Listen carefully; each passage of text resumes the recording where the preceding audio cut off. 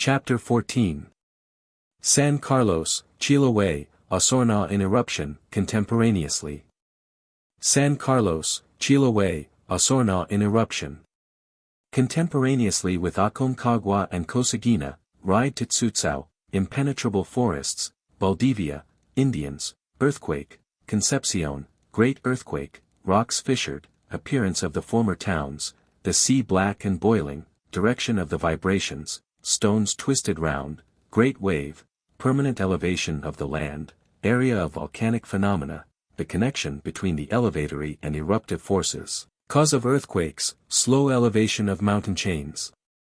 Chiloe and Concepcion, great earthquake. On January 15, 1835 we sailed from Los Harbor, and 3 days afterwards anchored a second time in the Bay of S. Carlos in Chiloe. On the night of the 19th the volcano of Osorno was in action. At midnight the sentry observed something like a large star, which gradually increased in size till about 3 o'clock, when it presented a very magnificent spectacle. By the aid of a glass, dark objects, in constant succession, were seen, in the midst of a great glare of red light, to be thrown up and to fall down. The light was sufficient to cast on the water a long bright reflection.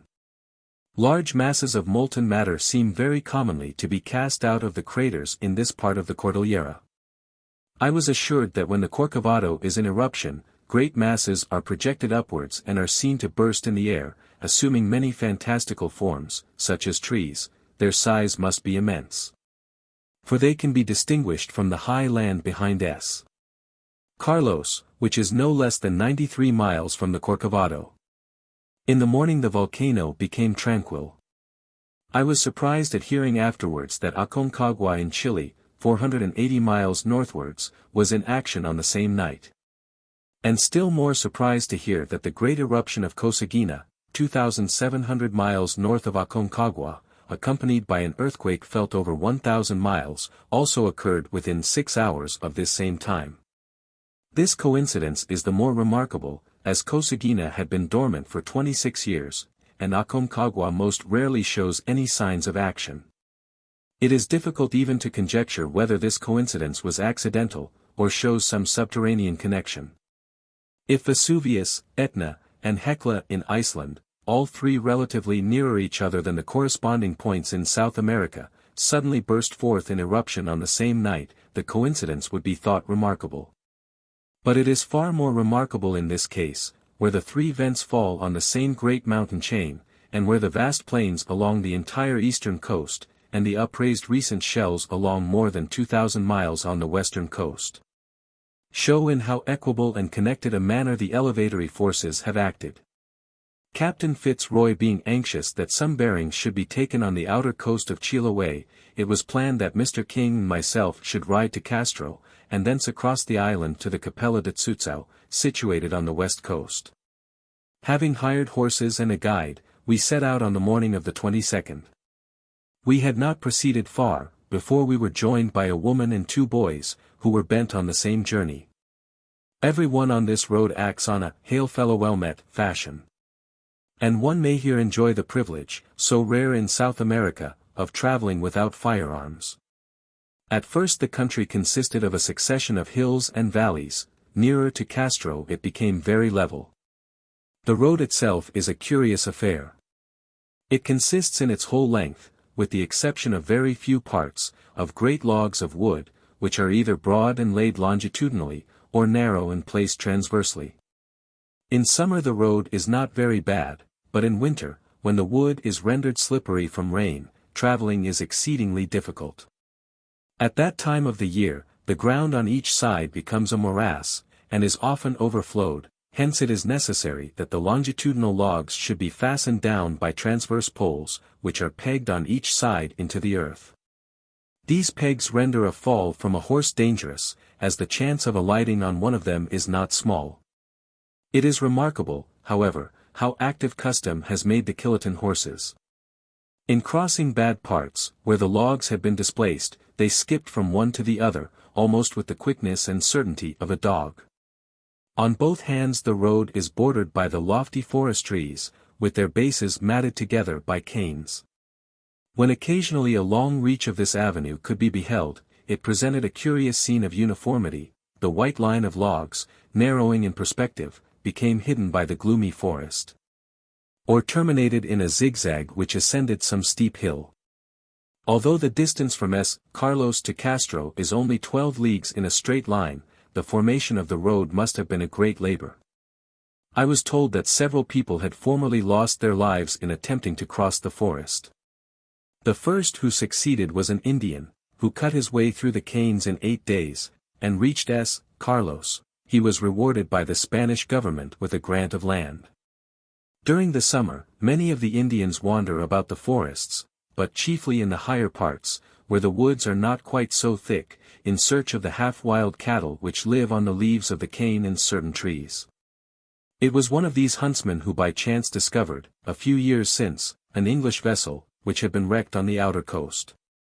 The crew were beginning to fail in provisions, and it is not probable that, without the aid of this man, they would ever have extricated themselves from these scarcely penetrable woods.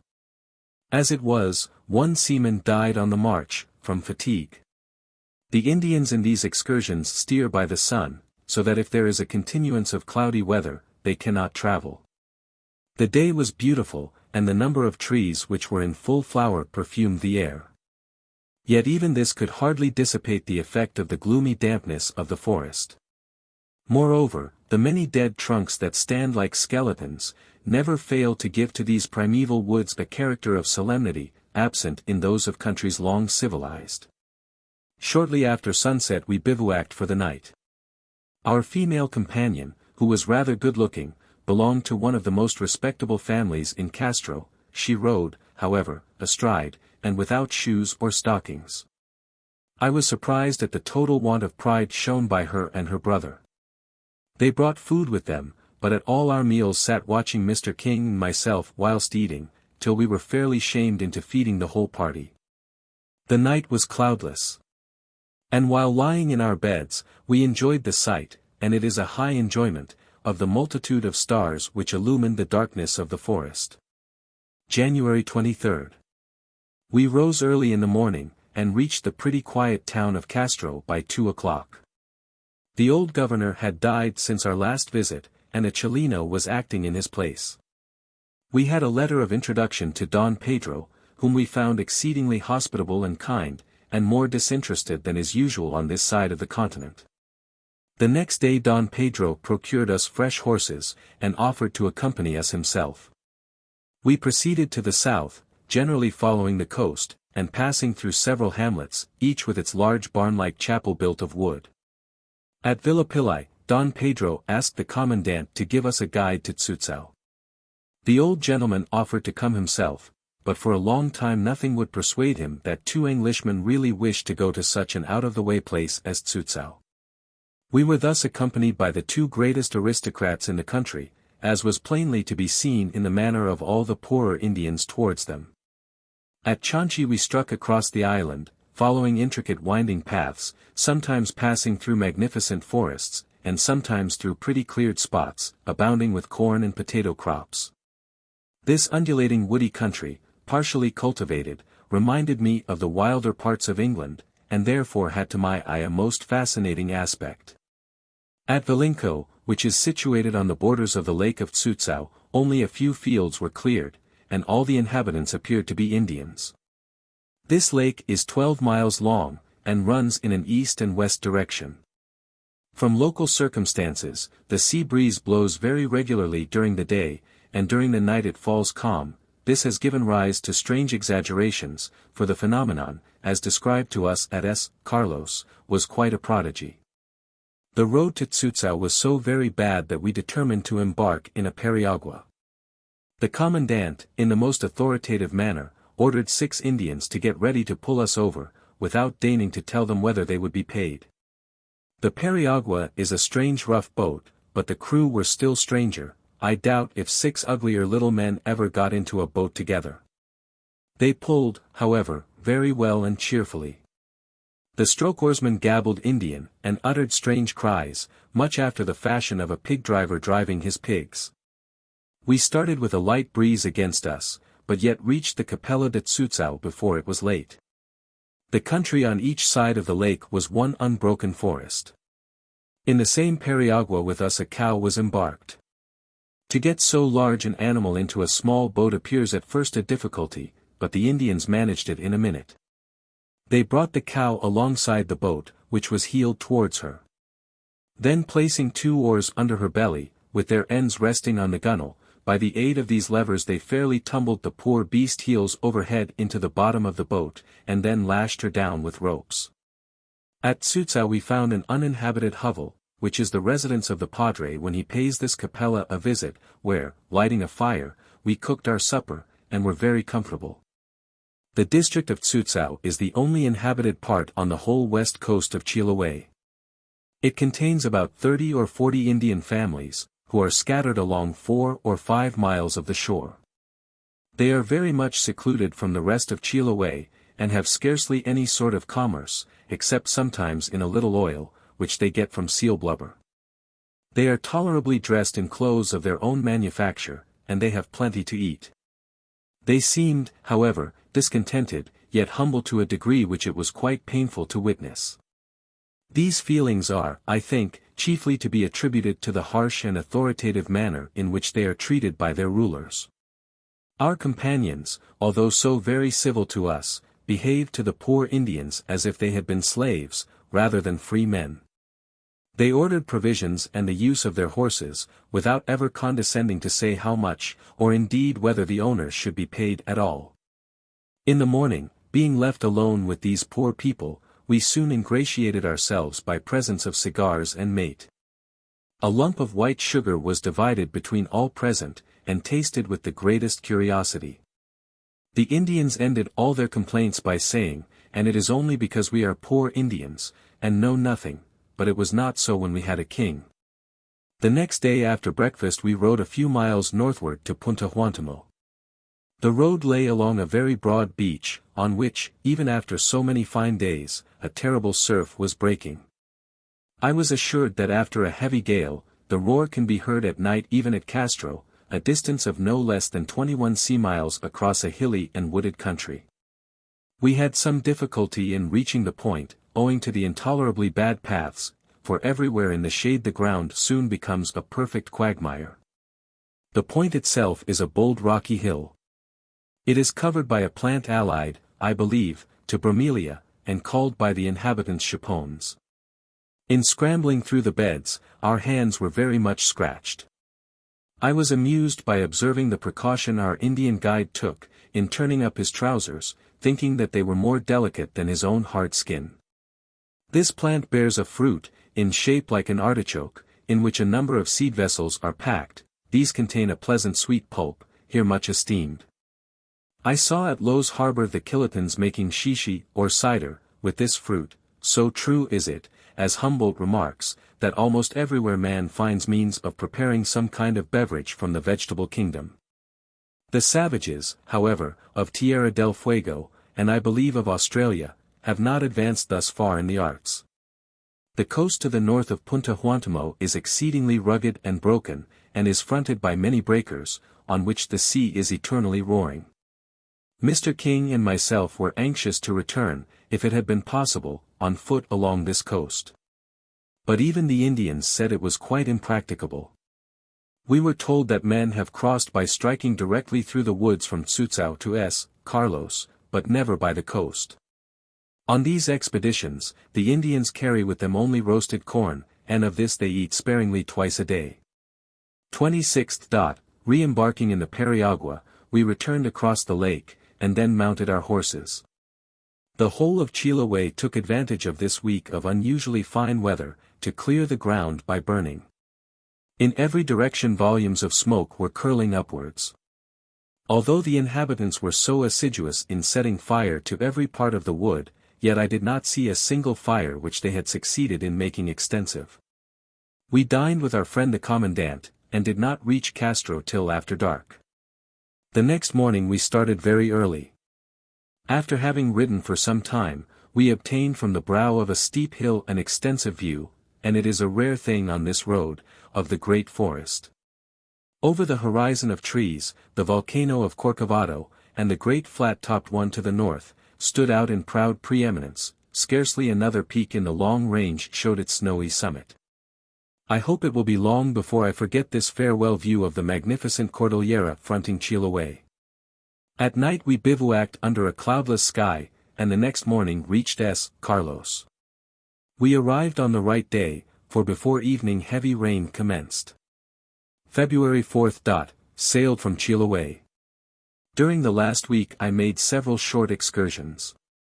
One was to examine a great bed of now existing shells, elevated 350 feet above the level of the sea.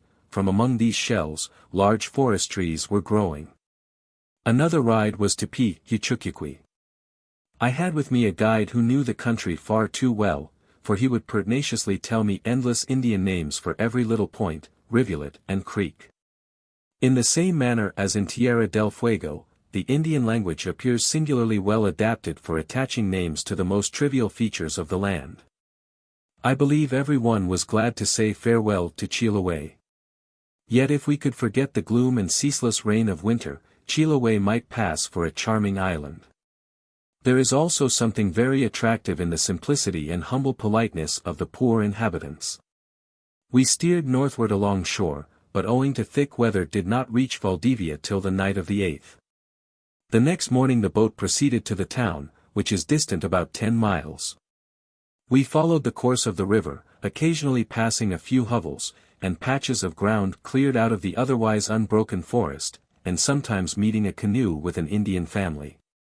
The town is situated on the low banks of the stream, and is so completely buried in a wood of apple trees that the streets are merely paths in an orchard. I have never seen any country where apple trees appeared to thrive so well as in this damp part of South America. On the borders of the roads there were many young trees evidently self-sown. In Chiloe the inhabitants possess a marvelously short method of making an orchard. At the lower part of almost every branch, small, conical, brown, wrinkled points project, these are always ready to change into roots, as may sometimes be seen, where any mud has been accidentally splashed against the tree. A branch as thick as a man's thigh is chosen in the early spring, and is cut off just beneath a group of these points. All the smaller branches are lopped off, and it is then placed about 2 feet deep in the ground. During the ensuing summer the stump throws out long shoots, and sometimes even bears fruit. I was shown one which had produced as many as 23 apples, but this was thought very unusual. In the third season the stump is changed, as I have myself seen, into a well-wooded tree, loaded with fruit. An old man near Valdivia illustrated his motto, Necesidad es la madre del invention, by giving an account of the several useful things he manufactured from his apples. After making cider, and likewise wine, he extracted from the refuse a white and finely flavored spirit. By another process he procured a sweet treacle, or, as he called it, honey. His children and pigs seemed almost to live, during this season of the year, in his orchard. February 11th. I set out with a guide on a short ride, in which, however, I managed to see singularly little either of the geology of the country or of its inhabitants. There is not much cleared land near Valdivia. After crossing a river at the distance of a few miles, we entered the forest, and then passed only one miserable hovel, before reaching our sleeping place for the night. The short difference in latitude, of 150 miles, has given a new aspect to the forest compared with that of Chiloe. This is owing to a slightly different proportion in the kinds of trees. The evergreens do not appear to be quite so numerous, and the forest in consequence has a brighter tint. As in Chiloe, the lower parts are matted together by canes. Here also another kind, resembling the bamboo of Brazil and about 20 feet in height, grows in clusters, and ornaments the banks of some of the streams in a very pretty manner. It is with this plant that the Indians make their chuzos, or long tapering spears. Our resting house was so dirty that I preferred sleeping outside. On these journeys the first night is generally very uncomfortable, because one is not accustomed to the tickling and biting of the fleas. I am sure, in the morning, there was not a space on my legs of the size of a shilling which had not its little red mark where the flea had feasted. 12th. We continued to ride through the uncleared forest. Only occasionally meeting an Indian on horseback, or a troop of fine mules bringing alerce planks and corn from the southern plains. In the afternoon one of the horses knocked up. We were then on a brow of a hill, which commanded a fine view of the Llanos. The view of these open plains was very refreshing, after being hemmed in and buried in the wilderness of trees. The uniformity of a forest soon becomes very wearisome. This west coast makes me remember with pleasure the free, unbounded plains of Patagonia, yet, with the true spirit of contradiction, I cannot forget how sublime is the silence of the forest. The Llanos are the most fertile and thickly peopled parts of the country, as they possess the immense advantage of being nearly free from trees. Before leaving the forest we crossed some flat little lawns, around which single trees stood, as in an English park. I have often noticed with surprise, in wooded undulatory districts, that the quite level parts have been destitute of trees. On account of the tired horse, I determined to stop at the mission of Cutico, to the friar of which I had a letter of introduction. Cutico is an intermediate district between the forest and the Llanos. There are a good many cottages, with patches of corn and potatoes, nearly all belonging to Indians. The tribes dependent on Valdivia are reducidos y cristianos. The Indians farther northward, about Araco and Imperial, are still very wild, and not converted, but they have all much intercourse with the Spaniards. The padre said that the Christian Indians did not much like coming to Mass, but that otherwise they showed respect for religion. The greatest difficulty is in making them observe the ceremonies of marriage. The wild Indians take as many wives as they can support, and a cacique will sometimes have more than 10, on entering his house, the number may be told by that of the separate fires. Each wife lives a week in turn with the cacique. But all are employed in weaving ponchos, etc., for his profit. To be the wife of a cacique is an honor much sought after by the Indian women. The men of all these tribes wear a coarse woolen poncho, those south of Valdivia wear short trousers, and those north of it a petticoat, like the chilipa of the gauchos. All have their long hair bound by a scarlet fillet, but with no other covering on their heads. These Indians are good-sized men, their cheekbones are prominent, and in general appearance they resemble the great American family to which they belong. But their physiognomy seemed to me to be slightly different from that of any other tribe which I had before seen. Their expression is generally grave, and even austere, and possesses much character. This may pass either for honest bluntness or fierce determination. The long black hair, the grave and much-lined features, and the dark complexion, called to my mind old portraits of James I. On the road we met with none of that humble politeness so universal in Chiloe. Some gave their mari, good morning, with promptness, but the greater number did not seem inclined to offer any salute. This independence of manners is probably a consequence of their long wars, and the repeated victories which they alone, of all the tribes in America, have gained over the Spaniards. I spent the evening very pleasantly, talking with the padre. He was exceedingly kind and hospitable, and coming from Santiago, had contrived to surround himself with some few comforts. Being a man of some little education, he bitterly complained of the total want of society. With no particular zeal for religion, no business or pursuit, how completely must this man's life be wasted. The next day, on our return, we met 7 very wild-looking Indians, of whom some were caciques that had just received from the Chilean government their yearly small stipend for having long remained faithful. They were fine-looking men, and they rode one after the other, with most gloomy faces. An old cacique, who headed them, had been, I suppose, more excessively drunk than the rest, for he seemed both extremely grave and very crabbed. Shortly before this, 2 Indians joined us, who were traveling from a distant mission to Valdivia concerning some lawsuit. One was a good-humored old man, but from his wrinkled beardless face looked more like an old woman than a man. I frequently presented both of them with cigars, and though ready to receive them, and I dare say grateful, they would hardly condescend to thank me. A Kilotan Indian would have taken off his hat, and given his Dios lo page. The traveling was very tedious, both from the badness of the roads and from the number of great fallen trees, which it was necessary either to leap over or to avoid by making long circuits. We slept on the road, and next morning reached Valdivia, whence I proceeded on board. A few days afterwards I crossed the bay with a party of officers, and landed near the fort called Niebla. The buildings were in a most ruinous state, and the gun carriages quite rotten. Mr. Wickham remarked to the commanding officer, that with one discharge they would certainly all fall to pieces. The poor man, trying to put a good face upon it, gravely replied, "No, I am sure, sir, they would stand too. The Spaniards must have intended to have made this place impregnable. There is now lying in the middle of the courtyard a little mountain of mortar, which rivals in hardness the rock on which it is placed. It was brought from Chile, and cost $7,000. The revolution having broken out prevented its being applied to any purpose, and now it remains a monument of the fallen greatness of Spain. I wanted to go to a house about 1.5 miles distant, but my guide said it was quite impossible to penetrate the wood in a straight line. He offered, however, to lead me, by following obscure cattle tracks, the shortest way. The walk, nevertheless, took no less than 3 hours. This man is employed in hunting strayed cattle. Yet, well as he must know the woods, he was not long since lost for 2 whole days, and had nothing to eat. These facts convey a good idea of the impracticability of the forests of these countries. A question often occurred to me: how long does any vestige of a fallen tree remain? This man showed me one which a party of fugitive royalists had cut down 14 years ago.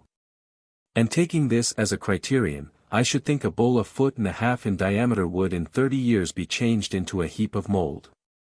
February 20th. This day has been memorable in the annals of Valdivia, for the most severe earthquake experienced by the oldest inhabitant. I happened to be on shore, and was lying down in the wood to rest myself. It came on suddenly, and lasted 2 minutes, but the time appeared much longer. The rocking of the ground was very sensible. The undulations appeared to my companion and myself to come from due east, whilst others thought they proceeded from southwest. This shows how difficult it sometimes is to perceive the direction of the vibrations. There was no difficulty in standing upright, but the motion made me almost giddy. It was something like the movement of a vessel in a little cross ripple, or still more like that felt by a person skating over thin ice, which bends under the weight of his body. A bad earthquake at once destroys our oldest associations. The earth, the very emblem of solidity, has moved beneath our feet like a thin crust over a fluid. 1 second of time has created in the mind a strange idea of insecurity, which hours of reflection would not have produced. In the forest, as a breeze moved the trees, I felt only the earth tremble, but saw no other effect. Captain FitzRoy and some officers were at the town during the shock, and there the scene was more striking, for although the houses, from being built of wood, did not fall, they were violently shaken, and the boards creaked and rattled together. The people rushed out of doors in the greatest alarm. It is these accompaniments that create that perfect horror of earthquakes, experienced by all who have thus seen, as well as felt, their effects. Within the forest it was a deeply interesting, but by no means an awe-exciting phenomenon. The tides were very curiously affected. The great shock took place at the time of low water. And an old woman who was on the beach told me that the water flowed very quickly, but not in great waves, to high water mark, and then as quickly returned to its proper level. This was also evident by the line of wet sand. The same kind of quick but quiet movement in the tide happened a few years since at Chiloe, during a slight earthquake, and created much causeless alarm. In the course of the evening there were many weaker shocks, which seemed to produce in the harbor the most complicated currents, and some of great strength. March 4th. We entered the harbor of Concepcion. While the ship was beating up to the anchorage, I landed on the island of Quiriquina. The mayordomo of the estate quickly rode down to tell me the terrible news of the great earthquake of the 20th, that not a house in Concepcion or Talcahuano, the port, was standing, that 70 villages were destroyed, and that a great wave had almost washed away the ruins of Talcahuano. Of this latter statement I soon saw abundant proofs, the whole coast being strewed over with timber and furniture as if 1,000 ships had been wrecked. Besides chairs, tables, bookshelves, etc., in great numbers, there were several roofs of cottages, which had been transported almost whole. The storehouses at Talcahuano had been burst open, and great bags of cotton, yerba, and other valuable merchandise were scattered on the shore. During my walk round the island, I observed that numerous fragments of rock, which, from the marine productions adhering to them, must recently have been lying in deep water, had been cast up high on the beach. One of these was 6 feet long, 3 broad, and 2 thick. The island itself as plainly showed the overwhelming power of the earthquake, as the beach did that of the consequent great wave. The ground in many parts was fissured in north and south lines, perhaps caused by the yielding of the parallel and steep sides of this narrow island. Some of the fissures near the cliffs were a yard wide. Many enormous masses had already fallen on the beach, and the inhabitants thought that when the rains commenced far greater slips would happen. The effect of the vibration on the hard primary slate, which composes the foundation of the island, was still more curious. The superficial parts of some narrow ridges were as completely shivered as if they had been blasted by gunpowder. This effect, which was rendered conspicuous by the fresh fractures and displaced soil, must be confined to near the surface, for otherwise there would not exist a block of solid rock throughout Chile. Nor is this improbable, as it is known that the surface of a vibrating body is affected differently from the central part. It is, perhaps, owing to this same reason that earthquakes do not cause quite such terrific havoc within deep mines as would be expected. I believe this convulsion has been more effectual in lessening the size of the island of Quiriquina, than the ordinary wear and tear of the sea and weather during the course of a whole century. The next day I landed at Talcahuano, and afterwards rode to Concepcion. Both towns presented the most awful yet interesting spectacle I ever beheld. To a person who had formerly known them, it possibly might have been still more impressive. For the ruins were so mingled together, and the whole scene possessed so little the air of a habitable place, that it was scarcely possible to imagine its former condition. The earthquake commenced at 11:30 in the forenoon. If it had happened in the middle of the night, the greater number of the inhabitants, which in this one province amount to many thousands, must have perished, instead of less than 100, as it was. The invariable practice of running out of doors at the first trembling of the ground, alone saved them. In Concepcion each house, or row of houses, stood by itself, a heap or line of ruins. But in Talcahuano, owing to the great wave, little more than one layer of bricks, tiles, and timber, with here and there part of a wall left standing, could be distinguished. From this circumstance Concepcion, although not so completely desolated, was a more terrible, and if I may so call it, picturesque sight. The first shock was very sudden. The mayordomo at Quiriquina told me that the first notice he received of it, was finding both the horse he rode and himself rolling together on the ground. Rising up, he was again thrown down. He also told me that some cows which were standing on the steep side of the island were rolled into the sea. The great wave caused the destruction of many cattle. On one low island near the head of the bay, 70 animals were washed off and drowned. It is generally thought that this has been the worst earthquake ever recorded in Chile. But as the very severe ones occur only after long intervals, this cannot easily be known, nor indeed would a much worse shock have made any great difference, for the ruin was now complete. Innumerable small tremblings followed the great earthquake, and within the first 12 days no less than 300 were counted. After viewing Concepcion, I cannot understand how the greater number of inhabitants escaped unhurt. The houses in many parts fell outwards, thus forming in the middle of the streets little hillocks of brickwork and rubbish. Mr. Rouse, the English consul, told us that he was at breakfast when the first movement warned him to run out. He had scarcely reached the middle of the courtyard, when one side of his house came thundering down. He retained presence of mind to remember that, if he once got on the top of that part which had already fallen, he would be safe. Not being able from the motion of the ground to stand, he crawled up on his hands and knees, and no sooner had he ascended this little eminence, than the other side of the house fell in, the great beams sweeping close in front of his head. With his eyes blinded and his mouth choked with the cloud of dust which darkened the sky, at last he gained the street. As shock succeeded shock, at the interval of a few minutes, no one dared approach the shattered ruins, and no one knew whether his dearest friends and relations were not perishing from the want of help. Those who had saved any property were obliged to keep a constant watch, for thieves prowled about, and at each little trembling of the ground, with one hand they beat their breasts and cried, "Misericordia!" And then with the other filched what they could from the ruins. The thatched roofs fell over the fires, and flames burst forth in all parts. Hundreds knew themselves ruined, and few had the means of providing food for the day. Earthquakes alone are sufficient to destroy the prosperity of any country. If beneath England the now inert subterranean forces should exert those powers which most assuredly in former geological ages they have exerted, how completely would the entire condition of the country be changed? What would become of the lofty houses, thickly packed cities, great manufactories, the beautiful public and private edifices? If the new period of disturbance were first to commence by some great earthquake in the dead of the night, how terrific would be the carnage!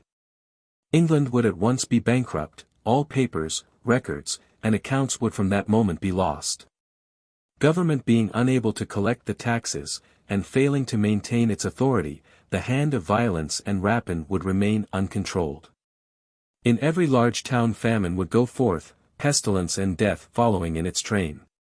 Shortly after the shock, a great wave was seen from the distance of 3 or 4 miles, approaching in the middle of the bay with a smooth outline, but along the shore it tore up cottages and trees, as it swept onwards with irresistible force.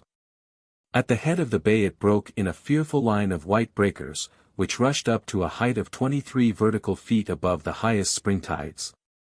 Their force must have been prodigious. For at the fort a cannon with its carriage, estimated at 4 tons in weight, was moved 15 feet inwards. A schooner was left in the midst of the ruins, 200 yards from the beach. The first wave was followed by 2 others, which in their retreat carried away a vast wreck of floating objects. In one part of the bay, a ship was pitched high and dry on shore, was carried off, again driven on shore, and again carried off. In another part 2 large vessels anchored near together were whirled about, and their cables were thrice wound round each other, though anchored at a depth of 36 feet, they were for some minutes aground. The great wave must have travelled slowly, for the inhabitants of Talcahuano had time to run up the hills behind the town. And some sailors pulled out seaward, trusting successfully to their boat riding securely over the swell, if they could reach it before it broke. One old woman with a little boy, 4 or 5 years old, ran into a boat, but there was nobody to row it out, the boat was consequently dashed against an anchor and cut in twain. The old woman was drowned, but the child was picked up some hours afterwards clinging to the wreck.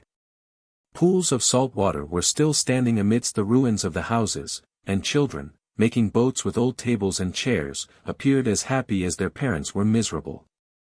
It was, however, exceedingly interesting to observe, how much more active and cheerful all appeared than could have been expected. It was remarked with much truth, that from the destruction being universal, no one individual was humbled more than another, or could suspect his friends of coldness, that most grievous result of the loss of wealth. Mr. Rouse, and a large party whom he kindly took under his protection, lived for the first week in a garden beneath some apple trees. At first they were as merry as if it had been a picnic. But soon afterwards heavy rain caused much discomfort, for they were absolutely without shelter. In Captain FitzRoy's excellent account of the earthquake it is said that 2 explosions, one like a column of smoke and another like the blowing of a great whale, were seen in the bay. The water also appeared everywhere to be boiling. And it became black, and exhaled a most disagreeable sulphureous smell. These latter circumstances were observed in the Bay of Valparaiso during the earthquake of 1822. They may, I think, be accounted for by the disturbance of the mud at the bottom of the sea containing organic matter in decay. In the Bay of Chiloe, during a calm day, I noticed, that as the ship dragged her cable over the bottom, its course was marked by a line of bubbles. The lower orders in Talcahuano thought that the earthquake was caused by some old Indian women, who 2 years ago, being offended, stopped the volcano of Antuco. This silly belief is curious, because it shows that experience has taught them to observe that there exists a relation between the suppressed action of the volcanoes, and the trembling of the ground. It was necessary to apply the witchcraft to the point where their perception of cause and effect failed, and this was the closing of the volcanic vent. This belief is the more singular in this particular instance because, according to Captain FitzRoy, there is reason to believe that Antuco was no ways affected. The town of Concepcion was built in the usual Spanish fashion, with all the streets running at right angles to each other, one set ranging southwest by west, and the other set northwest by north. The walls in the former direction certainly stood better than those in the latter. The greater number of the masses of brickwork were thrown down towards the NE. Both these circumstances perfectly agree with the general idea of the undulations having come from the SW, in which quarter subterranean noises were also heard, for it is evident that the walls running SW and NE, which presented their ends to the point whence the undulations came, would be much less likely to fall than those walls which, running NW and SE, must in their whole lengths have been at the same instant thrown out of the perpendicular. For the undulations, coming from the SW, must have extended in NW and SE waves, as they passed under the foundations. This may be illustrated by placing books edgeways on a carpet, and then, after the manner suggested by Michel, imitating the undulations of an earthquake, it will be found that they fall with more or less readiness, according as their direction more or less nearly coincides with the line of the waves. The fissures in the ground generally, though not uniformly, extended in a SE and NW direction, and therefore corresponded to the lines of undulation or of principal flexure. Bearing in mind all these circumstances, which so clearly point to the SW as the chief focus of disturbance, it is a very interesting fact that the island of S. Maria, situated in that quarter, was, during the general uplifting of the land, raised to nearly 3 times the height of any other part of the coast. The different resistance offered by the walls, according to their direction, was well exemplified in the case of the cathedral. The side which fronted the NE presented a grand pile of ruins, in the midst of which doorcases and masses of timber stood up, as if floating in a stream. Some of the angular blocks of brickwork were of great dimensions, and they were rolled to a distance on the level plaza, like fragments of rock at the base of some high mountain. The side walls, running SW and NE, though exceedingly fractured, yet remained standing. But the vast buttresses, at right angles to them, and therefore parallel to the walls that fell, were in many cases cut clean off, as if by a chisel, and hurled to the ground. Some square ornaments on the coping of these same walls were moved by the earthquake into a diagonal position. A similar circumstance was observed after an earthquake at Valparaiso, Calabria, and other places, including some of the ancient Greek temples. 137 This twisting displacement at first appears to indicate a vorticose movement beneath each point thus affected, but this is highly improbable. May it not be caused by a tendency in each stone to arrange itself in some particular position with respect to the lines of vibration, in a manner somewhat similar to pins on a sheet of paper when shaken? Generally speaking, arched doorways or windows stood much better than any other part of the buildings. Nevertheless, a poor lame old man, who had been in the habit, during trifling shocks, of crawling to a certain doorway, was this time crushed to pieces. I have not attempted to give any detailed description of the appearance of Concepcion, for I feel that it is quite impossible to convey the mingled feelings which I experienced. Several of the officers visited it before me, but their strongest language failed to give a just idea of the scene of desolation. It is a bitter and humiliating thing to see works, which have cost man so much time and labor, overthrown in 1 minute. Yet compassion for the inhabitants was almost instantly banished, by the surprise in seeing a state of things produced in a moment of time, which one was accustomed to attribute to a succession of ages. In my opinion, we have scarcely beheld, since leaving England, any sight so deeply interesting. In almost every severe earthquake, the neighboring waters of the sea are said to have been greatly agitated. The disturbance seems generally, as in the case of Concepcion, to have been of 2 kinds. First, at the instant of the shock, the water swells high up on the beach with a gentle motion, and then as quietly retreats. Secondly, some time afterwards, the whole body of the sea retires from the coast, and then returns in waves of overwhelming force. The first movement seems to be an immediate consequence of the earthquake affecting differently a fluid and a solid, so that their respective levels are slightly deranged, but the second case is a far more important phenomenon. During most earthquakes, and especially during those on the west coast of America, it is certain that the first great movement of the waters has been a retirement. Some authors have attempted to explain this, by supposing that the water retains its level, whilst the land oscillates upwards. But surely the water close to the land, even on a rather steep coast, would partake of the motion of the bottom. Moreover, as urged by Mr. Lyell, similar movements of the sea have occurred at islands far distant from the chief line of disturbance, as was the case with Juan Fernandez during this earthquake, and with Madeira during the famous Lisbon shock. I suspect, but the subject is a very obscure one, that a wave, however produced, first draws the water from the shore, on which it is advancing to break. I have observed that this happens with the little waves from the paddles of a steamboat.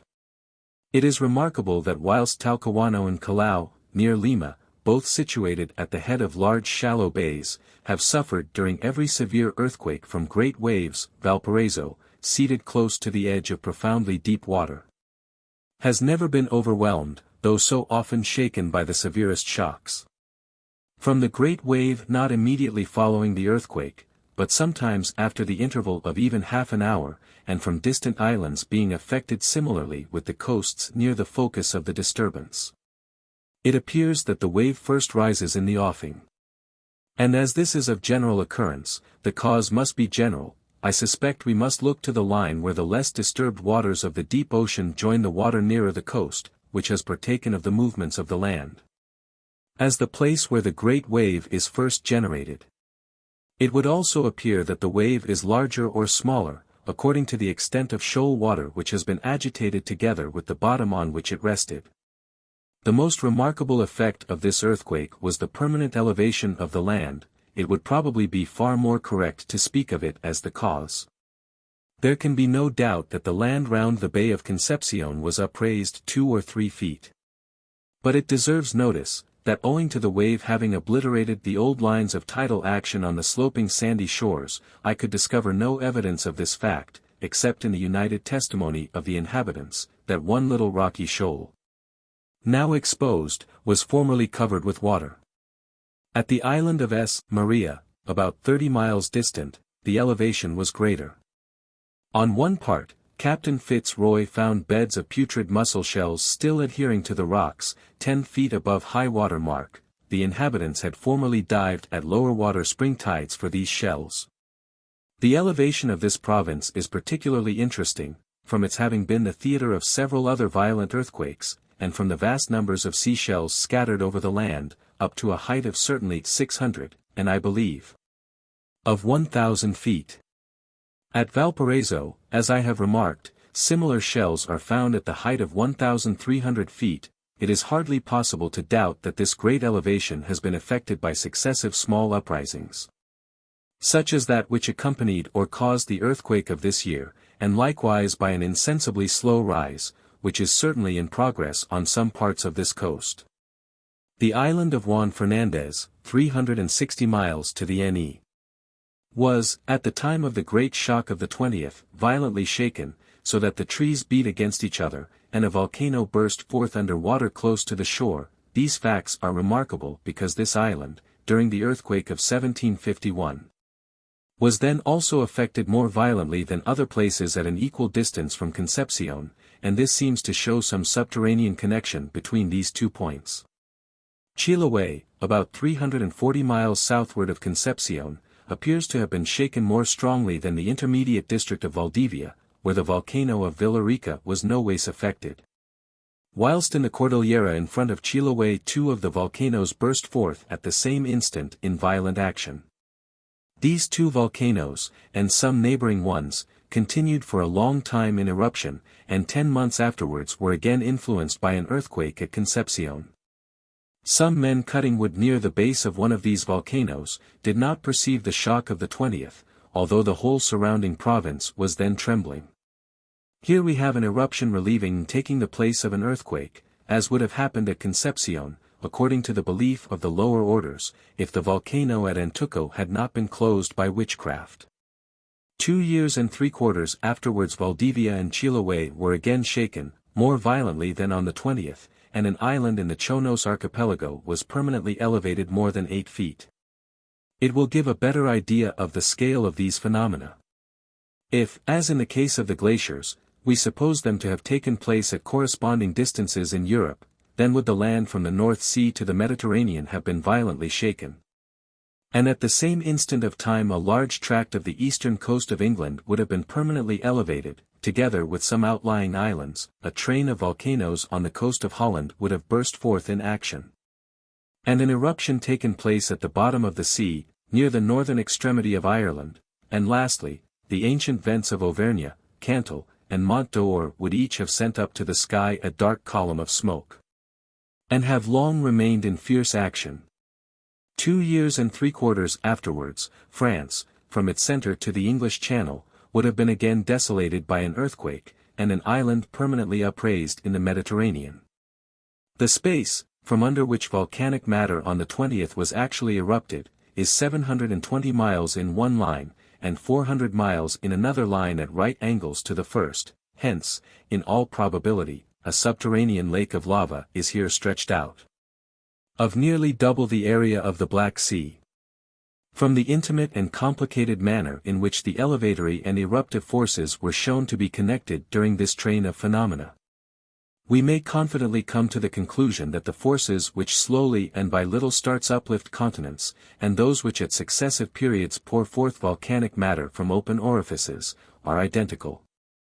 From many reasons, I believe that the frequent quakings of the earth on this line of coast are caused by the rending of the strata, necessarily consequent on the tension of the land when upraised, and their injection by fluidified rock. This rending and injection would, if repeated often enough, and we know that earthquakes repeatedly affect the same areas in the same manner, form a chain of hills, and the linear island of St. Mary, which was upraised thrice the height of the neighboring country, seems to be undergoing this process. I believe that the solid axis of a mountain differs in its manner of formation from a volcanic hill, only in the molten stone having been repeatedly injected, instead of having been repeatedly ejected. Moreover, I believe that it is impossible to explain the structure of great mountain chains, such as that of the Cordillera, where the strata, capping the injected axis of plutonic rock, have been thrown on their edges along several parallel and neighboring lines of elevation, except on this view of the rock of the axis having been repeatedly injected, after intervals sufficiently long to allow the upper parts or wedges to cool and become solid. For if the strata had been thrown into their present highly inclined, vertical, and even inverted positions, by a single blow, the very bowels of the earth would have gushed out.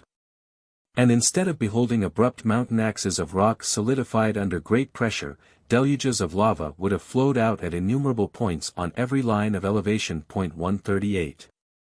Chapter 15. Valparaiso, Portillo Pass, Sagacity of Mules, Mountain-Torrents. Valparaiso, Portillo Pass, Sagacity of Mules, Mountain-Torrents, Mines, how discovered, proofs of the gradual elevation of the Cordillera, effect of snow on rocks, geological structure of the two main ranges, their distinct origin and upheaval, great subsidence, red snow, winds, pinnacles of snow, dry and clear atmosphere, electricity, pampas, zoology of the opposite sides of the Andes, locusts, great bugs, Mendoza, Uspallata Pass, silicified trees buried as they grew, Inca's Bridge, badness of the passes exaggerated, Cumber, Casuchas, Valparaiso. Passage of the Cordillera. March 7, 1835. We stayed 3 days at Concepcion, and then sailed for Valparaiso. The wind being northerly, we only reached the mouth of the harbor of Concepcion before it was dark. Being very near the land, and a fog coming on, the anchor was dropped.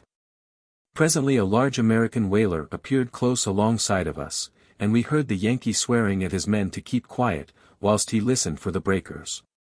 Captain FitzRoy hailed him, in a loud clear voice, to anchor where he then was. The poor man must have thought the voice came from the shore, such a babel of cries issued at once from the ship, every one hallooing out, "Let go the anchor! Veer cable! Shorten sail!" It was the most laughable thing I ever heard. If the ship's crew had been all captains, and no men, there could not have been a greater uproar of orders. We afterwards found that the mate stuttered. I suppose all hands were assisting him in giving his orders. On the 11th we anchored at Valparaiso, and 2 days afterwards I set out to cross the Cordillera. I proceeded to Santiago, where Mr. Caldwell most kindly assisted me in every possible way in making the little preparations which were necessary. In this part of Chile there are 2 passes across the Andes to Mendoza, the one most commonly used, namely, that of Aconcagua or Uspallata, is situated some way to the north. The other, called the Portillo, is to the south, and nearer, but more lofty and dangerous. March 18. We set out for the Portillo Pass. Leaving Santiago we crossed the wide burnt-up plain on which that city stands, and in the afternoon arrived at the Mapu, one of the principal rivers in Chile.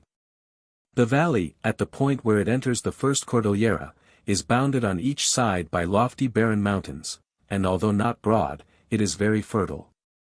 Numerous cottages were surrounded by vines, and by orchards of apple, nectarine, and peach trees, their boughs breaking with the weight of the beautiful ripe fruit. In the evening we passed the custom house, where our luggage was examined. The frontier of Chile is better guarded by the Cordillera than by the waters of the sea. There are very few valleys which lead to the central ranges, and the mountains are quite impassable in other parts by beasts of burden. The custom house officers were very civil, which was perhaps partly owing to the passport which the President of the Republic had given me, but I must express my admiration at the natural politeness of almost every Chileno. In this instance, the contrast with the same class of men in most other countries was strongly marked. I may mention an anecdote with which I was at the time much pleased. We met near Mendoza a little and very fat negress, riding astride on a mule.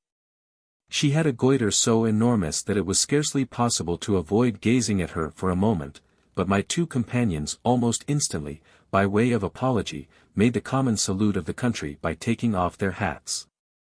Where would one of the lower or higher classes in Europe have shown such feeling politeness to a poor and miserable object of a degraded race? At night we slept at a cottage. Our manner of traveling was delightfully independent. In the inhabited parts we bought a little firewood, hired pasture for the animals, and bivouacked in the corner of the same field with them. Carrying an iron pot, we cooked and ate our supper under a cloudless sky, and knew no trouble. My companions were Mariano Gonzalez, who had formerly accompanied me in Chile, and an arriero, with his 10 mules and a madrina. The madrina, or godmother, is a most important personage. She is an old steady mare, with a little bell round her neck, and wherever she goes, the mules, like good children, follow her. The affection of these animals for their madrinas saves infinite trouble. If several large troops are turned into one field to graze, in the morning the muleteers have only to lead the madrinas a little apart, and tinkle their bells. And although there may be 200 or 300 together, each mule immediately knows the bell of its own madrina, and comes to her. It is nearly impossible to lose an old mule. For if detained for several hours by force, she will, by the power of smell, like a dog, track out her companions, or rather the madrina, for, according to the muleteer, she is the chief object of affection. The feeling, however, is not of an individual nature, for I believe I am right in saying that any animal with a bell will serve as a madrina. In a troop each animal carries on a level road, a cargo weighing 416 pounds, more than 29 stone, but in a mountainous country 100 pounds less. Yet with what delicate slim limbs, without any proportional bulk of muscle, these animals support so great a burden. The mule always appears to me a most surprising animal. That a hybrid should possess more reason, memory, obstinacy, social affection, powers of muscular endurance, and length of life, than either of its parents, seems to indicate that art has here outdone nature. Of our 10 animals, 6 were intended for riding, and 4 for carrying cargoes, each taking turn about. We carried a good deal of food in case we should be snowed up, as the season was rather late for passing the Portillo. March 19. We rode during this day to the last, and therefore most elevated, house in the valley. The number of inhabitants became scanty, but wherever water could be brought on the land, it was very fertile. All the main valleys in the Cordillera are characterized by having, on both sides, a fringe or terrace of shingle and sand, rudely stratified, and generally of considerable thickness. These fringes evidently once extended across the valleys and were united, and the bottoms of the valleys in northern Chile, where there are no streams, are thus smoothly filled up. On these fringes the roads are generally carried, for their surfaces are even, and they rise with a very gentle slope up the valleys, hence, also, they are easily cultivated by irrigation. They may be traced up to a height of between 700 and 900 feet, where they become hidden by the irregular piles of debris. At the lower end or mouths of the valleys they are continuously united to those landlocked plains, also formed of shingle, at the foot of the main Cordillera, which I have described in a former chapter as characteristic of the scenery of Chile, and which were undoubtedly deposited when the sea penetrated Chile, as it now does the more southern coasts. No one fact in the geology of South America interested me more than these terraces of rudely stratified shingle.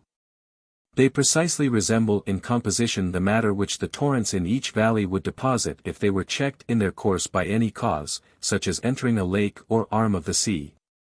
But the torrents, instead of depositing matter, are now steadily at work wearing away both the solid rock and these alluvial deposits, along the whole line of every main valley and side valley.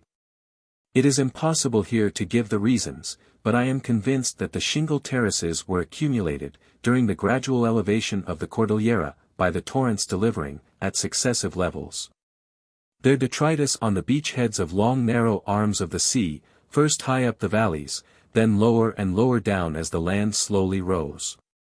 If this be so, and I cannot doubt it, the grand and broken chain of the Cordillera, instead of having been suddenly thrown up, as was till lately the universal, and still is the common opinion of geologists, has been slowly upheaved in mass, in the same gradual manner as the coasts of the Atlantic and Pacific have risen within the recent period.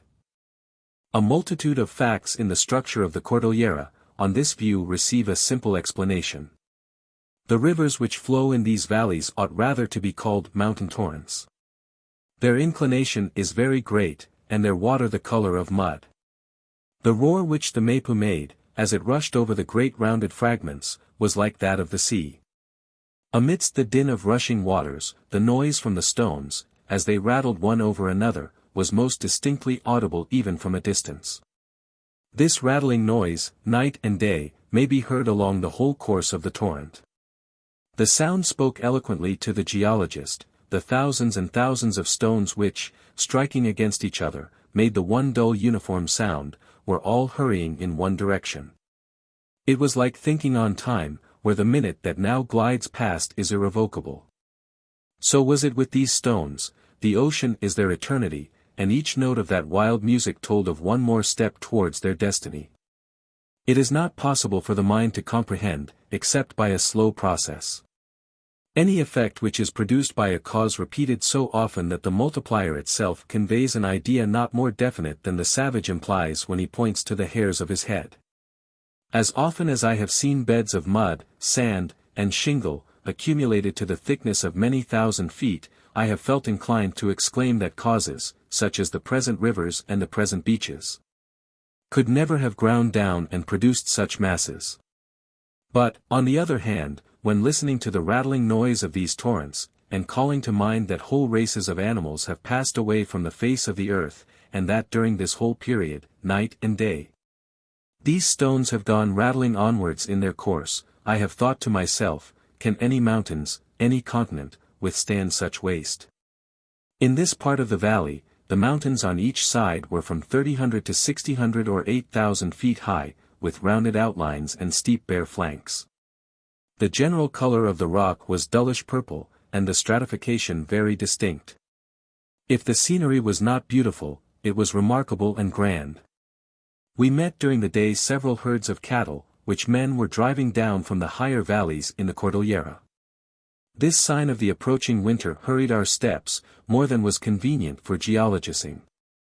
The house where we slept was situated at the foot of a mountain, on the summit of which are the mines of S. Pedro de Nolasco. Sir F. Head marvels how mines have been discovered in such extraordinary situations, as the bleak summit of the mountain of S. Pedro de Nolasco. In the first place, metallic veins in this country are generally harder than the surrounding strata, hence, during the gradual wear of the hills, they project above the surface of the ground. Secondly, almost every laborer, especially in the northern parts of Chile, understands something about the appearance of ores. In the great mining provinces of Coquimbo and Copiapó, firewood is very scarce, and men search for it over every hill and dale, and by this means nearly all the richest mines have there been discovered. Chanancillo, from which silver to the value of many £100,000 has been raised in the course of a few years, was discovered by a man who threw a stone at his loaded donkey, and thinking that it was very heavy, he picked it up and found it full of pure silver. The vein occurred at no great distance, standing up like a wedge of metal. The miners, also, taking a crowbar with them, often wander on Sundays over the mountains. In this south part of Chile the men who drive cattle into the Cordillera, and who frequent every ravine where there is a little pasture, are the usual discoverers. 20th. As we ascended the valley, the vegetation, with the exception of a few pretty alpine flowers, became exceedingly scanty, and of quadrupeds, birds, or insects, scarcely one could be seen. The lofty mountains, their summits marked with a few patches of snow, stood well separated from each other, the valleys being filled up with an immense thickness of stratified alluvium.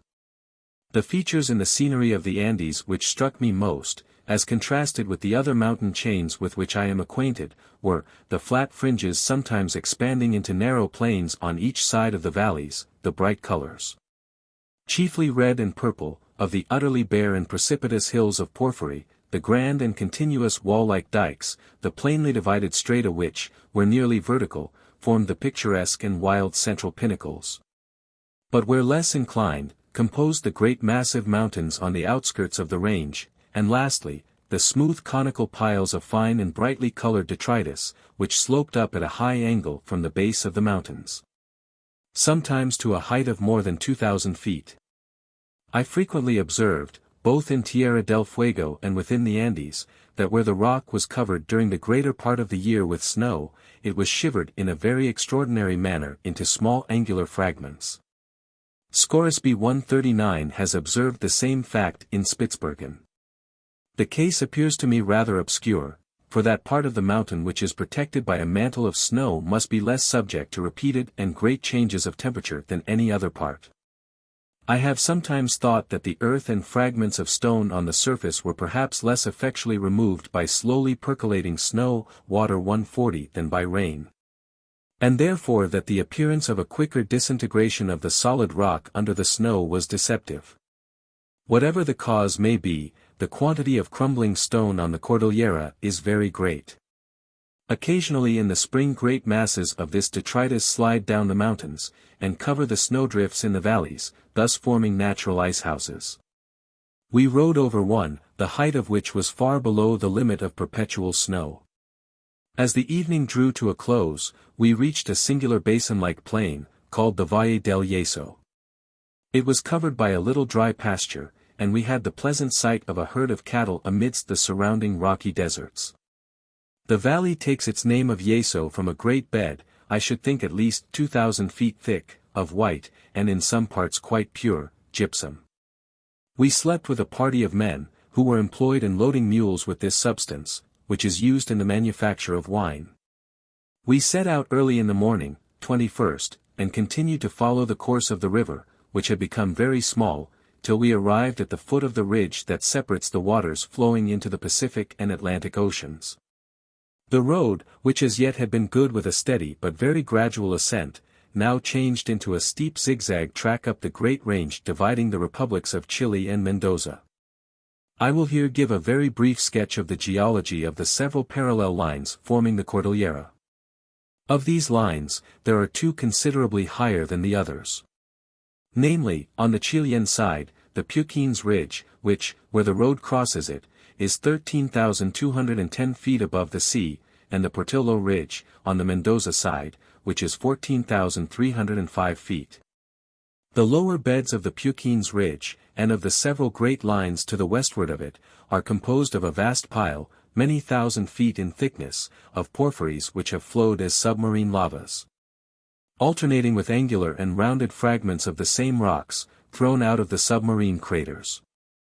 These alternating masses are covered in the central parts by a great thickness of red sandstone, conglomerate, and calcareous clay slate, associated with, and passing into, prodigious beds of gypsum. In these upper beds shells are tolerably frequent, and they belong to about the period of the lower chalk of Europe.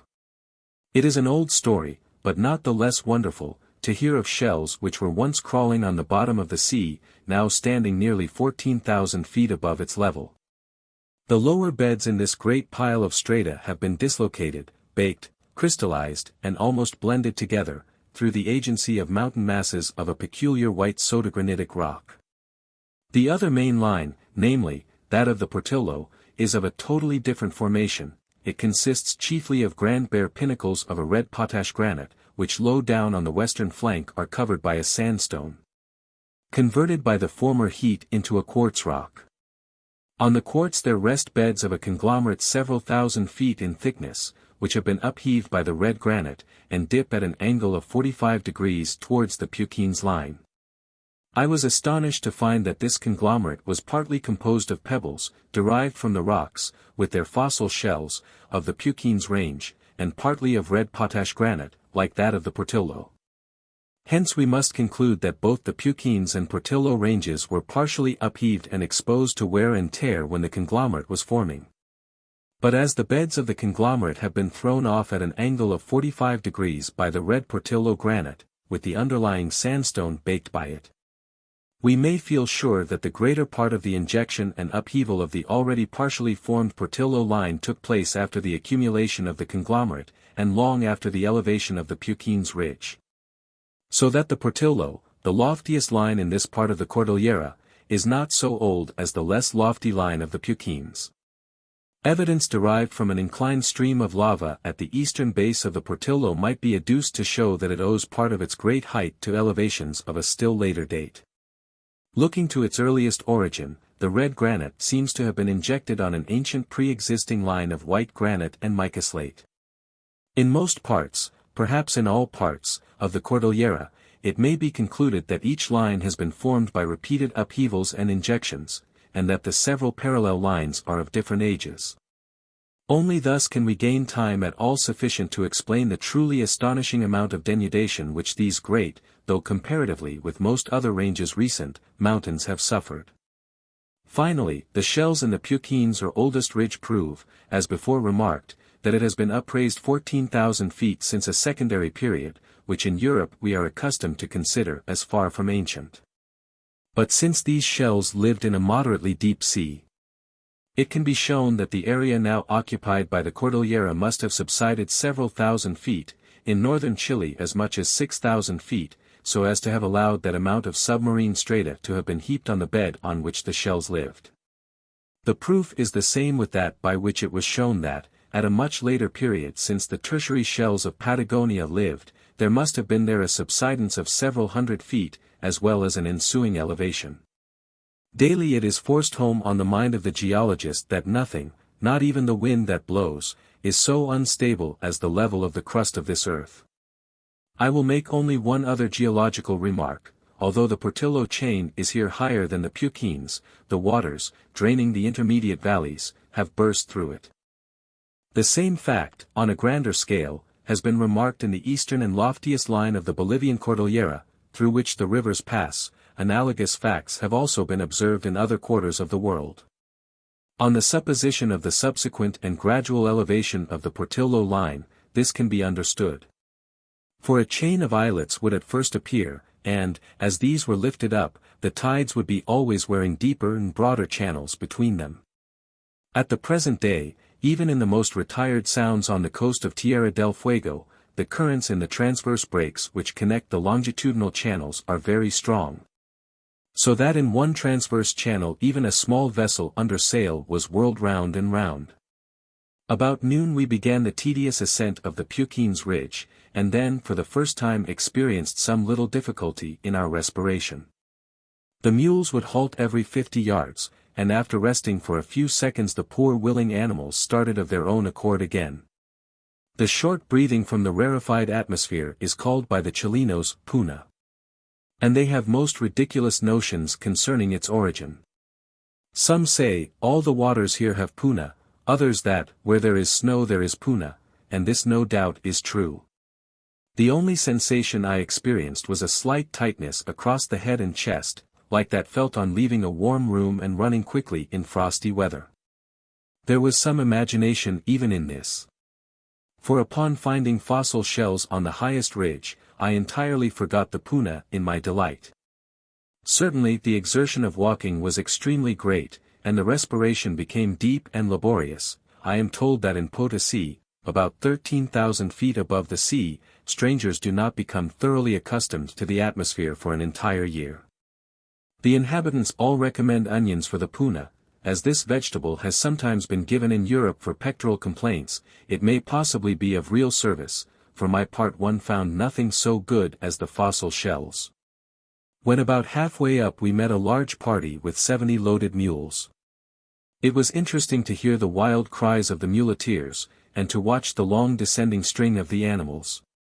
They appeared so diminutive, there being nothing but the black mountains with which they could be compared.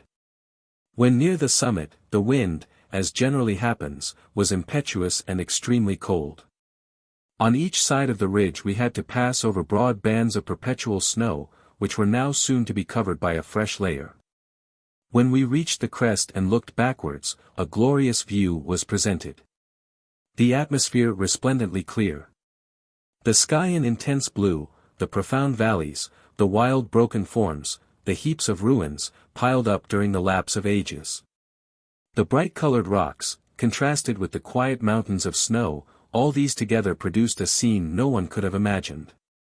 Neither plant nor bird, excepting a few condors wheeling around the higher pinnacles, distracted my attention from the inanimate mass. I felt glad that I was alone. It was like watching a thunderstorm, or hearing in full orchestra a chorus of the Messiah. On several patches of the snow I found the Protococcus nivalis, or red snow, so well known from the accounts of Arctic navigators. My attention was called to it by observing the footsteps of the mules stained a pale red, as if their hoofs had been slightly bloody. I at first thought that it was owing to dust blown from the surrounding mountains of red porphyry. For from the magnifying power of the crystals of snow, the groups of these microscopical plants appeared like coarse particles. The snow was colored only where it had thawed very rapidly, or had been accidentally crushed. A little rubbed on paper gave it a faint rose tinge mingled with a little brick red. I afterwards scraped some off the paper, and found that it consisted of groups of little spheres in colorless cases, each the 1,000th part of an inch in diameter. The wind on the crest of the Puquines, as just remarked, is generally impetuous and very cold. It is said 141 to blow steadily from the westward or Pacific side.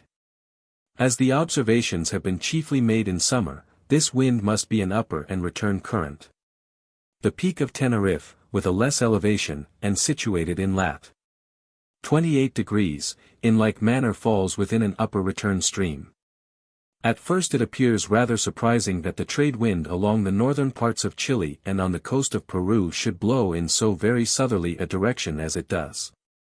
But when we reflect that the Cordillera, running in a north and south line, intercepts, like a great wall, the entire depth of the lower atmospheric current, we can easily see that the trade wind must be drawn northward, following the line of mountains, towards the equatorial regions, and thus lose part of that easterly movement which it otherwise would have gained from the Earth's rotation.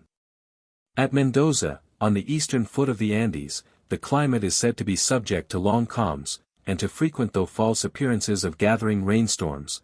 We may imagine that the wind, which coming from the eastward is thus banked up by the line of mountains, would become stagnant and irregular in its movements. Having crossed the Puquines, we descended into a mountainous country, intermediate between the two main ranges, and then took up our quarters for the night. We were now in the Republic of Mendoza. The elevation was probably not under 11,000 feet, and the vegetation in consequence exceedingly scanty. The root of a small scrubby plant served as fuel, but it made a miserable fire, and the wind was piercingly cold. Being quite tired with my day's work, I made up my bed as quickly as I could, and went to sleep. About midnight I observed the sky became suddenly clouded. I awakened the arriero to know if there was any danger of bad weather.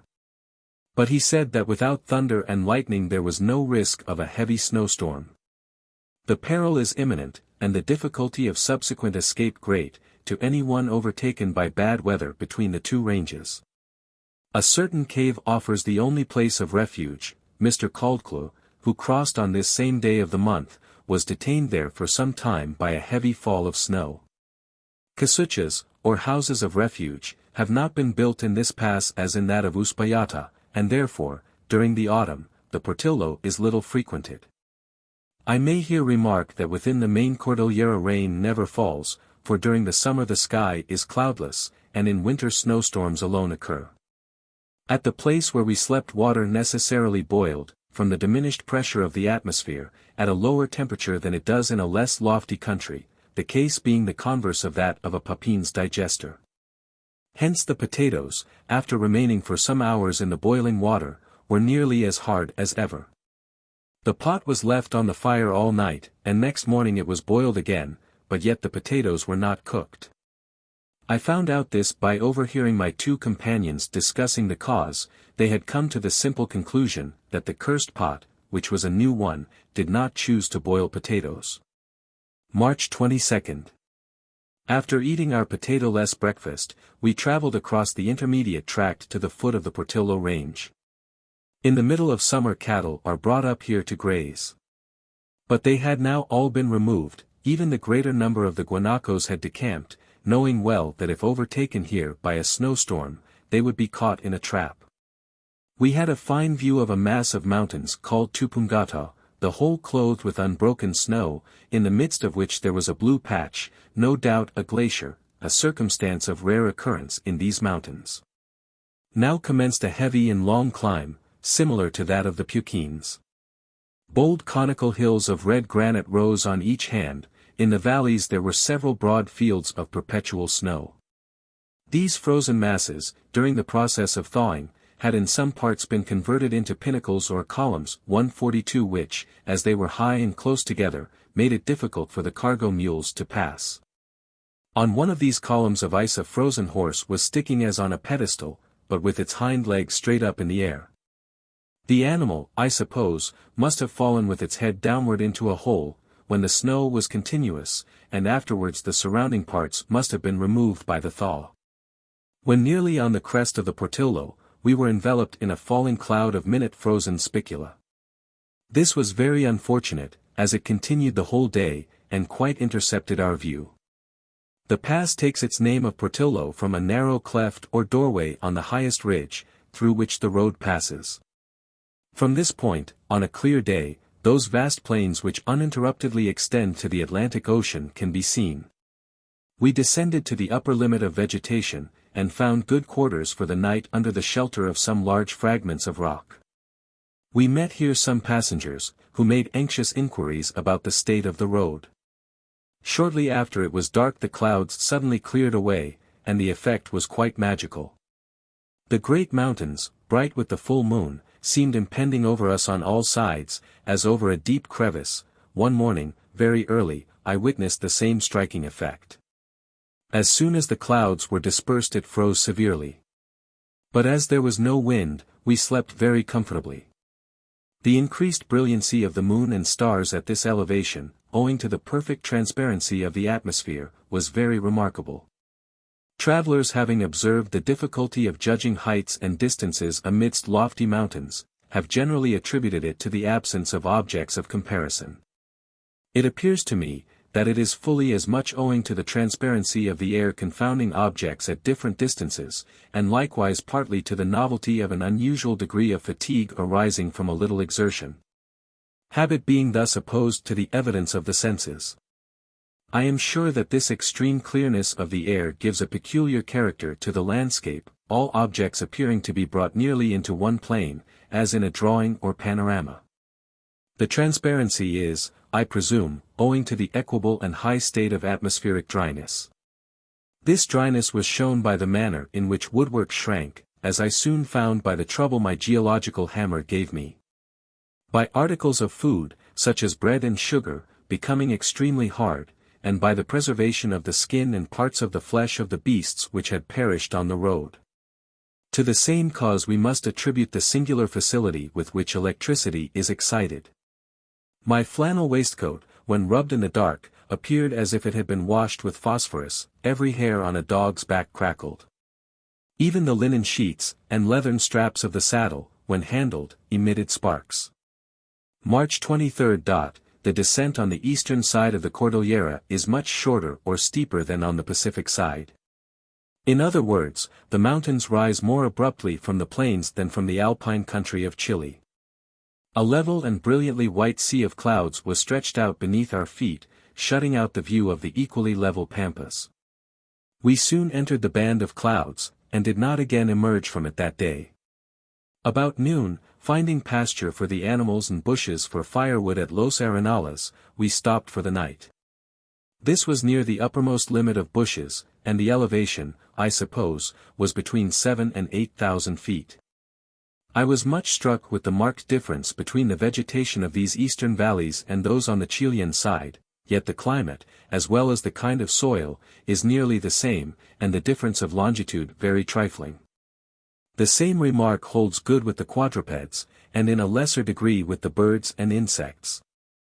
I may instance the mice, of which I obtained 13 species on the shores of the Atlantic, and 5 on the Pacific, and not one of them is identical. We must except all those species which habitually or occasionally frequent elevated mountains.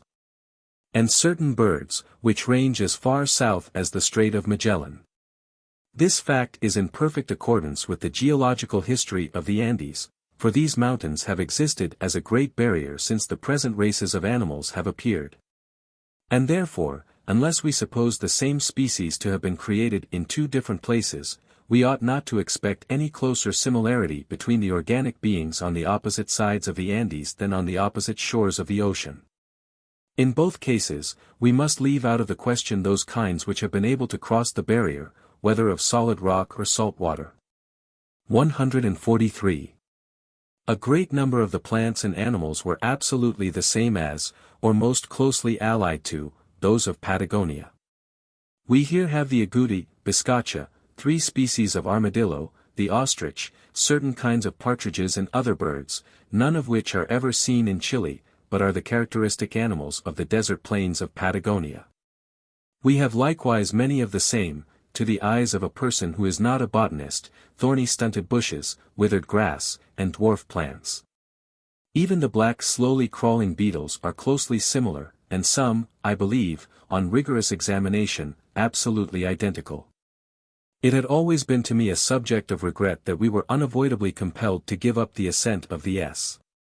Cruz River before reaching the mountains. I always had a latent hope of meeting with some great change in the features of the country, but I now feel sure that it would only have been following the plains of Patagonia up a mountainous ascent.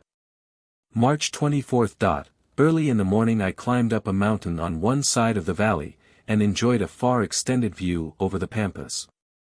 This was a spectacle to which I had always looked forward with interest, but I was disappointed. At the first glance it much resembled a distant view of the ocean, but in the northern parts many irregularities were soon distinguishable. The most striking feature consisted in the rivers, which, facing the rising sun, glittered like silver threads, till lost in the immensity of the distance. At midday we descended the valley, and reached a hovel, where an officer and 3 soldiers were posted to examine passports.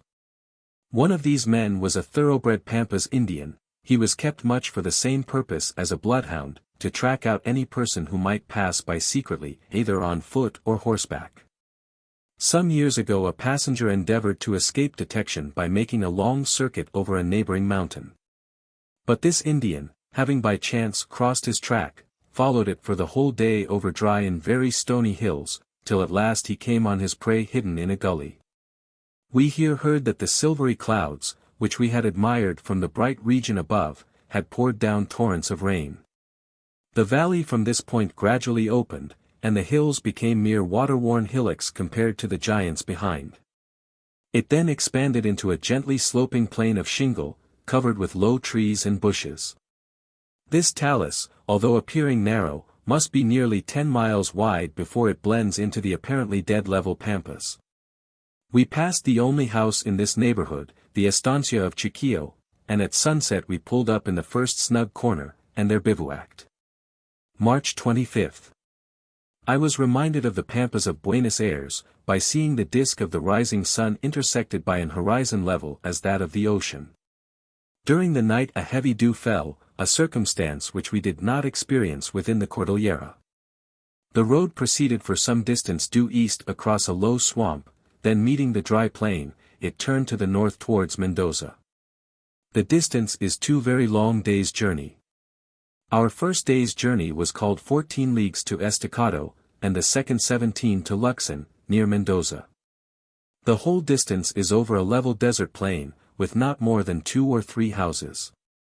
The sun was exceedingly powerful, and the ride devoid of all interest. There is very little water in this traversia, and in our second day's journey we found only one little pool. Little water flows from the mountains, and it soon becomes absorbed by the dry and porous soil, so that, although we traveled at the distance of only 10 or 15 miles from the outer range of the Cordillera, we did not cross a single stream. In many parts the ground was encrusted with a saline efflorescence, hence we had the same salt-loving plants which are common near Bahia Blanca. The landscape has a uniform character from the Strait of Magellan, along the whole eastern coast of Patagonia, to the Rio Colorado. And it appears that the same kind of country extends inland from this river, in a sweeping line as far as San Luis, and perhaps even farther north. To the eastward of this curved line lies the basin of the comparatively damp and green plains of Buenos Aires. The sterile plains of Mendoza and Patagonia consist of a bed of shingle, worn smooth and accumulated by the waves of the sea. While the pampas, covered by thistles, clover, and grass, have been formed by the ancient estuary mud of the Plata. After our 2 days' tedious journey, it was refreshing to see in the distance the rows of poplars and willows growing round the village and river of Luxon.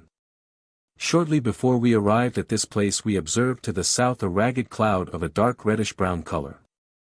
At first we thought that it was smoke from some great fire on the plains, but we soon found that it was a swarm of locusts. They were flying northward, and with the aid of a light breeze, they overtook us at a rate of 10 or 15 miles an hour.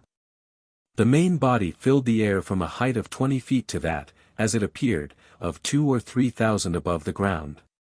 And the sound of their wings was as the sound of chariots of many horses running to battle, or rather, I should say, like a strong breeze passing through the rigging of a ship.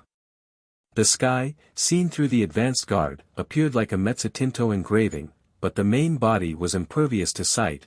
They were not, however, so thick together, but that they could escape a stick waved backwards and forwards. When they alighted, they were more numerous than the leaves in the field, and the surface became reddish instead of being green. The swarm having once alighted, the individuals flew from side to side in all directions. Locusts are not an uncommon pest in this country. Already during this season several smaller swarms had come up from the south, where, as apparently in all other parts of the world, they are bred in the deserts. The poor cottagers in vain attempted by lighting fires, by shouts, and by waving branches, to avert the attack. This species of locust closely resembles, and perhaps is identical with, the famous Gryllus migratorius of the east. We crossed the Luxon, which is a river of considerable size, though its course towards the sea-coast is very imperfectly known. It is even doubtful whether, in passing over the plains, it is not evaporated and lost. We slept in the village of Luxon, which is a small place surrounded by gardens, and forms the most southern cultivated district in the province of Mendoza. It is 5 leagues south of the capital.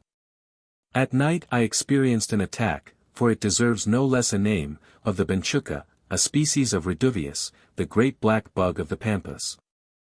It is most disgusting to feel soft wingless insects, about an inch long, crawling over one's body.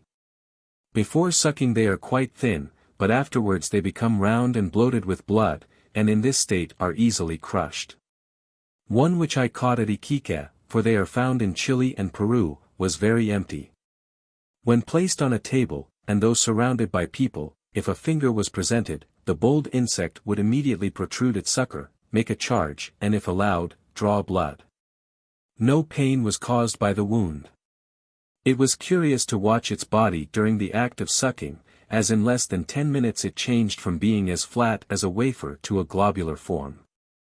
This one feast, for which the Benchuca was indebted to one of the officers, kept it fat during 4 whole months, but, after the first fortnight, it was quite ready to have another suck.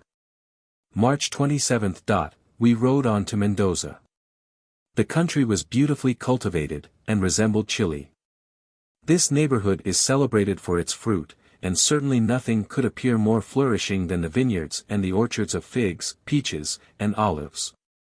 We bought watermelons nearly twice as large as a man's head, most deliciously cool and well-flavored, for a halfpenny apiece, and for the value of threepence, half a wheelbarrowful of peaches. The cultivated and enclosed part of this province is very small. There is little more than that which we passed through between Luxon and the capital. The land, as in Chile, owes its fertility entirely to artificial irrigation. And it is really wonderful to observe how extraordinarily productive a barren traversa is thus rendered. We stayed the ensuing day in Mendoza. The prosperity of the place has much declined of late years. The inhabitants say, it is good to live in, but very bad to grow rich in. The lower orders have the lounging, reckless manners of the gauchos of the Pampas, and their dress, riding gear, and habits of life, are nearly the same. To my mind the town had a stupid, forlorn aspect. Neither the boasted Alameda, nor the scenery, is at all comparable with that of Santiago. But to those who, coming from Buenos Aires, have just crossed the unvaried Pampas, the gardens and orchards must appear delightful. Sir F. Head, speaking of the inhabitants, says, they eat their dinners, and it is so very hot, they go to sleep, and could they do better? I quite agree with Sir F. Head, the happy doom of the Mendocinos is to eat, sleep and be idle. March 29. We set out on our return to Chile by the Uspallata pass situated north of Mendoza. We had to cross a long and most sterile traversa of 15 leagues. The soil in parts was absolutely bare, in others covered by numberless dwarf cacti, armed with formidable spines, and called by the inhabitants, little lions. There were, also, a few low bushes. Although the plain is nearly 3,000 feet above the sea, the sun was very powerful, and the heat, as well as the clouds of impalpable dust, rendered the traveling extremely irksome. Our course during the day lay nearly parallel to the Cordillera, but gradually approaching them. Before sunset we entered one of the wide valleys, or rather bays, which open on the plain. This soon narrowed into a ravine, where a little higher up the house of Villa Vicencio is situated. As we had ridden all day without a drop of water, both our mules and selves were very thirsty, and we looked out anxiously for the stream which flows down this valley. It was curious to observe how gradually the water made its appearance. On the plain the course was quite dry, by degrees it became a little damper, then puddles of water appeared, these soon became connected. And at Villa Vicencio there was a nice little rivulet. 30th. The solitary hovel which bears the imposing name of Villa Vicencio has been mentioned by every traveler who has crossed the Andes. I stayed here and at some neighboring mines during the 2 succeeding days. The geology of the surrounding country is very curious. The Uspallata range is separated from the main Cordillera by a long narrow plain or basin, like those so often mentioned in Chile, but higher, being 6,000 feet above the sea. This range has nearly the same geographical position with respect to the Cordillera, which the gigantic Portillo line has, but it is of a totally different origin. It consists of various kinds of submarine lava, alternating with volcanic sandstones and other remarkable sedimentary deposits. The whole having a very close resemblance to some of the tertiary beds on the shores of the Pacific. From this resemblance I expected to find silicified wood, which is generally characteristic of those formations. I was gratified in a very extraordinary manner. In the central part of the range, at an elevation of about 7,000 feet, I observed on a bare slope some snow-white projecting columns. These were petrified trees, 11 being silicified, and from 30 to 40 converted into coarsely crystallized white calcareous spar. They were abruptly broken off, the upright stumps projecting a few feet above the ground. The trunks measured from 3 to 5 feet each in circumference. They stood a little way apart from each other, but the whole formed one group. Mr. Robert Brown has been kind enough to examine the wood. He says it belongs to the fir tribe, partaking of the character of the Araucarian family, but with some curious points of affinity with the yew. The volcanic sandstone in which the trees were embedded, and from the lower part of which they must have sprung, had accumulated in successive thin layers around their trunks, and the stone yet retained the impression of the bark.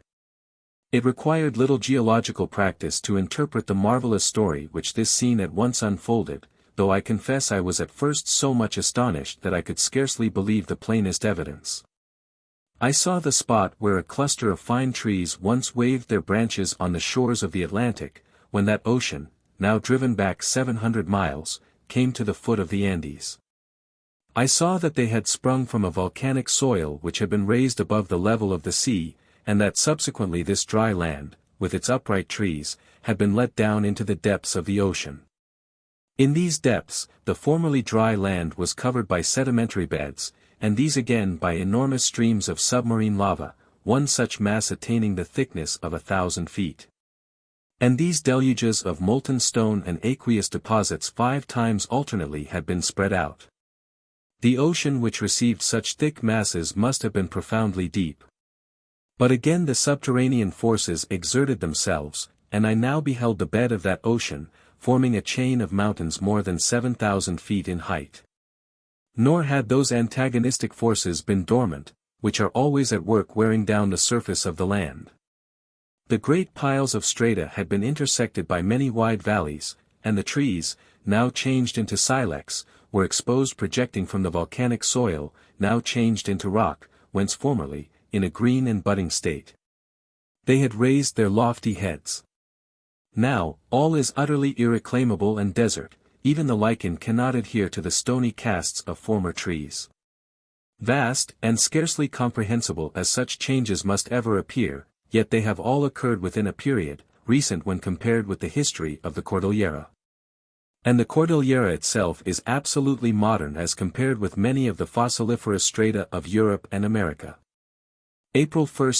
We crossed the Uspallata range, and at night slept at the custom house, the only inhabited spot on the plain. Shortly before leaving the mountains, there was a very extraordinary view. Red, purple, green, and quite white sedimentary rocks, alternating with black lavas, were broken up and thrown into all kinds of disorder by masses of porphyry of every shade of color, from dark brown to the brightest lilac. It was the first view I ever saw, which really resembled those pretty sections which geologists make of the inside of the earth. The next day we crossed the plain, and followed the course of the same great mountain stream which flows by Luxon. Here it was a furious torrent, quite impassable, and appeared larger than in the low country, as was the case with the rivulet of Villa Vicencio. On the evening of the succeeding day we reached the Rio de las Vacas, which is considered the worst stream in the Cordillera to cross. As all these rivers have a rapid and short course, and are formed by the melting of the snow, the hour of the day makes a considerable difference in their volume. In the evening the stream is muddy and full, but about daybreak it becomes clearer and much less impetuous. This we found to be the case with the Rio Vacas, and in the morning we crossed it with little difficulty. The scenery thus far was very uninteresting, compared with that of the Portillo Pass. Little can be seen beyond the bare walls of the one grand, flat-bottomed valley, which the road follows up to the highest crest. The valley and the huge rocky mountains are extremely barren. During the 2 previous nights the poor mules had absolutely nothing to eat, for excepting a few low resinous bushes, scarcely a plant can be seen. In the course of this day we crossed some of the worst passes in the Cordillera, but their danger has been much exaggerated. I was told that if I attempted to pass on foot, my head would turn giddy, and that there was no room to dismount. But I did not see a place where anyone might not have walked over backwards, or got off his mule on either side. One of the bad passes, called Los Animas, the Souls, I had crossed, and did not find out till a day afterwards that it was one of the awful dangers. No doubt there are many parts in which, if the mule should stumble, the rider would be hurled down a great precipice, but of this there is little chance. I dare say, in the spring, the laderas, or roads, which each year are formed anew across the piles of fallen detritus, are very bad, but from what I saw, I suspect the real danger is nothing. With cargo mules the case is rather different, for the loads project so far, that the animals, occasionally running against each other, or against a point of rock, lose their balance, and are thrown down the precipices. In crossing the rivers I can well believe that the difficulty may be very great. At this season there was little trouble, but in the summer they must be very hazardous. I can quite imagine, as Sir F. Head describes, the different expressions of those who have passed the gulf, and those who are passing. I never heard of any man being drowned, but with loaded mules it frequently happens. The arriero tells you to show your mule the best line, and then allow her to cross as she likes. The cargo mule takes a bad line, and is often lost. April 4th. From the Rio de las Vacas to the Puente del Incas, half a day's journey. As there was pasture for the mules, and geology for me, we bivouacked here for the night. When one hears of a natural bridge, one pictures to oneself some deep and narrow ravine, across which a bold mass of rock has fallen. Or a great arch hollowed out like the vault of a cavern. Instead of this, the Inca's bridge consists of a crust of stratified shingle cemented together by the deposits of the neighboring hot springs. It appears as if the stream had scooped out a channel on one side, leaving an overhanging ledge, which was met by earth and stones falling down from the opposite cliff. Certainly an oblique junction, as would happen in such a case, was very distinct on one side. The bridge of the Incas is by no means worthy of the great monarchs whose name it bears. 5th. We had a long day's ride across the central ridge, from the Incas Bridge to the Ojos del Agua, which are situated near the lowest casucha on the Chilean side. These casuchas are round little towers, with steps outside to reach the floor, which is raised some feet above the ground on account of the snowdrifts. They are 8 in number, and under the Spanish government were kept during the winter well stored with food and charcoal, and each courier had a master key. Now they only answer the purpose of caves, or rather dungeons. Seated on some little eminence, they are not, however, ill-suited to the surrounding scene of desolation. The zigzag ascent of the Cumber, or the partition of the waters, was very steep and tedious. Its height, according to Mr. Pentland, is 12,454 feet. The road did not pass over any perpetual snow, although there were patches of it on both hands. The wind on the summit was exceedingly cold, but it was impossible not to stop for a few minutes to admire, again and again, the color of the heavens, and the brilliant transparency of the atmosphere. The scenery was grand. To the westward there was a fine chaos of mountains, divided by profound ravines. Some snow generally falls before this period of the season, and it has even happened that the Cordillera have been finally closed by this time. But we were most fortunate. The sky, by night and by day, was cloudless, excepting a few round little masses of vapor, that floated over the highest pinnacles. I have often seen these islets in the sky, marking the position of the Cordillera, when the far distant mountains have been hidden beneath the horizon. April 6th. In the morning we found some thief had stolen one of our mules, and the bell of the Madrina. We therefore rode only 2 or 3 miles down the valley, and stayed there the ensuing day in hopes of recovering the mule, which the arriero thought had been hidden in some ravine. The scenery in this part had assumed a Chilean character, the lower sides of the mountains, dotted over with the pale evergreen Chiloe tree, and with the great chandelier-like cactus, are certainly more to be admired than the bare eastern valleys. But I cannot quite agree with the admiration expressed by some travelers. The extreme pleasure, I suspect, is chiefly owing to the prospect of a good fire and of a good supper, after escaping from the cold regions above, and I am sure I most heartily participated in these feelings. 8th. We left the valley of the Aconcagua, by which we had descended, and reached in the evening a cottage near the Villa de Saint Rosa. The fertility of the plain was delightful, the autumn being advanced, the leaves of many of the fruit trees were falling.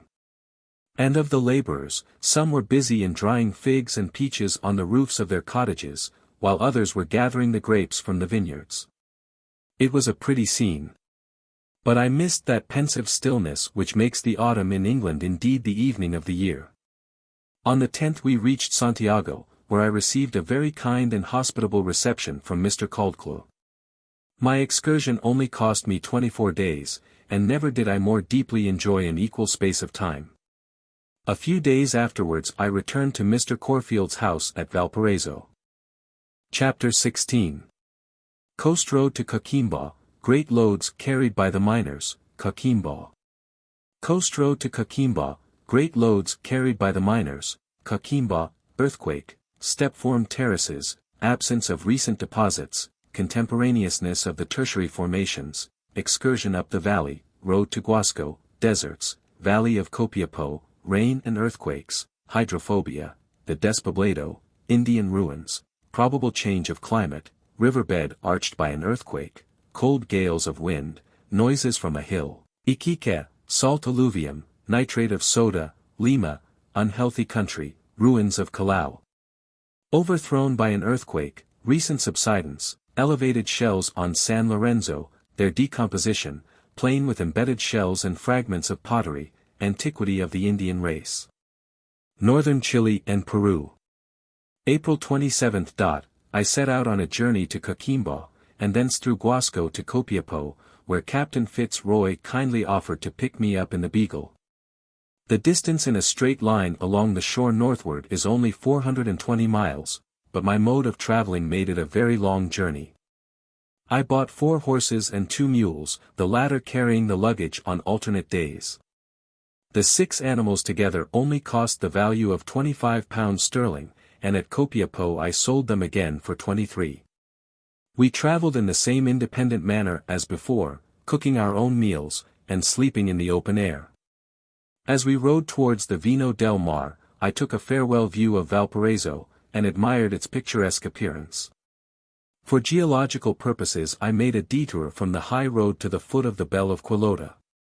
We passed through an alluvial district rich in gold, to the neighborhood of Limache, where we slept.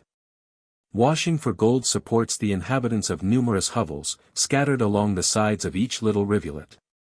But, like all those whose gains are uncertain, they are unthrifty in their habits, and consequently poor. 28th. In the afternoon we arrived at a cottage at the foot of the Bell Mountain. The inhabitants were freeholders, which is not very usual in Chile. They supported themselves on the produce of a garden and a little field, but were very poor. Capital is here so deficient that the people are obliged to sell their green corn while standing in the field, in order to buy necessaries for the ensuing year. Wheat in consequence was dearer in the very district of its production than at Valparaiso, where the contractors live. The next day we joined the main road to Coquimbo. At night there was a very light shower of rain. This was the first drop that had fallen since the heavy rain of September 11th and 12th, which detained me a prisoner at the baths of Cauquenes. The interval was 7.5 months. But the rain this year in Chile was rather later than usual. The distant Andes were now covered by a thick mass of snow, and were a glorious sight. May 2nd. The road continued to follow the coast at no great distance from the sea. The few trees and bushes which are common in central Chile decreased rapidly in numbers, and were replaced by a tall plant, something like a yucca in appearance. The surface of the country, on a small scale, was singularly broken and irregular. Abrupt little peaks of rock rising out of small plains or basins. The indented coast and the bottom of the neighboring sea, studded with breakers, would, if converted into dry land, present similar forms. And such a conversion without doubt has taken place in the part over which we rode. 3rd. Quilomary to Conchali. The country became more and more barren. In the valleys there was scarcely sufficient water for any irrigation. And the intermediate land was quite bare, not supporting even goats. In the spring, after the winter showers, a thin pasture rapidly springs up, and cattle are then driven down from the Cordillera to graze for a short time. It is curious to observe how the seeds of the grass and other plants seem to accommodate themselves, as if by an acquired habit, to the quantity of rain which falls upon different parts of this coast.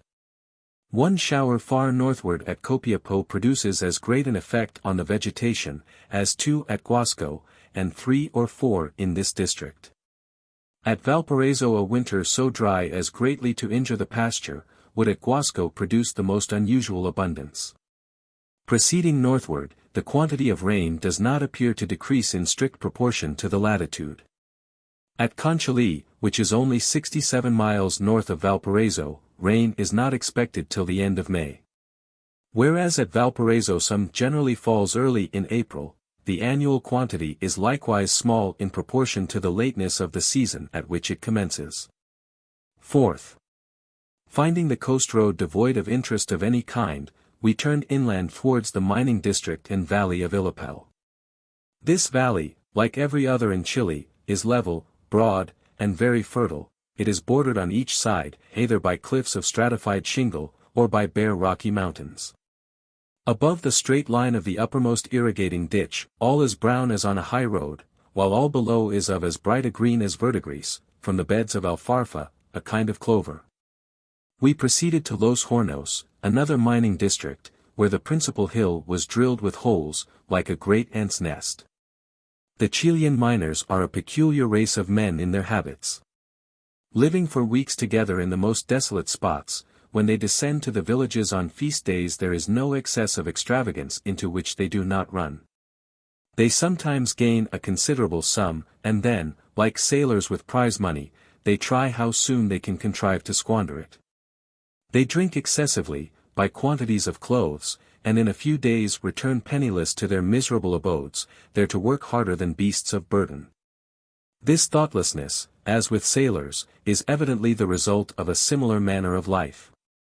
Their daily food is found them, and they acquire no habits of carefulness. Moreover, temptation and the means of yielding to it are placed in their power at the same time. On the other hand, in Cornwall, and some other parts of England, where the system of selling part of the vein is followed, the miners, from being obliged to act and think for themselves, are a singularly intelligent and well-conducted set of men. The dress of the Chilean miner is peculiar and rather picturesque. He wears a very long shirt of some dark-colored baize, with a leathern apron, the whole being fastened round his waist by a bright-colored sash. His trousers are very broad, and his small cap of scarlet cloth is made to fit the head closely.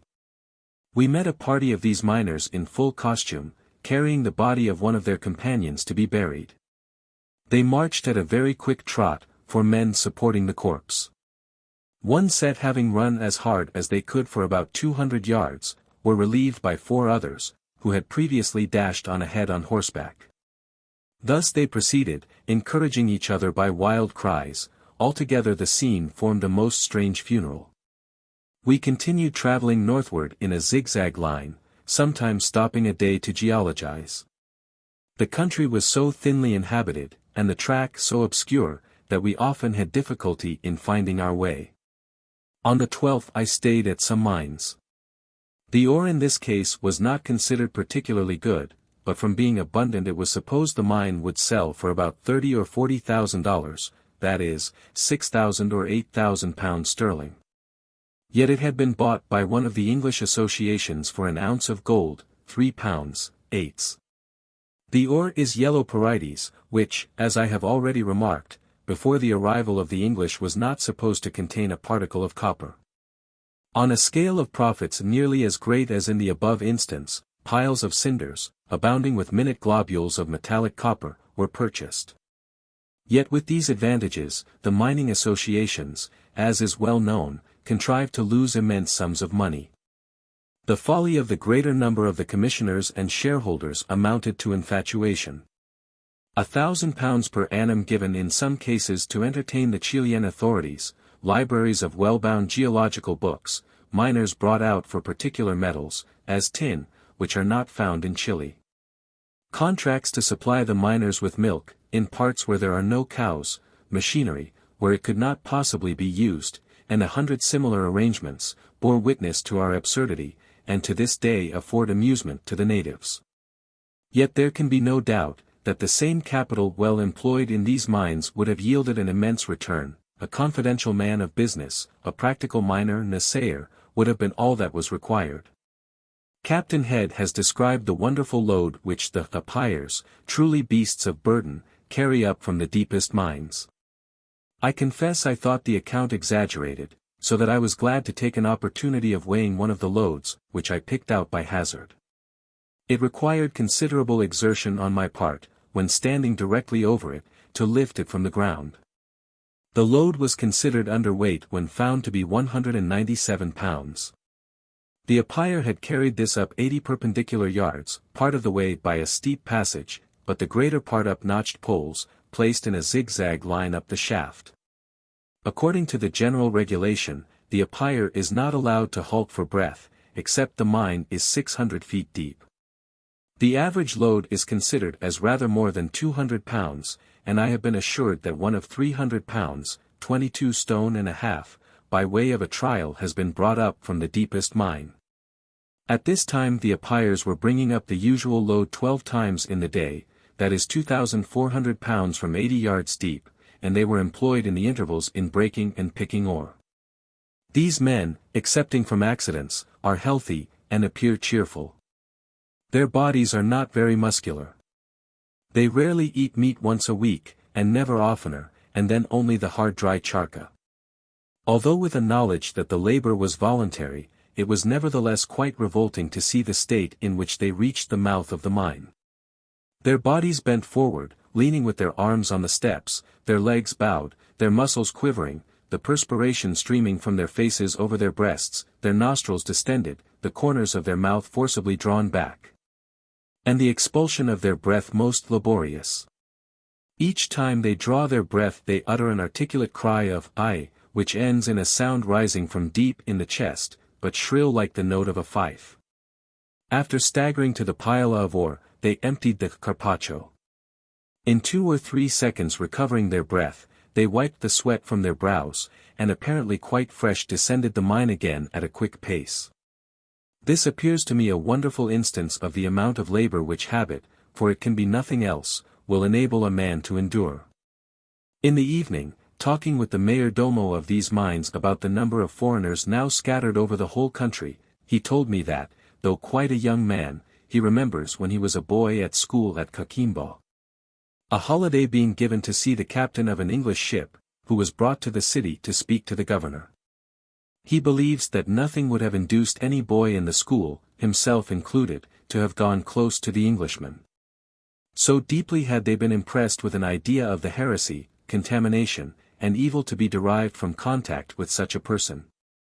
To this day they relate the atrocious actions of the buccaneers, and especially of one man, who took away the figure of the Virgin Mary, and returned the year after for that of Saint Joseph, saying it was a pity the lady should not have a husband.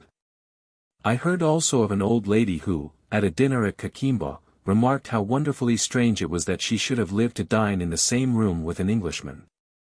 For she remembered as a girl, that twice, at the mere cry of "Los Ingleses," every soul, carrying what valuables they could, had taken to the mountains. 14th. We reached Coquimbo, where we stayed a few days. The town is remarkable for nothing but its extreme quietness.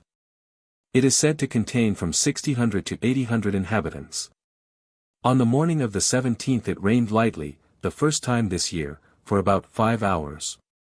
The farmers, who plant corn near the sea coast where the atmosphere is more humid, taking advantage of this shower, would break up the ground, after a second they would put the seed in. And if a third shower should fall, they would reap a good harvest in the spring. It was interesting to watch the effect of this trifling amount of moisture. 12 hours afterwards the ground appeared as dry as ever. Yet after an interval of 10 days all the hills were faintly tinged with green patches, the grass being sparingly scattered in hair-like fibers a full inch in length.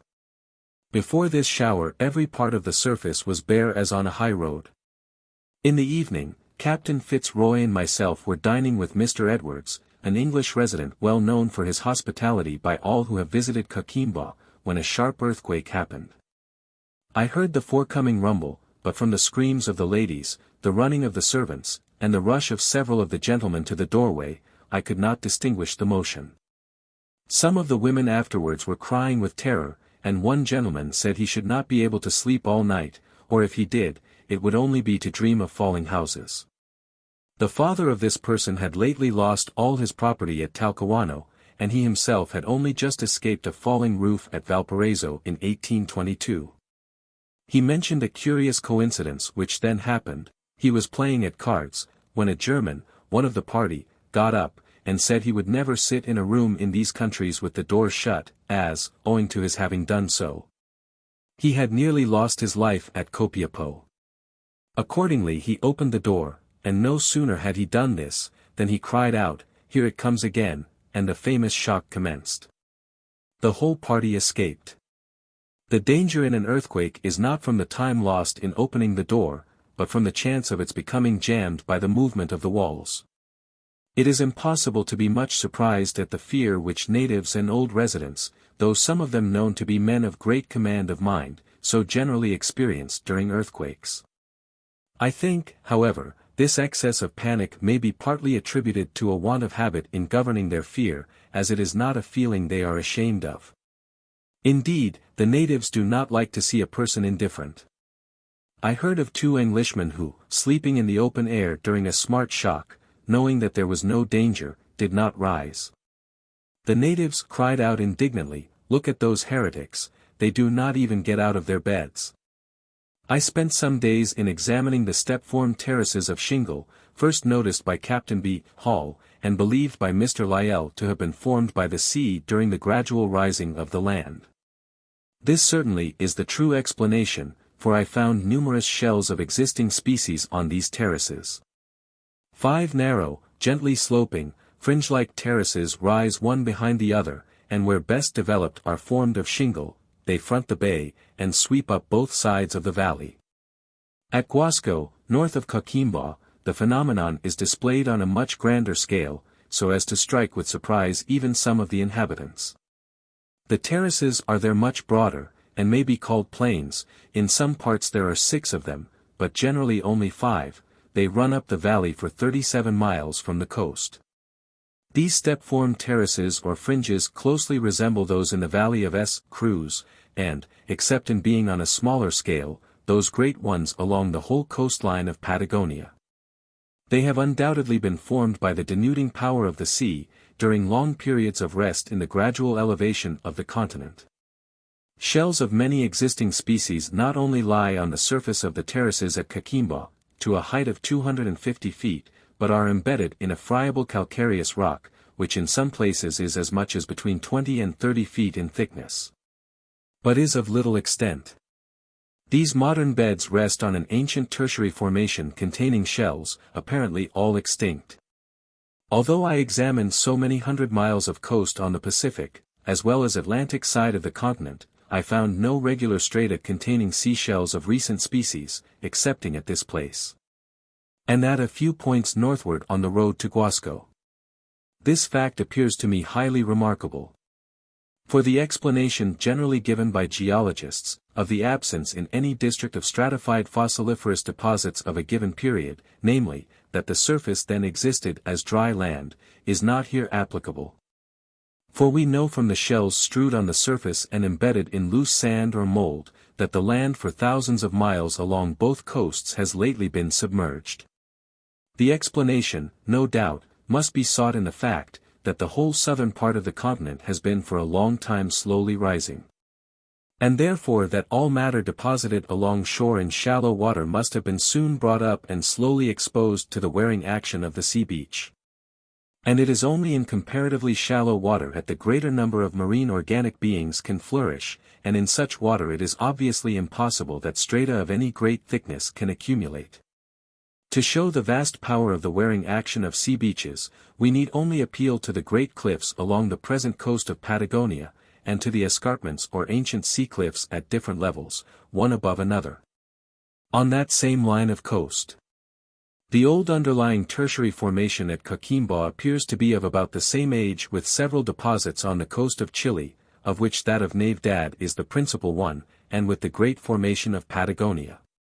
Both at Navidad and in Patagonia there is evidence, that since the shells, a list of which has been seen by Professor E. Forbes, there entombed were living, there has been a subsidence of several hundred feet, as well as an ensuing elevation.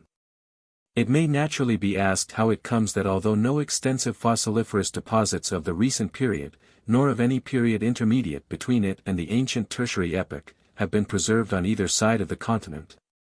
Yet that at this ancient tertiary epoch, sedimentary matter containing fossil remains should have been deposited and preserved at different points in north and south lines, over a space of 1,100 miles on the shores of the Pacific, and of at least 1,350 miles on the shores of the Atlantic, and in an east and west line of 700 miles across the widest part of the continent.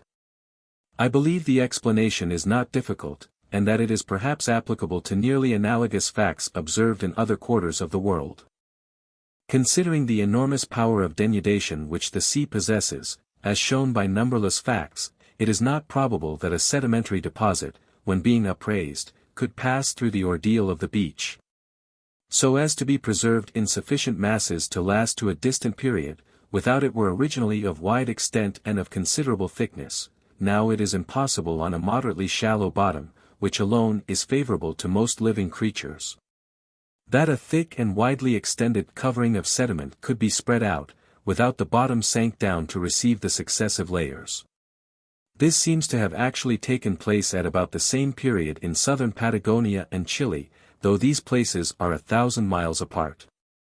Hence, if prolonged movements of approximately contemporaneous subsidence are generally widely extensive, as I am strongly inclined to believe from my examination of the coral reefs of the great oceans, or if, confining our view to South America, the subsiding movements have been coextensive with those of elevation, by which, within the same period of existing shells, the shores of Peru, Chile, Tierra del Fuego, Patagonia, and La Plata have been upraised, then we can see that at the same time, at far distant points, circumstances would have been favorable to the formation of fossiliferous deposits, of wide extent and of considerable thickness. And such deposits, consequently, would have a good chance of resisting the wear and tear of successive beach lines, and of lasting to a future epoch. May 21st. I set out in company with Don Jose Edwards to the silver mine of Arqueros, and thence up the valley of Coquimbo. Passing through a mountainous country, we reached by nightfall the mines belonging to Mr. Edwards. I enjoyed my night's rest here from a reason which will not be fully appreciated in England, namely, the absence of fleas. The rooms in Coquimbo swarm with them. But they will not live here at the height of only 3,000 or 4,000 feet, it can scarcely be the trifling diminution of temperature, but some other cause which destroys these troublesome insects at this place. The mines are now in a bad state, though they formerly yielded about 2,000 pounds in weight of silver a year. It has been said that a person with a copper mine will gain, with silver he may gain, but with gold he is sure to lose. This is not true. All the large Chilean fortunes have been made by mines of the more precious metals. A short time since an English physician returned to England from Copiapo, taking with him the profits of one share in a silver mine, which amounted to about 24,000 pounds sterling. No doubt a copper mine with care is a sure game, whereas the other is gambling, or rather taking a ticket in a lottery. The owners lose great quantities of rich ores, for no precautions can prevent robberies. I heard of a gentleman laying a bet with another, that one of his men should rob him before his face. The ore when brought out of the mine is broken into pieces, and the useless stone thrown on one side. A couple of the miners who were thus employed, pitched, as if by accident, 2 fragments away at the same moment, and then cried out for a joke, "Let us see which rolls furthest." The owner, who was standing by, bet a cigar with his friend on the race. The miner by this means watched the very point amongst the rubbish where the stone lay. In the evening he picked it up and carried it to his master, showing him a rich mass of silver ore, and saying, "This was the stone on which you won a cigar by its rolling so far." May 23rd. We descended into the fertile valley of Coquimbo, and followed it till we reached an hacienda belonging to a relation of Don Jose, where we stayed the next day. I then rode 1 day's journey farther, to see what were declared to be some petrified shells and beans, which latter turned out to be small quartz pebbles. We passed through several small villages. And the valley was beautifully cultivated, and the whole scenery very grand. We were here near the main Cordillera, and the surrounding hills were lofty. In all parts of northern Chile fruit trees produce much more abundantly at a considerable height near the Andes than in the lower country. The figs and grapes of this district are famous for their excellence, and are cultivated to a great extent. This valley is, perhaps, the most productive one north of Quilota. I believe it contains, including Coquimbo, 25,000 inhabitants. The next day I returned to the hacienda, and thence, together with Don Jose, to Coquimbo. June 2nd. We set out for the valley of Guasco, following the coast road, which was considered rather less desert than the other. Our first day's ride was to a solitary house, called Yerba Buena, where there was pasture for our horses. The shower mentioned as having fallen a fortnight ago, only reached about halfway to Guasco. We had, therefore, in the first part of our journey a most faint tinge of green, which soon faded quite away. Even where brightest, it was scarcely sufficient to remind one of the fresh turf and budding flowers of the spring of other countries. While traveling through these deserts one feels like a prisoner shut up in a gloomy court, who longs to see something green and to smell a moist atmosphere. June 3rd. Yerba Buena to Carrizal. During the first part of the day we crossed a mountainous rocky desert, and afterwards a long deep sandy plain, strewed with broken seashells. There was very little water, and that little saline. The whole country, from the coast to the Cordillera, is an uninhabited desert. I saw traces only of one living animal in abundance, namely, the shells of a bulimus, which were collected together in extraordinary numbers on the driest spots. In the spring one humble little plant sends out a few leaves, and on these the snails feed. As they are seen only very early in the morning, when the ground is slightly damp with dew, the Guasos believe that they are bred from it. I have observed in other places that extremely dry and sterile districts, where the soil is calcareous, are extraordinarily favorable to land shells. At Carrizal there were a few cottages, some brackish water, and a trace of cultivation, but it was with difficulty that we purchased a little corn and straw for our horses. 4th. Carrizal to Sauce. We continued to ride over desert plains, tenanted by large herds of guanaco. We crossed also the valley of Chanral, which, although the most fertile one between Guasco and Coquimbo, is very narrow, and produces so little pasture that we could not purchase any for our horses. At Sauce we found a very civil old gentleman, superintending a copper-smelting furnace. As an especial favor, he allowed me to purchase at a high price an armful of dirty straw, which was all the poor horses had for supper after their long day's journey. Few smelting furnaces are now at work in any part of Chile. It is found more profitable, on account of the extreme scarcity of firewood, and from the Chilean method of reduction being so unskillful, to ship the ore for Swansea. The next day we crossed some mountains to Freirina, in the valley of Guasco. During each day's ride farther northward, the vegetation became more and more scanty. Even the great chandelier-like cactus was here replaced by a different and much smaller species. During the winter months, both in northern Chile and in Peru, a uniform bank of clouds hangs, at no great height, over the Pacific. From the mountains we had a very striking view of this white and brilliant aerial field, which sent arms up the valleys, leaving islands and promontories in the same manner as the sea does in the Chonos Archipelago and in Tierra del Fuego. We stayed 2 days at Freirina. In the valley of Guasco there are 4 small towns. At the mouth there is the port, a spot entirely desert, and without any water in the immediate neighborhood. 5 leagues higher up stands Freirina, a long straggling village, with decent whitewashed houses. Again, 10 leagues further up Balliner is situated, and above this Guasco Alto, a horticultural village, famous for its dried fruit. On a clear day the view up the valley is very fine. The straight opening terminates in the far distant snowy Cordillera. On each side an infinity of crossing lines are blended together in a beautiful haze. The foreground is singular from the number of parallel and step-formed terraces, and the included strip of green valley, with its willow bushes, is contrasted on both hands with the naked hills. That the surrounding country was most barren will be readily believed, when it is known that a shower of rain had not fallen during the last 13 months. The inhabitants heard with the greatest envy of the rain at Coquimbo. From the appearance of the sky they had hopes of equally good fortune, which, a fortnight afterwards, were realized. I was at Copiapo at the time, and there the people, with equal envy, talked of the abundant rain at Guasco. After 2 or 3 very dry years, perhaps with not more than one shower during the whole time, a rainy year generally follows, and this does more harm than even the drought. The rivers swell, and cover with gravel and sand the narrow strips of ground which alone are fit for cultivation. The floods also injure the irrigating ditches. Great devastation had thus been caused 3 years ago. June 8. We rode on to Ballina, which takes its name from Ballinac in Ireland, the birthplace of the family of O'Higgins, who, under the Spanish government, were presidents and generals in Chile.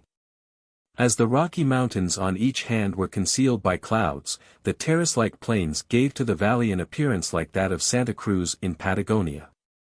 After spending 1 day at Ballina I set out, on the 10th, for the upper part of the valley of Copiapo. We rode all day over an uninteresting country. I am tired of repeating the epithets barren and sterile. These words, however, as commonly used, are comparative. I have always applied them to the plains of Patagonia, which can boast of spiny bushes and some tufts of grass, and this is absolute fertility, as compared with northern Chile. Here again, there are not many spaces of 200 yards square, where some little bush, cactus or lichen, may not be discovered by careful examination, and in the soil seeds lie dormant ready to spring up during the first rainy winter. In Peru real deserts occur over wide tracts of country. In the evening we arrived at a valley in which the bed of the streamlet was damp. Following it up, we came to tolerably good water. During the night the stream, from not being evaporated and absorbed so quickly, flows a league lower down than during the day. Sticks were plentiful for firewood, so that it was a good place of bivouac for us. But for the poor animals there was not a mouthful to eat. June 11.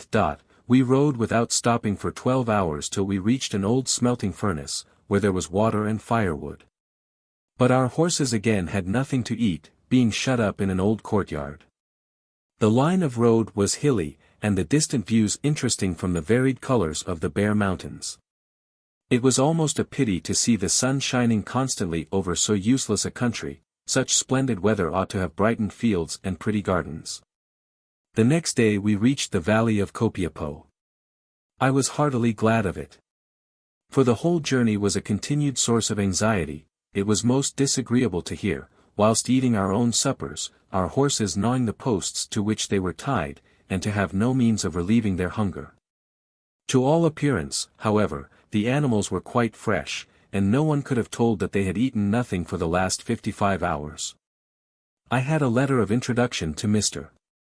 Bingley, who received me very kindly at the hacienda of Potrero Seco. This estate is between 20 and 30 miles long, but very narrow, being generally only 2 fields wide, one on each side the river. In some parts the estate is of no width, that is to say, the land cannot be irrigated, and therefore is valueless, like the surrounding rocky desert. The small quantity of cultivated land in the whole line of valley does not so much depend on inequalities of level, and consequent unfitness for irrigation, as on the small supply of water. The river this year was remarkably full. Here, high up the valley, it reached to the horse's belly, and was about 15 yards wide, and rapid. Lower down it becomes smaller and smaller, and is generally quite lost, as happened during one period of 30 years, so that not a drop entered the sea. The inhabitants watch a storm over the Cordillera with great interest, as one good fall of snow provides them with water for the ensuing year. This is of infinitely more consequence than rain in the lower country. Rain, as often as it falls, which is about once in every 2 or 3 years, is a great advantage, because the cattle and mules can for some time afterwards find a little pasture in the mountains. But without snow on the Andes, desolation extends throughout the valley. It is on record that 3 times nearly all the inhabitants have been obliged to emigrate to the south. This year there was plenty of water, and every man irrigated his ground as much as he chose. But it has frequently been necessary to post soldiers at the sluices, to see that each estate took only its proper allowance during so many hours in the week. The valley is said to contain 12,000 souls, but its produce is sufficient only for 3 months in the year, the rest of the supply being drawn from Valparaiso and the south. Before the discovery of the famous silver mines of Chinchilloe, Coquimbo was in a rapid state of decay, but now it is in a very thriving condition, and the town, which was completely overthrown by an earthquake, has been rebuilt. The valley of Coquimbo, forming a mere ribbon of green in a desert, runs in a very southerly direction, so that it is of considerable length to its source in the Cordillera. The valleys of Guasco and Coquimbo may both be considered as long narrow islands, separated from the rest of Chile by deserts of rock instead of by salt water. Northward of these, there is one other very miserable valley, called Poposo, which contains about 200 souls, and then there extends the real desert of Atacama, a barrier far worse than the most turbulent ocean. After staying a few days at Potrero Seco, I proceeded up the valley to the house of Don Benito Cruz, to whom I had a letter of introduction. I found him most hospitable. Indeed, it is impossible to bear too strong testimony to the kindness with which travelers are received in almost every part of South America. The next day I hired some mules to take me by the ravine of Jalcara into the central Cordillera. On the second night the weather seemed to foretell a storm of snow or rain, and whilst lying in our beds we felt a trifling shock of an earthquake. The connection between earthquakes and the weather has been often disputed. It appears to me to be a point of great interest, which is little understood. Humboldt has remarked in one part of the Personal Narrative 144 that it would be difficult for any person who had long resided in New Andalusia, or in Lower Peru, to deny that there exists some connection between these phenomena, in another part. However, he seems to think the connection fanciful. At Guayaquil it is said that a heavy shower in the dry season is invariably followed by an earthquake. In northern Chile, from the extreme infrequency of rain, or even of weather foreboding rain, the probability of accidental coincidences becomes very small. Yet the inhabitants are here most firmly convinced of some connection between the state of the atmosphere and of the trembling of the ground. I was much struck by this when mentioning to some people at Coquimbo that there had been a sharp shock at Coquimbo. They immediately cried out, "How fortunate! There will be plenty of pasture there this year."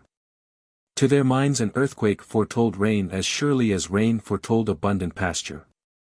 Certainly it did so happen that on the very day of the earthquake that shower of rain fell which I have described as in 10 days' time producing a thin sprinkling of grass. At other times rain has followed earthquakes at a period of the year when it is a far greater prodigy than the earthquake itself. This happened after the shock of November 1822, and again in 1829 at Valparaiso. Also after that of September 1833, at Tacna. A person must be somewhat habituated to the climate of these countries to perceive the extreme improbability of rain falling at such seasons, except as a consequence of some law quite unconnected with the ordinary course of the weather.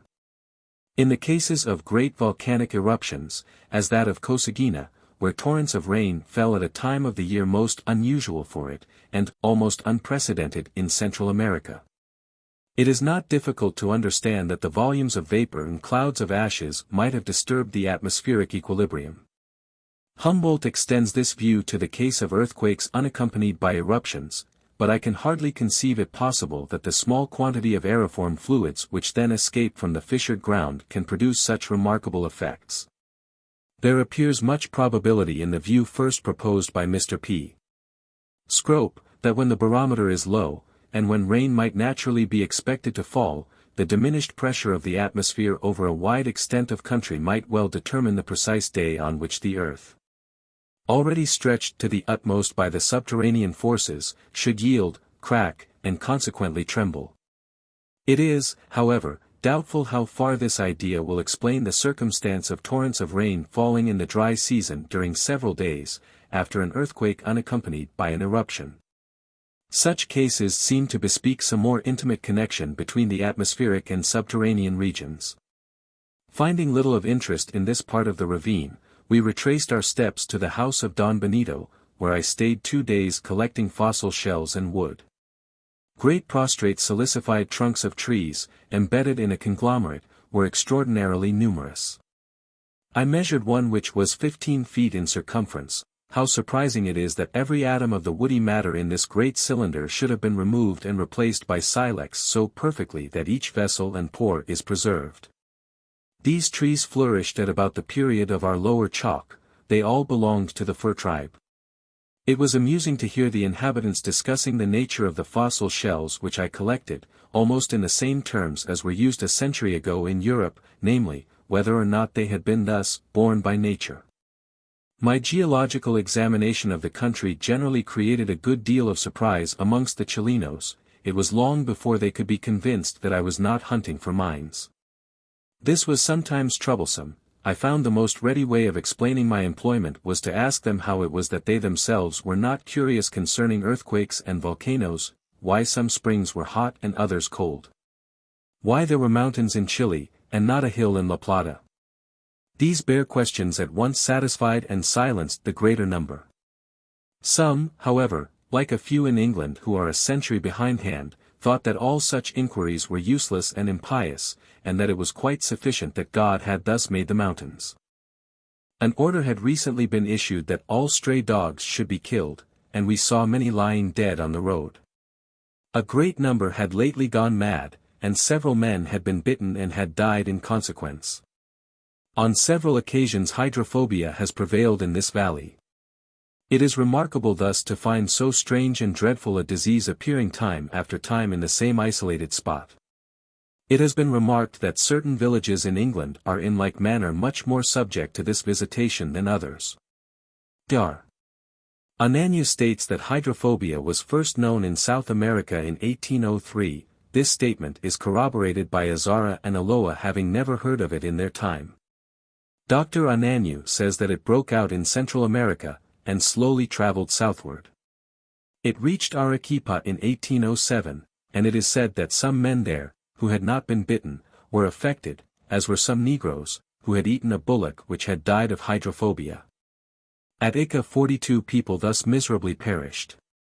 The disease came on between 12 and 90 days after the bite, and in those cases where it did come on, death ensued invariably within 5 days.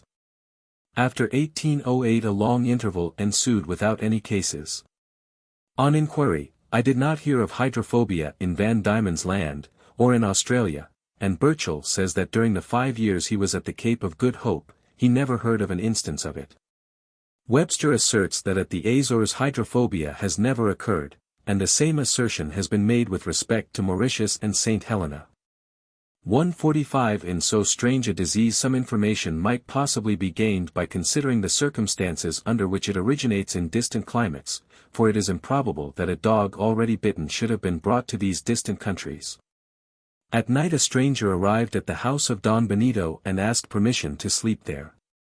He said he had been wandering about the mountains for 17 days, having lost his way. He started from Guasco, and being accustomed to traveling in the Cordillera, did not expect any difficulty in following the track to Copiapo, but he soon became involved in a labyrinth of mountains whence he could not escape.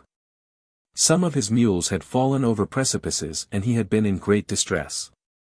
His chief difficulty arose from not knowing where to find water in the lower country, so that he was obliged to keep bordering the central ranges. We returned down the valley, and on the 22nd reached the town of Copiapo. The lower part of the valley is broad, forming a fine plain like that of Quilota. The town covers a considerable space of ground, each house possessing a garden, but it is an uncomfortable place, and the dwellings are poorly furnished. Every one seems bent on the one object of making money, and then migrating as quickly as possible. All the inhabitants are more or less directly concerned with mines, and mines and ores are the sole subjects of conversation. Necessaries of all sorts are extremely dear, as the distance from the town to the port is 18 leagues, and the land carriage very expensive. A fowl costs 5 or 6 shillings, meat is nearly as dear as in England. Firewood, or rather sticks, are brought on donkeys from a distance of 2 and 3 days' journey within the Cordillera, and pasturage for animals is $1 a day. All this for South America is wonderfully exorbitant. June 26. I hired a guide and 8 mules to take me into the Cordillera by a different line from my last excursion. As the country was utterly desert, we took a cargo and a half of barley mixed with chopped straw. About 2 leagues above the town a broad valley called the Despoblado, or uninhabited, branches off from that one by which we had arrived. Although a valley of the grandest dimensions, and leading to a pass across the Cordillera, yet it is completely dry, excepting perhaps for a few days during some very rainy winter. The sides of the crumbling mountains were furrowed by scarcely any ravines, and the bottom of the main valley, filled with shingle, was smooth and nearly level. No considerable torrent could ever have flowed down this bed of shingle. For if it had, a great cliff-bounded channel, as in all the southern valleys, would assuredly have been formed. I feel little doubt that this valley, as well as those mentioned by travelers in Peru, were left in the state we now see them by the waves of the sea, as the land slowly rose. I observed in one place where the Despoblado was joined by a ravine, which in almost any other chain would have been called a grand valley, that its bed, though composed merely of sand and gravel, was higher than that of its tributary. A mere rivulet of water, in the course of an hour, would have cut a channel for itself, but it was evident that ages had passed away, and no such rivulet had drained this great tributary. It was curious to behold the machinery, if such a term may be used, for the drainage, all, with the last trifling exception, perfect, yet without any signs of action. Every one must have remarked how mud banks, left by the retiring tide, imitate in miniature a country with hill and dale. And here we have the original model in rock, formed as the continent rose during the secular retirement of the ocean, instead of during the ebbing and flowing of the tides. If a shower of rain falls on the mud bank, when left dry, it deepens the already formed shallow lines of excavation, and so it is with the rain of successive centuries on the bank of rock and soil, which we call a continent. We rode on after it was dark, till we reached a side ravine with a small well, called Agua Amarga. The water deserved its name, for besides being saline it was most offensively putrid and bitter. So that we could not force ourselves to drink either tea or mate. I suppose the distance from the river of Copiapo to this spot was at least 25 or 30 English miles. In the whole space there was not a single drop of water, the country deserving the name of desert in the strictest sense. Yet about halfway we passed some old Indian ruins near Punta Gorda. I noticed also in front of some of the valleys which branch off from the Despoblado, 2 piles of stones placed a little way apart, and directed so as to point up the mouths of these small valleys. My companions knew nothing about them, and only answered my queries by their imperturbable, "Quién sabe?" I observed Indian ruins in several parts of the Cordillera. The most perfect which I saw were the Ruinas de Tambillos in the Uspallata Pass. Small square rooms were there huddled together in separate groups, some of the doorways were yet standing, they were formed by a cross slab of stone only about 3 feet high. Aloa has remarked on the lowness of the doors in the ancient Peruvian dwellings. These houses, when perfect, must have been capable of containing a considerable number of persons. Tradition says that they were used as halting places for the Incas, when they crossed the mountains. Traces of Indian habitations have been discovered in many other parts, where it does not appear probable that they were used as mere resting places. But yet where the land is as utterly unfit for any kind of cultivation as it is near the Tambillos or at the Incas Bridge, or in the Portillo Pass, at all which places I saw ruins. In the ravine of Jajuel, near Aconcagua, where there is no pass, I heard of remains of houses situated at a great height, where it is extremely cold and sterile. At first I imagined that these buildings had been places of refuge, built by the Indians on the first arrival of the Spaniards, but I have since been inclined to speculate on the probability of a small change of climate. In this northern part of Chile, within the Cordillera, old Indian houses are said to be especially numerous. By digging amongst the ruins, bits of woolen articles, instruments of precious metals, and heads of Indian corn are not unfrequently discovered, an arrowhead made of agate, and of precisely the same form with those now used in Tierra del Fuego, was given me. I am aware that the Peruvian Indians now frequently inhabit most lofty and bleak situations. But at Copiapó I was assured by men who had spent their lives in traveling through the Andes, that there were very many, muchísimas, buildings at heights so great as almost to border on the perpetual snow, and in parts where there exist no passes. And where the land produces absolutely nothing, and what is still more extraordinary, where there is no water.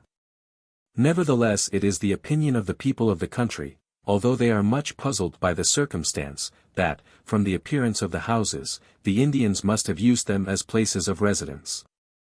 In this valley, at Punta Gorda, the remains consisted of 7 or 8 square little rooms, which were of a similar form with those at Tambillos, but built chiefly of mud, which the present inhabitants cannot, either here or, according to Aloa, in Peru, imitate in durability. They were situated in the most conspicuous and defenseless position, at the bottom of the flat broad valley. There was no water nearer than 3 or 4 leagues, and that only in very small quantity, and bad, the soil was absolutely sterile. I looked in vain even for a lichen adhering to the rocks. At the present day, with the advantage of beasts of burden, mine, unless it were very rich, could scarcely be worked here with profit. Yet the Indians formerly chose it as a place of residence. If at the present time 2 or 3 showers of rain were to fall annually, instead of 1, as now is the case, during as many years, a small rill of water would probably be formed in this great valley. And then, by irrigation, which was formerly so well understood by the Indians, the soil would easily be rendered sufficiently productive to support a few families. I have convincing proofs that this part of the continent of South America has been elevated near the coast at least from 400 to 500, and in some parts from 1,000 to 1,300 feet, since the epoch of existing shells. And farther inland the rise possibly may have been greater. As the peculiarly arid character of the climate is evidently a consequence of the height of the Cordillera, we may feel almost sure that before the later elevations, the atmosphere could not have been so completely drained of its moisture as it now is. And as the rise has been gradual, so would have been the change in climate. On this notion of a change of climate since the buildings were inhabited, the ruins must be of extreme antiquity, but I do not think their preservation under the Chilean climate any great difficulty. We must also admit on this notion, and this perhaps is a greater difficulty, that man has inhabited South America for an immensely long period, inasmuch as any change of climate effected by the elevation of the land must have been extremely gradual. At Valparaiso, within the last 220 years, the rise has been somewhat less than 19 feet, at Lima a sea beach has certainly been upheaved from 80 to 90 feet.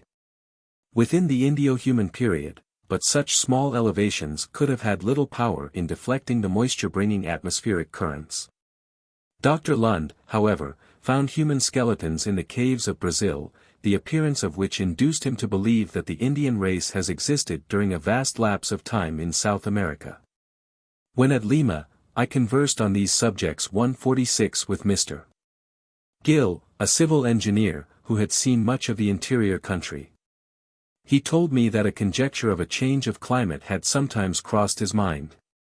But that he thought that the greater portion of land, now incapable of cultivation, but covered with Indian ruins, had been reduced to this state by the water conduits, which the Indians formerly constructed on so wonderful a scale, having been injured by neglect and by subterranean movements.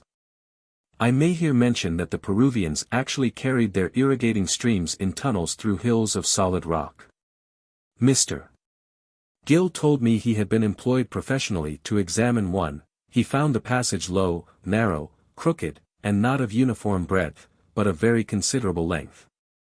Is it not most wonderful that men should have attempted such operations, without the use of iron or gunpowder? Mr. Gill also mentioned to me a most interesting, and, as far as I am aware, quite unparalleled case, of a subterranean disturbance having changed the drainage of a country. Traveling from Casma to Huaraz, not very far distant from Lima, he found a plain covered with ruins and marks of ancient cultivation but now quite barren. Near it was the dry course of a considerable river, whence the water for irrigation had formerly been conducted. There was nothing in the appearance of the watercourse to indicate that the river had not flowed there a few years previously. In some parts, beds of sand and gravel were spread out, in others, the solid rock had been worn into a broad channel, which in one spot was about 40 yards in breadth and 8 feet deep. It is self-evident that a person following up the course of a stream will always ascend at a greater or less inclination. Mr. Gill, therefore, was much astonished, when walking up the bed of this ancient river, to find himself suddenly going downhill. He imagined that the downward slope had a fall of about 40 or 50 feet perpendicular. We here have unequivocal evidence that a ridge had been uplifted right across the old bed of a stream. From the moment the river course was thus arched, the water must necessarily have been thrown back, and a new channel formed. From that moment, also, the neighboring plain must have lost its fertilizing stream, and become a desert. June 27. We set out early in the morning, and by midday reached the ravine of Papote, where there is a tiny rill of water, with a little vegetation, and even a few algaroba trees, a kind of mimosa. From having firewood, a smelting furnace had formerly been built here. We found a solitary man in charge of it, whose sole employment was hunting guanacos. At night it froze sharply, but having plenty of wood for our fire, we kept ourselves warm. June 28. We continued gradually ascending, and the valley now changed into a ravine. During the day we saw several guanacos, and the track of the closely allied species, the vicuña. This latter animal is preeminently alpine in its habits. It seldom descends much below the limit of perpetual snow, and therefore haunts even a more lofty and sterile situation than the guanaco. The only other animal which we saw in any number was a small fox. I suppose this animal preys on the mice and other small rodents which, as long as there is the least vegetation, subsist in considerable numbers in very desert places. In Patagonia, even on the borders of the Salinas, where a drop of fresh water can never be found, excepting dew, these little animals swarm. Next to lizards, mice appear to be able to support existence on the smallest and driest portions of the earth, even on islets in the midst of great oceans. The scene on all sides showed desolation, brightened and made palpable by a clear, unclouded sky. For a time such scenery is sublime, but this feeling cannot last, and then it becomes uninteresting. We bivouacked at the foot of the Primera Linea, or the first line of the partition of the waters. The streams, however, on the east side do not flow to the Atlantic, but into an elevated district, in the middle of which there is a large salina, or salt lake, thus forming a little Caspian Sea at the height, perhaps, of 10,000 feet. Where we slept, there were some considerable patches of snow, but they do not remain throughout the year. The winds in these lofty regions obey very regular laws. Every day a fresh breeze blows up the valley, and at night, an hour or two after sunset, the air from the cold regions above descends as through a funnel. This night it blew a gale of wind, and the temperature must have been considerably below the freezing point, for water in a vessel soon became a block of ice. No clothes seemed to oppose any obstacle to the air. I suffered very much from the cold, so that I could not sleep, and in the morning rose with my body quite dull and benumbed. In the Cordillera farther southward people lose their lives from snowstorms. Here, it sometimes happens from another cause. My guide, when a boy of 14 years old, was passing the Cordillera with a party in the month of May. And while in the central parts, a furious gale of wind arose, so that the men could hardly cling on their mules, and stones were flying along the ground. The day was cloudless, and not a speck of snow fell, but the temperature was low. It is probable that the thermometer would not have stood very many degrees below the freezing point, but the effect on their bodies, though protected by clothing, must have been in proportion to the rapidity of the current of cold air. The gale lasted for more than a day, the men began to lose their strength, and the mules would not move onwards. My guide's brother tried to return, but he perished, and his body was found 2 years afterwards, lying by the side of his mule near the road, with the bridle still in his hand. 2 other men in the party lost their fingers and toes. And out of 200 mules and 30 cows, only 14 mules escaped alive.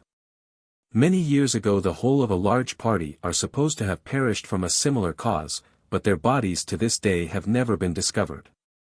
The union of a cloudless sky, low temperature, and a furious gale of wind, must be, I should think, in all parts of the world an unusual occurrence. June 29. We gladly travelled down the valley to our former night's lodging, and thence to near the Agua Amarga. On July 1 we reached the valley of Copiapo. The smell of the fresh clover was quite delightful, after the scentless air of the dry sterile Despoblado. Whilst staying in the town I heard an account from several of the inhabitants, of a hill in the neighbourhood which they called El Bramador, the Roarer or Bellower. I did not at the time pay sufficient attention to the account. But, as far as I understood, the hill was covered by sand, and the noise was produced only when people, by ascending it, put the sand in motion. The same circumstances are described in detail on the authority of Seetzen and Ehrenberg 147 as the cause of the sounds which have been heard by many travellers on Mount Sinai near the Red Sea. One person with whom I conversed had himself heard the noise. He described it as very surprising, and he distinctly stated that, although he could not understand how it was caused, yet it was necessary to set the sand rolling down the acclivity. A horse walking over dry and coarse sand causes a peculiar chirping noise from the friction of the particles, a circumstance which I several times noticed on the coast of Brazil. 3 days afterwards I heard of the Beagle's arrival at the port, distant 18 leagues from the town. There is very little land cultivated down the valley, its wide expanse supports a wretched wiry grass, which even the donkeys can hardly eat. This poorness of the vegetation is owing to the quantity of saline matter with which the soil is impregnated. The port consists of an assemblage of miserable little hovels, situated at the foot of a sterile plain. At present, as the river contains water enough to reach the sea, the inhabitants enjoy the advantage of having fresh water within 1.5 miles. On the beach there were large piles of merchandise, and the little place had an air of activity. In the evening I gave my adios, with a hearty goodwill, to my companion Mariano Gonzalez, with whom I had ridden so many leagues in Chile. The next morning the Beagle sailed for Iquique. July 12. We anchored in the port of Iquique, in latitude 20 degrees 12 minutes, on the coast of Peru. The town contains about 1,000 inhabitants, and stands on a little plain of sand at the foot of a great wall of rock, 2,000 feet in height, here forming the coast. The whole is utterly desert. A light shower of rain falls only once in very many years, and the ravines consequently are filled with detritus, and the mountainsides covered by piles of fine white sand, even to a height of 1,000 feet. During this season of the year a heavy bank of clouds, stretched over the ocean, seldom rises above the wall of rocks on the coast. The aspect of the place was most gloomy. The little port, with its few vessels, and small group of wretched houses, seemed overwhelmed and out of all proportion with the rest of the scene. The inhabitants live like persons on board a ship, every necessary comes from a distance, water is brought in boats from Pisagua, about 40 miles northward, and is sold at the rate of 9 reals, 4s. An 18-gallon cask, I bought a wine bottle full for 3d. In like manner firewood, and of course every article of food, is imported. Very few animals can be maintained in such a place. On the ensuing morning I hired with difficulty, at the price of £4 sterling, 2 mules and a guide to take me to the nitrate of soda works. These are at present the support of Iquique. This salt was first exported in 1830, in 1 year an amount in value of £100,000 sterling was sent to France and England. It is principally used as a manure and in the manufacture of nitric acid, owing to its deliquescent property it will not serve for gunpowder. Formerly there were 2 exceedingly rich silver mines in this neighborhood, but their produce is now very small. Our arrival in the offing caused some little apprehension. Peru was in a state of anarchy. And each party having demanded a contribution, the poor town of Iquique was in tribulation, thinking the evil hour was come. The people had also their domestic troubles. A short time before, 3 French carpenters had broken open, during the same night, the 2 churches, and stolen all the plate. One of the robbers, however, subsequently confessed, and the plate was recovered. The convicts were sent to Arequipa, which, though the capital of this province, is 200 leagues distant, the government there thought it a pity to punish such useful workmen who could make all sorts of furniture, and accordingly liberated them. Things being in this state, the churches were again broken open, but this time the plate was not recovered. The inhabitants became dreadfully enraged, and declaring that none but heretics would thus eat God Almighty, proceeded to torture some Englishmen, with the intention of afterwards shooting them. At last the authorities interfered, and peace was established. 13th. In the morning I started for the saltpetre works, a distance of 14 leagues. Having ascended the steep coast mountains by a zigzag sandy track, we soon came in view of the mines of Guantagea and St. Rosa. These two small villages are placed at the very mouths of the mines. And being perched up on hills, they had a still more unnatural and desolate appearance than the town of Iquique. We did not reach the saltpetre works till after sunset, having ridden all day across an undulating country, a complete and utter desert. The road was strewed with the bones and dried skins of many beasts of burden which had perished on it from fatigue. Excepting the vultur aura, which preys on the carcasses, I saw neither bird, quadruped, reptile, nor insect. On the coast mountains, at the height of about 2,000 feet, where during this season the clouds generally hang, a very few cacti were growing in the clefts of rock. And the loose sand was strewed over with a lichen, which lies on the surface quite unattached. This plant belongs to the genus Cladonia, and somewhat resembles the reindeer lichen. In some parts it was in sufficient quantity to tinge the sand, as seen from a distance, of a pale yellowish color. Farther inland, during the whole ride of 14 leagues, I saw only one other vegetable production, and that was a most minute yellow lichen, growing on the bones of the dead mules.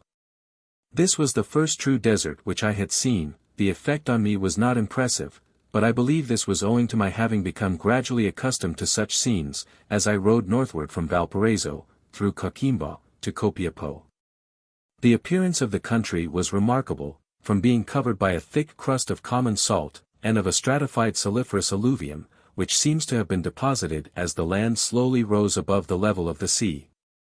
The salt is white, very hard, and compact. It occurs in water-worn nodules projecting from the agglutinated sand, and is associated with much gypsum. The appearance of this superficial mass very closely resembled that of a country after snow, before the last dirty patches are thawed. The existence of this crust of a soluble substance over the whole face of the country shows how extraordinarily dry the climate must have been for a long period. At night I slept at the house of the owner of one of the saltpetre mines. The country is here as unproductive as near the coast, but water, having rather a bitter and brackish taste, can be procured by digging wells. The well at this house was 36 yards deep. As scarcely any rain falls, it is evident the water is not thus derived. Indeed, if it were, it could not fail to be as salt as brine, for the whole surrounding country is encrusted with various saline substances. We must therefore conclude that it percolates underground from the Cordillera, though distant many leagues. In that direction there are a few small villages, where the inhabitants, having more water, are enabled to irrigate a little land, and raise hay, on which the mules and asses, employed in carrying the saltpetre, are fed. The nitrate of soda was now selling at the ship's side at 14 shillings per 100 pounds, the chief expense is its transport to the sea-coast. The mine consists of a hard stratum, between 2 and 3 feet thick, of the nitrate mingled with a little of the sulfate of soda and a good deal of common salt. It lies close beneath the surface, and follows for a length of 150 miles the margin of a grand basin or plain. This, from its outline, manifestly must once have been a lake, or more probably an inland arm of the sea, as may be inferred from the presence of iodic salts in the saline stratum. The surface of the plain is 3,300 feet above the Pacific. 19th. We anchored in the Bay of Callao, the seaport of Lima, the capital of Peru. We stayed here 6 weeks, but from the troubled state of public affairs I saw very little of the country. During our whole visit the climate was far from being so delightful as it is generally represented. A dull heavy bank of clouds constantly hung over the land, so that during the first 16 days I had only one view of the Cordillera behind Lima. These mountains, seen in stages, one above the other, through openings in the clouds, had a very grand appearance. It has almost become a proverb, that rain never falls in the lower part of Peru. Yet this can hardly be considered correct. For during almost every day of our visit there was a thick drizzling mist, which was sufficient to make the streets muddy and one's clothes damp. This the people are pleased to call Peruvian dew. That much rain does not fall is very certain, for the houses are covered only with flat roofs made of hardened mud, and on the mole shiploads of wheat were piled up, being thus left for weeks together without any shelter. I cannot say I liked the very little I saw of Peru. In summer, however, it is said that the climate is much pleasanter. In all seasons, both inhabitants and foreigners suffer from severe attacks of ague. This disease is common on the whole coast of Peru, but is unknown in the interior. The attacks of illness which arise from miasma never fail to appear most mysterious. So difficult is it to judge from the aspect of a country, whether or not it is healthy, that if a person had been told to choose within the tropics a situation appearing favorable for health, very probably he would have named this coast. The plain round the outskirts of Callao is sparingly covered with a coarse grass, and in some parts there are a few stagnant, though very small, pools of water. The miasma, in all probability, arises from these, for the town of Arica was similarly circumstanced, and its healthiness was much improved by the drainage of some little pools. Miasma is not always produced by a luxuriant vegetation with an ardent climate, for many parts of Brazil, even where there are marshes and a rank vegetation, are much more healthy than this sterile coast of Peru.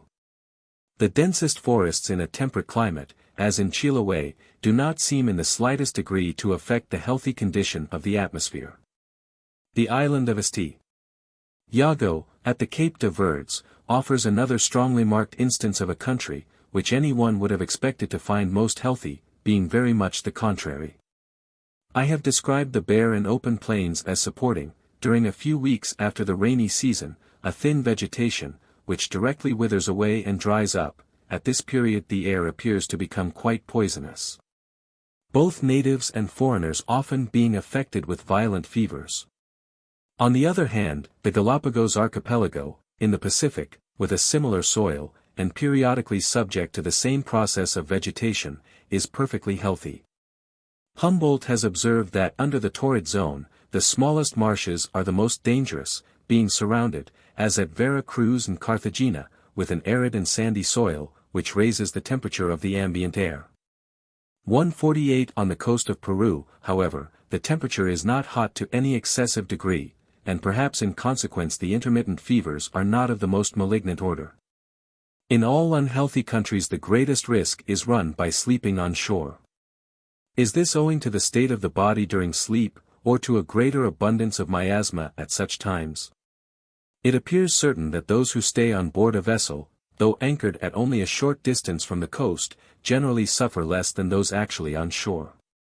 On the other hand, I have heard of one remarkable case where a fever broke out among the crew of a man-of-war some 100 miles off the coast of Africa, and at the same time one of those fearful periods 149 of death commenced at Sierra Leone. No state in South America, since the Declaration of Independence, has suffered more from anarchy than Peru. At the time of our visit there were 4 chiefs in arms contending for supremacy in the government. If one succeeded in becoming for a time very powerful, the others coalesced against him. But no sooner were they victorious than they were again hostile to each other.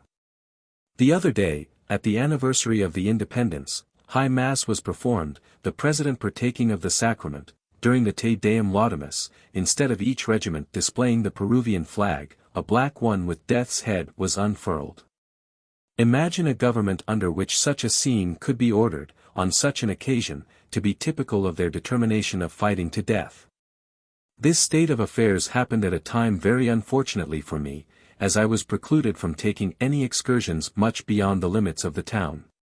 The barren island of San Lorenzo, which forms the harbor, was nearly the only place where one could walk securely. The upper part, which is upwards of 1,000 feet in height, during this season of the year, winter, comes within the lower limit of the clouds, and in consequence an abundant cryptogamic vegetation and a few flowers cover the summit. On the hills near Lima, at a height but little greater, the ground is carpeted with moss, and beds of beautiful yellow lilies, called amancas.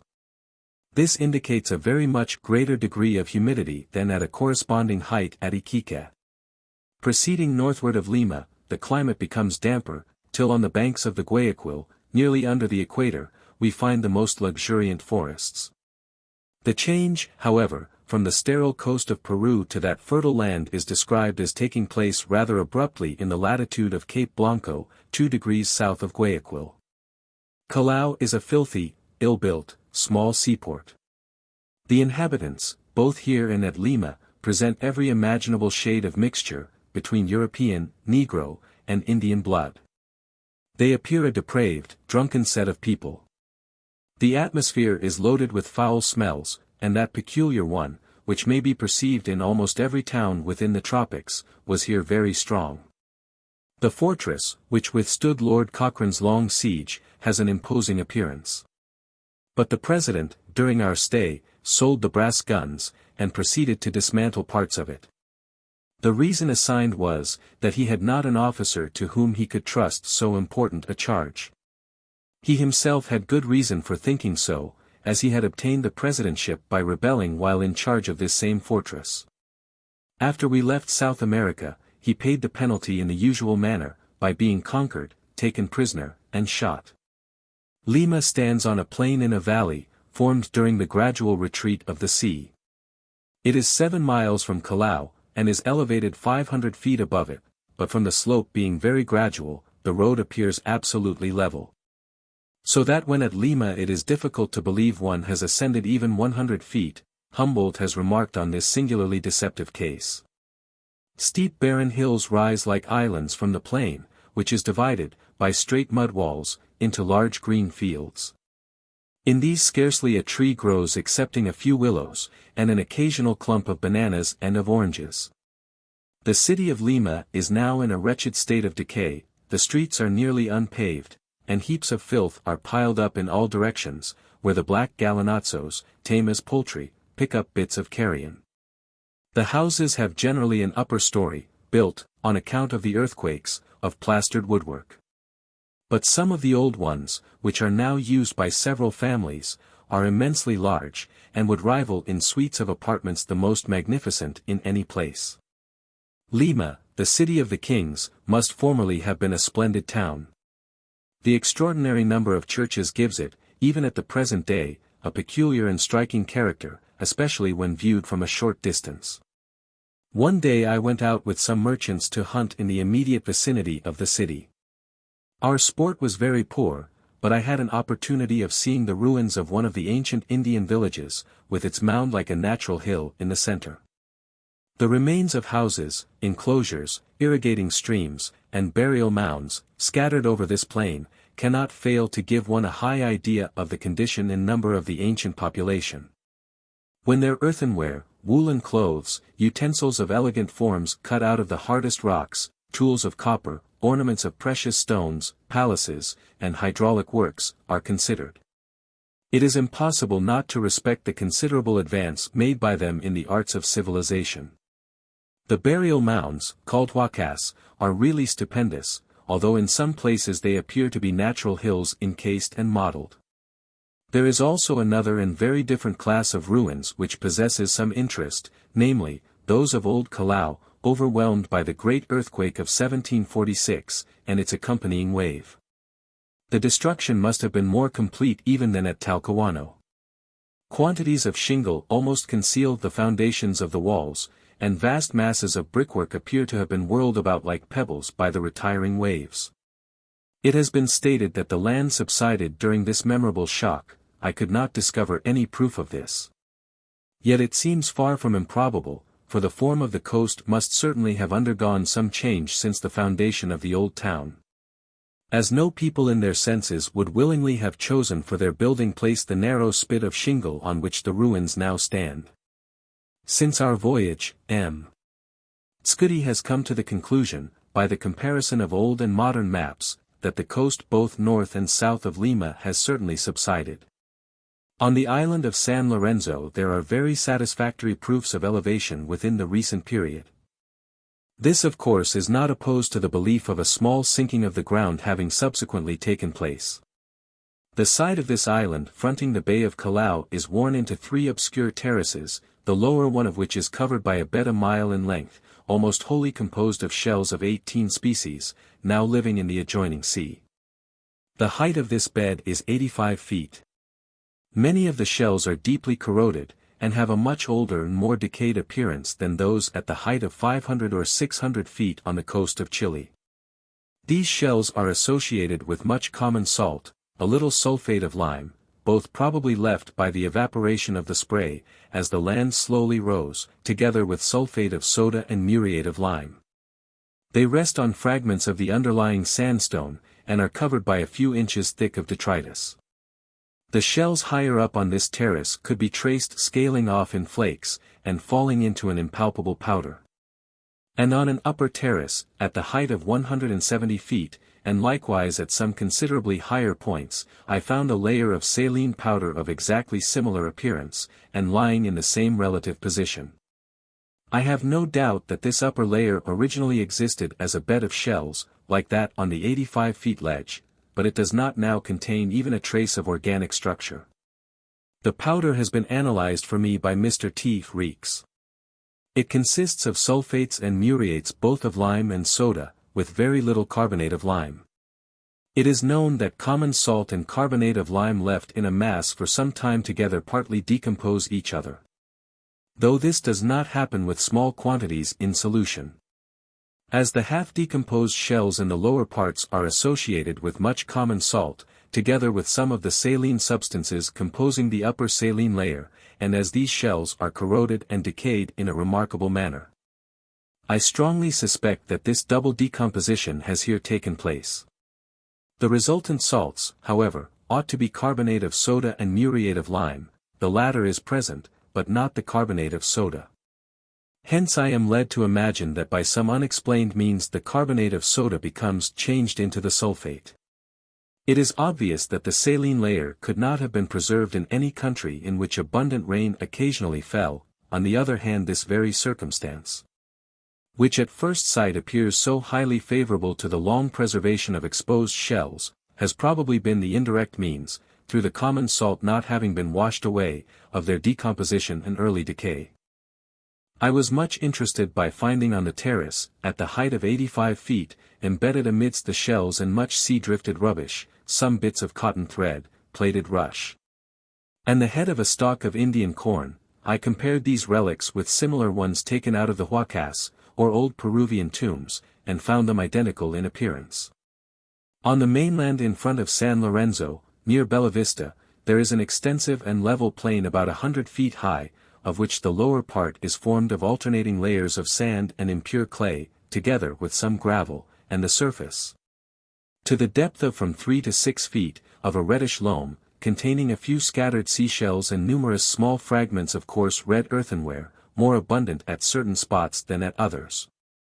At first I was inclined to believe that this superficial bed, from its wide extent and smoothness, must have been deposited beneath the sea, but I afterwards found in one spot that it lay on an artificial floor of round stones.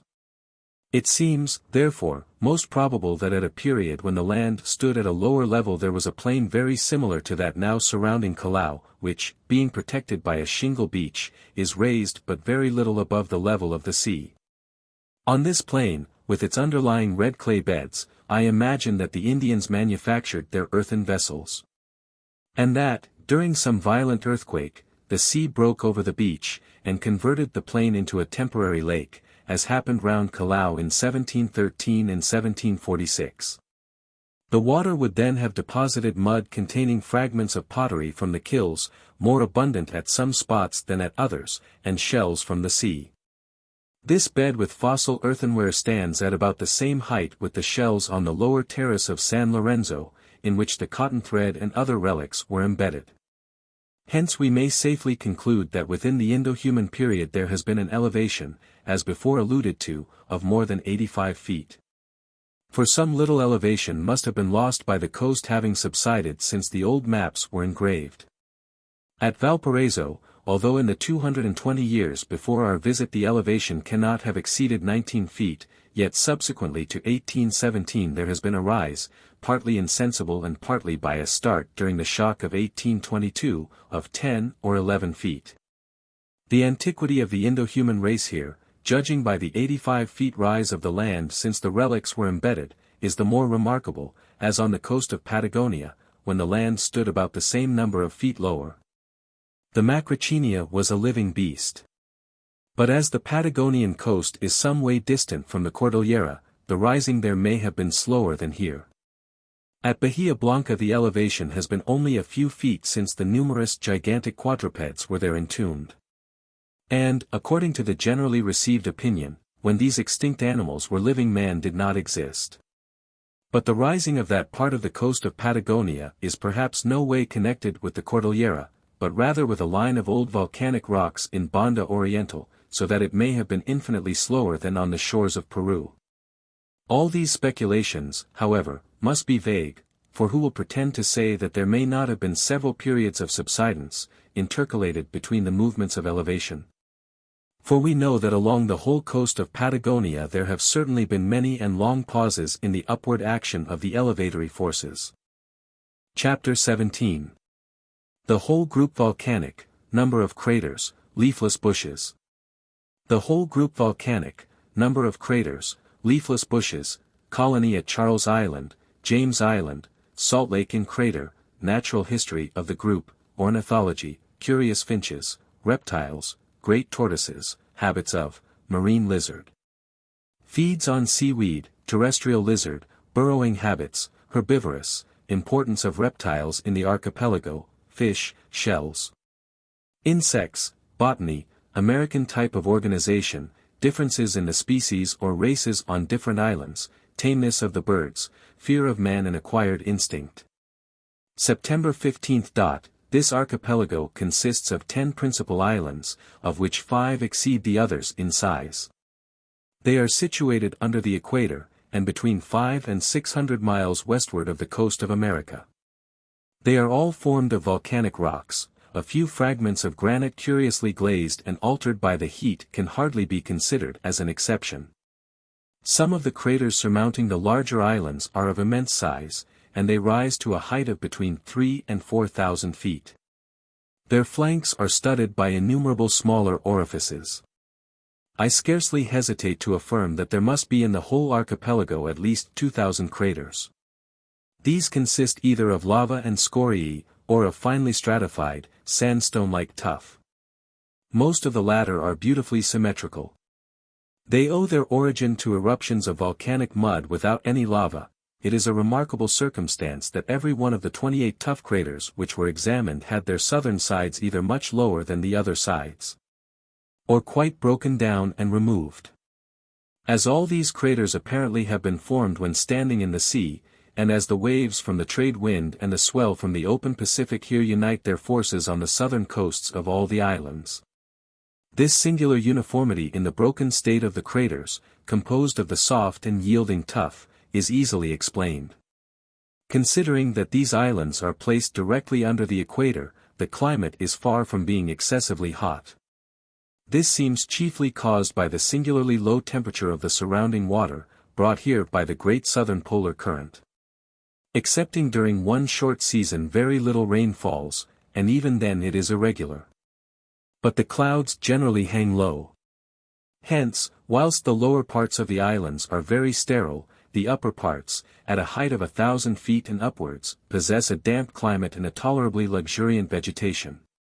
This is especially the case on the windward sides of the islands, which first receive and condense the moisture from the atmosphere. In the morning, 17th, we landed on Chatham Island, which, like the others, rises with a tame and rounded outline, broken here and there by scattered hillocks, the remains of former craters. Nothing could be less inviting than the first appearance. A broken field of black basaltic lava, thrown into the most rugged waves, and crossed by great fissures, is everywhere covered by stunted, sunburnt brushwood, which shows little signs of life.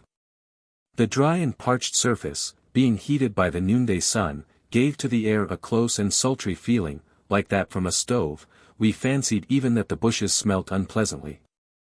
Although I diligently tried to collect as many plants as possible, I succeeded in getting very few, and such wretched-looking little weeds would have better become an Arctic than an equatorial flora. The brushwood appears, from a short distance, as leafless as our trees during winter, and it was some time before I discovered that not only almost every plant was now in full leaf, but that the greater number were in flower. The commonest bush is one of the Euphorbiaceae. An acacia and a great odd-looking cactus are the only trees which afford any shade. After the season of heavy rains, the islands are said to appear for a short time partially green. The volcanic island of Fernando Noronha, placed in many respects under nearly similar conditions, is the only other country where I have seen a vegetation at all like this of the Galapagos Islands. The Beagle sailed round Chatham Island, and anchored in several bays. One night I slept on shore on a part of the island where black truncated cones were extraordinarily numerous. From one small eminence I counted 60 of them, all surmounted by craters more or less perfect. The greater number consisted merely of a ring of red scoriae or slags cemented together, and their height above the plane of lava was not more than from 50 to 100 feet, none had been very lately active.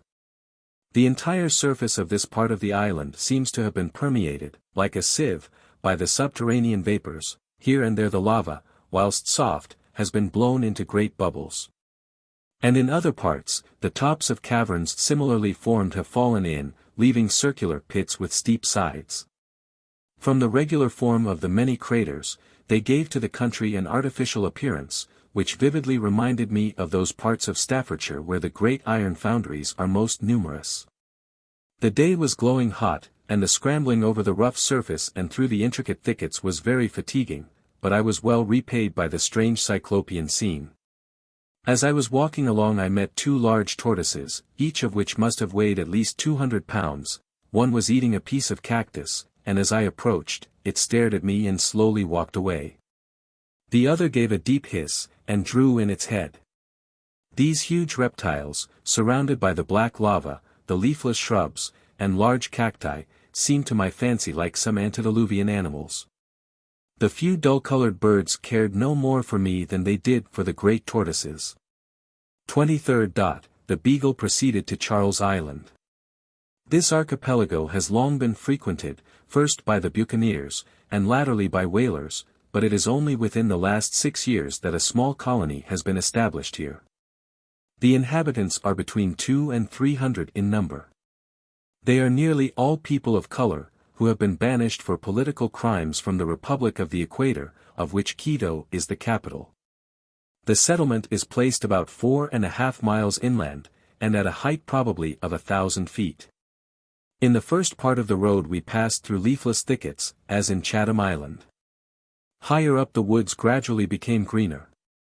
And as soon as we crossed the ridge of the island we were cooled by a fine southerly breeze, and our sight refreshed by a green and thriving vegetation. In this upper region coarse grasses and ferns abound. But there are no tree ferns. I saw nowhere any member of the palm family, which is the more singular, as 360 miles northward, Cocos Island takes its name from the number of coconuts. The houses are irregularly scattered over a flat space of ground, which is cultivated with sweet potatoes and bananas. It will not easily be imagined how pleasant the sight of black mud was to us, after having been so long accustomed to the parched soil of Peru and northern Chile. The inhabitants, although complaining of poverty, obtain, without much trouble, the means of subsistence. In the woods there are many wild pigs and goats, but the staple article of animal food is supplied by the tortoises. Their numbers have of course been greatly reduced in this island, but the people yet count on 2 days' hunting giving them food for the rest of the week. It is said that formerly single vessels have taken away as many as 700, and that the ship's company of a frigate some years since brought down in one day 200 tortoises to the beach. September 29th. We doubled the southwest extremity of Albemarle Island, and the next day were nearly becalmed between it and Narborough Island. Both are covered with immense deluges of black naked lava, which have flowed either over the rims of the great cauldrons, like pitch over the rim of a pot in which it has been boiled, or have burst forth from smaller orifices on the flanks. In their descent they have spread over miles of the seacoast. On both of these islands eruptions are known to have taken place, and in Albemarle we saw a small jet of smoke curling from the summit of one of the great craters. In the evening we anchored in Banks Cove, in Albemarle Island. The next morning I went out walking. To the south of the Broken Tuff crater, in which the Beagle was anchored, there was another beautifully symmetrical one of an elliptic form. Its longer axis was a little less than a mile, and its depth about 500 feet. At its bottom there was a shallow lake, in the middle of which a tiny crater formed an islet. The day was overpoweringly hot, and the lake looked clear and blue. I hurried down the cindery slope, and, choked with dust, eagerly tasted the water, but, to my sorrow, I found it salt as brine. The rocks on the coast abounded with great black lizards, between 3 and 4 feet long, and on the hills, an ugly yellowish-brown species was equally common. We saw many of this latter kind, some clumsily running out of the way, and others shuffling into their burrows. I shall presently describe in more detail the habits of both these reptiles. The whole of this northern part of Albemarle Island is miserably sterile. October 8. We arrived at James Island. This island, as well as Charles Island, were long since thus named after our kings of the Stuart line. Mr. Bino, myself, and our servants were left here for a week, with provisions and a tent, whilst the Beagle went for water. We found here a party of Spaniards who had been sent from Charles Island to dry fish and to salt tortoise meat. About 6 miles inland and at the height of nearly 2,000 feet, a hovel had been built in which 2 men lived, who were employed in catching tortoises, whilst the others were fishing on the coast. I paid this party 2 visits, and slept there one night. As in the other islands, the lower region was covered by nearly leafless bushes, but the trees were here of a larger growth than elsewhere, several being 2 feet and some even 2 feet 9 inches in diameter. The upper region, being kept damp by the clouds, supports a green and flourishing vegetation. So damp was the ground, that there were large beds of a coarse cyperus, in which great numbers of a very small water rail lived and bred. While staying in this upper region, we lived entirely upon tortoise meat, the breastplate roasted, as the gauchos do carne con cuero, with the flesh on it, is very good, and the young tortoises make excellent soup. But otherwise the meat to my taste is indifferent. One day we accompanied a party of the Spaniards in their whaleboat to a salina, or lake from which salt is procured. After landing we had a very rough walk over a rugged field of recent lava, which has almost surrounded a tough crater at the bottom of which the salt lake lies. The water is only 3 or 4 inches deep and rests on a layer of beautifully crystallized, white salt. The lake is quite circular, and is fringed with a border of bright green succulent plants. The almost precipitous walls of the crater are clothed with wood, so that the scene was altogether both picturesque and curious. A few years since the sailors belonging to a sealing vessel murdered their captain in this quiet spot. And we saw his skull lying among the bushes. During the greater part of our stay of a week the sky was cloudless, and if the trade wind failed for an hour the heat became very oppressive. On 2 days the thermometer within the tent stood for some hours at 93 degrees, but in the open air, in the wind and sun, at only 85 degrees. The sand was extremely hot. The thermometer placed in some of a brown color immediately rose to 137 degrees, and how much above that it would have risen I do not know, for it was not graduated any higher. The black sand felt much hotter, so that even in thick boots it was quite disagreeable to walk over it. The natural history of these islands is eminently curious, and well deserves attention.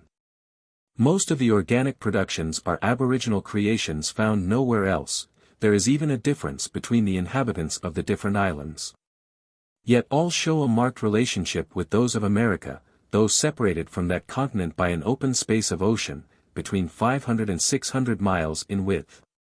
The archipelago is a little world within itself, or rather a satellite attached to America, whence it has derived a few stray colonists, and has received the general character of its indigenous productions.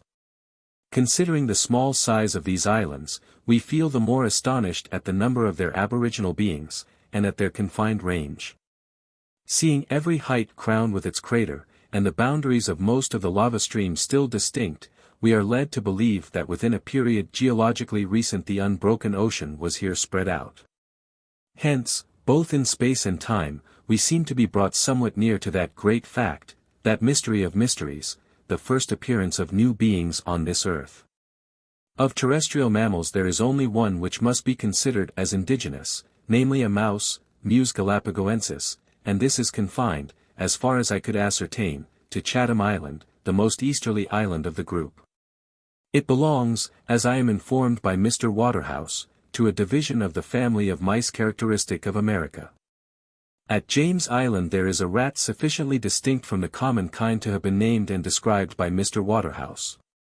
But as it belongs to the Old World division of the family, and as this island has been frequented by ships for the last 150 years, I can hardly doubt that this rat is merely a variety produced by the new and peculiar climate, food, and soil, to which it has been subjected. Although no one has a right to speculate without distinct facts, yet even with respect to the Chatham Island mouse, it should be borne in mind that it may possibly be an American species imported here. For I have seen, in a most unfrequented part of the Pampas, a native mouse living in the roof of a newly built hovel, and therefore its transportation in a vessel is not improbable. Analogous facts have been observed by Dr. Richardson in North America. Of land birds I obtained 26 kinds, all peculiar to the group and found nowhere else, with the exception of one lark-like finch from North America, Dolichonyx orosivorus, which ranges on that continent as far north as 54 degrees. And generally frequents marshes. The other 25 birds consist, firstly, of a hawk, curiously intermediate in structure between a buzzard and the American group of carrion-feeding polybori. And with these latter birds it agrees most closely in every habit and even tone of voice. Secondly, there are 2 owls, representing the short-eared and white barn owls of Europe.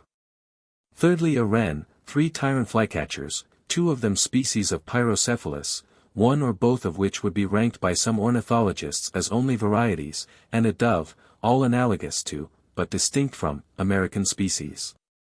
Fourthly, a swallow, which though differing from the Progny purpurea of both Americas, only in being rather duller colored, smaller, and slenderer, is considered by Mr. Gould as specifically distinct. Fifthly, there are 3 species of mocking thrush, a form highly characteristic of America. The remaining land birds form a most singular group of finches, related to each other in the structure of their beaks, short tails, form of body and plumage. There are 13 species which Mr. Gould has divided into 4 subgroups. All these species are peculiar to this archipelago, and so is the whole group, with the exception of one species of the subgroup Cactornis, lately brought from Bow Island, in the Low Archipelago. Of Cactornis the 2 species may be often seen climbing about the flowers of the great cactus trees, but all the other species of this group of finches, mingled together in flocks, feed on the dry and sterile ground of the lower districts. The males of all, or certainly of the greater number, are jet black, and the females, with perhaps 1 or 2 exceptions, are brown. The most curious fact is the perfect gradation in the size of the beaks in the different species of Geospiza, from one as large as that of a hawfinch to that of a chaffinch, and, if Mr. Gould is right in including his subgroup, Certhidia, in the main group, even to that of a warbler. The largest beak in the genus Geospiza is shown above in Figure 1, and the smallest in Figure 3. But instead of there being only one intermediate species, with a beak of the size shown in Figure 2, there are no less than 6 species with insensibly graduated beaks. The beak of the subgroup Certhidia is shown in Figure 4. The beak of Cactornis is somewhat like that of a starling, and that of the 4th subgroup, Camarhynchus, is slightly parrot-shaped. Seeing this gradation and diversity of structure in one small, intimately related group of birds, one might really fancy that from an original paucity of birds in this archipelago, one species had been taken and modified for different ends. In a like manner it might be fancied that a bird, originally a buzzard, had been induced here to undertake the office of the carrion-feeding polybori of the American continent. Of waders and water birds I was able to get only 11 kinds, and of these only 3, including a rail confined to the damp summits of the islands, are new species. Considering the wandering habits of the gulls, I was surprised to find that the species inhabiting these islands is peculiar, but allied to one from the southern parts of South America. The far greater peculiarity of the land birds, namely, 25 out of 26 being new species, or at least new races, compared with the waders and web-footed birds, is in accordance with the greater range which these latter orders have in all parts of the world. We shall hereafter see this law of aquatic forms, whether marine or fresh water, being less peculiar at any given point of the earth's surface than the terrestrial forms of the same classes, strikingly illustrated in the shells, and in a lesser degree in the insects of this archipelago. 2 of the waders are rather smaller than the same species brought from other places. The swallow is also smaller, though it is doubtful whether or not it is distinct from its analogue. The 2 owls, the 2 tyrant flycatchers, Pyrocephalus, and the dove, are also smaller than the analogous but distinct species, to which they are most nearly related. On the other hand, the gull is rather larger.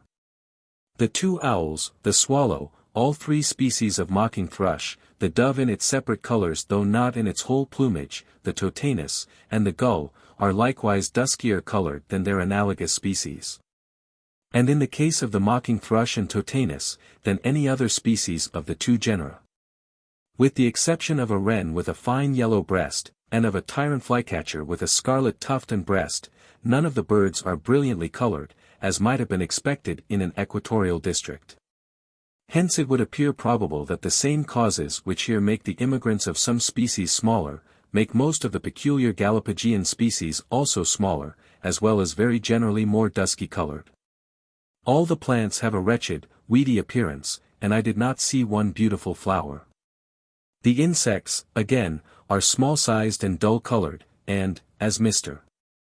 Waterhouse informs me, there is nothing in their general appearance which would have led him to imagine that they had come from under the equator.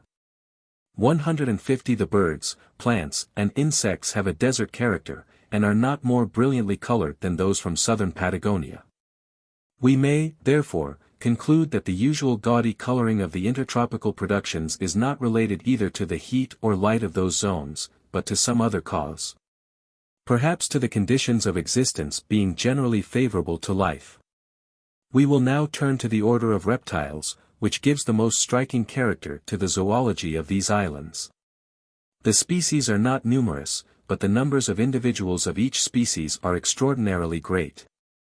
There is one small lizard belonging to a South American genus, and 2 species, and probably more, of the Amblyrhynchus, a genus confined to the Galapagos Islands. There is one snake which is numerous, it is identical, as I am informed by M. Bibron, with the Simulphus taminki from Chile. 151 Of sea turtle I believe there are more than 1 species, and of tortoises there are, as we shall presently show, 2 or 3 species or races. Of toads and frogs there are none. I was surprised at this, considering how well suited for them the temperate and damp upper woods appeared to be. It recalled to my mind the remark made by Boris T. Vincent 152, namely, that none of this family are found on any of the volcanic islands in the great oceans. As far as I can ascertain from various works, this seems to hold good throughout the Pacific, and even in the large islands of the Sandwich Archipelago. Mauritius offers an apparent exception, where I saw the Rana mascariensis in abundance. This frog is said now to inhabit the Seychelles, Madagascar, and Bourbon. But on the other hand, Dubois, in his voyage in 1669, states that there were no reptiles in Bourbon except tortoises. And the Officier du Roi asserts that before 1768 it had been attempted, without success, to introduce frogs into Mauritius, I presume for the purpose of eating, hence it may be well doubted whether this frog is an aboriginal of these islands. The absence of the frog family in the oceanic islands is the more remarkable, when contrasted with the case of lizards, which swarm on most of the smallest islands. May this difference not be caused by the greater facility with which the eggs of lizards, protected by calcareous shells, might be transported through salt water, than could the slimy spawn of frogs?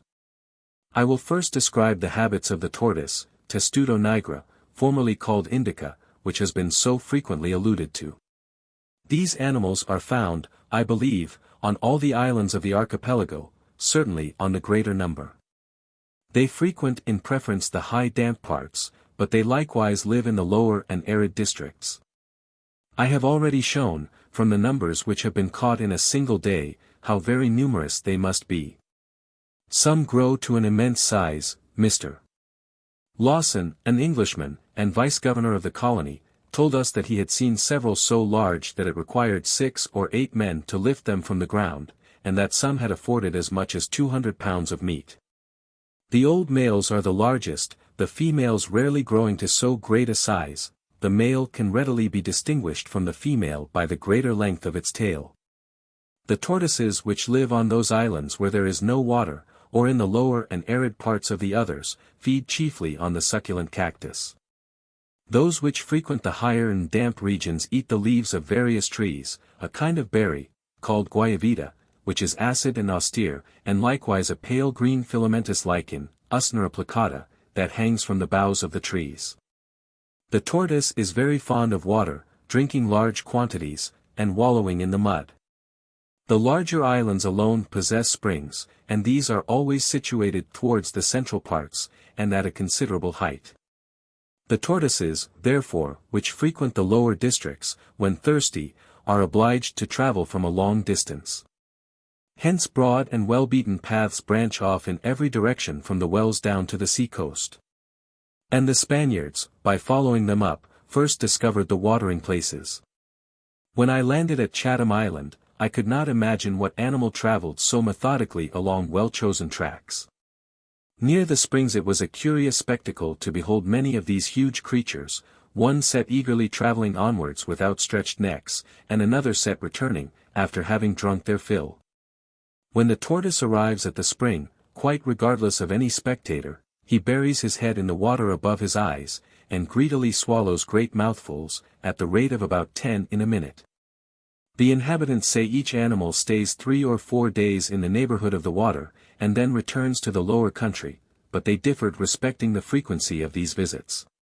The animal probably regulates them according to the nature of the food on which it has lived. It is, however, certain that tortoises can subsist even on those islands where there is no other water than what falls during a few rainy days in the year. I believe it is well ascertained that the bladder of the frog acts as a reservoir for the moisture necessary to its existence. Such seems to be the case with the tortoise. For some time after a visit to the springs, their urinary bladders are distended with fluid, which is said gradually to decrease in volume, and to become less pure. The inhabitants, when walking in the lower district, and overcome with thirst, often take advantage of this circumstance, and drink the contents of the bladder if full. In one I saw killed, the fluid was quite limpid, and had only a very slightly bitter taste. The inhabitants, however, always first drink the water in the pericardium, which is described as being best. The tortoises, when purposely moving towards any point, travel by night and day and arrive at their journey's end much sooner than would be expected. The inhabitants, from observing marked individuals, consider that they travel a distance of about 8 miles in 2 or 3 days. One large tortoise, which I watched, walked at the rate of 60 yards in 10 minutes, that is 360 yards in the hour, or 4 miles a day, allowing a little time for it to eat on the road. During the breeding season, when the male and female are together, the male utters a hoarse roar or bellowing, which, it is said, can be heard at the distance of more than 100 yards. The female never uses her voice, and the male only at these times, so that when the people hear this noise, they know that the two are together. They were at this time, October, laying their eggs. The female, where the soil is sandy, deposits them together, and covers them up with sand, but where the ground is rocky she drops them indiscriminately in any hole. Mr. Bino found 7 placed in a fissure. The egg is white and spherical. One which I measured was 7 inches and 3/8 in circumference, and therefore larger than a hen's egg. The young tortoises, as soon as they are hatched, fall a prey in great numbers to the carrion-feeding buzzard. The old ones seem generally to die from accidents, as from falling down precipices, at least, several of the inhabitants told me that they never found one dead without some evident cause. The inhabitants believe that these animals are absolutely deaf, certainly they do not overhear a person walking close behind them. I was always amused when overtaking one of these great monsters, as it was quietly pacing along, to see how suddenly, the instant I passed, it would draw in its head and legs, and uttering a deep hiss fall to the ground with a heavy sound, as if struck dead. I frequently got on their backs, and then giving a few raps on the hinder part of their shells, they would rise up and walk away, but I found it very difficult to keep my balance. The flesh of this animal is largely employed, both fresh and salted. And a beautifully clear oil is prepared from the fat. When a tortoise is caught, the man makes a slit in the skin near its tail, so as to see inside its body, whether the fat under the dorsal plate is thick. If it is not, the animal is liberated. And it is said to recover soon from this strange operation. In order to secure the tortoises, it is not sufficient to turn them like turtle, for they are often able to get on their legs again. There can be little doubt that this tortoise is an aboriginal inhabitant of the Galapagos, for it is found on all, or nearly all, the islands, even on some of the smaller ones where there is no water. Had it been an imported species, this would hardly have been the case in a group which has been so little frequented. Moreover, the old buccaneers found this tortoise in greater numbers even than at present. Wood and Rogers also, in 1708, say that it is the opinion of the Spaniards that it is found nowhere else in this quarter of the world. It is now widely distributed, but it may be questioned whether it is in any other place an aboriginal. The bones of a tortoise at Mauritius, associated with those of the extinct dodo, have generally been considered as belonging to this tortoise. If this had been so, undoubtedly it must have been there indigenous, but M. Bibron informs me that he believes that it was distinct, as the species now living there certainly is. The Amblyrhynchus, a remarkable genus of lizards, is confined to this archipelago. There are two species, resembling each other in general form, one being terrestrial and the other aquatic. This latter species, A. cristatus, was first characterized by Mr. Bell, who well foresaw, from its short, broad head, and strong claws of equal length, that its habits of life would turn out very peculiar, and different from those of its nearest ally, the iguana. It is extremely common on all the islands throughout the group, and lives exclusively on the rocky sea beaches, being never found, at least I never saw one, even 10 yards inshore. It is a hideous-looking creature, of a dirty black color, stupid, and sluggish in its movements. The usual length of a full-grown one is about a yard, but there are some even 4 feet long. A large one weighed 20 pounds, on the island of Albemarle they seem to grow to a greater size than elsewhere. Their tails are flattened sideways, and all 4 feet partially webbed. They are occasionally seen some 100 yards from the shore, swimming about, and Captain Colnett, in his Voyage says, they go to sea in herds fishing, and sun themselves on the rocks, and may be called alligators in miniature. It must not, however, be supposed that they live on fish. When in the water this lizard swims with perfect ease and quickness, by a serpentine movement of its body and flattened tail, the legs being motionless and closely collapsed on its sides. A seaman on board sank one, with a heavy weight attached to it, thinking thus to kill it directly, but when, an hour afterwards, he drew up the line, it was quite active. Their limbs and strong claws are admirably adapted for crawling over the rugged and fissured masses of lava which everywhere form the coast. In such situations a group of 6 or 7 of these hideous reptiles may oftentimes be seen on the black rocks, a few feet above the surf, basking in the sun with outstretched legs.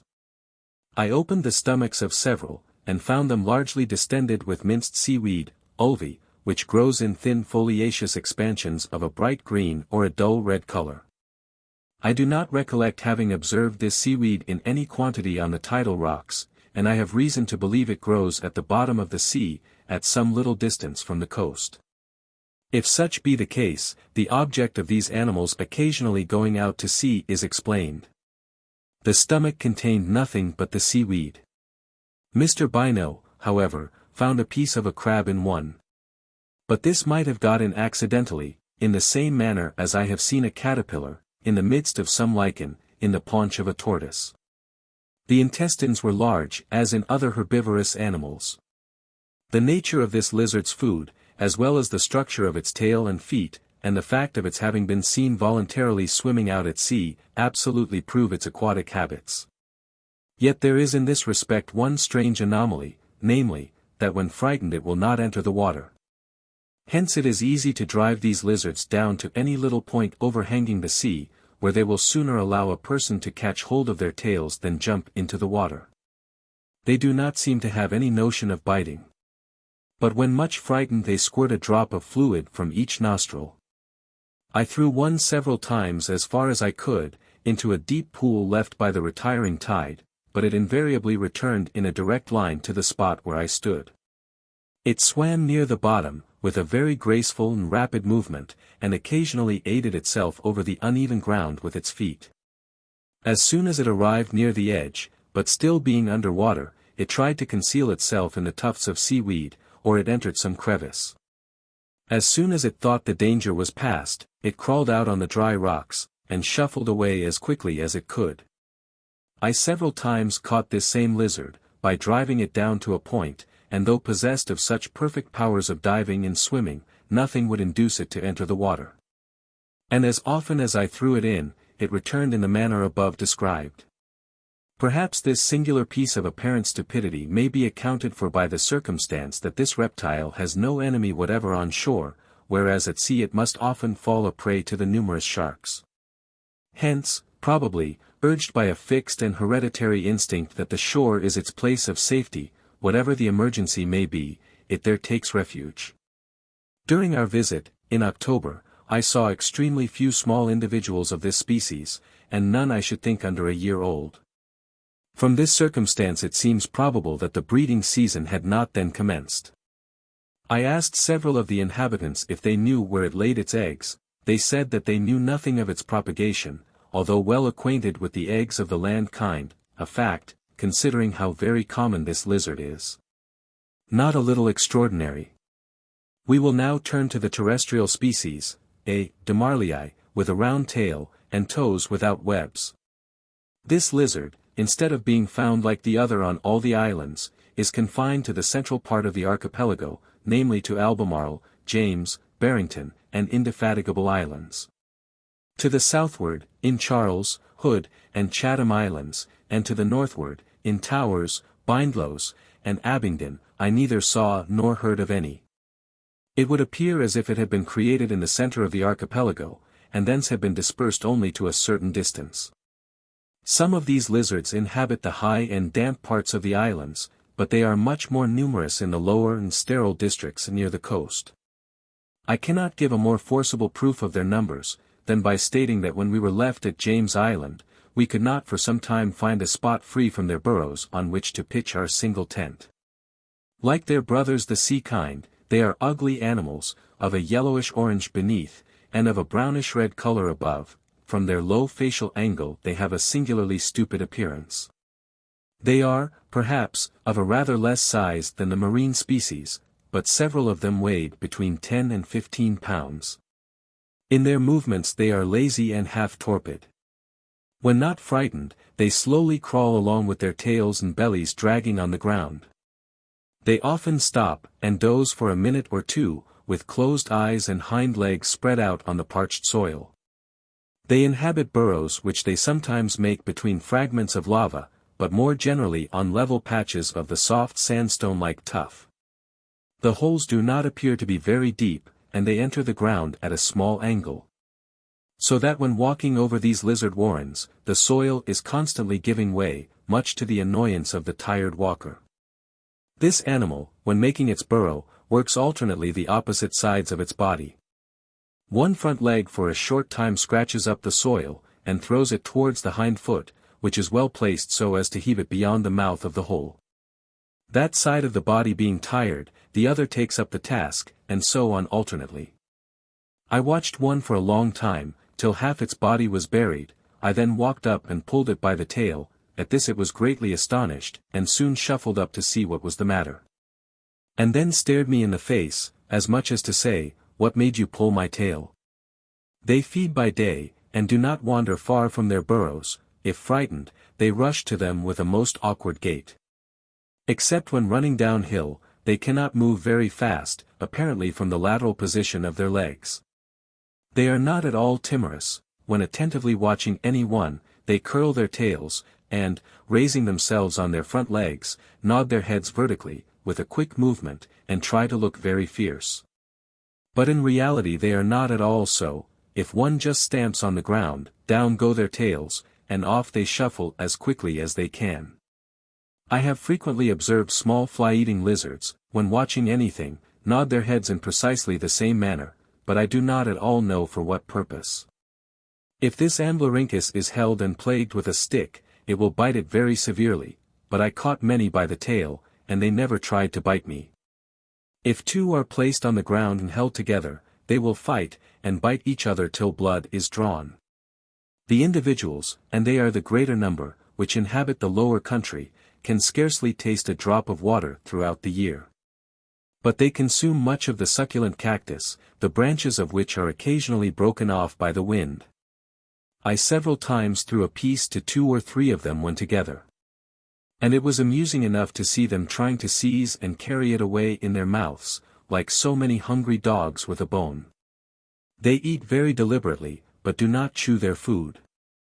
The little birds are aware how harmless these creatures are. I have seen one of the thick-billed finches picking at one end of a piece of cactus, which is much relished by all the animals of the lower region, whilst a lizard was eating at the other end. And afterwards the little bird with the utmost indifference hopped on the back of the reptile.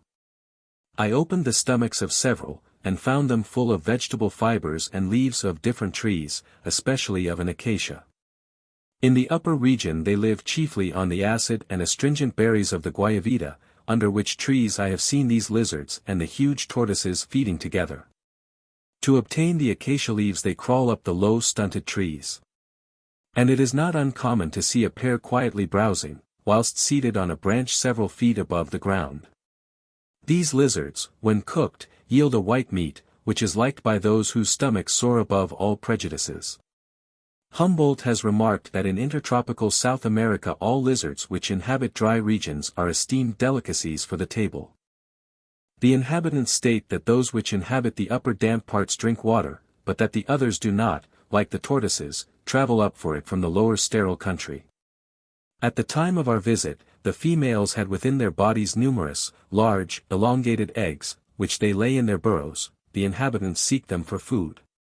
These two species of Amblyrhynchus agree, as I have already stated, in their general structure, and in many of their habits.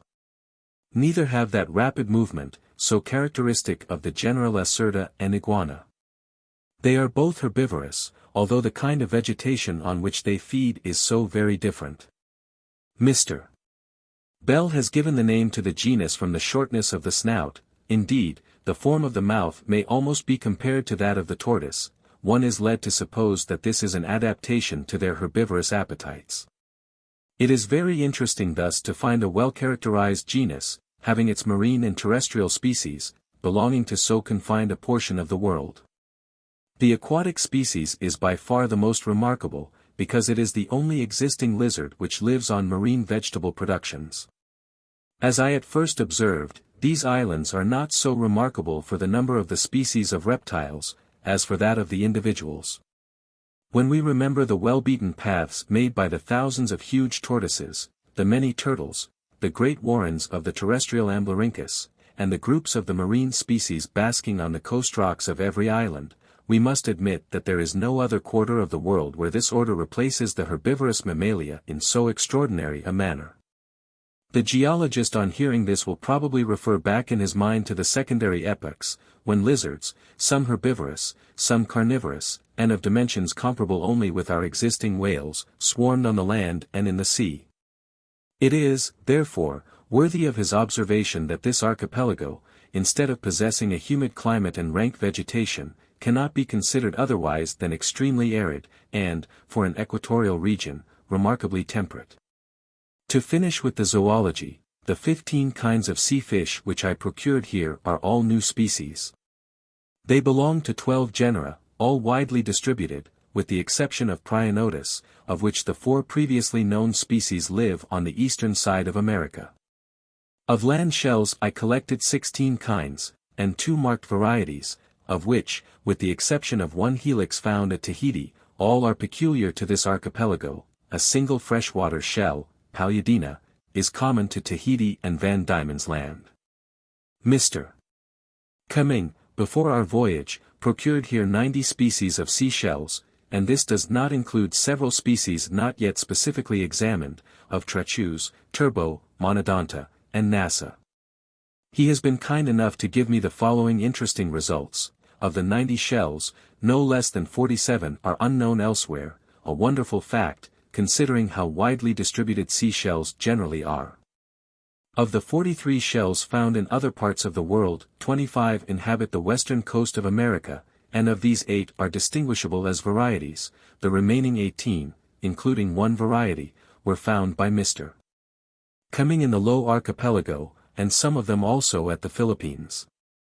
This fact of shells from islands in the central parts of the Pacific occurring here, deserves notice, for not one single seashell is known to be common to the islands of that ocean and to the west coast of America. The space of open sea running north and south off the west coast separates 2 quite distinct conchological provinces. But at the Galapagos archipelago we have a halting place, where many new forms have been created, and whither these 2 great conchological provinces have each sent several colonists. The American province has also sent here representative species. For there is a Galapageian species of Monoceros, a genus only found on the west coast of America, and there are Galapageian species of Fissurella and Cancellaria, genera common on the west coast, but not found, as I am informed by Mr. Cumming, in the central islands of the Pacific. On the other hand, there are Galapageian species of Onytia and Stylophore, genera common to the West Indies and to the Chinese and Indian seas, but not found either on the west coast of America or in the central Pacific. I may here add, that after the comparison by Messrs. Cumming and Hines of about 2,000 shells from the eastern and western coasts of America, only 1 single shell was found in common, namely, the Purpura patula, which inhabits the West Indies, the coast of Panama, and the Galapagos. We have, therefore, in this quarter of the world, 3 great conchological sea provinces, quite distinct, though surprisingly near each other, being separated by long north and south spaces either of land or of open sea. I took great pains in collecting the insects, but excepting Tierra del Fuego, I never saw in this respect so poor a country. Even in the upper and damp region I procured very few, excepting some minute Diptera and Hymenoptera, mostly of common mundane forms. As before remarked, the insects, for a tropical region, are of very small size and dull colors.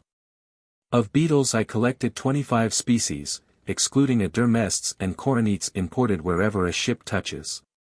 Of these, 2 belong to the Harpalidae, 2 to the Hydrophilidae, 9 to 3 families of the Heteromera, and the remaining 12 to as many different families. This circumstance of insects, and I may add plants, where few in number, belonging to many different families, is, I believe, very general. Mr. Waterhouse, who has published 153 an account of the insects of this archipelago, and to whom I am indebted for the above details, informs me that there are several new genera. And that of the genera not new, 1 or 2 are American, and the rest of mundane distribution.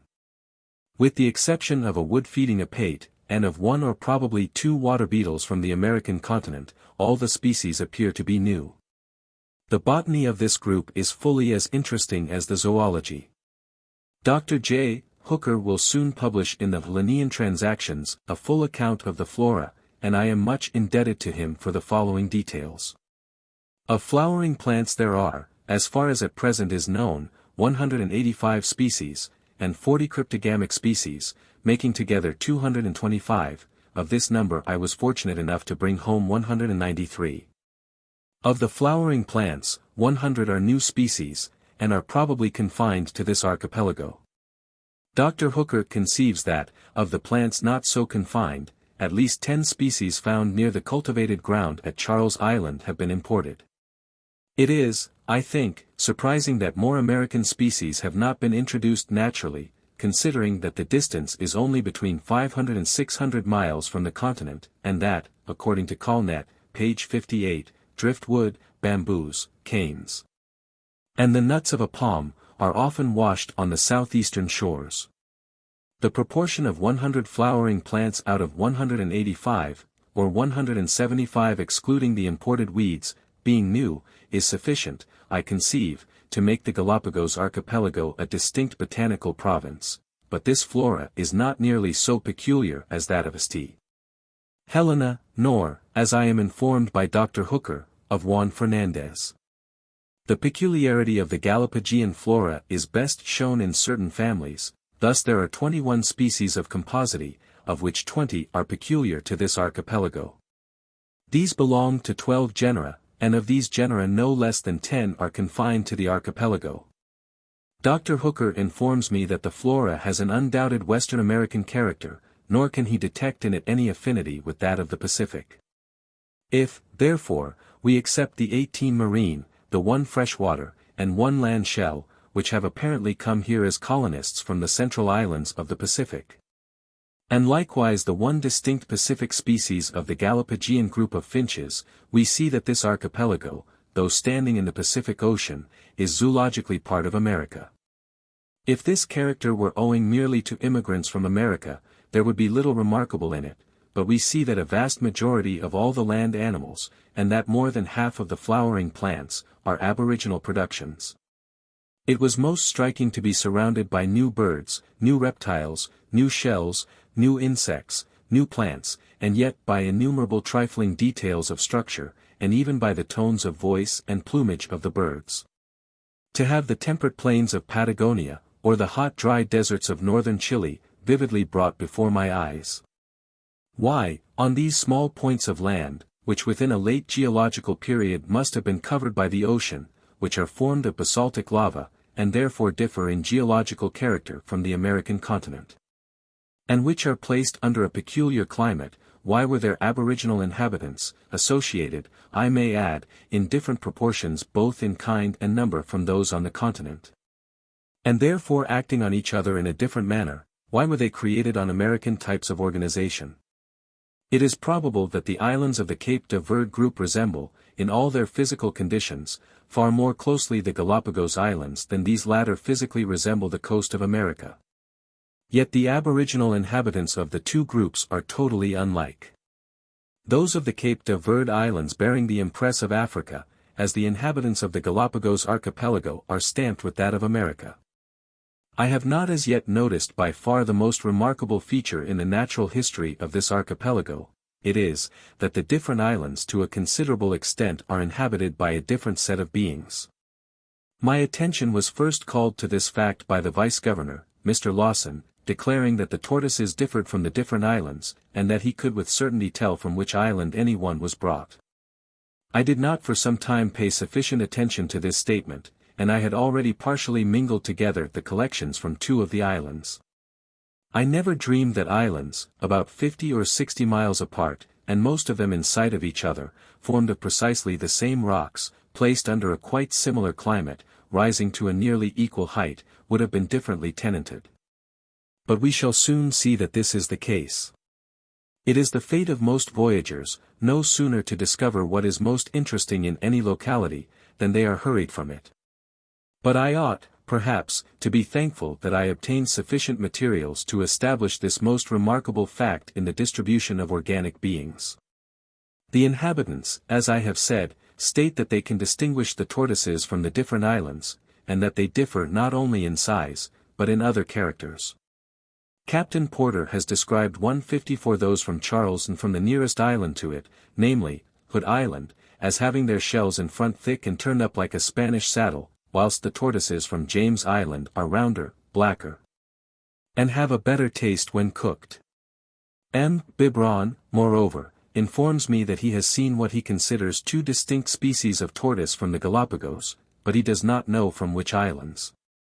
The specimens that I brought from 3 islands were young ones, and probably owing to this cause neither Mr. Gray nor myself could find in them any specific differences. I have remarked that the marine Amblyrhynchus was larger at Albemarle Island than elsewhere, and M. Biberon informs me that he has seen 2 distinct aquatic species of this genus. So that the different islands probably have their representative species or races of the Amblyrhynchus, as well as of the tortoise. My attention was first thoroughly aroused by comparing together the numerous specimens, shot by myself and several other parties on board, of the mocking thrushes, when, to my astonishment, I discovered that all those from Charles Island belonged to one species, Mimus trifasciatus, all from Albemarle Island to M. parvulus, and all from James and Chatham Islands, between which 2 other islands are situated, as connecting links, belong to M. melanotus. These 2 latter species are closely allied, and would by some ornithologists be considered as only well-marked races or varieties, but the Mimus trifasciatus is very distinct.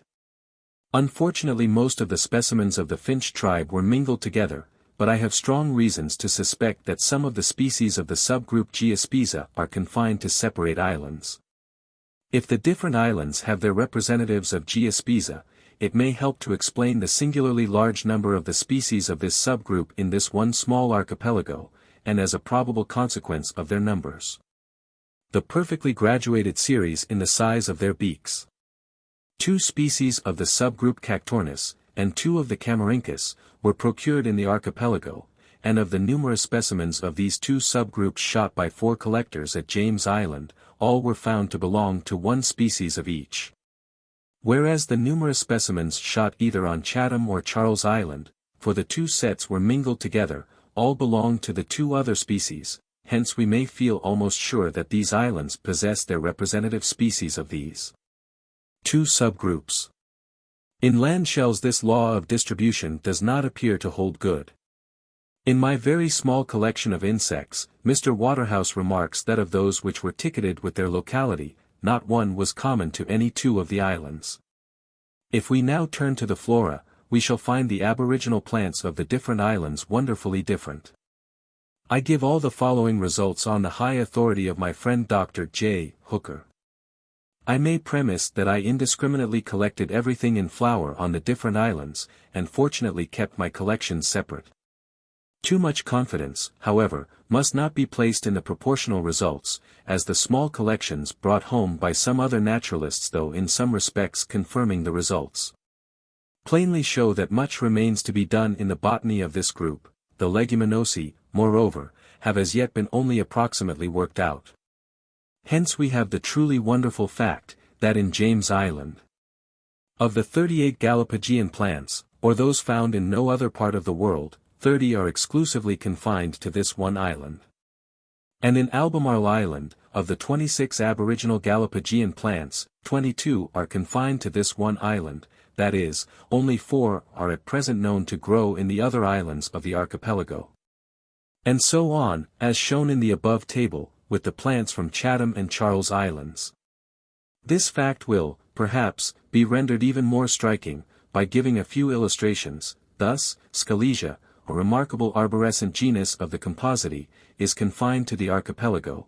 It has 6 species, 1 from Chatham, 1 from Albemarle, 1 from Charles Island, 2 from James Island, and the 6th from one of the 3 latter islands, but it is not known from which. Not one of these 6 species grows on any 2 islands.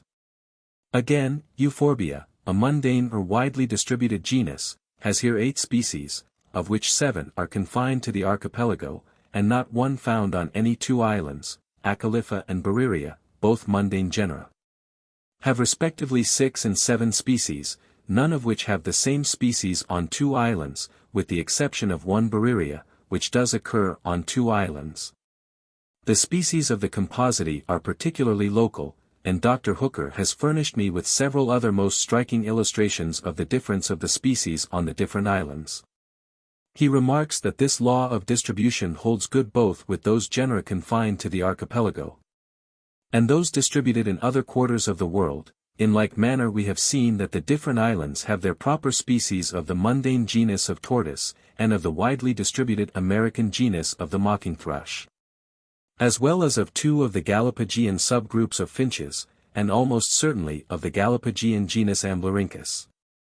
The distribution of the tenants of this archipelago would not be nearly so wonderful, if, for instance, one island had a mocking thrush, and a second island some other quite distinct genus. If one island had its genus of lizard, and a second island another distinct genus, or none whatever. Or if the different islands were inhabited, not by representative species of the same genera of plants, but by totally different genera, as does to a certain extent hold good. For, to give one instance, a large berry-bearing tree at James Island has no representative species in Charles Island.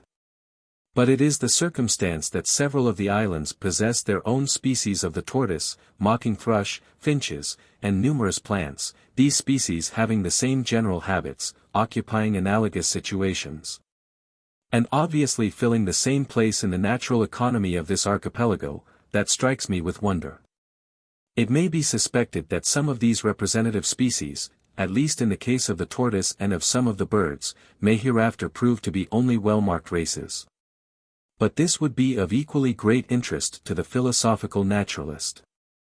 I have said that most of the islands are in sight of each other. I may specify that Charles Island is 50 miles from the nearest part of Chatham Island, and 33 miles from the nearest part of Albemarle Island.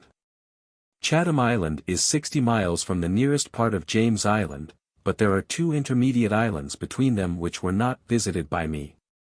James Island is only 10 miles from the nearest part of Albemarle Island, but the 2 points where the collections were made are 32 miles apart.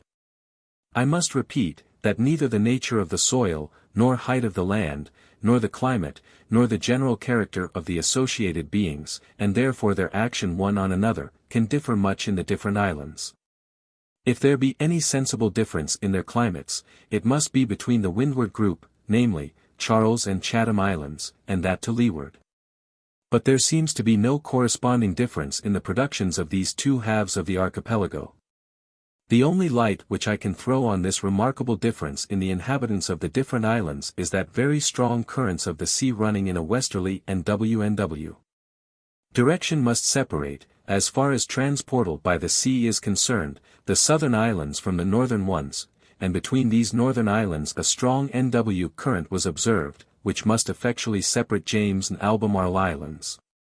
As the archipelago is free to a most remarkable degree from gales of wind, neither the birds, insects, nor lighter seeds, would be blown from island to island. And lastly, the profound depth of the ocean between the islands, and their apparently recent, in a geological sense, volcanic origin, render it highly unlikely that they were ever united. And this, probably, is a far more important consideration than any other with respect to the geographical distribution of their inhabitants. Reviewing the facts here given, one is astonished at the amount of creative force, if such an expression may be used, displayed on these small, barren, and rocky islands. And still more so, at its diverse yet analogous action on points so near each other. I have said that the Galapagos archipelago might be called a satellite attached to America, but it should rather be called a group of satellites, physically similar, organically distinct, yet intimately related to each other. And all related in a marked though much lesser degree, to the great American continent. I will conclude my description of the natural history of these islands by giving an account of the extreme tameness of the birds.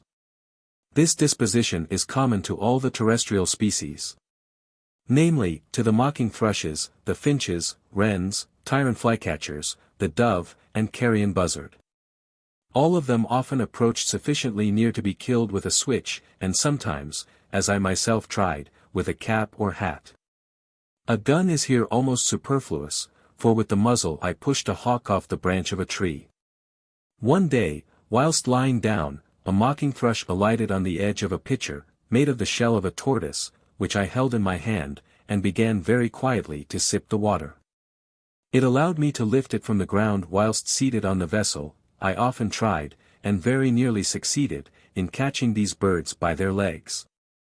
Formerly the birds appear to have been even tamer than at present. Cowley, in the year 1684, says that the turtle-doves were so tame, that they would often alight on our hats and arms, so as that we could take them alive, they not fearing man, until such time as some of our company did fire at them, whereby they were rendered more shy. Dampier also, in the same year, says that a man in a morning's walk might kill 6 or 7 dozen of these doves. At present, although certainly very tame, they do not alight on people's arms, nor do they suffer themselves to be killed in such large numbers. It is surprising that they have not become wilder.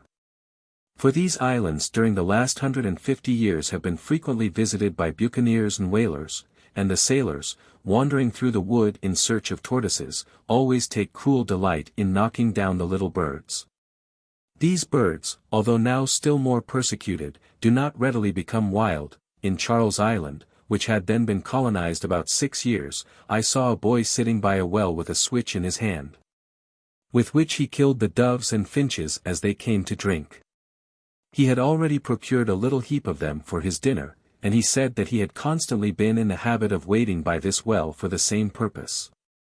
It would appear that the birds of this archipelago, not having as yet learnt that man is a more dangerous animal than the tortoise or the amblyrhynchus, disregard him, in the same manner as in England shy birds, such as magpies, disregard the cows and horses grazing in our fields. The Falkland Islands offer a second instance of birds with a similar disposition. The extraordinary tameness of the little Apiciorhynchus has been remarked by Pernety, Lesson, and other voyagers. It is not, however, peculiar to that bird. The polyborus, snipe, upland and lowland goose, thrush, bunting, and even some true hawks, are all more or less tame. As the birds are so tame there, where foxes, hawks, and owls occur, we may infer that the absence of all rapacious animals at the Galapagos is not the cause of their tameness here. The upland geese at the Falklands show, by the precaution they take in building on the islets, that they are aware of their danger from the foxes, but they are not by this rendered wild towards man. This tameness of the birds, especially of the waterfowl, is strongly contrasted with the habits of the same species in Tierra del Fuego, where for ages past they have been persecuted by the wild inhabitants.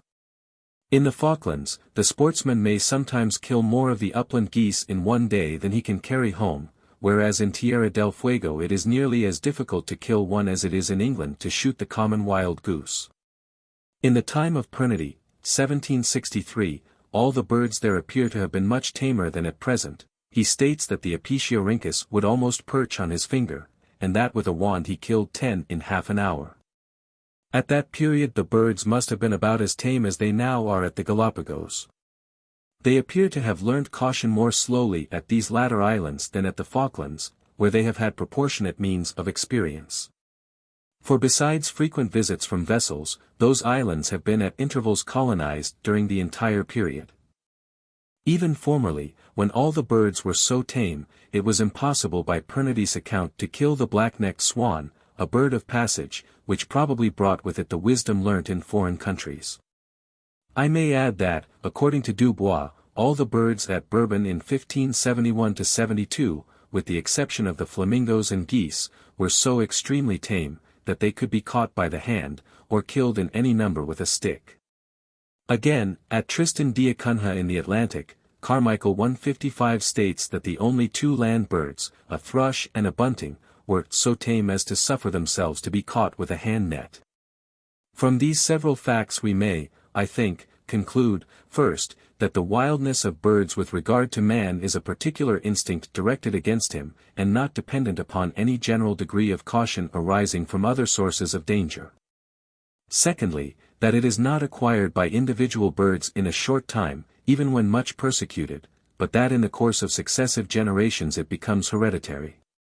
With domesticated animals we are accustomed to see new mental habits or instincts acquired and rendered hereditary, but with animals in a state of nature it must always be most difficult to discover instances of acquired hereditary knowledge. In regard to the wildness of birds towards man, there is no way of accounting for it, except as an inherited habit. Comparatively few young birds, in any one year, have been injured by man in England, yet almost all, even nestlings, are afraid of him. Many individuals, on the other hand, both at the Galapagos and at the Falklands, have been pursued and injured by man, but yet have not learned a salutary dread of him. We may infer from these facts, what havoc the introduction of any new beast of prey must cause in a country, before the instincts of the indigenous inhabitants have become adapted to the stranger's craft or power. Chapter 18. Pass through the Low Archipelago, Tahiti, aspect, vegetation on the mountains. Pass through the low archipelago, Tahiti, aspect, vegetation on the mountains, view of Eimeo, excursion into the interior, profound ravines, succession of waterfalls, number of wild useful plants, temperance of the inhabitants, their moral state, parliament. Convened, New Zealand, Bay of Islands, Hippas, excursion to Waimate, missionary establishment, English weeds now run wild, Wyomio, funeral of a New Zealand woman, sail for Australia. October 20th. The survey of the Galapagos archipelago being concluded, we steered towards Tahiti and commenced our long passage of 3,200 miles. In the course of a few days we sailed out of the gloomy and clouded ocean district which extends during the winter far from the coast of South America. We then enjoyed bright and clear weather, while running pleasantly along at the rate of 150 or 160 miles a day before the steady trade wind. The temperature in this more central part of the Pacific is higher than near the American shore. The thermometer in the poop cabin, by night and day, ranged between 80 degrees and 83 degrees, which feels very pleasant, but with 1 degree or 2 higher, the heat becomes oppressive. We passed through the low or dangerous archipelago, and saw several of those most curious rings of coral land, just rising above the water's edge, which have been called lagoon islands. A long and brilliantly white beach is capped by a margin of green vegetation, and the strip, looking either way, rapidly narrows away in the distance, and sinks beneath the horizon. From the masthead a wide expanse of smooth water can be seen within the ring. These low hollow coral islands bear no proportion to the vast ocean out of which they abruptly rise.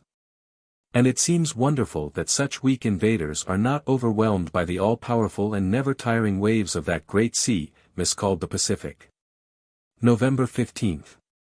At daylight, Tahiti, an island which must forever remain classical to the voyager in the South Sea, was in view.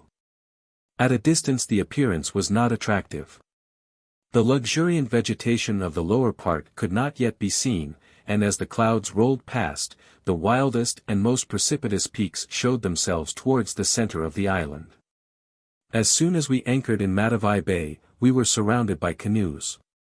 This was our Sunday, but the Monday of Tahiti. If the case had been reversed, we should not have received a single visit. For the injunction not to launch a canoe on the Sabbath is rigidly obeyed. After dinner we landed to enjoy all the delights produced by the first impressions of a new country, and that country the charming Tahiti. A crowd of men, women, and children, was collected on the memorable Point Venus, ready to receive us with laughing, merry faces. They marshaled us towards the house of Mr. Wilson, the missionary of the district, who met us on the road, and gave us a very friendly reception. After sitting a short time in his house, we separated to walk about, but returned there in the evening. The land capable of cultivation is scarcely in any part more than a fringe of low alluvial soil, accumulated round the base of the mountains, and protected from the waves of the sea by a coral reef, which encircles the entire line of coast. Within the reef there is an expanse of smooth water, like that of a lake, where the canoes of the natives can ply with safety and where ships anchor. The low land which comes down to the beach of coral sand is covered by the most beautiful productions of the intertropical regions. In the midst of bananas, orange, coconut, and breadfruit trees, spots are cleared where yams, sweet potatoes, the sugar cane, and pineapples are cultivated. Even the brushwood is an imported fruit tree, namely, the guava, which from its abundance has become as noxious as a weed. In Brazil I have often admired the varied beauty of the bananas, palms, and orange trees contrasted together. And here we also have the breadfruit, conspicuous from its large, glossy, and deeply digitate leaf. It is admirable to behold groves of a tree, sending forth its branches with the vigor of an English oak, loaded with large and most nutritious fruit. However seldom the usefulness of an object can account for the pleasure of beholding it, in the case of these beautiful woods, the knowledge of their high productiveness no doubt enters largely into the feeling of admiration. The little winding paths, cool from the surrounding shade, led to the scattered houses, the owners of which everywhere gave us a cheerful and most hospitable reception. I was pleased with nothing so much as with the inhabitants. There is a mildness in the expression of their countenances which at once banishes the idea of a savage, and an intelligence which shows that they are advancing in civilization. The common people, when working, keep the upper part of their bodies quite naked, and it is then that the Tahitians are seen to advantage. They are very tall, broad-shouldered, athletic, and well-proportioned. It has been remarked that it requires little habit to make a dark skin more pleasing and natural to the eye of a European than his own color. A white man bathing by the side of a Tahitian was like a plant bleached by the gardener's art compared with a fine dark green one growing vigorously in the open fields. Most of the men are tattooed, and the ornaments follow the curvature of the body so gracefully that they have a very elegant effect. One common pattern, varying in its details, is somewhat like the crown of a palm tree. It springs from the central line of the back, and gracefully curls round both sides. The simile may be a fanciful one, but I thought the body of a man thus ornamented was like the trunk of a noble tree embraced by a delicate creeper. Many of the elder people had their feet covered with small figures, so placed as to resemble a sock. This fashion, however, is partly gone by, and has been succeeded by others. Here, although fashion is far from immutable, every one must abide by that prevailing in his youth. An old man has thus his age for ever stamped on his body, and he cannot assume the airs of a young dandy. The women are tattooed in the same manner as the men, and very commonly on their fingers. One unbecoming fashion is now almost universal, namely, shaving the hair from the upper part of the head, in a circular form, so as to leave only an outer ring. The missionaries have tried to persuade the people to change this habit. But it is the fashion, and that is a sufficient answer at Tahiti, as well as at Paris. I was much disappointed in the personal appearance of the women. They are far inferior in every respect to the men. The custom of wearing a white or scarlet flower in the back of the head, or through a small hole in each ear, is pretty. A crown of woven coconut leaves is also worn as a shade for the eyes. The women appear to be in greater want of some becoming costume even than the men. Nearly all the natives understand a little English, that is, they know the names of common things. And by the aid of this, together with signs, a lame sort of conversation could be carried on. In returning in the evening to the boat, we stopped to witness a very pretty scene. Numbers of children were playing on the beach, and had lighted bonfires which illumined the placid sea and surrounding trees. Others, in circles, were singing Tahitian verses. We seated ourselves on the sand, and joined their party. The songs were impromptu, and I believe related to our arrival. One little girl sang a line, which the rest took up in parts, forming a very pretty chorus. The whole scene made us unequivocally aware that we were seated on the shores of an island in the far-famed South Sea. 17th. This day is reckoned in the logbook as Tuesday the 17th, instead of Monday the 16th, owing to our, so far, successful chase of the sun. Before breakfast the ship was hemmed in by a flotilla of canoes. And when the natives were allowed to come on board, I suppose there could not have been less than 200. It was the opinion of everyone that it would have been difficult to have picked out an equal number from any other nation, who would have given so little trouble. Everybody brought something for sale. Shells were the main article of trade. The Tahitians now fully understand the value of money, and prefer it to old clothes or other articles. The various coins, however, of English and Spanish denomination puzzle them, and they never seem to think the small silver quite secure until changed into dollars. Some of the chiefs have accumulated considerable sums of money. One chief, not long since, offered $800, about £160 sterling, for a small vessel, and frequently they purchase whaleboats and horses at the rate of from $50 to $100. After breakfast I went on shore, and ascended the nearest slope to a height of between 2,000 and 3,000 feet. The outer mountains are smooth and conical, but steep. And the old volcanic rocks, of which they are formed, have been cut through by many profound ravines, diverging from the central broken parts of the island to the coast.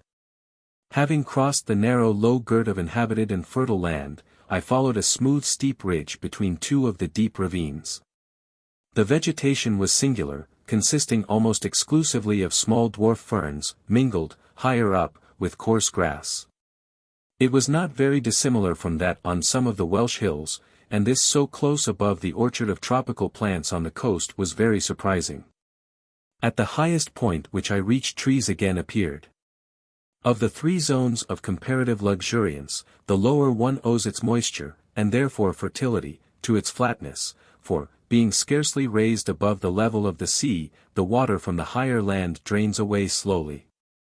The intermediate zone does not, like the upper one, reach into a damp and cloudy atmosphere, and therefore remains sterile. The woods in the upper zone are very pretty, tree ferns replacing the coconuts on the coast. It must not, however, be supposed that these woods at all equal in splendor the forests of Brazil. The vast number of productions, which characterize a continent, cannot be expected to occur in an island. From the highest point which I attained there was a good view of the distant island of Eimeo, dependent on the same sovereign with Tahiti. On the lofty and broken pinnacles white massive clouds were piled up, which formed an island in the blue sky, as Eimeo itself did in the blue ocean. The island, with the exception of one small gateway, is completely encircled by a reef. At this distance, a narrow but well-defined brilliantly white line was alone visible, where the waves first encountered the wall of coral. The mountains rose abruptly out of the glassy expanse of the lagoon, included within this narrow white line, outside which the heaving waters of the ocean were dark-colored. The view was striking. It may aptly be compared to a framed engraving, where the frame represents the breakers, the marginal paper the smooth lagoon, and the drawing the island itself. When in the evening I descended from the mountain, a man, whom I had pleased with a trifling gift, met me, bringing with him hot roasted bananas, a pineapple, and coconuts. After walking under a burning sun, I do not know anything more delicious than the milk of a young coconut. Pineapples are here so abundant that the people eat them in the same wasteful manner as we might turnips. They are of an excellent flavor, perhaps even better than those cultivated in England, and this I believe is the highest compliment which can be paid to any fruit. Before going on board, Mr. Wilson interpreted for me to the Tahitian who had paid me so adroit an attention, that I wanted him and another man to accompany me on a short excursion into the mountains. 18th. In the morning I came on shore early, bringing with me some provisions in a bag, and 2 blankets for myself and servant. These were lashed to each end of a long pole, which was alternately carried by my Tahitian companions on their shoulders. These men are accustomed thus to carry, for a whole day, as much as 50 pounds at each end of their poles. I told my guides to provide themselves with food and clothing. But they said that there was plenty of food in the mountains, and for clothing, that their skins were sufficient. Our line of march was the valley of Teoru, down which a river flows into the sea by Point Venus. This is one of the principal streams in the island, and its source lies at the base of the loftiest central pinnacles, which rise to a height of about 7,000 feet. The whole island is so mountainous that the only way to penetrate into the interior is to follow up the valleys. Our road, at first, lay through woods which bordered each side of the river. And the glimpses of the lofty central peaks, seen as through an avenue, with here and there a waving coconut tree on one side, were extremely picturesque. The valley soon began to narrow, and the sides to grow lofty and more precipitous. After having walked between 3 and 4 hours, we found the width of the ravine scarcely exceeded that of the bed of the stream. On each hand the walls were nearly vertical. Yet from the soft nature of the volcanic strata, trees and a rank vegetation sprung from every projecting ledge. These precipices must have been some 1,000 feet high. And the whole formed a mountain gorge far more magnificent than anything which I had ever before beheld. Until the midday sun stood vertically over the ravine, the air felt cool and damp, but now it became very sultry. Shaded by a ledge of rock, beneath a facade of columnar lava, we ate our dinner. My guides had already procured a dish of small fish and freshwater prawns. They carried with them a small net stretched on a hoop. And where the water was deep and in eddies, they dived, and like otters, with their eyes open followed the fish into holes and corners, and thus caught them. The Tahitians have the dexterity of amphibious animals in the water. An anecdote mentioned by Ellis shows how much they feel at home in this element.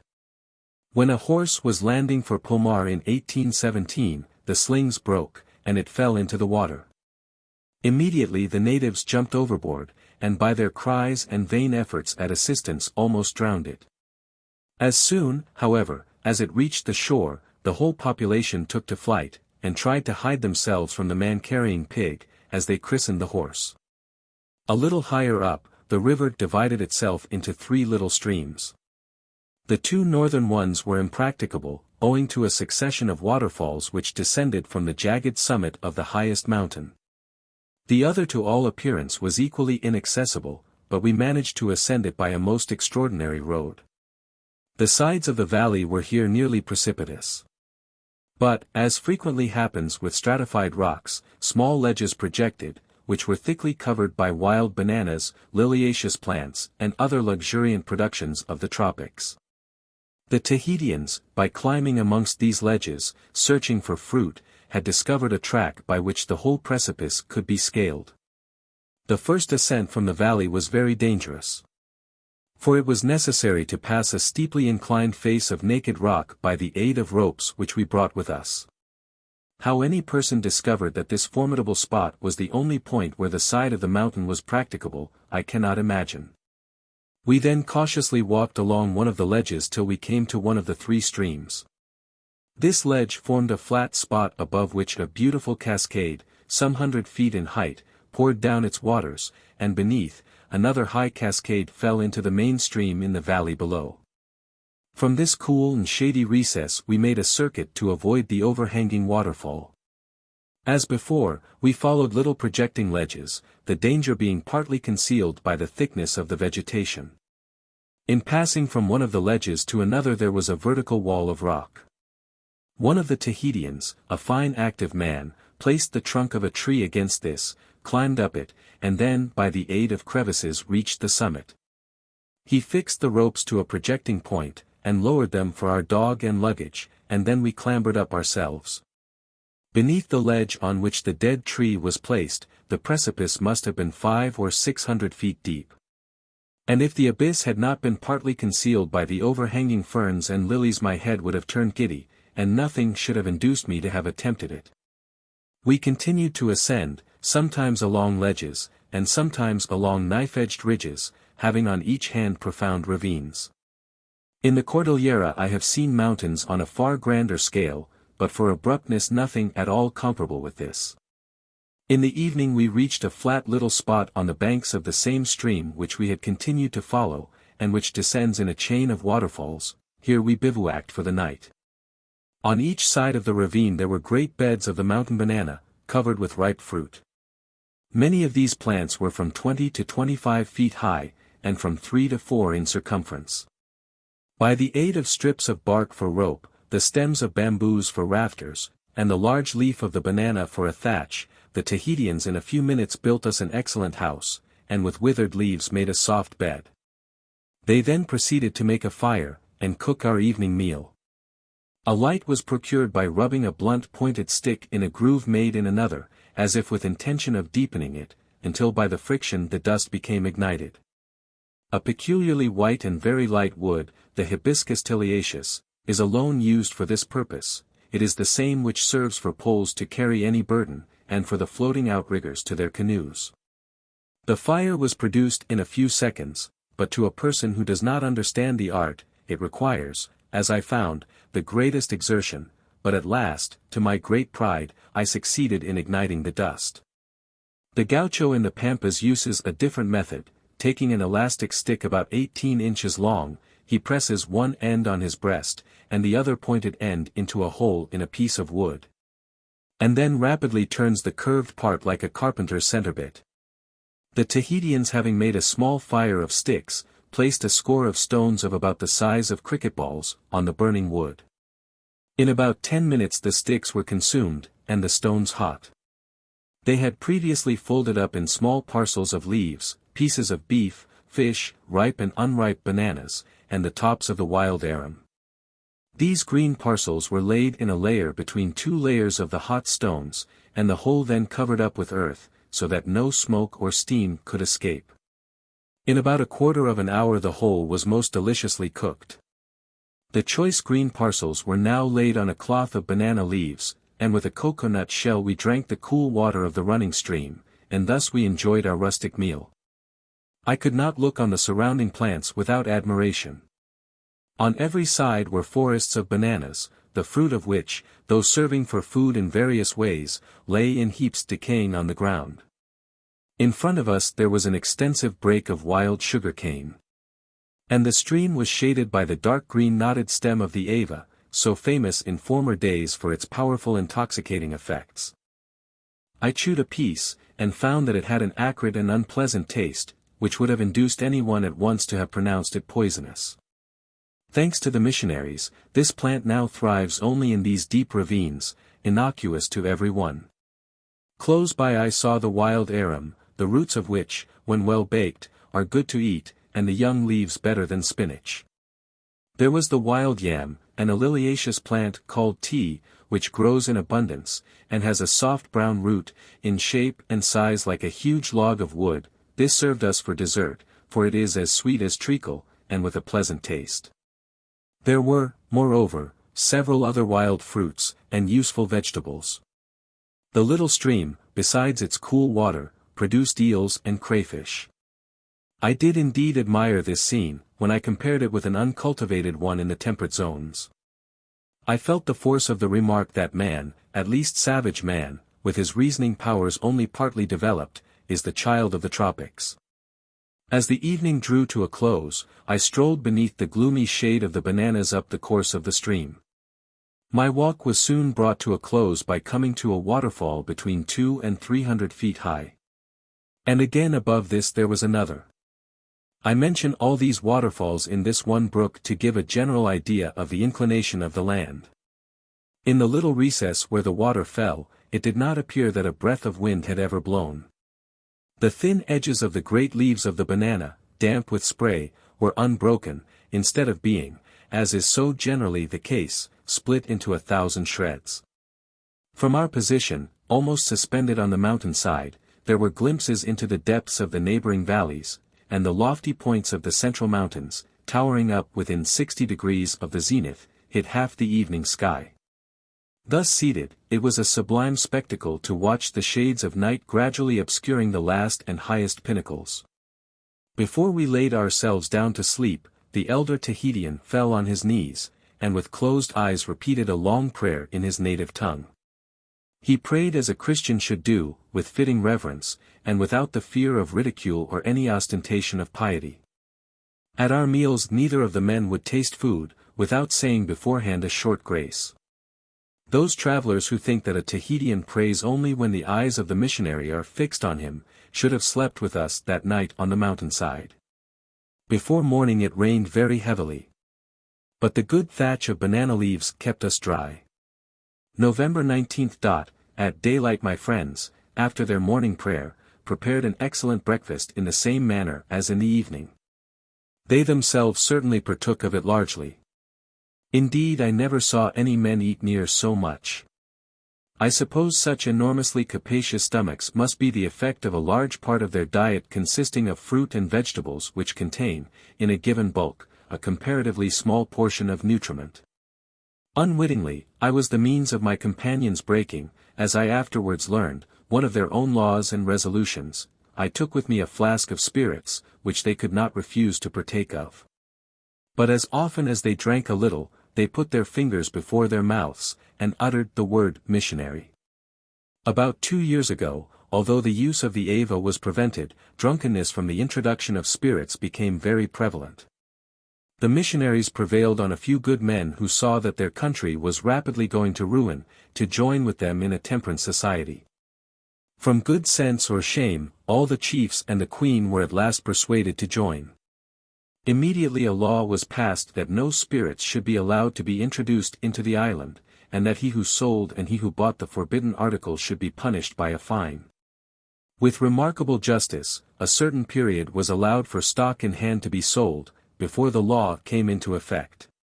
But when it did, a general search was made, in which even the houses of the missionaries were not exempted, and all the Ava, as the natives call all ardent spirits, was poured on the ground. When one reflects on the effect of intemperance on the aborigines of the two Americas, I think it will be acknowledged that every well-wisher of Tahiti owes no common debt of gratitude to the missionaries. As long as the little island of St.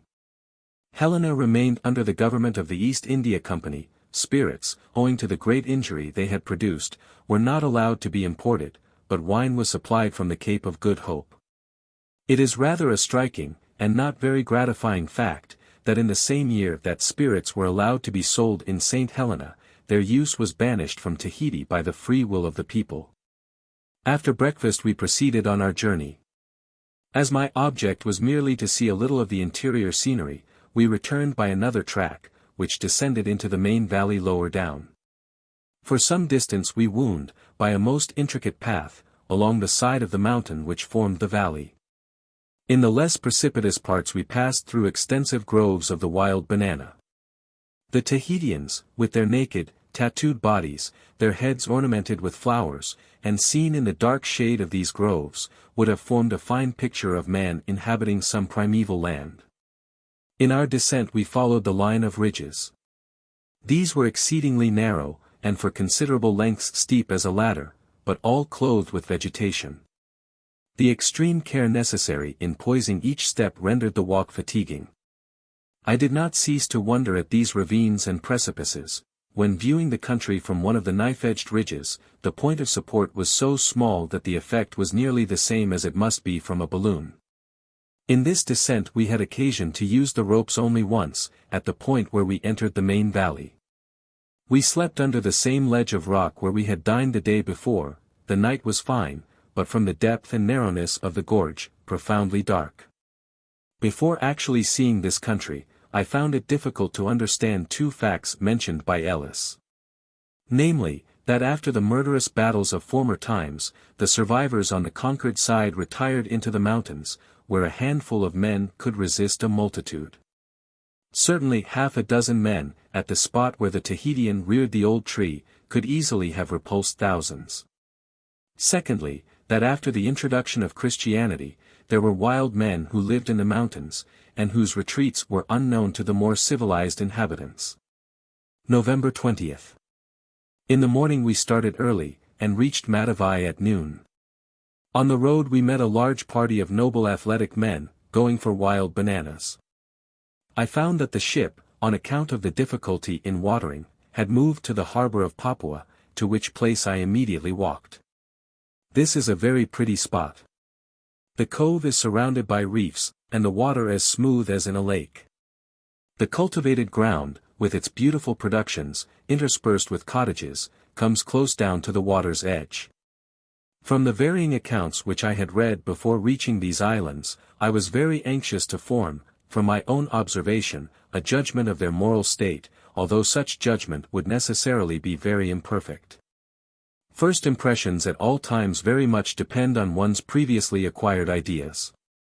My notions were drawn from Ellis's Polynesian Researches, an admirable and most interesting work, but naturally looking at everything under a favorable point of view, from Beechey's Voyage. And from that of Kotzebue, which is strongly adverse to the whole missionary system. He who compares these three accounts will, I think, form a tolerably accurate conception of the present state of Tahiti.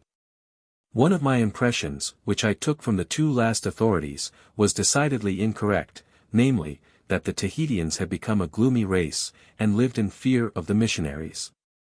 Of the latter feeling I saw no trace, unless, indeed, fear and respect be confounded under one name. Instead of discontent being a common feeling, it would be difficult in Europe to pick out of a crowd half so many merry and happy faces. The prohibition of the flute and dancing is inveighed against as wrong and foolish. The more than Presbyterian manner of keeping the Sabbath is looked at in a similar light. On these points I will not pretend to offer any opinion, in opposition to men who have resided as many years as I was days on the island. On the whole, it appears to me that the morality and religion of the inhabitants are highly creditable. There are many who attack, even more acrimoniously than Kotzebue, both the missionaries, their system, and the effects produced by it. Such reasoners never compare the present state with that of the island only 20 years ago. Nor even with that of Europe at this day, but they compare it with the high standard of gospel perfection. They expect the missionaries to effect that which the apostles themselves failed to do.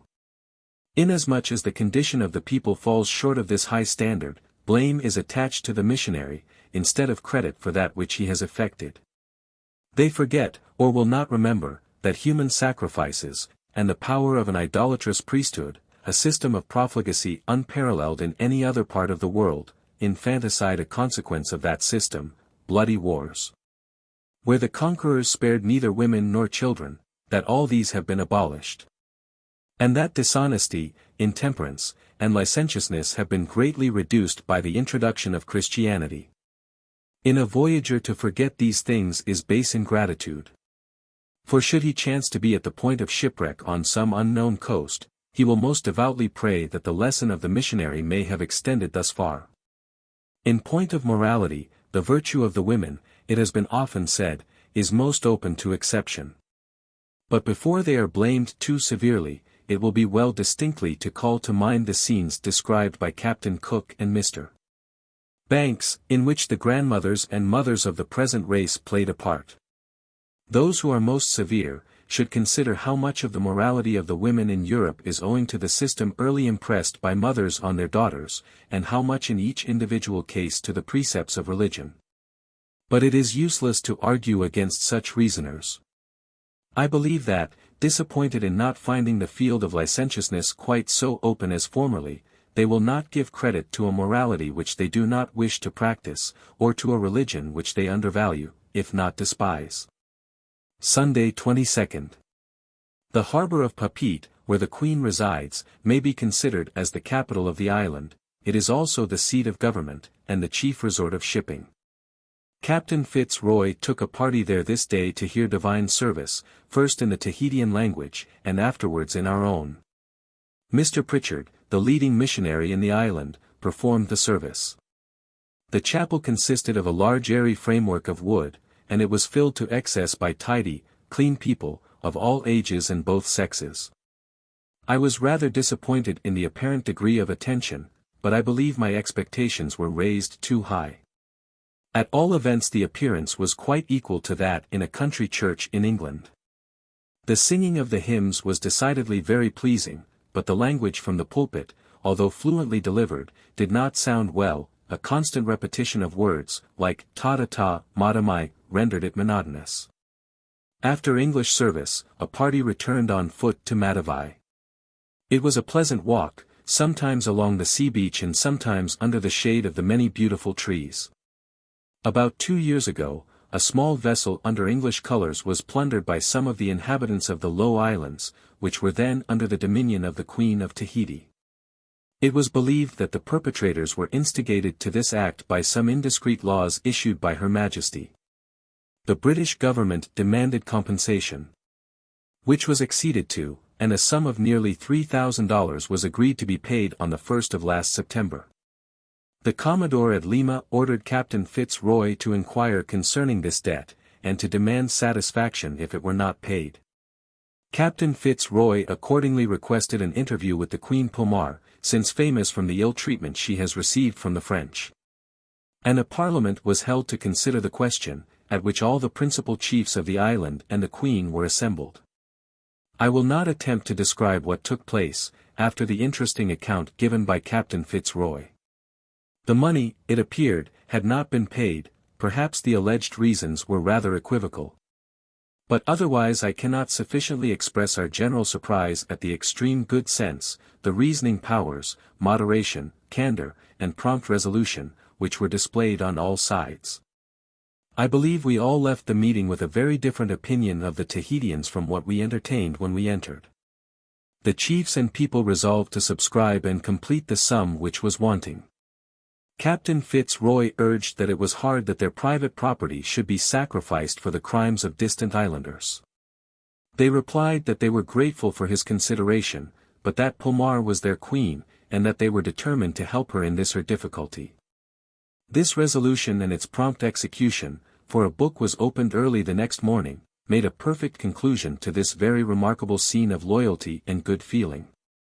After the main discussion was ended, several of the chiefs took the opportunity of asking Captain FitzRoy many intelligent questions on international customs and laws, relating to the treatment of ships and foreigners. On some points, as soon as the decision was made, the law was issued verbally on the spot. This Tahitian parliament lasted for several hours, and when it was over Captain FitzRoy invited Queen Pomar to pay the Beagle a visit. November 25. In the evening 4 boats were sent for Her Majesty, the ship was dressed with flags, and the yards manned on her coming on board. She was accompanied by most of the chiefs. The behavior of all was very proper, they begged for nothing, and seemed much pleased with Captain FitzRoy's presence. The Queen is a large awkward woman, without any beauty, grace or dignity. She has only one royal attribute, a perfect immovability of expression under all circumstances, and that rather a sullen one. The rockets were most admired, and a deep "oh" could be heard from the shore, all round the dark bay, after each explosion. The sailors' songs were also much admired, and the Queen said she thought that one of the most boisterous ones certainly could not be a hymn. The royal party did not return on shore till past midnight. 26th. In the evening, with a gentle land breeze, a course was steered for New Zealand. And as the sun set, we had a farewell view of the mountains of Tahiti, the island to which every voyager has offered up his tribute of admiration. December 19th. In the evening we saw in the distance New Zealand. We may now consider that we have nearly crossed the Pacific. It is necessary to sail over this great ocean to comprehend its immensity. Moving quickly onwards for weeks together, we meet with nothing but the same blue, profoundly deep, ocean. Even within the archipelagos, the islands are mere specks, and far distant one from the other. Accustomed to look at maps drawn on a small scale, where dots, shading, and names are crowded together, we do not rightly judge how infinitely small the proportion of dry land is to the water of this vast expanse. The meridian of the antipodes has likewise been passed, and now every league, it made us happy to think, was 1 league nearer to England. These antipodes call to one's mind old recollections of childish doubt and wonder. Only the other day I looked forward to this airy barrier as a definite point in our voyage homewards, but now I find it, and all such resting places for the imagination, are like shadows, which a man moving onwards cannot catch. A gale of wind lasting for some days has lately given us full leisure to measure the future stages in our homeward voyage, and to wish most earnestly for its termination. December 21st. Early in the morning we entered the Bay of Islands, and being becalmed for some hours near the mouth, we did not reach the anchorage till the middle of the day. The country is hilly, with a smooth outline, and is deeply intersected by numerous arms of the sea extending from the bay. The surface appears from a distance as if clothed with coarse pasture, but this in truth is nothing but fern. On the more distant hills, as well as in parts of the valleys, there is a good deal of woodland.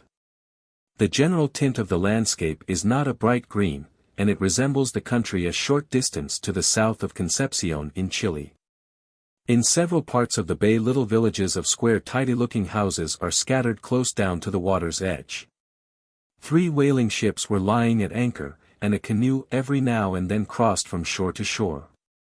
With these exceptions, an air of extreme quietness reigned over the whole district. Only a single canoe came alongside. This, and the aspect of the whole scene, afforded a remarkable, and not very pleasing contrast, with our joyful and boisterous welcome at Tahiti. In the afternoon we went on shore to one of the larger groups of houses, which yet hardly deserves the title of a village. Its name is Pahia, it is the residence of the missionaries, and there are no native residents except servants and laborers. In the vicinity of the Bay of Islands the number of Englishmen, including their families, amounts to between 200 and 300. All the cottages, many of which are whitewashed and look very neat, are the property of the English. The hovels of the natives are so diminutive and paltry that they can scarcely be perceived from a distance. At Pahia it was quite pleasing to behold the English flowers in the gardens before the houses. There were roses of several kinds, honeysuckle, jasmine, stocks, and whole hedges of sweetbriar. December 22. In the morning I went out walking, but I soon found that the country was very impracticable. All the hills are thickly covered with tall fern, together with a low bush which grows like a cypress, and very little ground has been cleared or cultivated. I then tried the sea beach. But proceeding towards either hand, my walk was soon stopped by saltwater creeks and deep brooks. The communication between the inhabitants of the different parts of the bay is, as in Chiloe, almost entirely kept up by boats. I was surprised to find that almost every hill which I ascended had been at some former time more or less fortified. The summits were cut into steps or successive terraces, and frequently they had been protected by deep trenches. I afterwards observed that the principal hills inland in like manner showed an artificial outline. These are the Pa, so frequently mentioned by Captain Cook under the name of Hippa, the difference of sound being owing to the prefixed article. That the Pa had formerly been much used was evident from the piles of shells, and the pits in which, as I was informed, sweet potatoes used to be kept as a reserve. As there was no water on these hills, the defenders could never have anticipated a long siege, but only a hurried attack for plunder, against which the successive terraces would have afforded good protection. The general introduction of firearms has changed the whole system of warfare, and an exposed situation on the top of a hill is now worse than useless. The Pa in consequence are, at the present day, always built on a level piece of ground. They consist of a double stockade of thick and tall posts, placed in a zigzag line, so that every part can be flanked. Within the stockade a mound of earth is thrown up, behind which the defenders can rest in safety, or use their firearms over it. On the level of the ground little archways sometimes pass through this breastwork, by which means the defenders can crawl out to the stockade and reconnoiter their enemies. The Reverend W. Williams, who gave me this account, added that in one Pa he had noticed spurs or buttresses projecting on the inner and protected side of the mound of earth. On asking the chief the use of them, he replied, that if 2 or 3 of his men were shot their neighbors would not see the bodies, and so be discouraged. These Pa are considered by the New Zealanders as very perfect means of defense, for the attacking force is never so well disciplined as to rush in a body to the stockade, cut it down, and effect their entry. When a tribe goes to war, the chief cannot order one party to go here and another there, but every man fights in the manner which best pleases himself. And to each separate individual to approach a stockade defended by firearms must appear certain death. I should think a more warlike race of inhabitants could not be found in any part of the world than the New Zealanders. Their conduct on first seeing a ship, as described by Captain Cook, strongly illustrates this. The act of throwing volleys of stones at so great and novel an object, and their defiance of, "Come on shore and we will kill and eat you all," shows uncommon boldness. This warlike spirit is evident in many of their customs, and even in their smallest actions. If a New Zealander is struck, although but in joke, the blow must be returned, and of this I saw an instance with one of our officers. At the present day, from the progress of civilization, there is much less warfare, except among some of the southern tribes. I heard a characteristic anecdote of what took place some time ago in the south. A missionary found a chief and his tribe in preparation for war, their muskets clean and bright, and their ammunition ready. He reasoned long on the inutility of the war, and the little provocation which had been given for it. The chief was much shaken in his resolution, and seemed in doubt, but at length it occurred to him that a barrel of his gunpowder was in a bad state, and that it would not keep much longer. This was brought forward as an unanswerable argument for the necessity of immediately declaring war. The idea of allowing so much good gunpowder to spoil was not to be thought of, and this settled the point. I was told by the missionaries that in the life of Shangi, the chief who visited England, the love of war was the one and lasting spring of every action. The tribe in which he was a principal chief had at one time been much oppressed by another tribe from the Thames River. A solemn oath was taken by the men that when their boys should grow up, and they should be powerful enough, they would never forget or forgive these injuries. To fulfill this oath appears to have been Shangi's chief motive for going to England. And when there it was his sole object. Presents were valued only as they could be converted into arms. of the arts, those alone interested him which were connected with the manufacture of arms. When at Sydney, Shongi, by a strange coincidence, met the hostile chief of the Thames River at the house of Mr. Marsden, their conduct was civil to each other. But Shongi told him that when again in New Zealand he would never cease to carry war into his country. The challenge was accepted, and Shongi on his return fulfilled the threat to the utmost letter. The tribe on the Thames River was utterly overthrown, and the chief to whom the challenge had been given was himself killed. Shongi, although harboring such deep feelings of hatred and revenge, is described as having been a good-natured person. In the evening I went with Captain FitzRoy and Mr. Baker, one of the missionaries, to pay a visit to Coraratica. We wandered about the village, and saw and conversed with many of the people, both men, women, and children. Looking at the New Zealander, one naturally compares him with the Tahitian, both belonging to the same family of mankind. The comparison, however, tells heavily against the New Zealander. He may, perhaps be superior in energy, but in every other respect his character is of a much lower order. One glance at their respective expressions brings conviction to the mind that one is a savage, the other a civilized man. It would be vain to seek in the whole of New Zealand a person with the face and mien of the old Tahitian chief Utami. No doubt the extraordinary manner in which tattooing is here practiced gives a disagreeable expression to their countenances. The complicated but symmetrical figures covering the whole face puzzle and mislead an unaccustomed eye. It is moreover probable that the deep incisions, by destroying the play of the superficial muscles, give an air of rigid inflexibility. But, besides this, there is a twinkling in the eye which cannot indicate anything but cunning and ferocity. Their figures are tall and bulky, but not comparable in elegance with those of the working classes in Tahiti. Both their persons and houses are filthily dirty and offensive. The idea of washing either their bodies or their clothes never seems to enter their heads.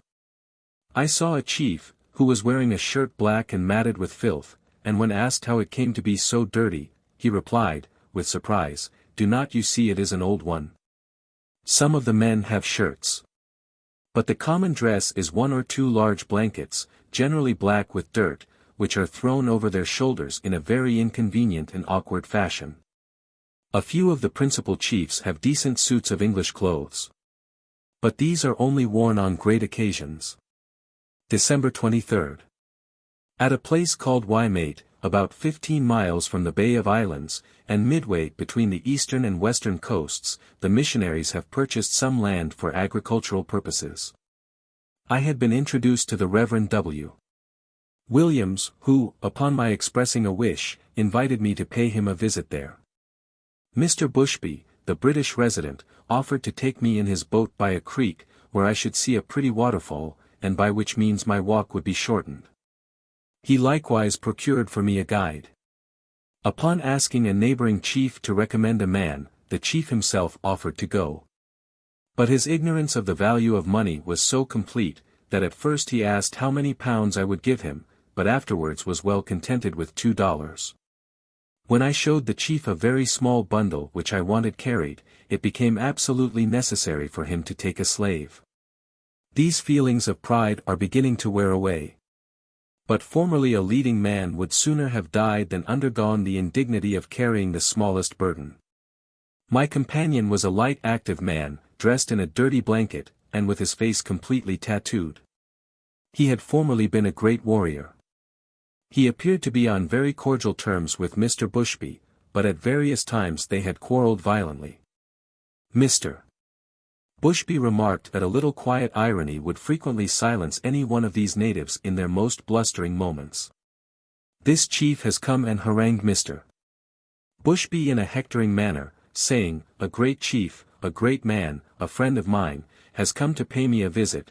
You must give him something good to eat, some fine presents, etc." Mr.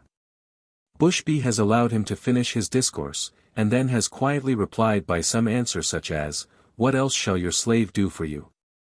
The man would then instantly, with a very comical expression, cease his braggadocio.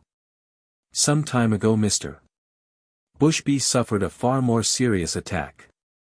A chief and a party of men tried to break into his house in the middle of the night, and not finding this so easy, commenced a brisk firing with their muskets. Mr. Bushby was slightly wounded, but the party was at length driven away. Shortly afterwards it was discovered who was the aggressor, and a general meeting of the chiefs was convened to consider the case. It was considered by the New Zealanders as very atrocious, inasmuch as it was a night attack, and that Mrs. Bushby was lying ill in the house, this latter circumstance, much to their honour, being considered in all cases as a protection. The chiefs agreed to confiscate the land of the aggressor to the King of England. The whole proceeding, however, in thus trying and punishing a chief was entirely without precedent. The aggressor, moreover, lost caste in the estimation of his equals, and this was considered by the British as of more consequence than the confiscation of his land.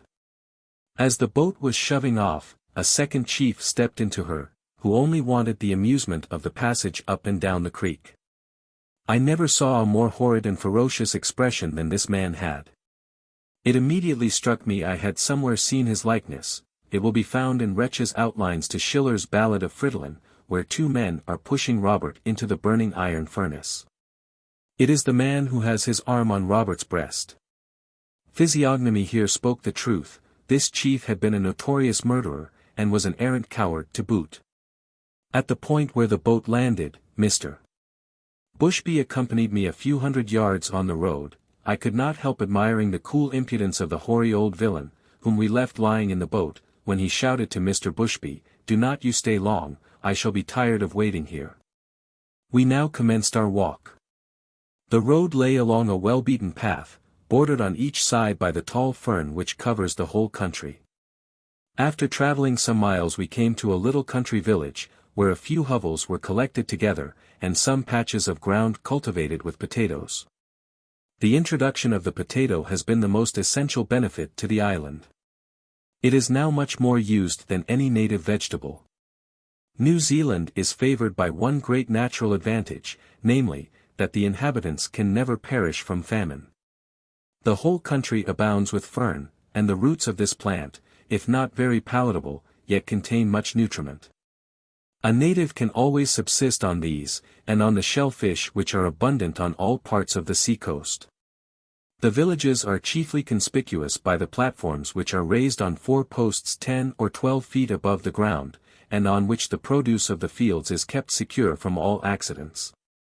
On coming near one of the huts I was much amused by seeing in due form the ceremony of rubbing, or, as it ought to be called, pressing noses.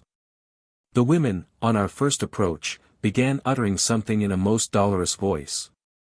They then squatted themselves down and held up their faces. My companion standing over them, one after another, placed the bridge of his nose at right angles to theirs, and commenced pressing. This lasted rather longer than a cordial shake of the hand with us, and as we vary the force of the grasp of the hand in shaking, so do they in pressing. During the process they uttered comfortable little grunts, very much in the same manner as two pigs do, when rubbing against each other. I noticed that the slave would press noses with any one he met, indifferently either before or after his master the chief. Although among these savages the chief has absolute power of life and death over his slave, yet there is an entire absence of ceremony between them. Mr. Burchell has remarked the same thing in southern Africa with the rude Bacapans. Where civilization has arrived at a certain point, complex formalities soon arise between the different grades of society. Thus at Tahiti all were formerly obliged to uncover themselves as low as the waist in presence of the king. The ceremony of pressing noses having been duly completed with all present, we seated ourselves in a circle in the front of one of the hovels, and rested there half an hour. All the hovels have nearly the same form and dimensions, and all agree in being filthily dirty. They resemble a cowshed with one end open, but having a partition a little way within, with a square hole in it, making a small gloomy chamber. In this the inhabitants keep all their property, and when the weather is cold they sleep there. They eat, however, and pass their time in the open part in front. My guides having finished their pipes, we continued our walk. The path led through the same undulating country, the whole uniformly clothed as before with fern. On our right hand we had a serpentine river, the banks of which were fringed with trees, and here and there on the hillsides there was a clump of wood.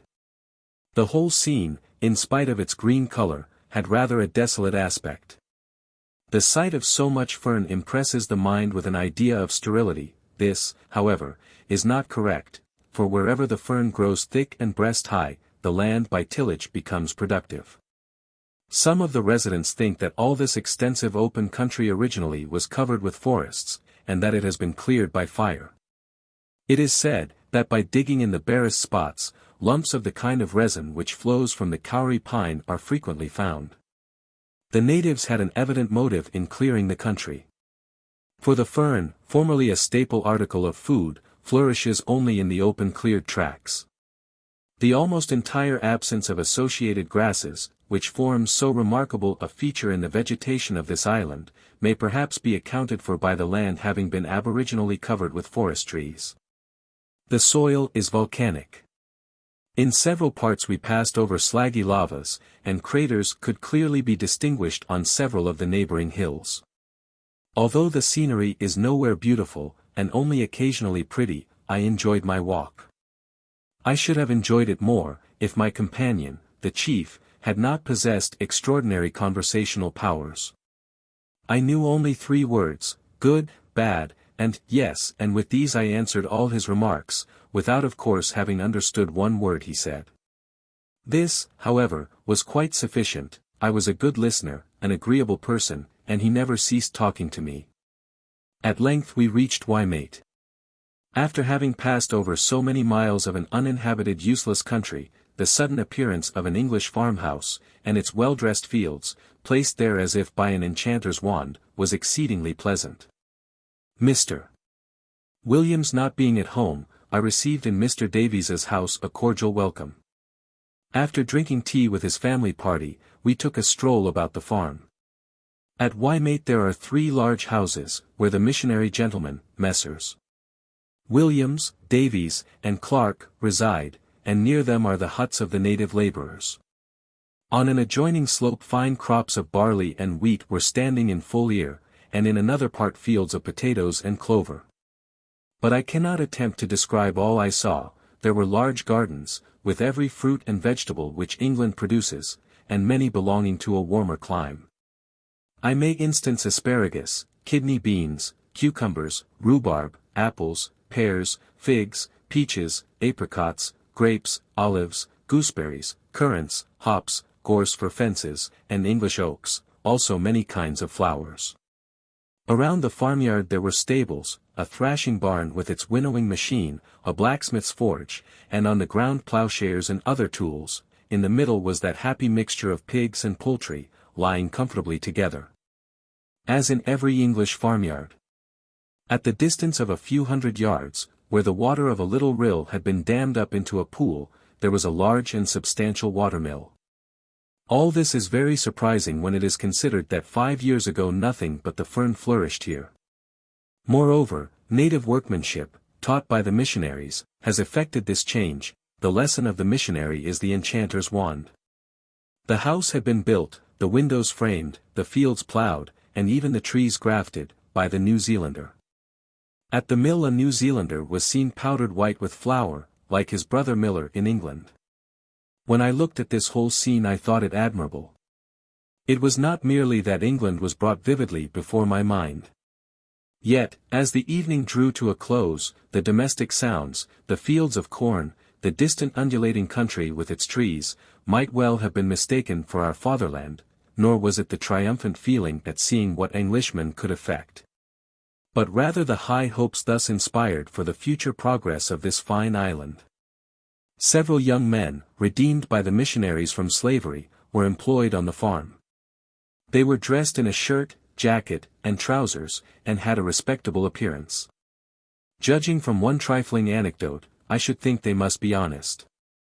When walking in the fields, a young laborer came up to Mr. Davies and gave him a knife and gimlet, saying that he had found them on the road, and did not know to whom they belonged. These young men and boys appeared very merry and good-humored. In the evening I saw a party of them at cricket. When I thought of the austerity of which the missionaries have been accused, I was amused by observing one of their own sons taking an active part in the game. A more decided and pleasing change was manifested in the young women, who acted as servants within the houses. Their clean, tidy, and healthy appearance, like that of the dairymaids in England, formed a wonderful contrast with the women of the filthy hovels in Kororadika. The wives of the missionaries tried to persuade them not to be tattooed. But a famous operator having arrived from the south, they said, "We really must just have a few lines on our lips, else when we grow old, our lips will shrivel, and we shall be so very ugly." There is not nearly so much tattooing as formerly. But as it is a badge of distinction between the chief and the slave, it will probably long be practiced. So soon does any train of ideas become habitual, that the missionaries told me that even in their eyes a plain face looked mean, and not like that of a New Zealand gentleman. Late in the evening I went to Mr. Williams's house, where I passed the night. I found there a large party of children, collected together for Christmas Day, and all sitting round a table at tea. I never saw a nicer or more merry group. And to think that this was in the center of the land of cannibalism, murder, and all atrocious crimes. The cordiality and happiness so plainly pictured in the faces of the little circle appeared equally felt by the older persons of the mission. December 24th. In the morning prayers were read in the native tongue to the whole family. After breakfast I rambled about the gardens and farm. This was a market day, when the natives of the surrounding hamlets bring their potatoes, Indian corn, or pigs, to exchange for blankets, tobacco, and sometimes, through the persuasions of the missionaries, for soap. Mr. Davies's eldest son, who manages a farm of his own, is the man of business in the market. The children of the missionaries, who came while young to the island, understand the language better than their parents, and can get anything more readily done by the natives. A little before noon Messrs. Williams and Davies walked with me to part of a neighboring forest, to show me the famous kauri pine. I measured one of these noble trees, and found it 31 feet in circumference above the roots. There was another close by, which I did not see, 33 feet, and I heard of one no less than 40 feet. These trees are remarkable for their smooth cylindrical boles, which run up to a height of 60, and even 90 feet, with a nearly equal diameter, and without a single branch. The crown of branches at the summit is out of all proportion small to the trunk, and the leaves are likewise small compared with the branches. The forest was here almost composed of the kauri. And the largest trees, from the parallelism of their sides, stood up like gigantic columns of wood. The timber of the kauri is the most valuable production of the island. Moreover, a quantity of resin oozes from the bark, which is sold at a penny a pound to the Americans, but its use was then unknown. Some of the New Zealand forests must be impenetrable to an extraordinary degree. Mr. Matthews informed me that one forest only 34 miles in width, and separating two inhabited districts, had only lately, for the first time, been crossed. He and another missionary, each with a party of about 50 men, undertook to open a road, but it cost them more than a fortnight's labor. In the woods I saw very few birds. With regard to animals, it is a most remarkable fact, that so large an island, extending over more than 700 miles in latitude, and in many parts 90 broad, with varied stations, a fine climate, and land of all heights, from 14,000 feet downwards, with the exception of a small rat, did not possess one indigenous animal. The several species of that gigantic genus of birds, the Dianornis, seem here to have replaced mammiferous quadrupeds, in the same manner as the reptiles still do at the Galapagos archipelago. It is said that the common Norway rat, in the short space of 2 years, annihilated in this northern end of the island the New Zealand species. In many places I noticed several sorts of weeds, which, like the rats, I was forced to own as countrymen. A leak has overrun whole districts, and will prove very troublesome, but it was imported as a favor by a French vessel. The common dock is also widely disseminated, and will, I fear, forever remain a proof of the rascality of an Englishman who sold the seeds for those of the tobacco plant. On returning from our pleasant walk to the house, I dined with Mr. Williams. And then, a horse being lent me, I returned to the Bay of Islands. I took leave of the missionaries with thankfulness for their kind welcome, and with feelings of high respect for their gentlemanlike, useful, and upright characters. I think it would be difficult to find a body of men better adapted for the high office which they fulfill. Christmas Day.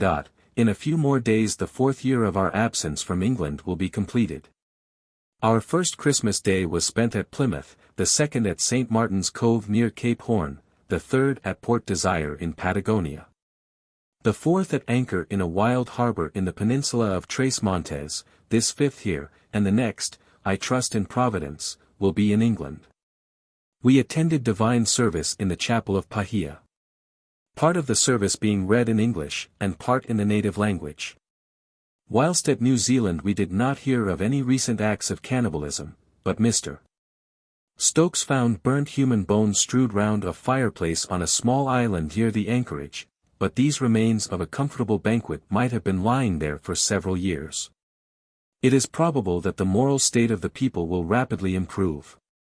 Mr. Bushby mentioned one pleasing anecdote as a proof of the sincerity of some, at least, of those who profess Christianity. One of his young men left him, who had been accustomed to read prayers to the rest of the servants. Some weeks afterwards, happening to pass late in the evening by an outhouse, he saw and heard one of his men reading the Bible with difficulty by the light of the fire, to the others. After this the party knelt and prayed. In their prayers they mentioned Mr. Bushby and his family, and the missionaries, each separately in his respective district. December 26th. Mr. Bushby offered to take Mr. Sullivan and myself in his boat some miles up the river to Kawakawa, and proposed afterwards to walk on to the village of Waimeo, where there are some curious rocks. Following one of the arms of the bay we enjoyed a pleasant row, and passed through pretty scenery, until we came to a village, beyond which the boat could not pass. From this place a chief and a party of men volunteered to walk with us to Waimeo, a distance of 4 miles. The chief was at this time rather notorious from having lately hung one of his wives and a slave for adultery.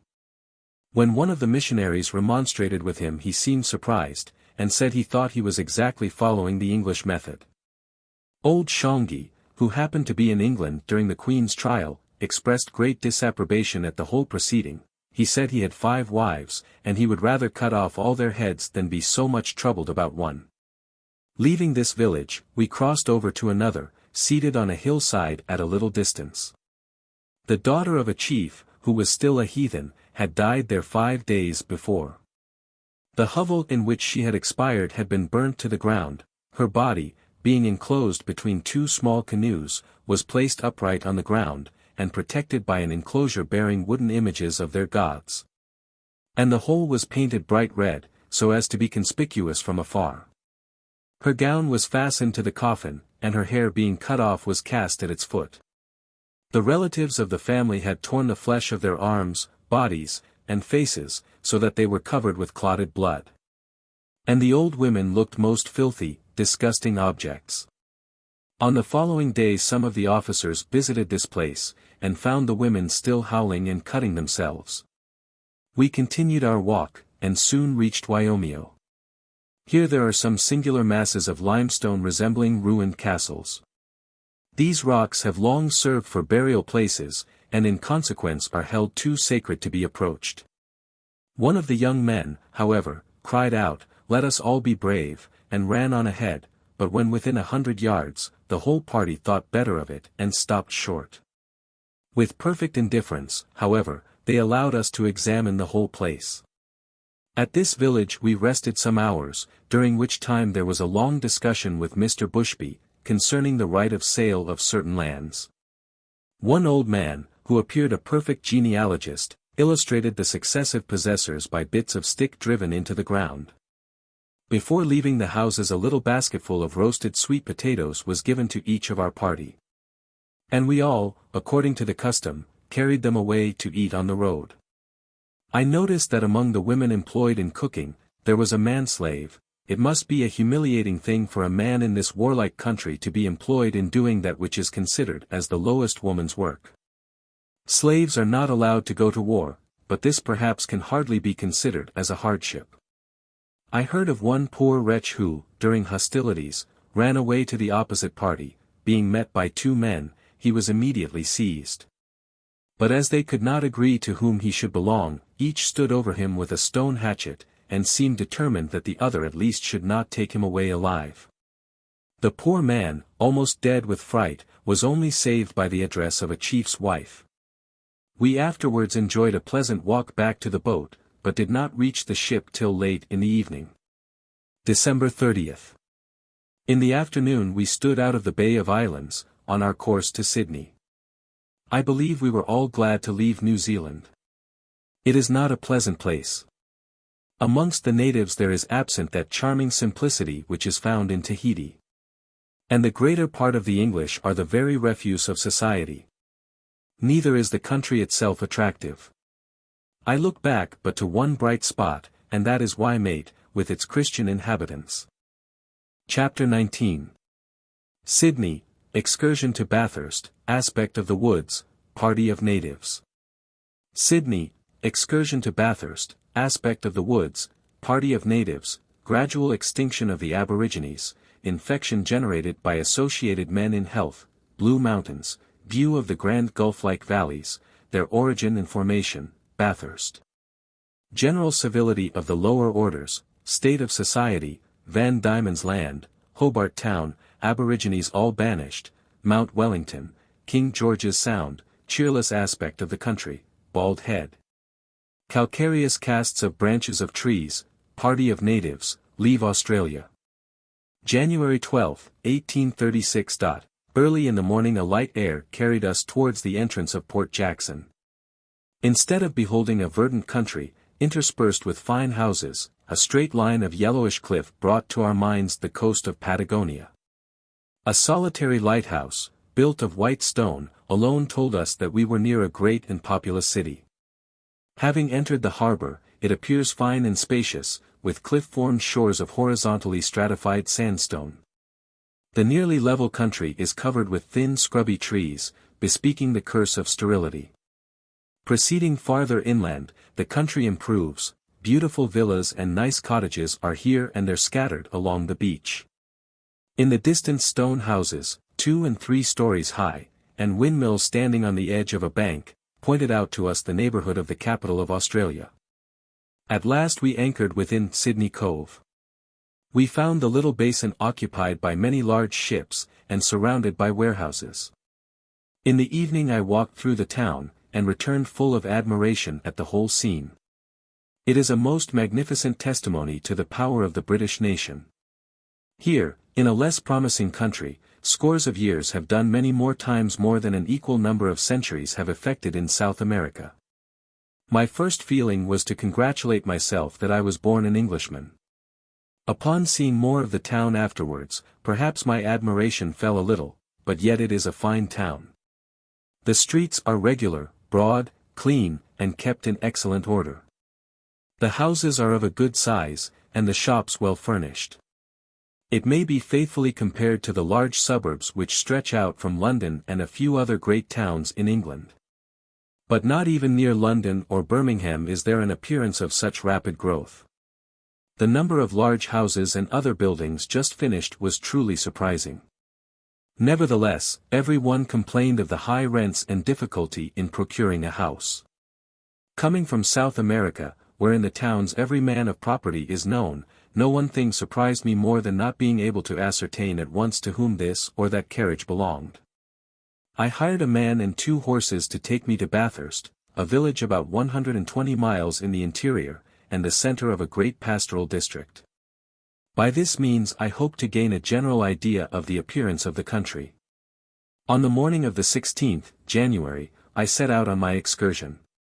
The first stage took us to Parramatta, a small country town, next to Sydney in importance.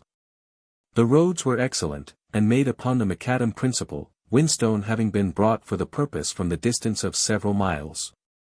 In all respects there was a close resemblance to England, perhaps the alehouses here were more numerous. The iron gangs, or parties of convicts who have committed here some offence, appeared the least like England. They were working in chains, under the charge of sentries with loaded arms. The power which the government possesses, by means of forced labour, of at once opening good roads throughout the country, has been, I believe, one main cause of the early prosperity of this colony. I slept at night at a very comfortable inn at Emu Ferry, 35 miles from Sydney, and near the ascent of the Blue Mountains. This line of road is the most frequented, and has been the longest inhabited of any in the colony. The whole land is enclosed with high railings, for the farmers have not succeeded in rearing hedges. There are many substantial houses and good cottages scattered about. But although considerable pieces of land are under cultivation, the greater part yet remains as when first discovered. The extreme uniformity of the vegetation is the most remarkable feature in the landscape of the greater part of New South Wales. Everywhere we have an open woodland, the ground being partially covered with a very thin pasture, with little appearance of verdure. The trees nearly all belong to one family, and mostly have their leaves placed in a vertical, instead of as in Europe, in a nearly horizontal position. The foliage is scanty, and of a peculiar pale green tint, without any gloss. Hence the woods appear light and shadowless. This, although a loss of comfort to the traveler under the scorching rays of summer, is of importance to the farmer, as it allows grass to grow where it otherwise would not. The leaves are not shed periodically. This character appears common to the entire southern hemisphere, namely, South America, Australia, and the Cape of Good Hope. The inhabitants of this hemisphere, and of the intertropical regions, thus lose perhaps one of the most glorious, though to our eyes common, spectacles in the world, the first bursting into full foliage of the leafless tree. They may, however, say that we pay dearly for this by having the land covered with mere naked skeletons for so many months. This is too true. But our senses thus acquire a keen relish for the exquisite green of the spring, which the eyes of those living within the tropics, sated during the long year with the gorgeous productions of those glowing climates, can never experience. The greater number of the trees, with the exception of some of the blue gums, do not attain a large size, but they grow tall and tolerably straight and stand well apart. The bark of some of the eucalypti falls annually, or hangs dead in long shreds which swing about with the wind, and give to the woods a desolate and untidy appearance. I cannot imagine a more complete contrast, in every respect, than between the forests of Valdivia or Chiloe, and the woods of Australia. At sunset, a party of a score of the black aborigines passed by, each carrying, in their accustomed manner, a bundle of spears and other weapons. By giving a leading young man a shilling, they were easily detained, and threw their spears for my amusement. They were all partly clothed, and several could speak a little English. Their countenances were good-humored and pleasant, and they appeared far from being such utterly degraded beings as they have usually been represented. In their own arts they are admirable. A cap being fixed at 30 yards distance, they transfixed it with a spear, delivered by the throwing stick with the rapidity of an arrow from the bow of a practiced archer. In tracking animals or men they show most wonderful sagacity, and I heard of several of their remarks which manifested considerable acuteness. They will not, however, cultivate the ground, or build houses and remain stationary, or even take the trouble of tending a flock of sheep when given to them. On the whole they appear to me to stand some few degrees higher in the scale of civilization than the Fuegians. It is very curious thus to see in the midst of a civilized people, a set of harmless savages wandering about without knowing where they shall sleep at night, and gaining their livelihood by hunting in the woods. As the white man has traveled onwards, he has spread over the country belonging to several tribes. These, although thus enclosed by one common people, keep up their ancient distinctions, and sometimes go to war with each other. In an engagement which took place lately, the two parties most singularly chose the center of the village of Bathurst for the field of battle. This was of service to the defeated side, for the runaway warriors took refuge in the barracks. The number of aborigines is rapidly decreasing. In my whole ride, with the exception of some boys brought up by Englishmen, I saw only one other party. This decrease, no doubt, must be partly owing to the introduction of spirits, to European diseases, even the milder ones of which, such as the measles, 156 prove very destructive, and to the gradual extinction of the wild animals. It is said that numbers of their children invariably perish in very early infancy from the effects of their wandering life, and as the difficulty of procuring food increases, so must their wandering habits increase. And hence the population, without any apparent deaths from famine, is repressed in a manner extremely sudden compared to what happens in civilized countries, where the father, though in adding to his labor he may injure himself, does not destroy his offspring. Besides these several evident causes of destruction, there appears to be some more mysterious agency generally at work.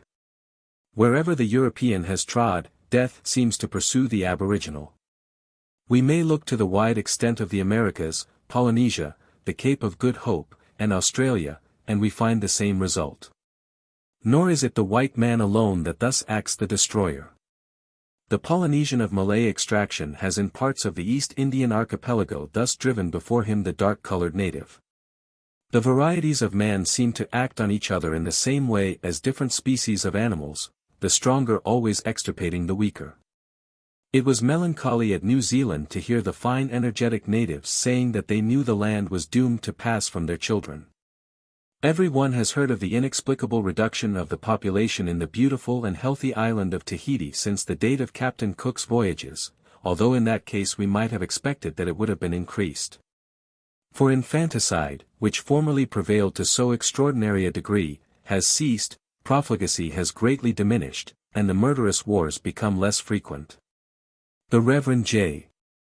Williams, in his interesting work 157 says that the first intercourse between natives and Europeans is invariably attended with the introduction of fever, dysentery, or some other disease which carries off numbers of the people.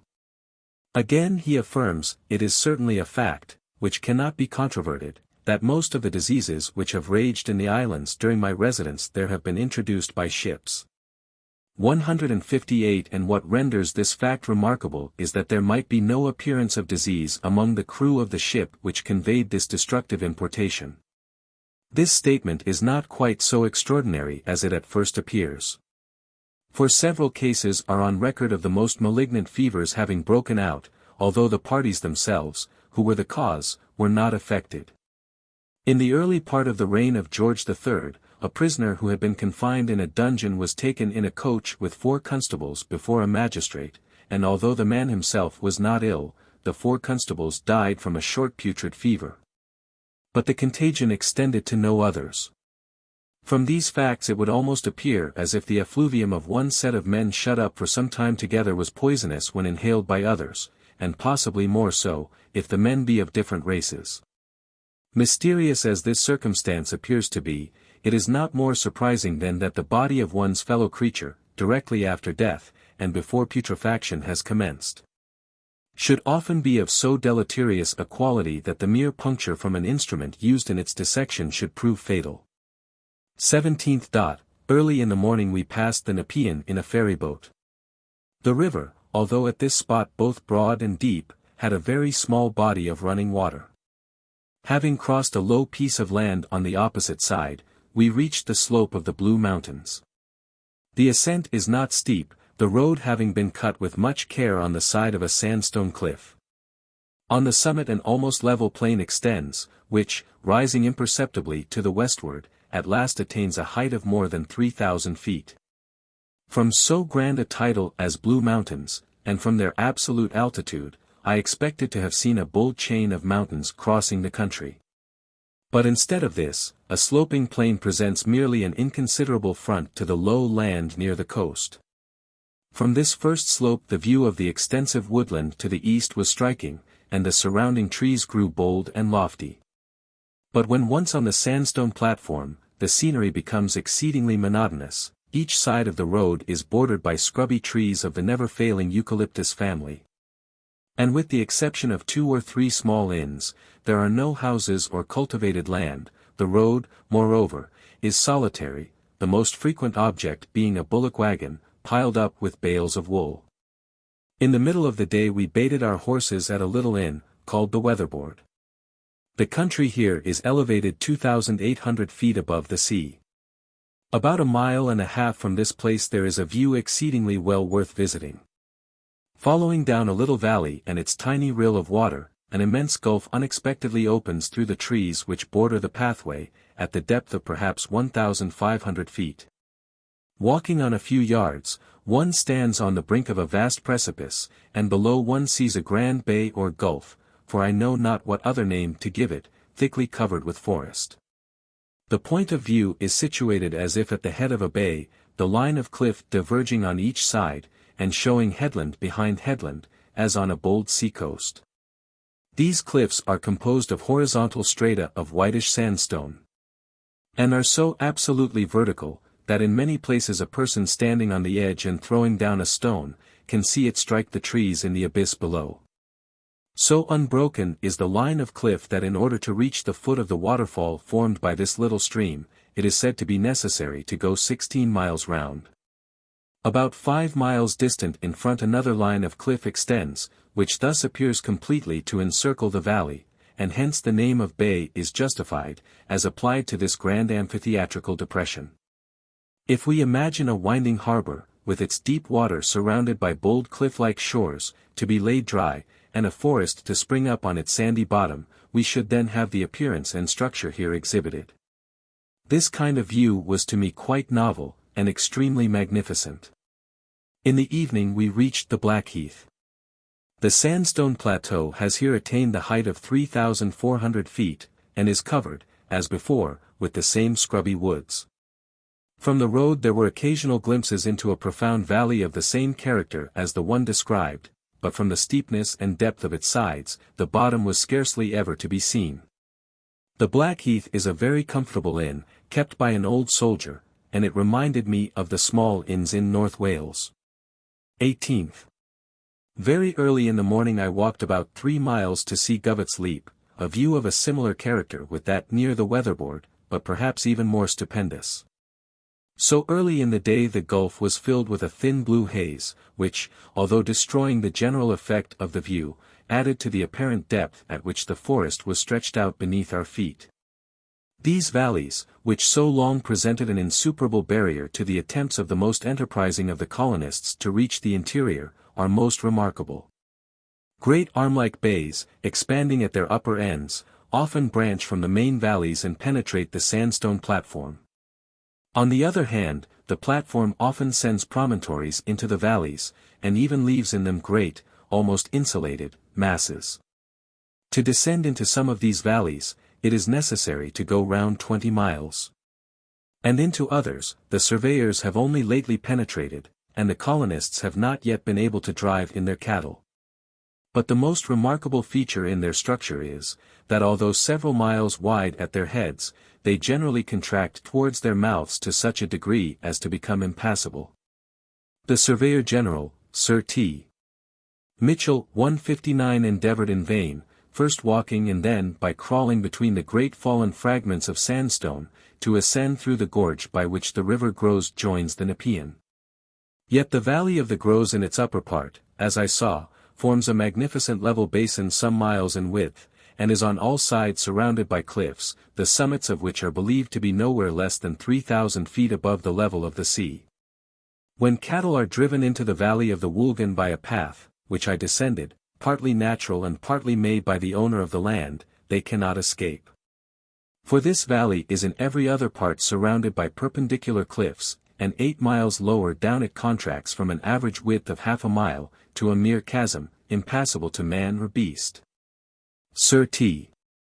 Mitchell states that the great valley of the Cox River with all its branches, contracts, where it unites with the Nepean, into a gorge 2,200 yards in width, and about 1,000 feet in depth. Other similar cases might have been added. The first impression on seeing the correspondence of the horizontal strata on each side of these valleys and great amphitheatrical depressions, is that they have been hollowed out, like other valleys, by the action of water. But when one reflects on the enormous amount of stone which on this view must have been removed through mere gorges or chasms, one is led to ask whether these spaces may not have subsided. But considering the form of the irregularly branching valleys, and of the narrow promontories projecting into them from the platforms, we are compelled to abandon this notion. To attribute these hollows to the present alluvial action would be preposterous. Nor does the drainage from the summit level always fall, as I remarked near the weatherboard, into the head of these valleys, but into one side of their bay-like recesses. Some of the inhabitants remarked to me that they never viewed one of those bay-like recesses, with the headlands receding on both hands, without being struck with their resemblance to a bold sea-coast. This is certainly the case. Moreover, on the present coast of New South Wales, the numerous fine, widely branching harbours, which are generally connected with the sea by a narrow mouth worn through the sandstone coast cliffs, varying from 1 mile in width to 1/4 of a mile, present a likeness, though on a miniature scale, to the great valleys of the interior. But then immediately occurs the startling difficulty: why has the sea worn out these great though circumscribed depressions on a wide platform, and left mere gorges at the openings, through which the whole vast amount of triturated matter must have been carried away? The only light I can throw upon this enigma is by remarking that banks of the most irregular forms appear to be now forming in some seas, as in parts of the West Indies and in the Red Sea, and that their sides are exceedingly steep. Such banks, I have been led to suppose, have been formed by sediment heaped by strong currents on an irregular bottom.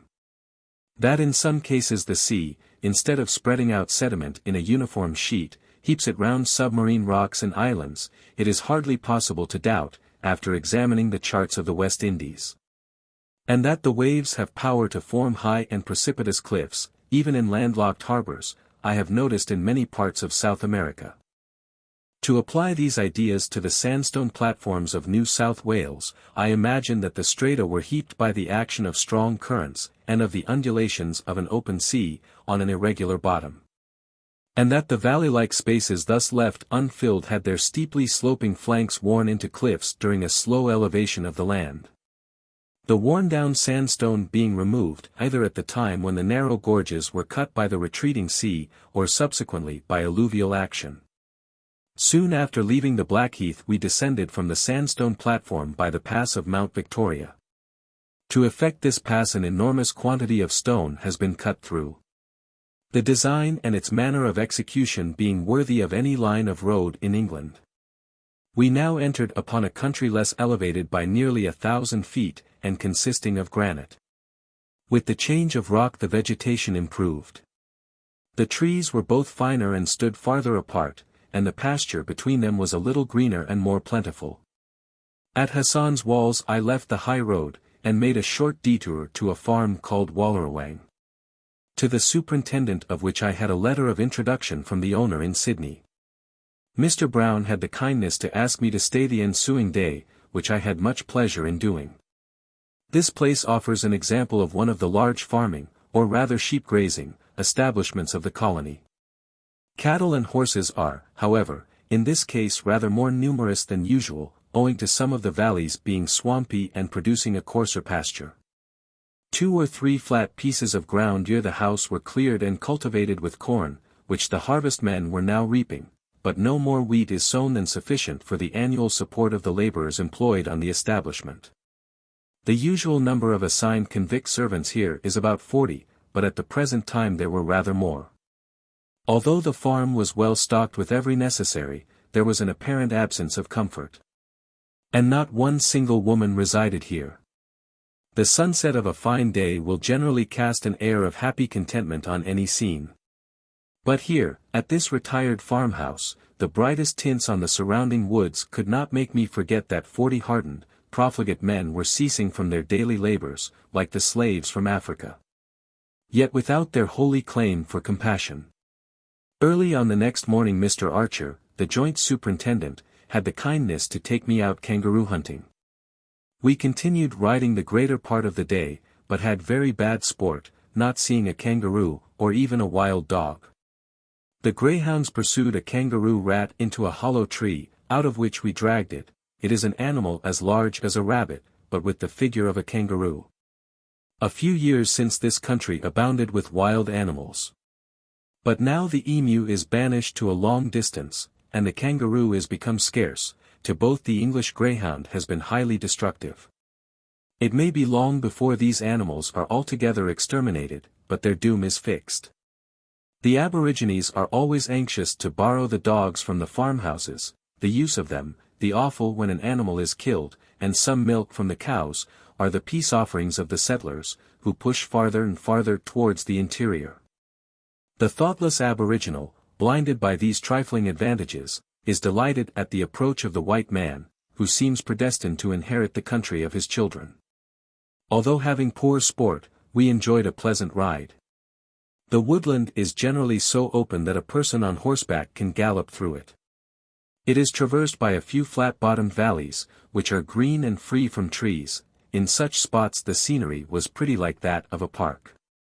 In the whole country I scarcely saw a place without the marks of a fire, whether these had been more or less recent, whether the stumps were more or less black, was the greatest change which varied the uniformity so wearisome to the traveller's eye.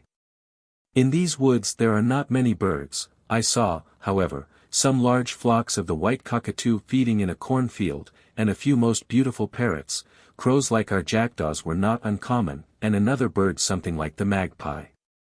In the dusk of the evening I took a stroll along a chain of ponds, which in this dry country represented the course of a river, and had the good fortune to see several of the famous Ornithorhynchus paradoxus. They were diving and playing about the surface of the water, but showed so little of their bodies that they might easily have been mistaken for water rats. Mr. Brown shot one. Certainly it is a most extraordinary animal. A stuffed specimen does not at all give a good idea of the appearance of the head and beak when fresh, the latter becoming hard and contracted. 160. 20th. A long day's ride to Bathurst. Before joining the high road we followed a mere path through the forest, and the country, with the exception of a few squatters' huts, was very solitary. We experienced this day the sirocco-like wind of Australia, which comes from the parched deserts of the interior. Clouds of dust were travelling in every direction, and the wind felt as if it had passed over a fire. I afterwards heard that the thermometer out of doors had stood at 119 degrees, and in a closed room at 96 degrees. In the afternoon we came in view of the downs of Bathurst. These undulating but nearly smooth plains are very remarkable in this country, from being absolutely destitute of trees. They support only a thin brown pasture. We rode some miles over this country, and then reached the township of Bathurst, seated in the middle of what may be called either a very broad valley, or narrow plain. I was told at Sydney not to form too bad an opinion of Australia by judging of the country from the roadside, nor too good a one from Bathurst. In this latter respect I did not feel myself in the least danger of being prejudiced. The season, it must be owned, had been one of great drought, and the country did not wear a favourable aspect, although I understand it was incomparably worse 2 or 3 months before. The secret of the rapidly growing prosperity of Bathurst is that the brown pasture which appears to the stranger's eye so wretched is excellent for sheep grazing. The town stands at the height of 2,200 feet above the sea, on the banks of the Macquarie. This is one of the rivers flowing into the vast and scarcely known interior. The line of watershed which divides the inland streams from those on the coast, has a height of about 3,000 feet, and runs in a north and south direction at the distance of from 80 to 100 miles from the seaside. The Macquarie figures in the map as a respectable river, and it is the largest of those draining this part of the watershed, yet to my surprise I found it a mere chain of ponds, separated from each other by spaces almost dry. Generally a small stream is running, and sometimes there are high and impetuous floods. Scanty as the supply of the water is throughout this district, it becomes still scantier further inland. 22nd. I commenced my return and followed a new road called Lockyer's Line, along which the country is rather more hilly and picturesque. This was a long day's ride, and the house where I wished to sleep was some way off the road, and not easily found. I met on this occasion, and indeed on all others, a very general and ready civility among the lower orders, which, when one considers what they are, and what they have been, would scarcely have been expected. The farm where I passed the night was owned by 2 young men who had only lately come out, and were beginning a settler's life. The total want of almost every comfort was not very attractive. But future and certain prosperity was before their eyes, and that not far distant. The next day we passed through large tracts of country in flames, volumes of smoke sweeping across the road. Before noon we joined our former road and ascended Mount Victoria. I slept at the weatherboard, and before dark took another walk to the amphitheatre. On the road to Sydney I spent a very pleasant evening with Captain King at Dunheved. And thus ended my little excursion in the colony of New South Wales. Before arriving here the 3 things which interested me most were, the state of society amongst the higher classes, the condition of the convicts, and the degree of attraction sufficient to induce persons to emigrate. Of course, after so very short a visit, one's opinion is worth scarcely anything, but it is as difficult not to form some opinion, as it is to form a correct judgment. On the whole, from what I heard, more than from what I saw, I was disappointed in the state of society. The whole community is rancorously divided into parties on almost every subject. Among those who, from their station in life, ought to be the best, many live in such open profligacy that respectable people cannot associate with them. There is much jealousy between the children of the rich emancipist and the free settlers, the former being pleased to consider honest men as interlopers. The whole population, poor and rich, are bent on acquiring wealth. Amongst the higher orders, wool and sheep grazing form the constant subject of conversation. There are many serious drawbacks to the comforts of a family, the chief of which, perhaps, is being surrounded by convict servants. How thoroughly odious to every feeling, to be waited on by a man who the day before, perhaps, was flogged, from your representation, for some trifling misdemeanor. The female servants are of course much worse. Hence children learn the vilest expressions, and it is fortunate if not equally vile ideas. On the other hand, the capital of a person, without any trouble on his part, produces him treble interest to what it will in England, and with care he is sure to grow rich. The luxuries of life are in abundance, and very little dearer than in England, and most articles of food are cheaper. The climate is splendid, and perfectly healthy, but to my mind its charms are lost by the uninviting aspect of the country. Settlers possess a great advantage in finding their sons of service when very young. At the age of from 16 to 20 they frequently take charge of distant farming stations. This, however, must happen at the expense of their boys associating entirely with convict servants. I am not aware that the tone of society has assumed any peculiar character. But with such habits, and without intellectual pursuits, it can hardly fail to deteriorate. My opinion is such that nothing but rather sharp necessity should compel me to emigrate. The rapid prosperity and future prospects of this colony are to me, not understanding these subjects, very puzzling. The two main exports are wool and whale oil, and to both of these productions there is a limit. The country is totally unfit for canals. Therefore there is a not very distant point beyond which the land carriage of wool will not repay the expense of shearing and tending sheep. Pasture everywhere is so thin that settlers have already pushed far into the interior. Moreover, the country farther inland becomes extremely poor. Agriculture, on account of the droughts, can never succeed on an extended scale. Therefore, so far as I can see, Australia must ultimately depend upon being the center of commerce for the southern hemisphere and perhaps on her future manufactories. Possessing coal, she always has the moving power at hand. From the habitable country extending along the coast, and from her English extraction, she is sure to be a maritime nation. I formerly imagined that Australia would rise to be as grand and powerful a country as North America, but now it appears to me that such future grandeur is rather problematical. With respect to the state of the convicts, I had still fewer opportunities of judging than on other points. The first question is, whether their condition is at all one of punishment. No one will maintain that it is a very severe one. This, however, I suppose, is of little consequence as long as it continues to be an object of dread to criminals at home. The corporeal wants of the convicts are tolerably well supplied, their prospect of future liberty and comfort is not distant, and, after good conduct, certain. A ticket of leave, which, as long as a man keeps clear of suspicion as well as of crime, makes him free within a certain district, is given upon good conduct, after years proportional to the length of the sentence. Yet with all this, and overlooking the previous imprisonment and wretched passage out, I believe the years of assignment are passed away with discontent and unhappiness. As an intelligent man remarked to me, the convicts know no pleasure beyond sensuality, and in this they are not gratified. The enormous bribe which government possesses in offering free pardons, together with the deep horror of the secluded penal settlements, destroys confidence between the convicts, and so prevents crime. As to a sense of shame, such a feeling does not appear to be known, and of this I witnessed some very singular proofs. Though it is a curious fact, I was universally told that the character of the convict population is one of arrant cowardice. Not unfrequently some become desperate, and quite indifferent as to life, yet a plan requiring cool or continued courage is seldom put into execution. The worst feature in the whole case is that although there exists what may be called a legal reform, and comparatively little is committed which the law can touch, yet that any moral reform should take place appears to be quite out of the question. I was assured by well-informed people that a man who should try to improve, could not while living with other assigned servants, his life would be one of intolerable misery and persecution.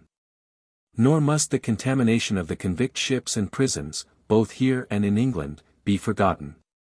On the whole, as a place of punishment, the object is scarcely gained, as a real system of reform it has failed, as perhaps would every other plan. But as a means of making men outwardly honest, of converting vagabonds, most useless in one hemisphere, into active citizens of another. And thus giving birth to a new and splendid country, a grand center of civilization, it has succeeded to a degree perhaps unparalleled in history. 30th. The Beagle sailed for Hobart Town in Van Diemen's Land. On the 5th of February, after a 6 days' passage, of which the first part was fine, and the latter very cold and squally, we entered the mouth of Storm Bay. The weather justified this awful name. The bay should rather be called an estuary, for it receives at its head the waters of the Derwent. Near the mouth there are some extensive basaltic platforms. But higher up the land becomes mountainous, and is covered by a light wood.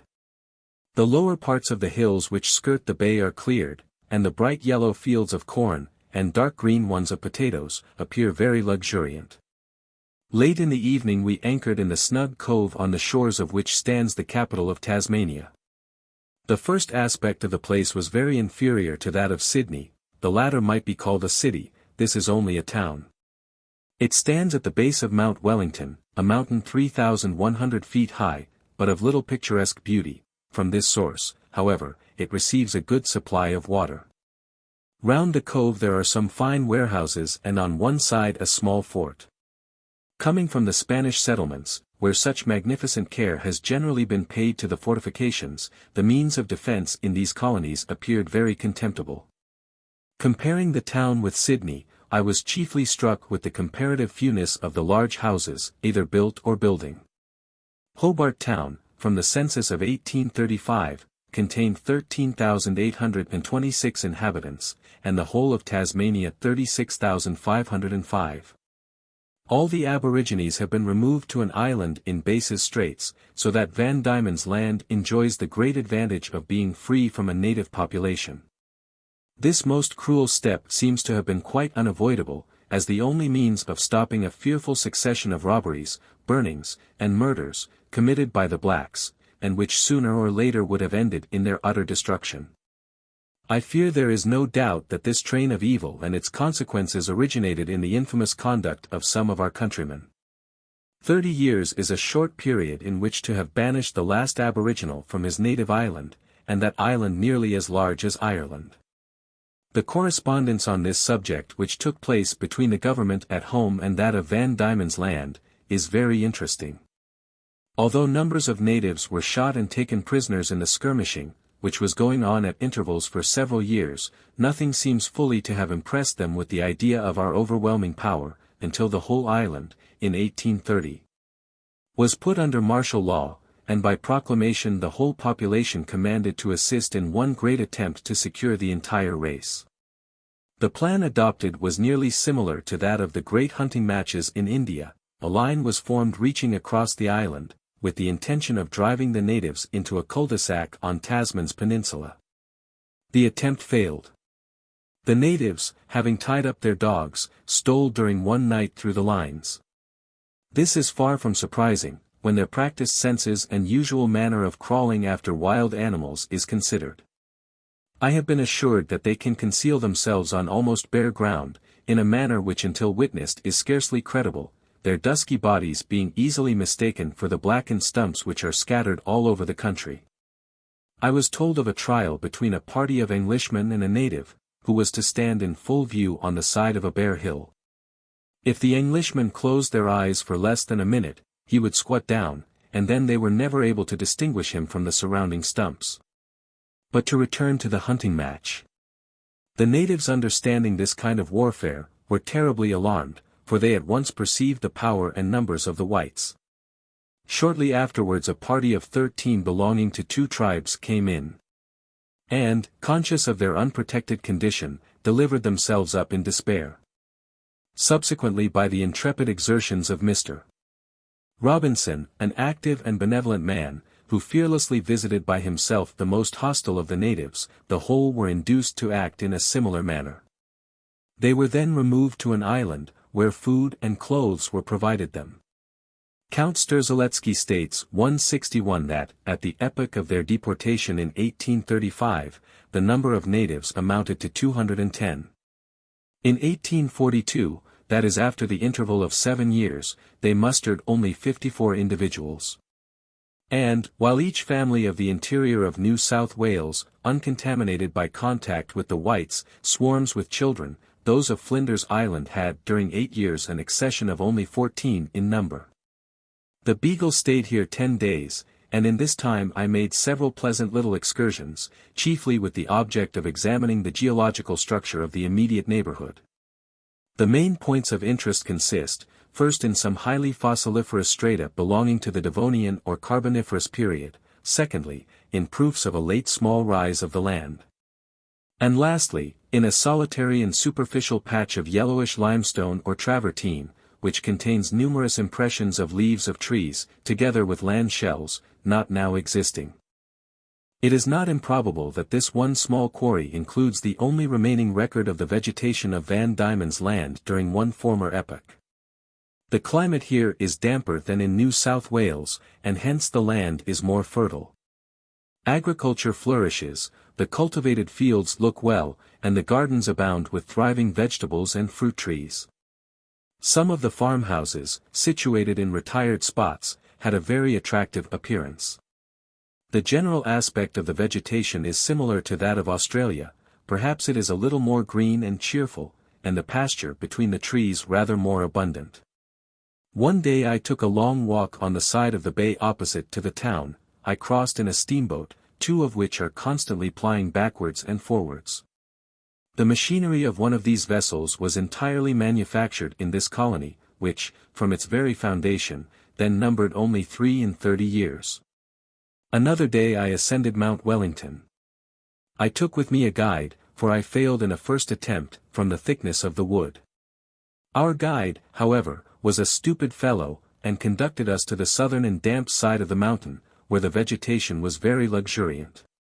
And where the labor of the ascent, from the number of rotten trunks, was almost as great as on a mountain in Tierra del Fuego or in Chiloe. It cost us 5.5 hours of hard climbing before we reached the summit. In many parts the eucalypti grew to a great size and composed a noble forest. In some of the dampest ravines tree ferns flourished in an extraordinary manner. I saw one which must have been at least 20 feet high to the base of the fronds, and was in girth exactly 6 feet. The fronds, forming the most elegant parasols, produced a gloomy shade, like that of the first hour of night. The summit of the mountain is broad and flat and is composed of huge angular masses of naked greenstone. Its elevation is 3,100 feet above the level of the sea. The day was splendidly clear, and we enjoyed a most extensive view. To the north, the country appeared a mass of wooded mountains, of about the same height with that on which we were standing, and with an equally tame outline. To the south the broken land and water, forming many intricate bays, was mapped with clearness before us. After staying some hours on the summit we found a better way to descend, but did not reach the Beagle till 8 o'clock, after a severe day's work. February 7th. The Beagle sailed from Tasmania, and, on the 6th of the ensuing month, reached King George's Sound, situated close to the southwest corner of Australia. We stayed there 8 days. And we did not during our voyage pass a more dull and uninteresting time. The country, viewed from an eminence, appears a woody plain, with here and there rounded and partly bare hills of granite protruding.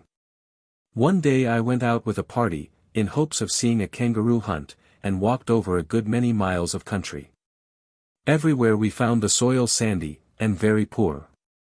It supported either a coarse vegetation of thin, low brushwood and wiry grass, or a forest of stunted trees. The scenery resembled that of the high sandstone platform of the Blue Mountains. The casuarina, a tree somewhat resembling a Scotch fir, is, however, here in greater number, and the eucalyptus in rather less. In the open parts there were many grass trees, a plant which, in appearance, has some affinity with the palm. But, instead of being surmounted by a crown of noble fronds, it can boast merely of a tuft of very coarse grass-like leaves. The general bright green color of the brushwood and other plants, viewed from a distance, seemed to promise fertility. A single walk, however, was enough to dispel such an illusion, and he who thinks with me will never wish to walk again in so uninviting a country. One day I accompanied Captain FitzRoy to Bald Head, the place mentioned by so many navigators, where some imagined that they saw corals, and others that they saw petrified trees, standing in the position in which they had grown. According to our view, the beds have been formed by the wind having heaped up fine sand, composed of minute rounded particles of shells and corals, during which process branches and roots of trees, together with many land shells, became enclosed.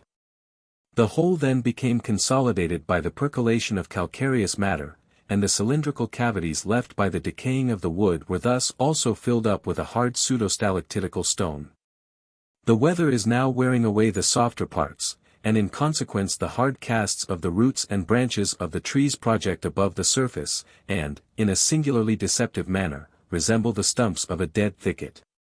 A large tribe of natives, called the White Cockatoo men, happened to pay the settlement a visit while we were there. These men, as well as those of the tribe belonging to King George's Sound, being tempted by the offer of some tubs of rice and sugar, were persuaded to hold a corroboree, or great dancing party.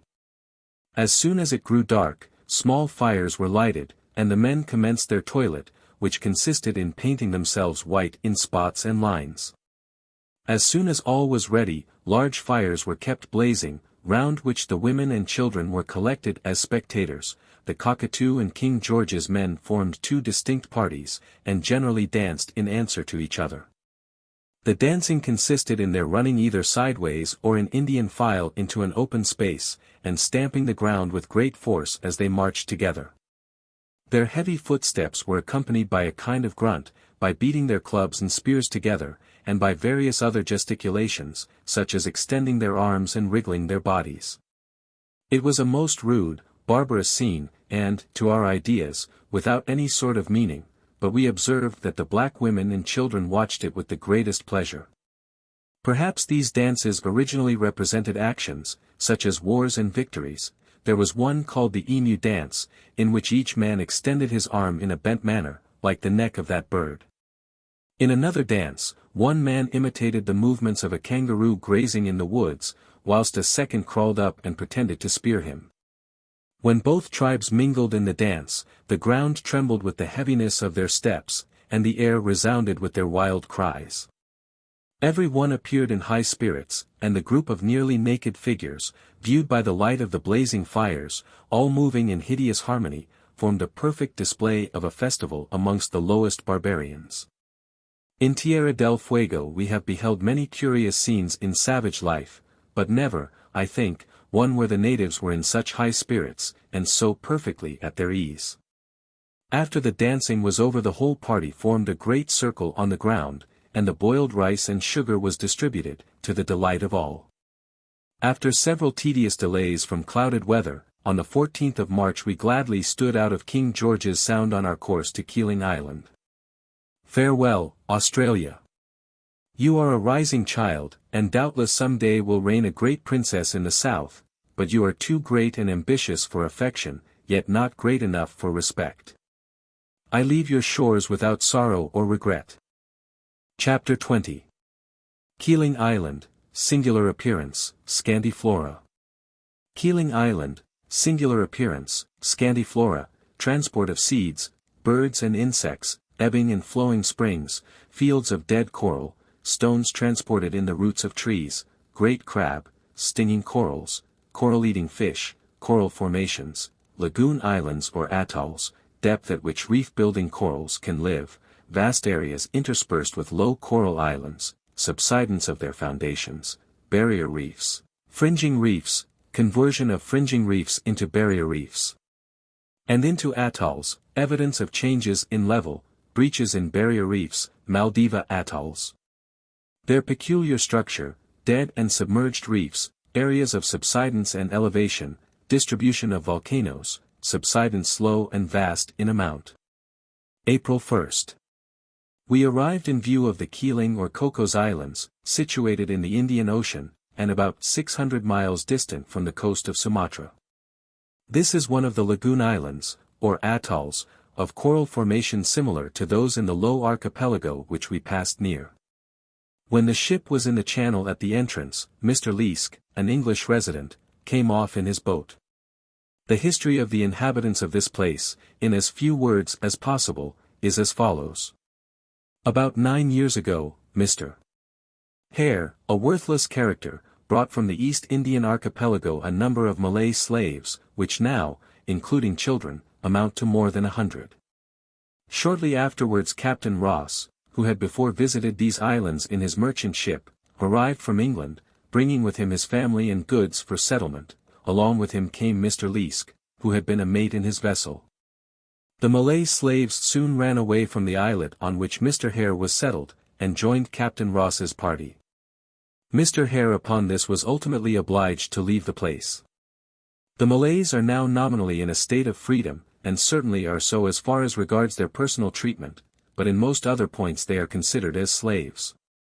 From their discontented state, from the repeated removals from islet to islet, and perhaps also from a little mismanagement, things are not very prosperous. The island has no domestic quadruped excepting the pig, and the main vegetable production is the coconut. The whole prosperity of the place depends on this tree. The only exports being oil from the nut, and the nuts themselves, which are taken to Singapore and Mauritius, where they are chiefly used, when grated, in making curries. On the coconut, also, the pigs, which are loaded with fat, almost entirely subsist, as do the ducks and poultry. Even a huge land crab is furnished by nature with the means to open and feed on this most useful production. The ring-formed reef of the lagoon island is surmounted in the greater part of its length by linear islets. On the northern or leeward side there is an opening through which vessels can pass to the anchorage within. On entering, the scene was very curious and rather pretty. Its beauty, however, entirely depended on the brilliancy of the surrounding colors. The shallow, clear, and still water of the lagoon, resting in its greater part on white sand, is, when illumined by a vertical sun, of the most vivid green.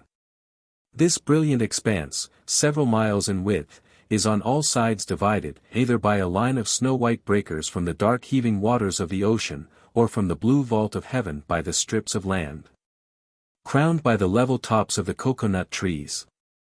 As a white cloud here and there affords a pleasing contrast with the azure sky, so in the lagoon bands of living coral darken the emerald green water.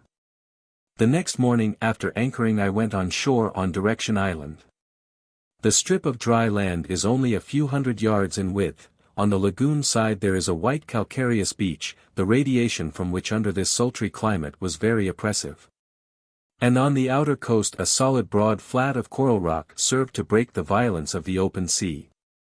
Excepting near the lagoon, where there is some sand, the land is entirely composed of rounded fragments of coral. In such a loose, dry, stony soil, the climate of the intertropical regions alone could produce a vigorous vegetation. On some of the smaller islets nothing could be more elegant than the manner in which the young and full-grown coconut trees, without destroying each other's symmetry, were mingled into one wood. A beach of glittering white sand formed a border to these fairy spots. I will now give a sketch of the natural history of these islands, which, from its very paucity, possesses a peculiar interest. The coconut tree, at first glance, seems to compose the whole wood. There are however, 5 or 6 other trees. One of these grows to a very large size, but, from the extreme softness of its wood, is useless. Another sort affords excellent timber for shipbuilding. Besides the trees, the number of plants is exceedingly limited and consists of insignificant weeds. In my collection, which includes, I believe, nearly the perfect flora, there are 20 species without reckoning a moss, lichen, and fungus. To this number 2 trees must be added, one of which was not in flower, and the other I only heard of. The latter is a solitary tree of its kind, and grows near the beach, where, without doubt, the one seed was thrown up by the waves. A Guilandina also grows on only one of the islets. I do not include in the above list the sugar cane, banana, some other vegetables, fruit trees, and imported grasses. As the islands consist entirely of coral, and at one time must have existed as mere water-washed reefs, all their terrestrial productions must have been transported here by the waves of the sea. In accordance with this, the Florula has quite the character of a refuge for the destitute. Professor Henslow informs me that of the 20 species 19 belong to different genera, and these again to no less than 16 families. 162. In Holman S. 163 Travels an account is given, on the authority of Mr. A. S. Keating, who resided 12 months on these islands, of the various seeds and other bodies which have been known to have been washed on shore. Seeds and plants from Sumatra and Java have been driven up by the surf on the windward side of the islands. Among them have been found the Kemiri, native of Sumatra and the peninsula of Malacca, the coconut of Balsai, known by its shape and size. The dad-ass, which is planted by the Malays with the pepper vine, the latter entwining round its trunk, and supporting itself by the prickles on its stem, the soap tree, the castor oil plant, trunks of the sago palm, and various kinds of seeds unknown to the Malays settled on the islands. These are all supposed to have been driven by the N.W. monsoon to the coast of New Holland, and thence to these islands by the S.E. trade wind. Large masses of Java teak and yellow wood have also been found, besides immense trees of red and white cedar, and the blue gumwood of New Holland, in a perfectly sound condition. All the hardy seeds, such as creepers, retain their germinating power, but the softer kinds, among which is the mangosteen, are destroyed in the passage. Fishing canoes, apparently from Java, have at times been washed on shore. It is interesting thus to discover how numerous the seeds are, which, coming from several countries, are drifted over the wide ocean. Professor Henslow tells me he believes that nearly all the plants which I brought from these islands are common littoral species in the East Indian archipelago. From the direction, however, of the winds and currents, it seems scarcely possible that they could have come here in a direct line. If, as suggested with much probability by Mr. Keating, they were first carried towards the coast of New Holland, and thence drifted back together with the productions of that country, the seeds, before germinating, must have traveled between 1,800 and 2,400 miles. Chamisso, 164 when describing the Radak archipelago, situated in the western part of the Pacific, states that the sea brings to these islands the seeds and fruits of many trees, most of which have yet not grown here. The greater part of these seeds appear to have not yet lost the capability of growing. It is also said that palms and bamboos from somewhere in the torrid zone, and trunks of northern firs, are washed on shore. These firs must have come from an immense distance. These facts are highly interesting. It cannot be doubted that, if there were land birds to pick up the seeds when first cast on shore, and a soil better adapted for their growth than the loose blocks of coral, the most isolated of the lagoon islands would in time possess a far more abundant flora than they now have. The list of land animals is even poorer than that of the plants. Some of the islets are inhabited by rats, which were brought in a ship from the Mauritius, wrecked here. These rats are considered by Mr. Waterhouse as identical with the English kind, but they are smaller, and more brightly colored. There are no true land birds, for a snipe and a rail, Rallus philippensis, though living entirely in the dry herbage, belong to the order of waders. Birds of this order are said to occur on several of the small low islands in the Pacific. At Ascension, where there is no land bird, a rail, Porphyrio simplex, was shot near the summit of the mountain, and it was evidently a solitary straggler. At Tristan d'Acunha, where, according to Carmichael, there are only 2 land birds, there is a coot. From these facts I believe that the waders, after the innumerable web-footed species, are generally the first colonists of small isolated islands. I may add that whenever I noticed birds, not of oceanic species, very far out at sea, they always belonged to this order, and hence they would naturally become the earliest colonists of any remote point of land. Of reptiles I saw only one small lizard. Of insects I took pains to collect every kind. Exclusive of spiders, which were numerous, there were 13 species. 165 of these one only was a beetle. A small ant swarmed by thousands under the loose dry blocks of coral, and was the only true insect which was abundant. Although the productions of the land are thus scanty, if we look to the waters of the surrounding sea the number of organic beings is indeed infinite. Chamisso has described 166 the natural history of a lagoon island in the Radak archipelago. And it is remarkable how closely its inhabitants, in number and kind, resemble those of Keeling Island. There is one lizard and 2 waders, namely, a snipe and curlew. Of plants there are 19 species, including a fern. And some of these are the same with those growing here, though on a spot so immensely remote, and in a different ocean. The long strips of land, forming the linear islets, have been raised only to that height to which the surf can throw fragments of coral, and the wind heap up calcareous sand.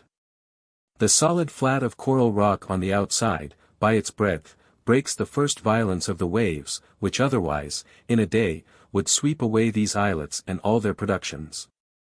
The ocean and the land seem here struggling for mastery, although terra firma has obtained a footing, the denizens of the water think their claim at least equally good. In every part one meets hermit crabs of more than one species, 167 carrying on their backs the shells which they have stolen from the neighboring beach. Overhead numerous gannets, frigate birds, and terns, rest on the trees. And the wood, from the many nests and from the smell of the atmosphere, might be called a sirokery. The gannets, sitting on their rude nests, gaze at one with a stupid yet angry air. The noddies, as their name expresses, are silly little creatures. But there is one charming bird, it is a small, snow-white tern, which smoothly hovers at the distance of a few feet above one's head, its large black eye scanning, with quiet curiosity, your expression. Little imagination is required to fancy that so light and delicate a body must be tenanted by some wandering fairy spirit. Sunday, April 3rd. After service I accompanied Captain FitzRoy to the settlement, situated at the distance of some miles, on the point of an islet thickly covered with tall cocoa-nut trees. Captain Ross and Mr. Leask live in a large barn-like house open at both ends, and lined with mats made of woven bark. The houses of the Malays are arranged along the shore of the lagoon. The whole place had rather a desolate aspect, for there were no gardens to show the signs of care and cultivation. The natives belong to different islands in the East Indian archipelago, but all speak the same language. We saw the inhabitants of Borneo, Celebes, Java, and Sumatra. In color they resemble the Tahitians, from whom they do not widely differ in features. Some of the women, however, show a good deal of the Chinese character. I liked both their general expressions and the sound of their voices.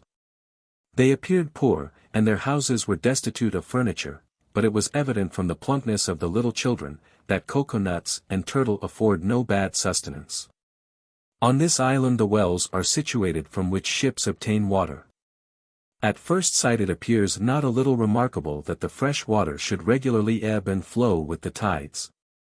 And it has even been imagined that sand has the power of filtering the salt from the seawater. These ebbing wells are common on some of the low islands in the West Indies. The compressed sand, or porous coral rock, is permeated like a sponge with the salt water, but the rain which falls on the surface must sink to the level of the surrounding sea, and must accumulate there, displacing an equal bulk of the salt water. As the water in the lower part of the great sponge-like coral mass rises and falls with the tides, so will the water near the surface, and this will keep fresh, if the mass be sufficiently compact to prevent much mechanical admixture. But where the land consists of great loose blocks of coral with open interstices, if a well be dug, the water, as I have seen, is brackish. After dinner we stayed to see a curious half-superstitious scene acted by the Malay women. A large wooden spoon dressed in garments, and which have been carried to the grave of a dead man, they pretend becomes inspired at the full of the moon, and will dance and jump about. After the proper preparations, the spoon, held by two women, became convulsed, and danced in good time to the song of the surrounding children and women. It was a most foolish spectacle, but Mr. Least maintained that many of the Malays believed in its spiritual movements. The dance did not commence till the moon had risen, and it was well worth remaining to behold her bright orb so quietly shining through the long arms of the cocoanut trees as they waved in the evening breeze. These scenes of the tropics are in themselves so delicious that they almost equal those dearer ones at home, to which we are bound by each best feeling of the mind. The next day I employed myself in examining the very interesting, yet simple structure and origin of these islands. The water being unusually smooth, I waded over the outer flat of dead rock as far as the living mounds of coral, on which the swell of the open sea breaks. In some of the gullies and hollows there were beautiful green and other colored fishes, and the form and tints of many of the zoophytes were admirable. It is excusable to grow enthusiastic over the infinite numbers of organic beings with which the sea of the tropics, so prodigal of life, teems. Yet I must confess I think those naturalists who have described, in well-known words, the submarine grottos decked with 1,000 beauties, have indulged in rather exuberant language. April 6. I accompanied Captain FitzRoy to an island at the head of the lagoon. The channel was exceedingly intricate, winding through fields of delicately branched corals. We saw several turtle and 2 boats were then employed in catching them. The water was so clear and shallow, that although at first a turtle quickly dives out of sight, yet in a canoe or boat under sail the pursuers after no very long chase come up to it. A man standing ready in the bow at this moment dashes through the water upon the turtle's back, then clinging with both hands by the shell of its neck, he is carried away till the animal becomes exhausted and is secured. It was quite an interesting chase to see the 2 boats thus doubling about, and the men dashing head foremost into the water trying to seize their prey. Captain Moresby informs me that in the Chagos archipelago in this same ocean, the natives, by a horrible process, take the shell from the back of the living turtle. It is covered with burning charcoal, which causes the outer shell to curl upwards. It is then forced off with a knife, and before it becomes cold flattened between boards. After this barbarous process the animal is suffered to regain its native element, where, after a certain time, a new shell is formed. It is, however, too thin to be of any service, and the animal always appears languishing and sickly. When we arrived at the head of the lagoon we crossed a narrow islet and found a great surf breaking on the windward coast. I can hardly explain the reason, but there is to my mind much grandeur in the view of the outer shores of these lagoon islands. There is a simplicity in the barrier-like beach, the margin of green bushes and tall coconuts, the solid flat of dead coral rock, strewed here and there with great loose fragments, and the line of furious breakers, all rounding away towards either hand. The ocean throwing its waters over the broad reef appears an invincible, all-powerful enemy, yet we see it resisted, and even conquered, by means which at first seem most weak and inefficient. It is not that the ocean spares the rock of coral. The great fragments scattered over the reef, and heaped on the beach, whence the tall coconut springs, plainly bespeak the unrelenting power of the waves. Nor are any periods of repose granted. The long swell caused by the gentle but steady action of the trade wind, always blowing in one direction over a wide area, causes breakers, almost equaling in force those during a gale of wind in the temperate regions, and which never cease to rage. It is impossible to behold these waves without feeling a conviction that an island, though built of the hardest rock, let it be porphyry, granite, or quartz, would ultimately yield and be demolished by such an irresistible power. Yet these low, insignificant coral islets stand and are victorious, for here another power, as an antagonist, takes part in the contest. The organic forces separate the atoms of carbonate of lime, one by one, from the foaming breakers, and unite them into a symmetrical structure. Let the hurricane tear up its 1,000 huge fragments. Yet what will that tell against the accumulated labor of myriads of architects at work night and day, month after month? Thus do we see the soft and gelatinous body of a polypus, through the agency of the vital laws, conquering the great mechanical power of the waves of an ocean which neither the art of man nor the inanimate works of nature could successfully resist. We did not return on board till late in the evening, for we stayed a long time in the lagoon, examining the fields of coral and the gigantic shells of the chama, into which, if a man were to put his hand, he would not, as long as the animal lived, be able to withdraw it. Near the head of the lagoon I was much surprised to find a wide area, considerably more than a mile square, covered with a forest of delicately branching corals, which, though standing upright, were all dead and rotten. At first I was quite at a loss to understand the cause. Afterwards it occurred to me that it was owing to the following rather curious combination of circumstances.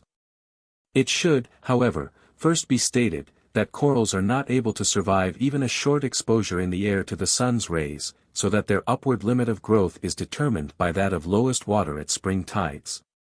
It appears, from some old charts, that the long island to windward was formerly separated by wide channels into several islets. This fact is likewise indicated by the trees being younger on these portions. Under the former condition of the reef, a strong breeze, by throwing more water over the barrier, would tend to raise the level of the lagoon.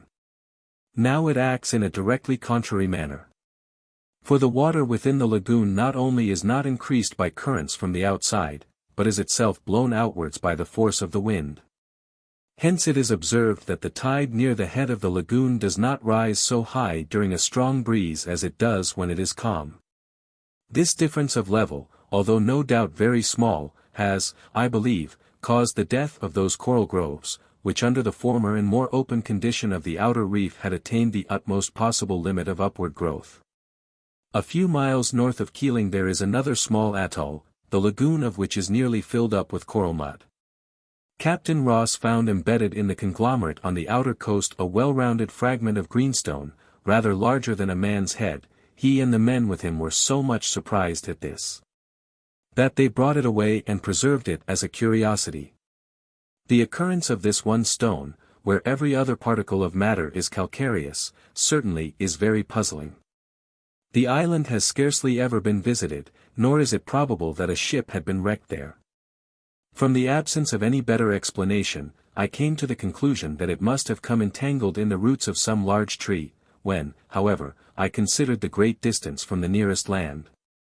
The combination of chances against a stone thus being entangled, the tree washed into the sea, floated so far, then landed safely, and the stone finally so embedded as to allow of its discovery. I was almost afraid of imagining a means of transport apparently so improbable. It was therefore with great interest that I found Chamisso, the justly distinguished naturalist who accompanied Kotzebue, stating that the inhabitants of the Radak Archipelago, a group of lagoon islands in the midst of the Pacific, obtained stones for sharpening their instruments by searching the roots of trees which are cast upon the beach. It will be evident that this must have happened several times, since laws have been established that such stones belong to the chief, and a punishment is inflicted on anyone who attempts to steal them. When the isolated position of these small islands in the midst of a vast ocean, their great distance from any land excepting that of coral formation, attested by the value which the inhabitants, who are such bold navigators, attach to a stone of any kind 168, and the slowness of the currents of the open sea, are all considered, the occurrence of pebbles thus transported does appear wonderful. Stones may often be thus carried, and if the island on which they are stranded is constructed of any other substance besides coral, they would scarcely attract attention, and their origin at least would never be guessed. Moreover, this agency may long escape discovery from the probability of trees, especially those loaded with stones, floating beneath the surface. In the channels of Tierra del Fuego large quantities of drift timber are cast upon the beach, yet it is extremely rare to meet a tree swimming on the water. These facts may possibly throw light on single stones, whether angular or rounded, occasionally found embedded in fine sedimentary masses. During another day I visited West Islet, on which the vegetation was perhaps more luxuriant than on any other. The cocoa-nut trees generally grow separate, but here the young ones flourished beneath their tall parents, and formed with their long and curved fronds the most shady arbors. Those alone who have tried it know how delicious it is to be seated in such shade, and drink the cool pleasant fluid of the coconut. In this island there is a large bay-like space, composed of the finest white sand. It is quite level and is only covered by the tide at high water. From this large bay smaller creeks penetrate the surrounding woods. To see a field of glittering white sand representing water, with the coconut trees extending their tall and waving trunks round the margin, formed a singular and very pretty view. I have before alluded to a crab which lives on the coconuts. It is very common on all parts of the dry land, and grows to a monstrous size. It is closely allied or identical with the Burgos latro. The front pair of legs terminate in very strong and heavy pincers, and the last pair are fitted with others weaker and much narrower. It would at first be thought quite impossible for a crab to open a strong coconut covered with the husk, but Mr. Leask assures me that he has repeatedly seen this effected. The crab begins by tearing the husk, fiber by fiber, and always from that end under which the 3 eyeholes are situated. When this is completed, the crab commences hammering with its heavy claws on one of the eyeholes till an opening is made. Then turning round its body, by the aid of its posterior and narrow pair of pincers it extracts the white albuminous substance. I think this is as curious a case of instinct as ever I heard of, and likewise of adaptation in structure between 2 objects apparently so remote from each other in the scheme of nature as a crab and a coconut tree. The Burgos is diurnal in its habits, but every night it is said to pay a visit to the sea, no doubt for the purpose of moistening its bronchi. The young are likewise hatched, and live for some time, on the coast. These crabs inhabit deep burrows, which they hollow out beneath the roots of trees, and where they accumulate surprising quantities of the picked fibers of the coconut husk, on which they rest as on a bed. The Malays sometimes take advantage of this, and collect the fibrous mass to use as junk. These crabs are very good to eat. Moreover, under the tail of the larger ones there is a mass of fat, which, when melted, sometimes yields as much as a quart bottleful of limpid oil. It has been stated by some authors that the Burgos crawls up the coconut trees for the purpose of stealing the nuts. I very much doubt the possibility of this, but with the Pandanus 169 the task would be very much easier. I was told by Mr. Leask that on these islands the Burgos lives only on the nuts which have fallen to the ground. Captain Moresby informs me that this crab inhabits the Chagos and Seychelles groups, but not the neighboring Maldiva archipelago. It formerly abounded at Mauritius, but only a few small ones are now found there. In the Pacific this species, or one with closely allied habits, is said 170 to inhabit a single coral island north of the Society group. To show the wonderful strength of the front pair of pincers, I may mention that Captain Moresby confined one in a strong tin box, which had held biscuits, the lid being secured with wire, but the crab turned down the edges and escaped. In turning down the edges it actually punched many small holes quite through the tin. I was a good deal surprised by finding 2 species of coral of the genus Melepra, M. complanata and Alcicornis, possessed of the power of stinging. The stony branches or plates, when taken fresh from the water, have a harsh feel and are not slimy, although possessing a strong and disagreeable smell. The stinging property seems to vary in different specimens. When a piece was pressed or rubbed on the tender skin of the face or arm, a pricking sensation was usually caused, which came on after the interval of a second, and lasted only for a few minutes. One day, however, by merely touching my face with one of the branches, pain was instantaneously caused. It increased as usual after a few seconds, and remaining sharp for some minutes, was perceptible for half an hour afterwards. The sensation was as bad as that from a nettle, but more like that caused by the Phasalia or Portuguese man-of-war. Little red spots were produced on the tender skin of the arm, which appeared as if they would have formed watery pustules, but did not. M. Quoy mentions this case of the Melepra, and I have heard of stinging corals in the West Indies. Many marine animals seem to have this power of stinging. Besides the Portuguese man-of-war, many jellyfish, and the Aplysia or sea slug of the Cape de Verde Islands. It is stated in the Voyage of the Astrolabe that an Actinia or sea anemone, as well as a flexible corallin allied to Sertularia, both possess this means of offense or defense. In the East Indian Sea a stinging seaweed is said to be found. Two species of fish, of the genus Scarus, which are common here, exclusively feed on coral. Both are colored of a splendid bluish-green, one living invariably in the lagoon, and the other amongst the outer breakers. Mr. Leask assured us that he had repeatedly seen whole shoals grazing with their strong bony jaws on the tops of the coral branches. I opened the intestines of several and found them distended with yellowish calcareous sandy mud. The slimy disgusting Holothuriae, allied to our starfish, which the Chinese gourmands are so fond of, also feed largely, as I am informed by Dr. Allen, on corals, and the bony apparatus within their bodies seems well adapted for this end. These Holothuriae, the fish, the numerous burrowing shells, and Nereidus worms, which perforate every block of dead coral, must be very efficient agents in producing the fine white mud which lies at the bottom and on the shores of the lagoon. A portion, however, of this mud, which when wet resembled pounded chalk, was found by Professor Ehrenberg to be partly composed of silicious shielded infusoria. April 12. In the morning we stood out of the lagoon on our passage to the Isle of France.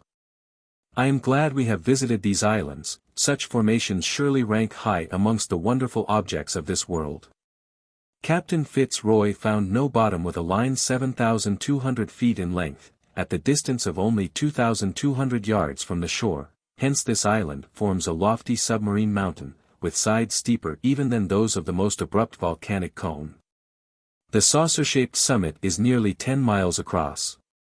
And every single atom, 171 from the least particle to the largest fragment of rock, in this great pile, which however is small compared with very many other lagoon islands, bears the stamp of having been subjected to organic arrangement.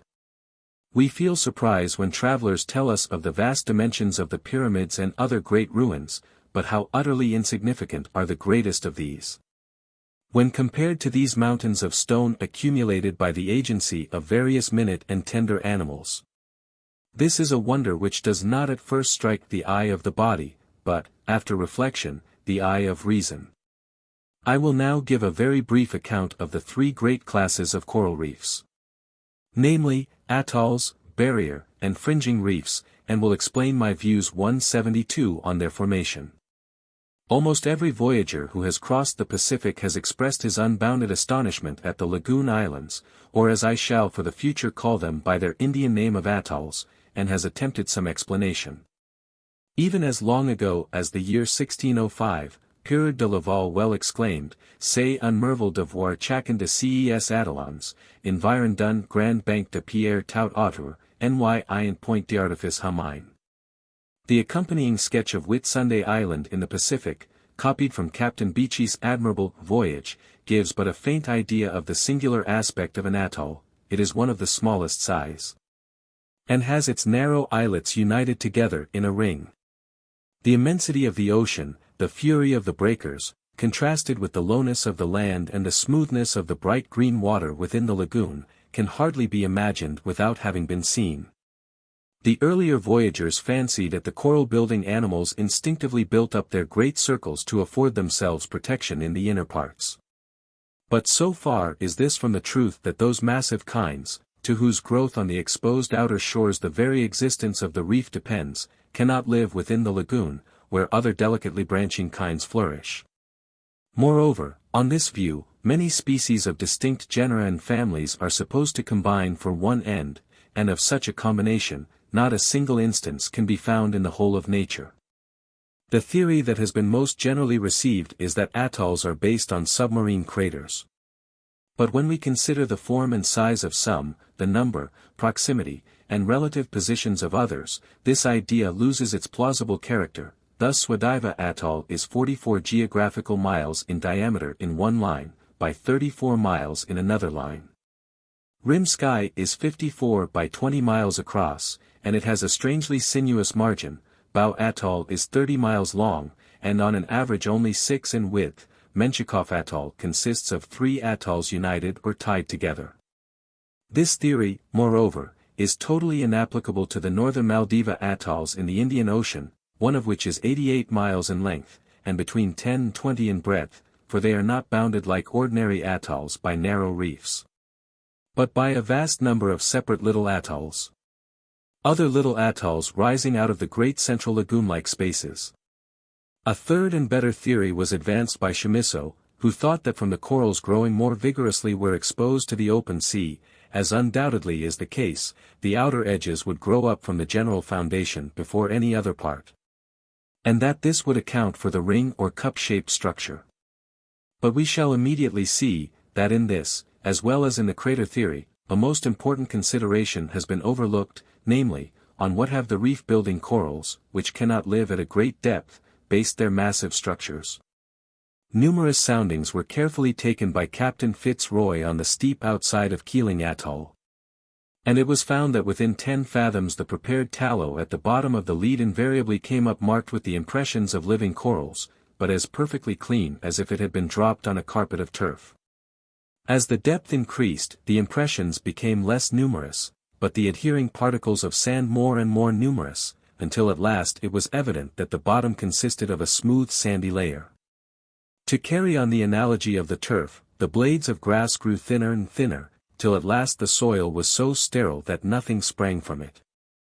From these observations, confirmed by many others, it may be safely inferred that the utmost depth at which corals can construct reefs is between 20 and 30 fathoms. Now there are enormous areas in the Pacific and Indian Oceans in which every single island is of coral formation, and is raised only to that height to which the waves can throw up fragments, and the winds pile up sand. Thus the Radak group of atolls is an irregular square, 520 miles long and 240 broad. The Low Archipelago is elliptic formed, 840 miles in its longer, and 420 in its shorter axis. There are other small groups and single low islands between these two archipelagos, making a linear space of ocean actually more than 4,000 miles in length, in which not one single island rises above the specified height. Again, in the Indian Ocean there is a space of ocean 1,500 miles in length, including 3 archipelagos, in which every island is low and of coral formation. From the fact of the reef-building corals not living at great depths, it is absolutely certain that throughout these vast areas, wherever there is now an atoll, a foundation must have originally existed within a depth of from 20 to 30 fathoms from the surface. It is improbable in the highest degree that broad, lofty, isolated, steep-sided banks of sediment, arranged in groups and lines hundreds of leagues in length, could have been deposited in the central and profoundest parts of the Pacific and Indian Oceans, at an immense distance from any continent, and where the water is perfectly limpid. It is equally improbable that the elevatory forces should have uplifted throughout the above vast areas, innumerable great rocky banks within 20 to 30 fathoms, or 120 to 180 feet, of the surface of the sea, and not one single point above that level. For where on the whole face of the globe can we find a single chain of mountains, even a few hundred miles in length, with their many summits rising within a few feet of a given level, and not one pinnacle above it? If then the foundations, whence the atoll-building corals sprang, were not formed of sediment, and if they were not lifted up to the required level, they must of necessity have subsided into it, and this at once solves the difficulty. For as mountain after mountain, and island after island, slowly sank beneath the water, fresh bases would be successively afforded for the growth of the corals. It is impossible here to enter into all the necessary details. But I venture to defy 173 anyone to explain in any other manner how it is possible that numerous islands should be distributed throughout vast areas, all the islands being low, all being built of corals, absolutely requiring a foundation within a limited depth from the surface. Before explaining how atoll-formed reefs acquire their peculiar structure, we must turn to the second great class, namely, barrier reefs. These either extend in straight lines in front of the shores of a continent or of a large island, or they encircle smaller islands. In both cases, being separated from the land by a broad and rather deep channel of water, analogous to the lagoon within an atoll. It is remarkable how little attention has been paid to encircling barrier reefs. Yet they are truly wonderful structures. The accompanying sketch represents part of the barrier encircling the island of Balabala in the Pacific, as seen from one of the central peaks. In this instance the whole line of reef has been converted into land. But usually a snow-white line of great breakers, with only here and there a single low islet crowned with coconut trees, divides the dark heaving waters of the ocean from the light green expanse of the lagoon channel.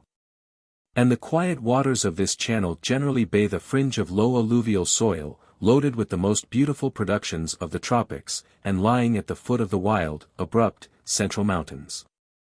Encircling barrier reefs are of all sizes, from 3 miles to no less than 44 miles in diameter, and that which fronts one side, and encircles both ends, of New Caledonia, is 400 miles long.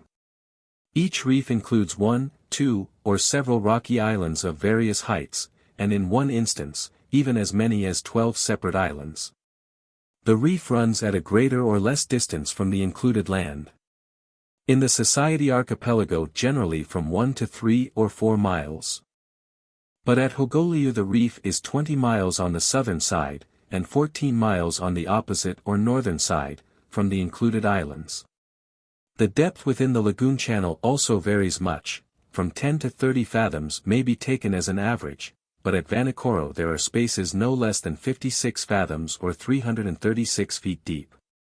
Internally the reef either slopes gently into the lagoon channel, or ends in a perpendicular wall sometimes between 200 and 300 feet under water in height. Externally the reef rises, like an atoll, with extreme abruptness out of the profound depths of the ocean. What can be more singular than these structures? We see an island, which may be compared to a castle situated on the summit of a lofty submarine mountain, protected by a great wall of coral rock, always steep externally and sometimes internally, with a broad level summit. Here and there breached by narrow gateways, through which the largest ships can enter the wide and deep encircling moat. As far as the actual reef of coral is concerned, there is not the smallest difference in general size, outline, grouping, and even in quite trifling details of structure, between a barrier and an atoll. The geographer Balby has well remarked that an encircled island is an atoll with high land rising out of its lagoon. Remove the land from within, and a perfect atoll is left. But what has caused these reefs to spring up at such great distances from the shores of the included islands? It cannot be that the corals will not grow close to the land. For the shores within the lagoon channel, when not surrounded by alluvial soil, are often fringed by living reefs. And we shall presently see that there is a whole class, which I have called fringing reefs from their close attachment to the shores both of continents and of islands. Again, on what have the reef-building corals, which cannot live at great depths, based their encircling structures? This is a great apparent difficulty, analogous to that in the case of atolls, which has generally been overlooked. It will be perceived more clearly by inspecting the following sections, which are real ones, taken in north and south lines, through the islands with their barrier reefs, of Vanikoro, Gambier, and Maurua. And they are laid down, both vertically and horizontally, on the same scale of 1/4 of an inch to a mile. It should be observed that the sections might have been taken in any direction through these islands, or through many other encircled islands, and the general features would have been the same. Now, bearing in mind that reef-building coral cannot live at a greater depth than from 20 to 30 fathoms, and that the scale is so small that the plummets on the right hand show a depth of 200 fathoms, on what are these barrier reefs based? Are we to suppose that each island is surrounded by a collar-like submarine ledge of rock, or by a great bank of sediment, ending abruptly where the reef ends? If the sea had formerly eaten deeply into the islands, before they were protected by the reefs, thus having left a shallow ledge round them under water, the present shores would have been invariably bounded by great precipices. But this is most rarely the case. Moreover, on this notion, it is not possible to explain why the corals should have sprung up, like a wall, from the extreme outer margin of the ledge, often leaving a broad space of water within, too deep for the growth of corals. The accumulation of a wide bank of sediment all round these islands, and generally widest where the included islands are smallest, is highly improbable, considering their exposed positions in the central and deepest parts of the ocean. In the case of the barrier reef of New Caledonia, which extends for 150 miles beyond the northern point of the island, in the same straight line with which it fronts the west coast, it is hardly possible to believe that a bank of sediment could thus have been straightly deposited in front of a lofty island, and so far beyond its termination in the open sea. Finally, if we look to other oceanic islands of about the same height and of similar geological constitution, but not encircled by coral reefs, we may in vain search for so trifling a circumambient depth as 30 fathoms. Except quite near to their shores. For usually land that rises abruptly out of water, as do most of the encircled and non-encircled oceanic islands, plunges abruptly under it. On what then, I repeat, are these barrier reefs based? Why, with their wide and deep moat-like channels, do they stand so far from the included land? We shall soon see how easily these difficulties disappear. We come now to our third class of fringing reefs, which will require a very short notice. Where the land slopes abruptly under water, these reefs are only a few yards in width, forming a mere ribbon or fringe round the shores. Where the land slopes gently under the water, the reef extends farther. Sometimes even as much as a mile from the land. But in such cases the soundings outside the reef always show that the submarine prolongation of the land is gently inclined. In fact, the reefs extend only to that distance from the shore at which a foundation within the requisite depth from 20 to 30 fathoms is found. As far as the actual reef is concerned, there is no essential difference between it and that forming a barrier or an atoll. It is, however, generally of less width, and consequently few islets have been formed on it. From the corals growing more vigorously on the outside, and from the noxious effect of the sediment washed inwards, the outer edge of the reef is the highest part. And between it and the land there is generally a shallow sandy channel a few feet in depth. Where banks of sediment have accumulated near to the surface, as in parts of the West Indies, they sometimes become fringed with corals, and hence in some degree resemble lagoon islands or atolls, in the same manner as fringing reefs. Surrounding gently sloping islands, in some degree resemble barrier reefs. No theory on the formation of coral reefs can be considered satisfactory which does not include the three great classes. We have seen that we are driven to believe in the subsidence of those vast areas, interspersed with low islands, of which not one rises above the height to which the wind and waves can throw up matter. And yet are constructed by animals requiring a foundation, and that foundation to lie at no great depth. Let us then take an island surrounded by fringing reefs, which offer no difficulty in their structure, and let this island with its reef, represented by the unbroken lines in Plate 96, slowly subside. Now as the island sinks down, either a few feet at a time or quite insensibly, we may safely infer, from what is known of the conditions favorable to the growth of coral, that the living masses, bathed by the surf on the margin of the reef, will soon regain the surface. The water, however, will encroach little by little on the shore, the island becoming lower and smaller, and the space between the inner edge of the reef and the beach proportionally broader. A section of the reef and island in this state, after a subsidence of several hundred feet, is given by the dotted lines. Coral islets are supposed to have been formed on the reef, and the ship is anchored in the lagoon channel. This channel will be more or less deep, according to the rate of subsidence, to the amount of sediment accumulated in it, and to the growth of the delicately branched corals which can live there. The section in this state resembles in every respect one drawn through an encircled island. In fact, it is a real section, on the scale of 0.517 of an inch to a mile, through Bolabola in the Pacific. We can now at once see why encircling barrier reefs stand so far from the shores which they front. We can also perceive that a line drawn perpendicularly down from the outer edge of the new reef, to the foundation of solid rock beneath the old fringing reef, will exceed by as many feet as there have been feet of subsidence. That small limit of depth at which the effective corals can live, the little architects having built up their great wall-like mass, as the whole sank down, upon a basis formed of other corals and their consolidated fragments. Thus the difficulty on this head, which appeared so great, disappears. If, instead of an island, we had taken the shore of a continent fringed with reefs, and had imagined it to have subsided, a great straight barrier, like that of Australia or New Caledonia, separated from the land by a wide and deep channel, would evidently have been the result. Let us take our new encircling barrier reef, of which the section is now represented by unbroken lines, and which, as I have said, is a real section through Bolabola, and let it go on subsiding. As the barrier reef slowly sinks down, the corals will go on vigorously growing upwards. But as the island sinks, the water will gain inch by inch on the shore, the separate mountains first forming separate islands within one great reef, and finally, the last and highest pinnacle disappearing. The instant this takes place, a perfect atoll is formed. I have said, remove the high land from within an encircling barrier reef, and an atoll is left, and the land has been removed.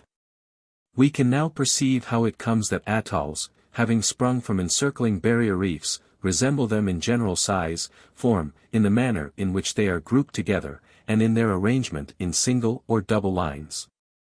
For they may be called rude outline charts of the sunken islands over which they stand.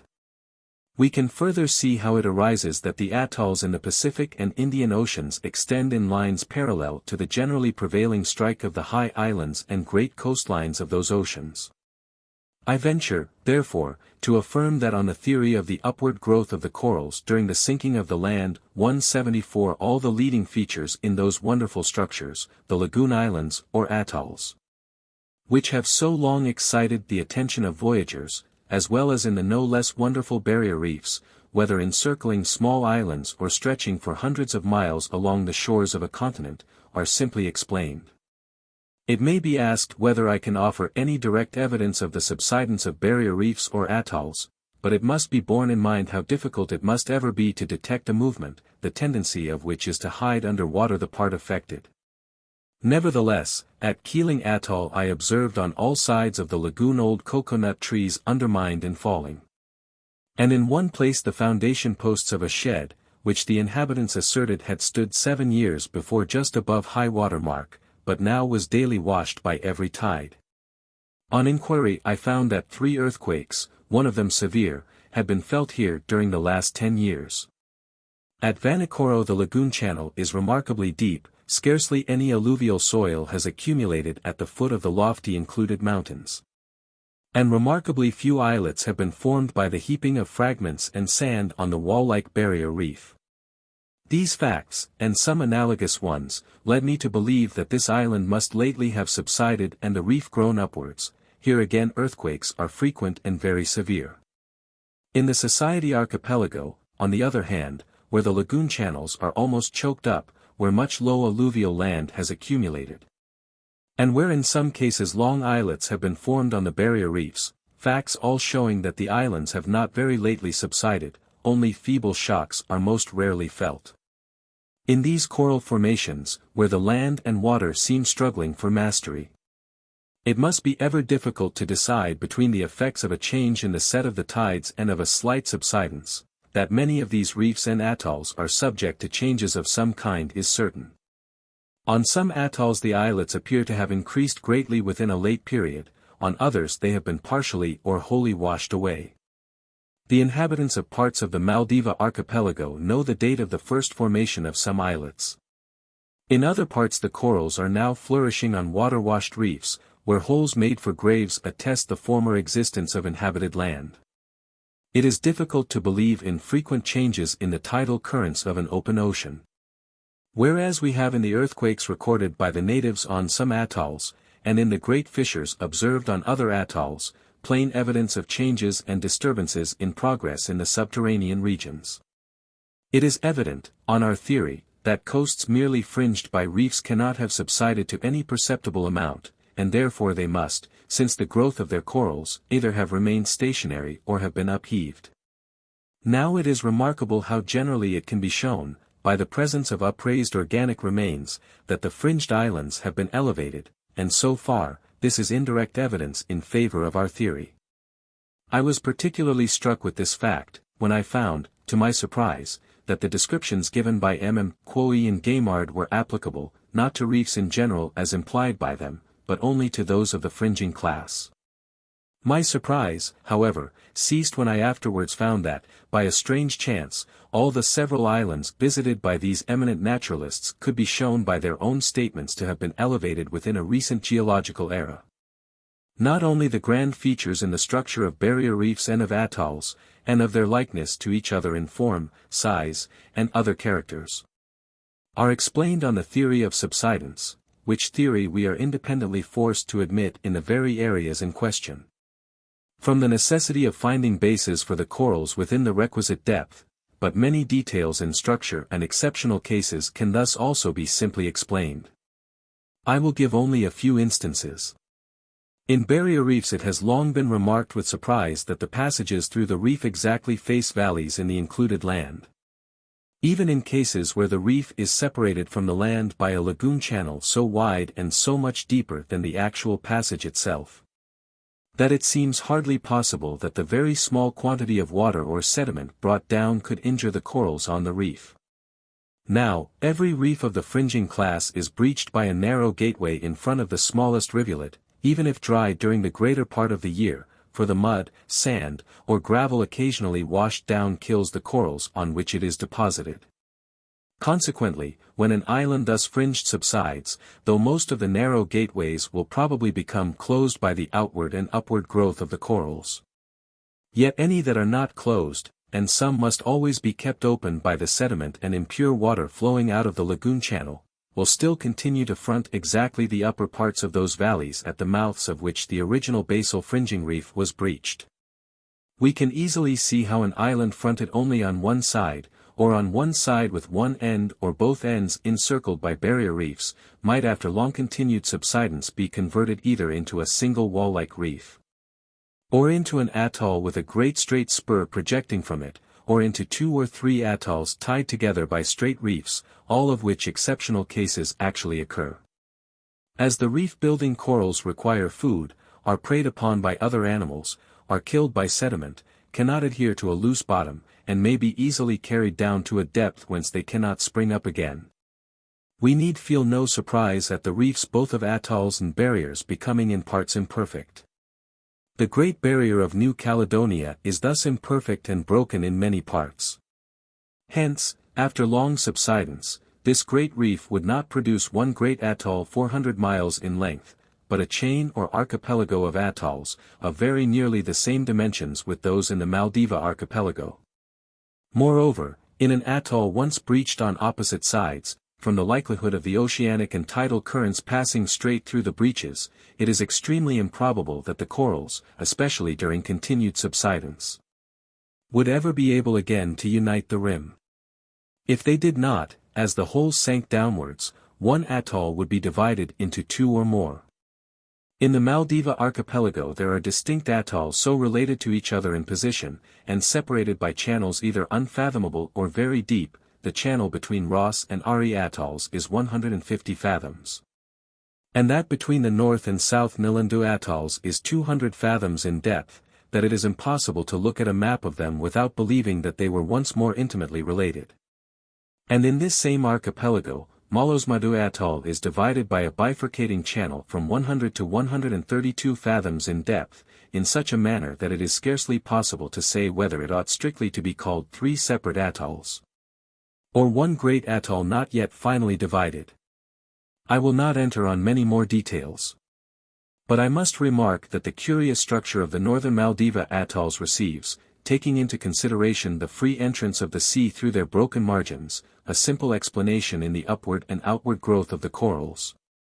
Originally based both on small detached reefs in their lagoons, such as occur in common atolls, and on broken portions of the linear marginal reef, such as bounds every atoll of the ordinary form. I cannot refrain from once again remarking on the singularity of these complex structures. A great sandy and generally concave disk rises abruptly from the unfathomable ocean, with its central expanse studded and its edge symmetrically bordered with oval basins of coral rock just lipping the surface of the sea, sometimes clothed with vegetation, and each containing a lake of clear water. One more point in detail: as in the 2 neighboring archipelagos corals flourish in one and not in the other, and as so many conditions before enumerated must affect their existence, it would be an inexplicable fact if, during the changes to which earth, air, and water are subjected, the reef-building corals were to keep alive for perpetuity on any one spot or area. And as by our theory the areas including atolls and barrier reefs are subsiding, we ought occasionally to find reefs both dead and submerged. In all reefs, owing to the sediment being washed out of the lagoon or lagoon channel to leeward, that side is least favorable to the long-continued vigorous growth of the corals. Hence dead portions of reef not unfrequently occur on the leeward side, and these, though still retaining their proper wall-like form, are now in several instances sunk several fathoms beneath the surface. The Chagos group appears from some cause, possibly from the subsidence having been too rapid, at present to be much less favorably circumstanced for the growth of reefs than formerly. One atoll has a portion of its marginal reef 9 miles in length, dead and submerged. A second has only a few quite small living points which rise to the surface, a third and fourth are entirely dead and submerged, a fifth is a mere wreck, with its structure almost obliterated. It is remarkable that in all these cases the dead reefs and portions of reef lie at nearly the same depth, namely, from 6 to 8 fathoms beneath the surface, as if they had been carried down by one uniform movement.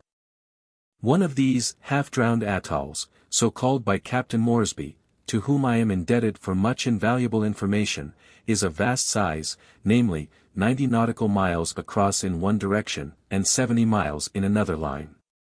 And is in many respects eminently curious. As by our theory it follows that new atolls will generally be formed in each new area of subsidence, two weighty objections might have been raised, namely, that atolls must be increasing indefinitely in number. And secondly, that in old areas of subsidence each separate atoll must be increasing indefinitely in thickness, if proofs of their occasional destruction could not have been adduced. Thus have we traced the history of these great rings of coral rock, from their first origin through their normal changes, and through the occasional accidents of their existence, to their death and final obliteration. In my volume on coral formations I have published a map, in which I have colored all the atolls dark blue, the barrier reefs pale blue, and the fringing reefs red. These latter reefs have been formed whilst the land has been stationary, or, as appears from the frequent presence of upraised organic remains, whilst it has been slowly rising. Atolls and barrier reefs, on the other hand, have grown up during the directly opposite movement of subsidence, which movement must have been very gradual, and in the case of atolls so vast in amount as to have buried every mountain summit over wide ocean spaces. Now in this map we see that the reefs tinted pale and dark blue, which have been produced by the same order of movement, as a general rule manifestly stand near each other. Again we see that the areas with the two blue tints are of wide extent, and that they lie separate from extensive lines of coast-colored red, both of which circumstances might naturally have been inferred, on the theory of the nature of the reefs having been governed by the nature of the earth's movement. It deserves notice that in more than one instance where single red and blue circles approach near each other, I can show that there have been oscillations of level. For in such cases the red or fringed circles consist of atolls, originally by our theory formed during subsidence, but subsequently upheaved. And on the other hand, some of the pale blue or encircled islands are composed of coral rock, which must have been uplifted to its present height before that subsidence took place, during which the existing barrier reefs grew upwards. Authors have noticed with surprise that although atolls are the commonest coral structures throughout some enormous oceanic tracts, they are entirely absent in other seas, as in the West Indies. We can now at once perceive the cause. For where there has not been subsidence, atolls cannot have been formed. And in the case of the West Indies and parts of the East Indies, these tracts are known to have been rising within the recent period. The larger areas, colored red and blue, are all elongated. And between the two colors there is a degree of rude alternation, as if the rising of one had balanced the sinking of the other. Taking into consideration the proofs of recent elevation both on the fringed coasts and on some others, for instance, in South America, where there are no reefs, we are led to conclude that the great continents are for the most part rising areas, and from the nature of the coral reefs, that the central parts of the great oceans are sinking areas. The East Indian archipelago, the most broken land in the world, is in most parts an area of elevation, but surrounded and penetrated, probably in more lines than one, by narrow areas of subsidence. I have marked with vermilion spots all the many known active volcanoes within the limits of this same map. Their entire absence from every one of the great subsiding areas, colored either pale or dark blue, is most striking. And not less so is the coincidence of the chief volcanic chains with the parts colored red, which we are led to conclude have either long remained stationary, or more generally have been recently upraised. Although a few of the vermilion spots occur within no great distance of single circles tinted blue, yet not one single active volcano is situated within several hundred miles of an archipelago, or even small group of atolls. It is, therefore, a striking fact that in the friendly archipelago, which consists of a group of atolls upheaved and since partially worn down, 2 volcanoes, and perhaps more, are historically known to have been in action.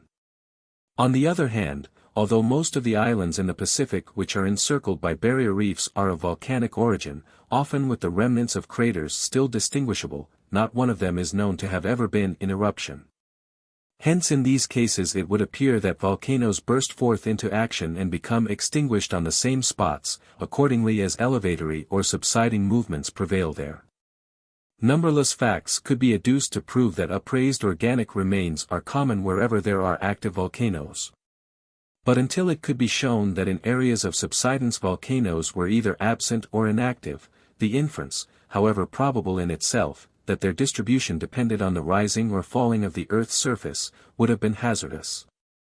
But now, I think, we may freely admit this important deduction. Taking a final view of the map, and bearing in mind the statements made with respect to the upraised organic remains, we must feel astonished at the vastness of the areas which have suffered changes in level either downwards or upwards, within a period not geologically remote. It would appear also that the elevatory and subsiding movements follow nearly the same laws.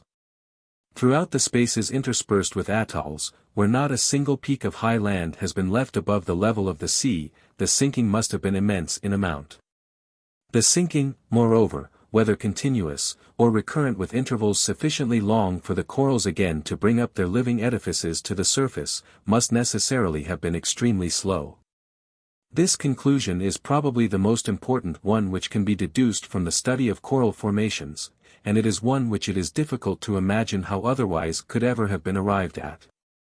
Nor can I quite pass over the probability of the former existence of large archipelagos of lofty islands, where now only rings of coral rock scarcely break the open expanse of the sea.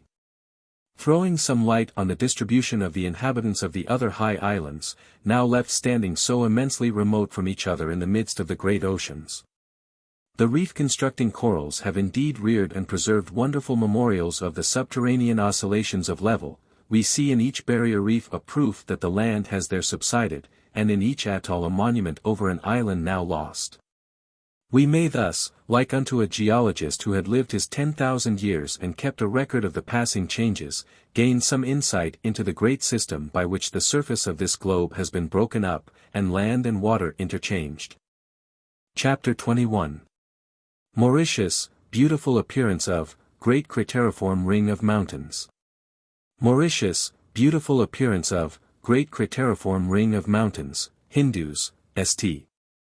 Helena, history of the changes in the vegetation, cause of the extinction of land shells, ascension, variation in the imported rats, volcanic bombs, beds of infusoria, Bahia. Brazil, splendor of tropical scenery, Pernambuco, singular reef, slavery, return to England, retrospect on our voyage. April 29. In the morning we passed round the northern end of Mauritius, or the Isle of France. From this point of view the aspect of the island equaled the expectations raised by the many well-known descriptions of its beautiful scenery. The sloping plain of the pamplemousses, interspersed with houses, and colored by the large fields of sugar cane of a bright green, composed the foreground. The brilliancy of the green was the more remarkable because it is a color which generally is conspicuous only from a very short distance. Towards the center of the island groups of wooded mountains rose out of this highly cultivated plain. Their summits, as so commonly happens with ancient volcanic rocks, being jagged into the sharpest points. Masses of white clouds were collected around these pinnacles, as if for the sake of pleasing the stranger's eye. The whole island, with its sloping border and central mountains, was adorned with an air of perfect elegance. The scenery, if I may use such an expression, appeared to the sight harmonious. I spent the greater part of the next day in walking about the town and visiting different people. The town is of considerable size, and is said to contain 20,000 inhabitants. The streets are very clean and regular. Although the island has been so many years under the English government, the general character of the place is quite French, Englishmen speak to their servants in French, and the shops are all French. Indeed, I should think that Calais or Boulogne was much more Anglified. There is a very pretty little theatre in which operas are excellently performed. We were also surprised at seeing large booksellers' shops, with well-stored shelves. Music and reading bespeak our approach to the old world of civilization, for in truth both Australia and America are new worlds. The various races of men walking in the streets afford the most interesting spectacle in Port Louis. Convicts from India are banished here for life. At present there are about 800, and they are employed in various public works. Before seeing these people, I had no idea that the inhabitants of India were such noble-looking figures. Their skin is extremely dark, and many of the older men had large mustaches and beards of a snow-white color. This, together with the fire of their expression, gave them quite an imposing aspect. The greater number had been banished for murder and the worst crimes, others for causes which can scarcely be considered as moral faults, such as for not obeying, from superstitious motives, the English laws. These men are generally quiet and well conducted. From their outward conduct, their cleanliness and faithful observance of their strange religious rites, it was impossible to look at them with the same eyes as on our wretched convicts in New South Wales. May 1st. Sunday. I took a quiet walk along the sea coast to the north of the town. The plain in this part is quite uncultivated. It consists of a field of black lava, smoothed over with coarse grass and bushes, the latter being chiefly mimosas.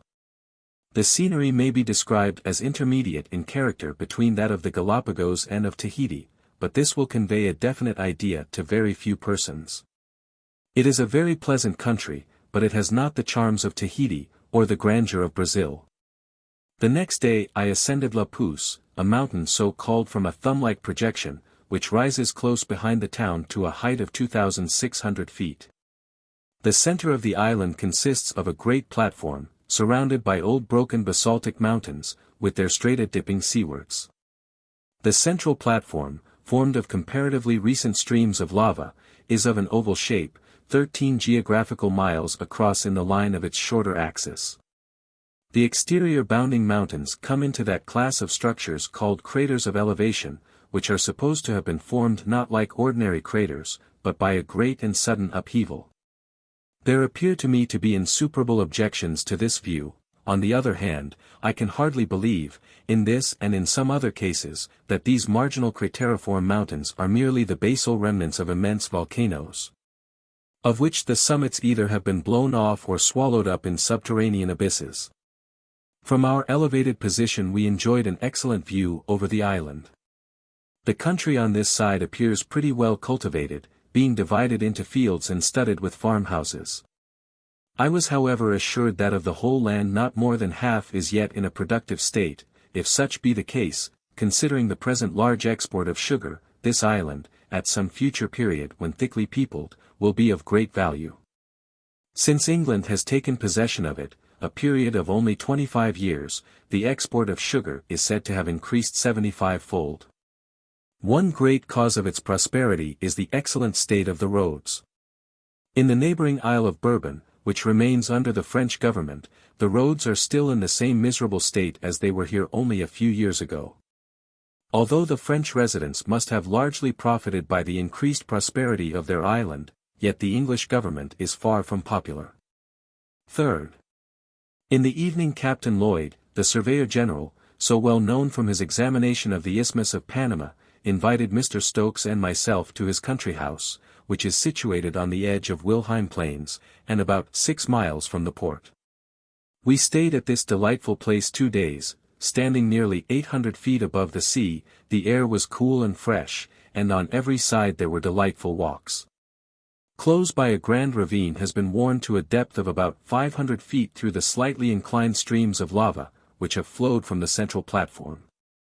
5th. Captain Lloyd took us to the Rivière Noire, which is several miles to the southward, that I might examine some rocks of elevated coral. We passed through pleasant gardens, and fine fields of sugar cane growing amidst huge blocks of lava. The roads were bordered by hedges of mimosa, and near many of the houses there were avenues of the mango. Some of the views where the peaked hills and the cultivated farms were seen together, were exceedingly picturesque. And we were constantly tempted to exclaim, how pleasant it would be to pass one's life in such quiet abodes. Captain Lloyd possessed an elephant, and he sent it halfway with us, that we might enjoy a ride in true Indian fashion. The circumstance which surprised me most was its quite noiseless step. This elephant is the only one at present on the island, but it is said others will be sent for. May 9th. We sailed from Port Louis, and, calling at the Cape of Good Hope, on the 8th of July we arrived off St. Helena. This island, the forbidding aspect of which has been so often described, rises abruptly like a huge black castle from the ocean. Near the town, as if to complete nature's defense, small forts and guns fill up every gap in the rugged rocks. The town runs up a flat and narrow valley, the houses look respectable, and are interspersed with a very few green trees. When approaching the anchorage there was one striking view, an irregular castle perched on the summit of a lofty hill, and surrounded by a few scattered fir trees, boldly projected against the sky. The next day I obtained lodgings within a stone's throw of Napoleon's tomb, 175. It was a capital central situation, whence I could make excursions in every direction. During the 4 days I stayed here I wandered over the island from morning to night and examined its geological history. My lodgings were situated at a height of about 2,000 feet. Here the weather was cold and boisterous, with constant showers of rain, and every now and then the whole scene was veiled in thick clouds. Near the coast the rough lava is quite bare, in the central and higher parts feldspathic rocks by their decomposition have produced a clayey soil, which, where not covered by vegetation, is stained in broad bands of many bright colors. At this season the land, moistened by constant showers, produces a singularly bright green pasture, which lower and lower down gradually fades away and at last disappears. In latitude 16 degrees, and at the trifling elevation of 1,500 feet, it is surprising to behold a vegetation possessing a character decidedly British. The hills are crowned with irregular plantations of Scotch firs. And the sloping banks are thickly scattered over with thickets of gorse, covered with its bright yellow flowers. Weeping willows are common on the banks of the rivulets, and the hedges are made of the blackberry, producing its well-known fruit. When we consider that the number of plants now found on the island is 746, and that out of these 52 alone are indigenous species, the rest having been imported, and most of them from England, we see the reason of the British character of the vegetation. Many of these English plants appear to flourish better than in their native country, some also from the opposite quarter of Australia succeed remarkably well. The many imported species must have destroyed some of the native kinds. And it is only on the highest and steepest ridges that the indigenous flora is now predominant. The English, or rather Welsh character of the scenery, is kept up by the numerous cottages and small white houses. Some buried at the bottom of the deepest valleys, and others mounted on the crests of the lofty hills. Some of the views are striking, for instance that from near Sir W. Doveton's house, where the bold peak called Lot is seen over a dark wood of firs, the whole being backed by the red water-worn mountains of the southern coast. On viewing the island from an eminence, the first circumstance which strikes one is the number of the roads and forts, the labor bestowed on the public works, if one forgets its character as a prison, seems out of all proportion to its extent or value. There is so little level or useful land that it seems surprising how so many people, about 5,000, can subsist here. The lower orders, or the emancipated slaves, are, I believe, extremely poor, they complain of the want of work. From the reduction in the number of public servants, owing to the island having been given up by the East India Company, and the consequent emigration of many of the richer people, the poverty probably will increase. The chief food of the working class is rice with a little salt meat, as neither of these articles are the products of the island, but must be purchased with money. The low wages tell heavily on the poor people. Now that the people are blessed with freedom, a right which I believe they value fully, it seems probable that their numbers will quickly increase. If so, what is to become of the little state of St. Helena? My guide was an elderly man who had been a goatherd when a boy, and knew every step amongst the rocks. He was of a race many times crossed, and although with a dusky skin, he had not the disagreeable expression of a mulatto. He was a very civil, quiet old man, and such appears the character of the greater number of the lower classes. It was strange to my ears to hear a man, nearly white and respectably dressed, talking with indifference of the times when he was a slave. With my companion, who carried our dinners and a horn of water, which is quite necessary, as all the water in the lower valleys is saline, I every day took long walks. Beneath the upper and central green circle, the wild valleys are quite desolate and untenanted. Here, to the geologist, there were scenes of high interest, showing successive changes and complicated disturbances. According to my views, St. Helena has existed as an island from a very remote epoch. Some obscure proofs, however, of the elevation of the land are still extant. I believe that the central and highest peaks form parts of the rim of a great crater, the southern half of which has been entirely removed by the waves of the sea. There is, moreover, an external wall of black basaltic rocks. Like the coast mountains of Mauritius, which are older than the central volcanic streams. On the higher parts of the island considerable numbers of a shell, long thought to be a marine species, occur embedded in the soil.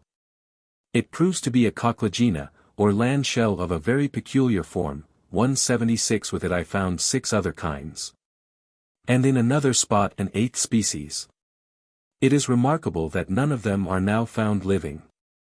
Their extinction has probably been caused by the entire destruction of the woods, and the consequent loss of food and shelter, which occurred during the early part of the last century. The history of the changes which the elevated plains of Longwood and Deadwood have undergone, as given in General Beatson's account of the island, is extremely curious. Both plains, it is said, in former times were covered with wood, and were therefore called the Great Wood. So late as the year 1716 there were many trees, but in 1724 the old trees had mostly fallen.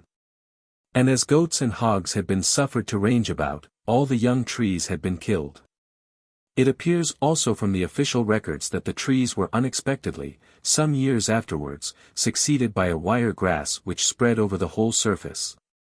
177 General Beatson adds that now this plain is covered with fine sward, and is become the finest piece of pasture on the island. The extent of surface, probably covered by wood at a former period, is estimated at no less than 2,000 acres. At the present day scarcely a single tree can be found there. It is also said that in 1709 there were quantities of dead trees in Sandy Bay. This place is now so utterly desert that nothing but so well attested an account could have made me believe that they could ever have grown there. The fact that the goats and hogs destroyed all the young trees as they sprang up, and that in the course of time the old ones, which were saved from their attacks, perished from age, seems clearly made out. Goats were introduced in the year 1502. 86 years afterwards, in the time of Cavendish, it is known that they were exceedingly numerous. More than a century afterwards, in 1731, when the evil was complete and irretrievable, an order was issued that all stray animals should be destroyed. It is very interesting thus to find that the arrival of animals at St. Helena in 1501 did not change the whole aspect of the island, until a period of 220 years had elapsed, for the goats were introduced in 1502, and in 1724 it is said, the old trees had mostly fallen. There can be little doubt that this great change in the vegetation affected not only the land shells, causing 8 species to become extinct, but likewise a multitude of insects. St. Helena, situated so remote from any continent, in the midst of a great ocean, and possessing a unique flora, excites our curiosity. The 8 land shells, though now extinct, and 1 living Succinia, are peculiar species found nowhere else. Mr. Cumming, however, informs me that an English helix is common here, its eggs no doubt having been imported in some of the many introduced plants. Mr. Cumming collected on the coast 16 species of seashells, of which 7, as far as he knows, are confined to this island. Birds and insects, 178 as might have been expected, are very few in number. Indeed I believe all the birds have been introduced within late years. Partridges and pheasants are tolerably abundant. The island is much too English not to be subject to strict game laws. I was told of a more unjust sacrifice to such ordinances than I ever heard of even in England. The poor people formerly used to burn a plant which grows on the coast rocks, and export the soda from its ashes. But a peremptory order came out prohibiting this practice, and giving as a reason that the partridges would have nowhere to build. In my walks I passed more than once over the grassy plain, bounded by deep valleys, on which Longwood stands. Viewed from a short distance, it appears like a respectable gentleman's country seat. In front there are a few cultivated fields, and beyond them the smooth hill of colored rocks called the Flagstaff, and the rugged square black mass of the Barn. On the whole the view was rather bleak and uninteresting. The only inconvenience I suffered during my walks was from the impetuous winds. One day I noticed a curious circumstance. Standing on the edge of a plain, terminated by a great cliff of about 1,000 feet in depth, I saw at the distance of a few yards right to windward, some tern, struggling against a very strong breeze. Whilst, where I stood, the air was quite calm. Approaching close to the brink, where the current seemed to be deflected upwards from the face of the cliff, I stretched out my arm, and immediately felt the full force of the wind, an invisible barrier, 2 yards in width. Separated perfectly calm air from a strong blast. I so much enjoyed my rambles among the rocks and mountains of St. Helena that I felt almost sorry on the morning of the 14th to descend to the town. Before noon I was on board, and the Beagle made sail. On the 19th of July we reached Ascension. Those who have beheld a volcanic island situated under an arid climate will at once be able to picture to themselves the appearance of Ascension. They will imagine smooth conical hills of a bright red color, with their summits generally truncated, rising separately out of a level surface of black rugged lava. A principal mound in the center of the island seems the father of the lesser cones. It is called Green Hill, its name being taken from the faintest tinge of that color, which at this time of the year is barely perceptible from the anchorage. To complete the desolate scene, the black rocks on the coast are lashed by a wild and turbulent sea. The settlement is near the beach. It consists of several houses and barracks placed irregularly, but well built of white freestone. The only inhabitants are Marines, and some Negroes liberated from slave ships, who are paid and victualled by government. There is not a private person on the island. Many of the Marines appeared well contented with their situation. They think it better to serve their 21 years on shore, let it be what it may, than in a ship. In this choice, if I were a Marine, I should most heartily agree. The next morning I ascended Green Hill, 2,840 feet high, and thence walked across the island to the windward point. A good cart road leads from the coast settlement to the houses, gardens, and fields, placed near the summit of the central mountain. On the roadside there are milestones, and likewise cisterns, where each thirsty passer-by can drink some good water. Similar care is displayed in each part of the establishment, and especially in the management of the springs, so that a single drop of water may not be lost. Indeed the whole island may be compared to a huge ship kept in first-rate order. I could not help, when admiring the active industry which had created such effects out of such means, at the same time regretting that it had been wasted on so poor and trifling an end. M. Lesson has remarked with justice that the English nation would have thought of making the island of Ascension a productive spot. Any other people would have held it as a mere fortress in the ocean. Near this coast nothing grows. Farther inland an occasional green castor oil plant, and a few grasshoppers, true friends of the desert, may be met with. Some grass is scattered over the surface of the central elevated region, and the whole much resembles the worst parts of the Welsh mountains. But, scanty as the pasture appears, about 600 sheep, many goats, a few cows and horses, all thrive well on it. Of native animals, land crabs and rats swarm in numbers. Whether the rat is really indigenous may well be doubted. There are 2 varieties as described by Mr. Waterhouse. One is of a black color, with fine glossy fur, and lives on the grassy summit. The other is brown-colored and less glossy, with longer hairs, and lives near the settlement on the coast.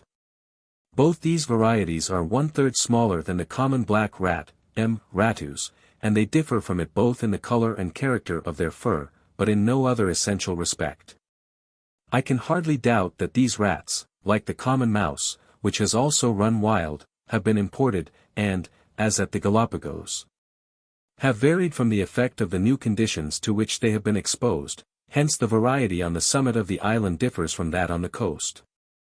Of native birds there are none, but the guinea fowl, imported from the Cape de Verde Islands, is abundant, and the common fowl has likewise run wild. Some cats which were originally turned out to destroy the rats and mice, have increased, so as to become a great plague. The island is entirely without trees, in which, and in every other respect, it is very far inferior to St. Helena. One of my excursions took me towards the southwest extremity of the island. The day was clear and hot, and I saw the island, not smiling with beauty, but staring with naked hideousness. The lava streams are covered with hummocks, and are rugged to a degree which, geologically speaking, is not of easy explanation. The intervening spaces are concealed with layers of pumice, ashes and volcanic tuff. Whilst passing this end of the island at sea, I could not imagine what the white patches were with which the whole plain was mottled. I now found that they were seafowl, sleeping in such full confidence, that even in midday a man could walk up and seize hold of them. These birds were the only living creatures I saw during the whole day. On the beach a great surf, although the breeze was light, came tumbling over the broken lava rocks. The geology of this island is in many respects interesting. In several places I noticed volcanic bombs, that is, masses of lava which have been shot through the air whilst fluid, and have consequently assumed a spherical or pear shape. Not only their external form, but, in several cases, their internal structure shows in a very curious manner that they have revolved in their aerial course. The internal structure of one of these bombs, when broken, is represented very accurately in Plate 103. The central part is coarsely cellular, the cells decreasing in size towards the exterior. Where there is a shell-like case about the third of an inch in thickness, of compact stone, which again is overlaid by the outside crust of finely cellular lava. I think there can be little doubt, first, that the external crust cooled rapidly in the state in which we now see it. Secondly, that the still fluid lava within was packed by the centrifugal force generated by the revolving of the bomb, against the external cooled crust, and so produced the solid shell of stone. And lastly, that the centrifugal force, by relieving the pressure in the more central parts of the bomb, allowed the heated vapors to expand their cells, thus forming the coarse cellular mass of the center. A hill formed of the older series of volcanic rocks, and which has been incorrectly considered as the crater of a volcano, is remarkable from its broad, slightly hollowed, and circular summit having been filled up with many successive layers of ashes and fine scoriae. These saucer-shaped layers crop out on the margin, forming perfect rings of many different colors, giving to the summit a most fantastic appearance. One of these rings is white and broad, and resembles a course round which horses have been exercised, hence the hill has been called the Devil's Riding School. I brought away specimens of one of the tufaceous layers of a pinkish color, and it is a most extraordinary fact that Professor Ehrenberg 179 finds it almost wholly composed of matter which has been organized. He detects in it some siliceous shielded, freshwater infusoria, and no less than 25 different kinds of the siliceous tissue of plants, chiefly of grasses. From the absence of all carbonaceous matter, Professor Ehrenberg believes that these organic bodies have passed through the volcanic fire, and have been erupted in the state in which we now see them. The appearance of the layers induced me to believe that they had been deposited under water, though from the extreme dryness of the climate I was forced to imagine that torrents of rain had probably fallen during some great eruption, and that thus a temporary lake had been formed into which the ashes fell. But it may now be suspected that the lake was not a temporary one. Anyhow, we may feel sure that at some former epoch the climate and productions of ascension were very different from what they now are. Where on the face of the earth can we find a spot on which close investigation will not discover signs of that endless cycle of change, to which this earth has been, is, and will be subjected? On leaving Ascension, we sailed for Bahia, on the coast of Brazil, in order to complete the chronometrical measurement of the world. We arrived there on August 1st and stayed 4 days, during which I took several long walks. I was glad to find my enjoyment in tropical scenery had not decreased from the want of novelty, even in the slightest degree. The elements of the scenery are so simple that they are worth mentioning, as a proof on what trifling circumstances exquisite natural beauty depends. The country may be described as a level plain of about 300 feet in elevation, which in all parts has been worn into flat-bottomed valleys. This structure is remarkable in a granitic land, but is nearly universal in all those softer formations of which plains are usually composed. The whole surface is covered by various kinds of stately trees, interspersed with patches of cultivated ground, out of which houses, convents, and chapels arise. It must be remembered that within the tropics the wild luxuriance of nature is not lost even in the vicinity of large cities, for the natural vegetation of the hedges and hillsides overpowers in picturesque effect the artificial labor of man. Hence, there are only a few spots where the bright red soil affords a strong contrast with the universal clothing of green. From the edges of the plain there are distant views either of the ocean, or of the great bay with its low wooded shores, and on which numerous boats and canoes show their white sails. Excepting from these points, the scene is extremely limited. Following the level pathways, on each hand, only glimpses into the wooded valleys below can be obtained.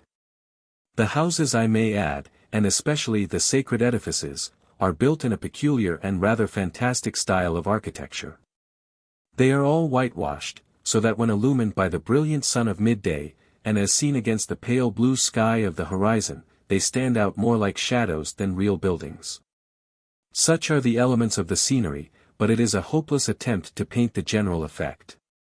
Learned naturalists describe these scenes of the tropics by naming a multitude of objects, and mentioning some characteristic feature of each. To a learned traveler this possibly may communicate some definite ideas, but who else from seeing a plant in an herbarium can imagine its appearance when growing in its native soil?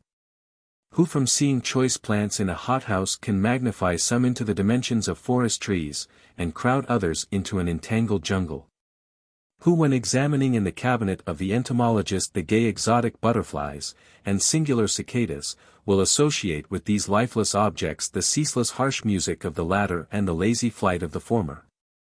The sure accompaniments of the still, glowing noonday of the tropics. It is when the sun has attained its greatest height that such scenes should be viewed, then the dense splendid foliage of the mango hides the ground with its darkest shade, whilst the upper branches are rendered from the profusion of light of the most brilliant green.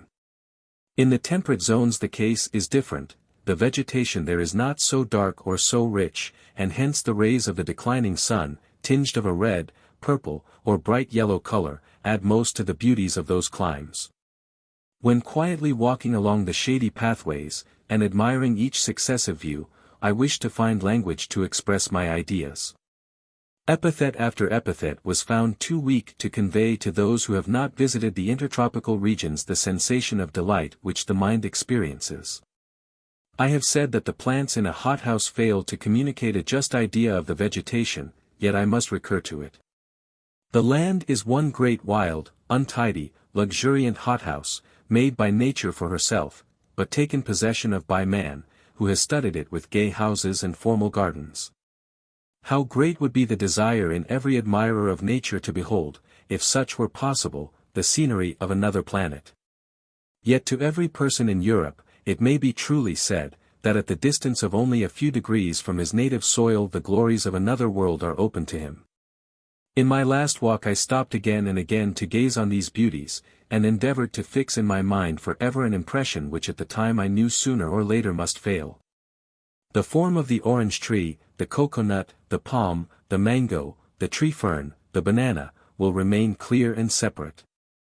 But the thousand beauties which unite these into one perfect scene must fade away, yet they will leave, like a tale heard in childhood, a picture full of indistinct, but most beautiful figures. August 6th. In the afternoon we stood out to sea, with the intention of making a direct course to the Cape de Verde Islands. Unfavorable winds, however, delayed us, and on the 12th we ran into Pernambuco, a large city on the coast of Brazil, in latitude 8 degrees south. We anchored outside the reef. But in a short time a pilot came on board and took us into the inner harbor, where we lay close to the town. Pernambuco is built on some narrow and low sand banks which are separated from each other by shoal channels of salt water. The three parts of the town are connected together by two long bridges built on wooden piles. The town is in all parts disgusting, the streets being narrow, ill-paved, and filthy, the houses tall and gloomy. The season of heavy rains had hardly come to an end, and hence the surrounding country, which is scarcely raised above the level of the sea, was flooded with water, and I failed in all my attempts to take long walks. The flat swampy land on which Pernambuco stands is surrounded, at the distance of a few miles, by a semicircle of low hills, or rather by the edge of a country elevated perhaps 200 feet above the sea. The old city of Olinda stands on one extremity of this range.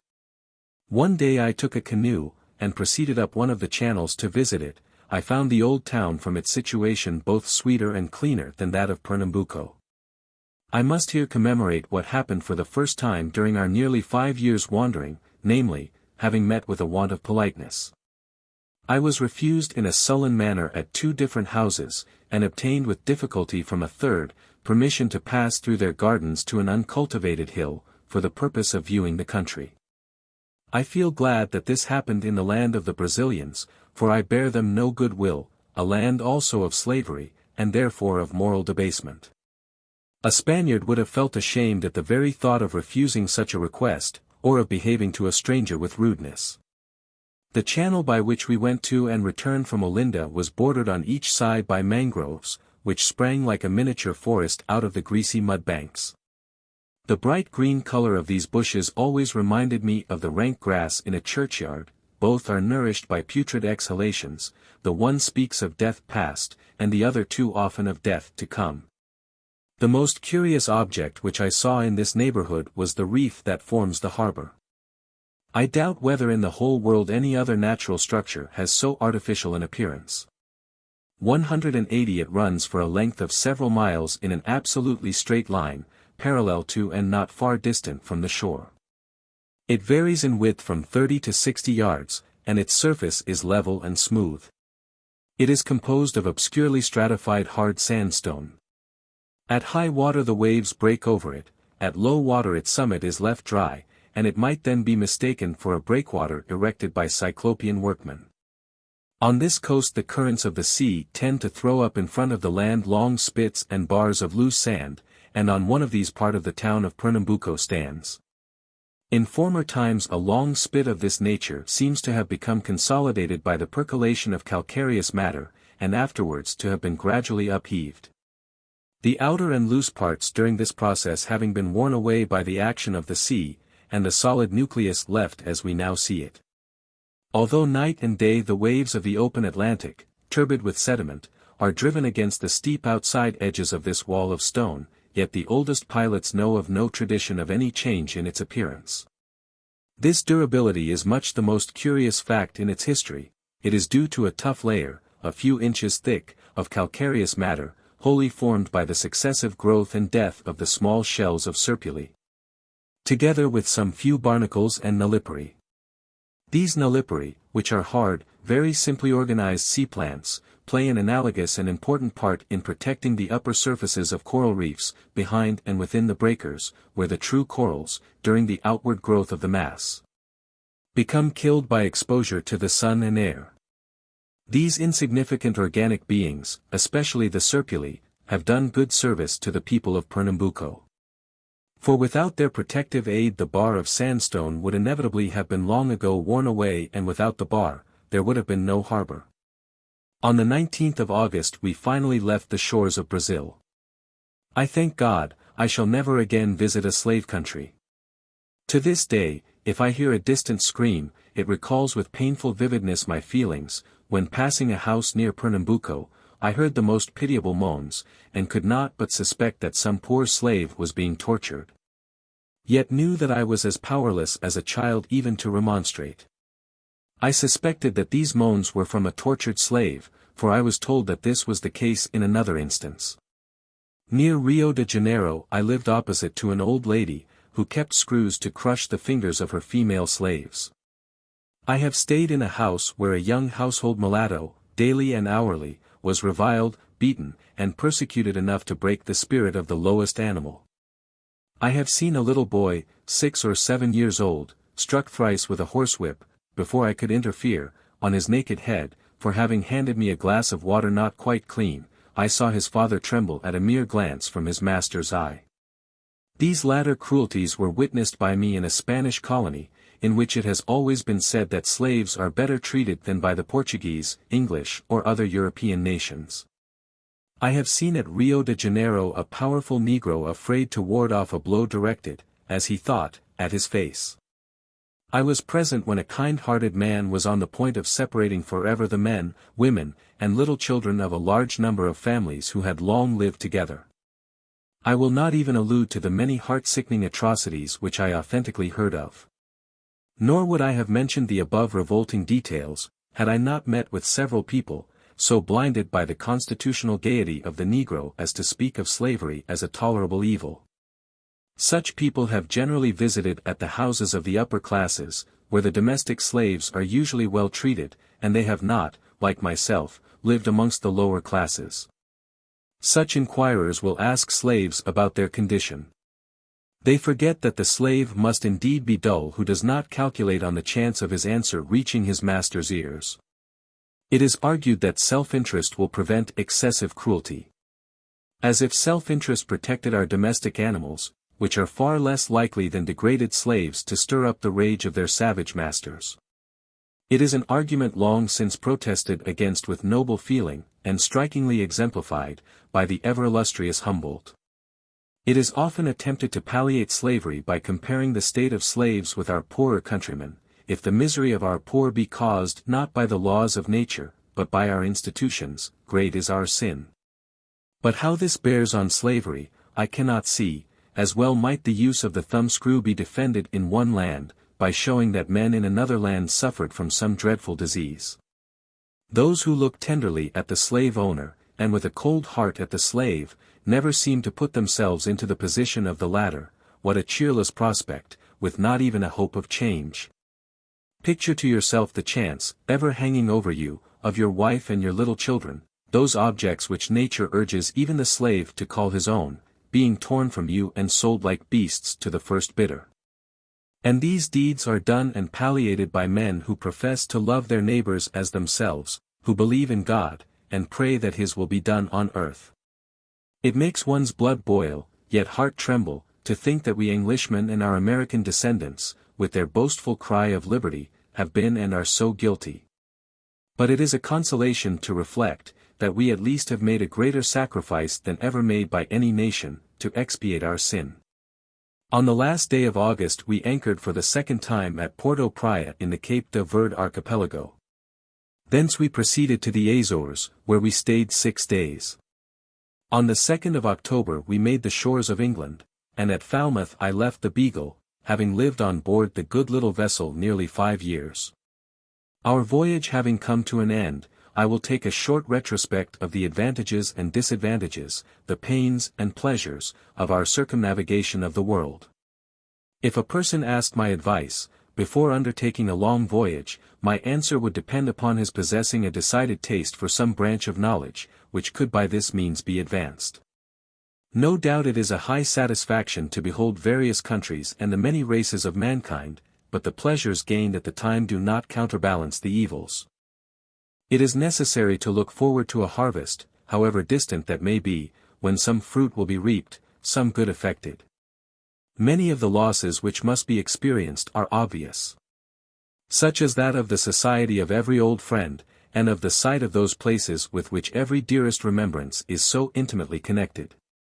These losses, however, are at the time partly relieved by the exhaustless delight of anticipating the long-wished-for day of return.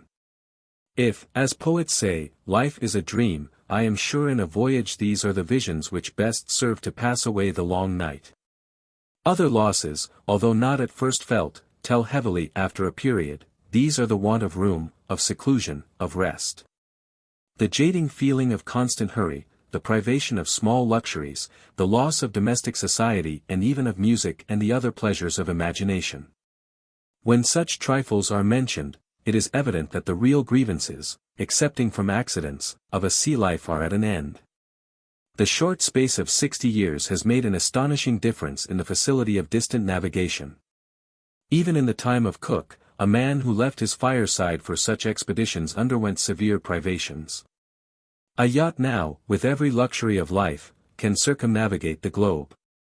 Besides the vast improvements in ships and naval resources, the whole western shores of America are thrown open, and Australia has become the capital of a rising continent.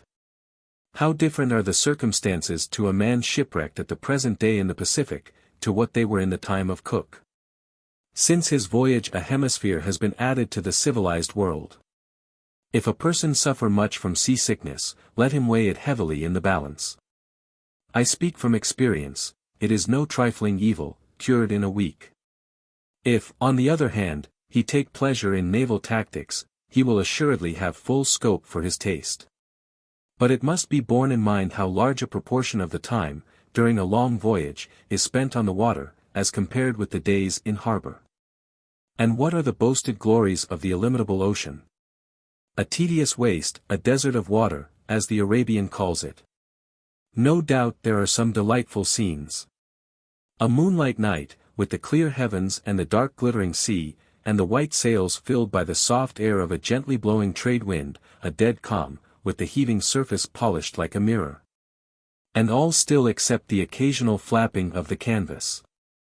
It is well once to behold a squall with its rising arch and coming fury, or the heavy gale of wind and mountainous waves. I confess, however, my imagination had painted something more grand, more terrific, in the full-grown storm. It is an incomparably finer spectacle when beheld on shore, where the waving trees, the wild flight of the birds, the dark shadows and bright lights, the rushing of the torrents, all proclaim the strife of the unloosed elements. At sea the albatross and little petrel fly as if the storm were their proper sphere, the water rises and sinks as if fulfilling its usual task, the ship alone and its inhabitants seem the objects of wrath. On a forlorn and weather-beaten coast the scene is indeed different, but the feelings partake more of horror than of wild delight. Let us now look at the brighter side of the pastime. The pleasure derived from beholding the scenery and the general aspect of the various countries we have visited has decidedly been the most constant and highest source of enjoyment. It is probable that the picturesque beauty of many parts of Europe exceeds anything which we beheld. But there is a growing pleasure in comparing the character of the scenery in different countries, which to a certain degree is distinct from merely admiring its beauty. It depends chiefly on an acquaintance with the individual parts of each view.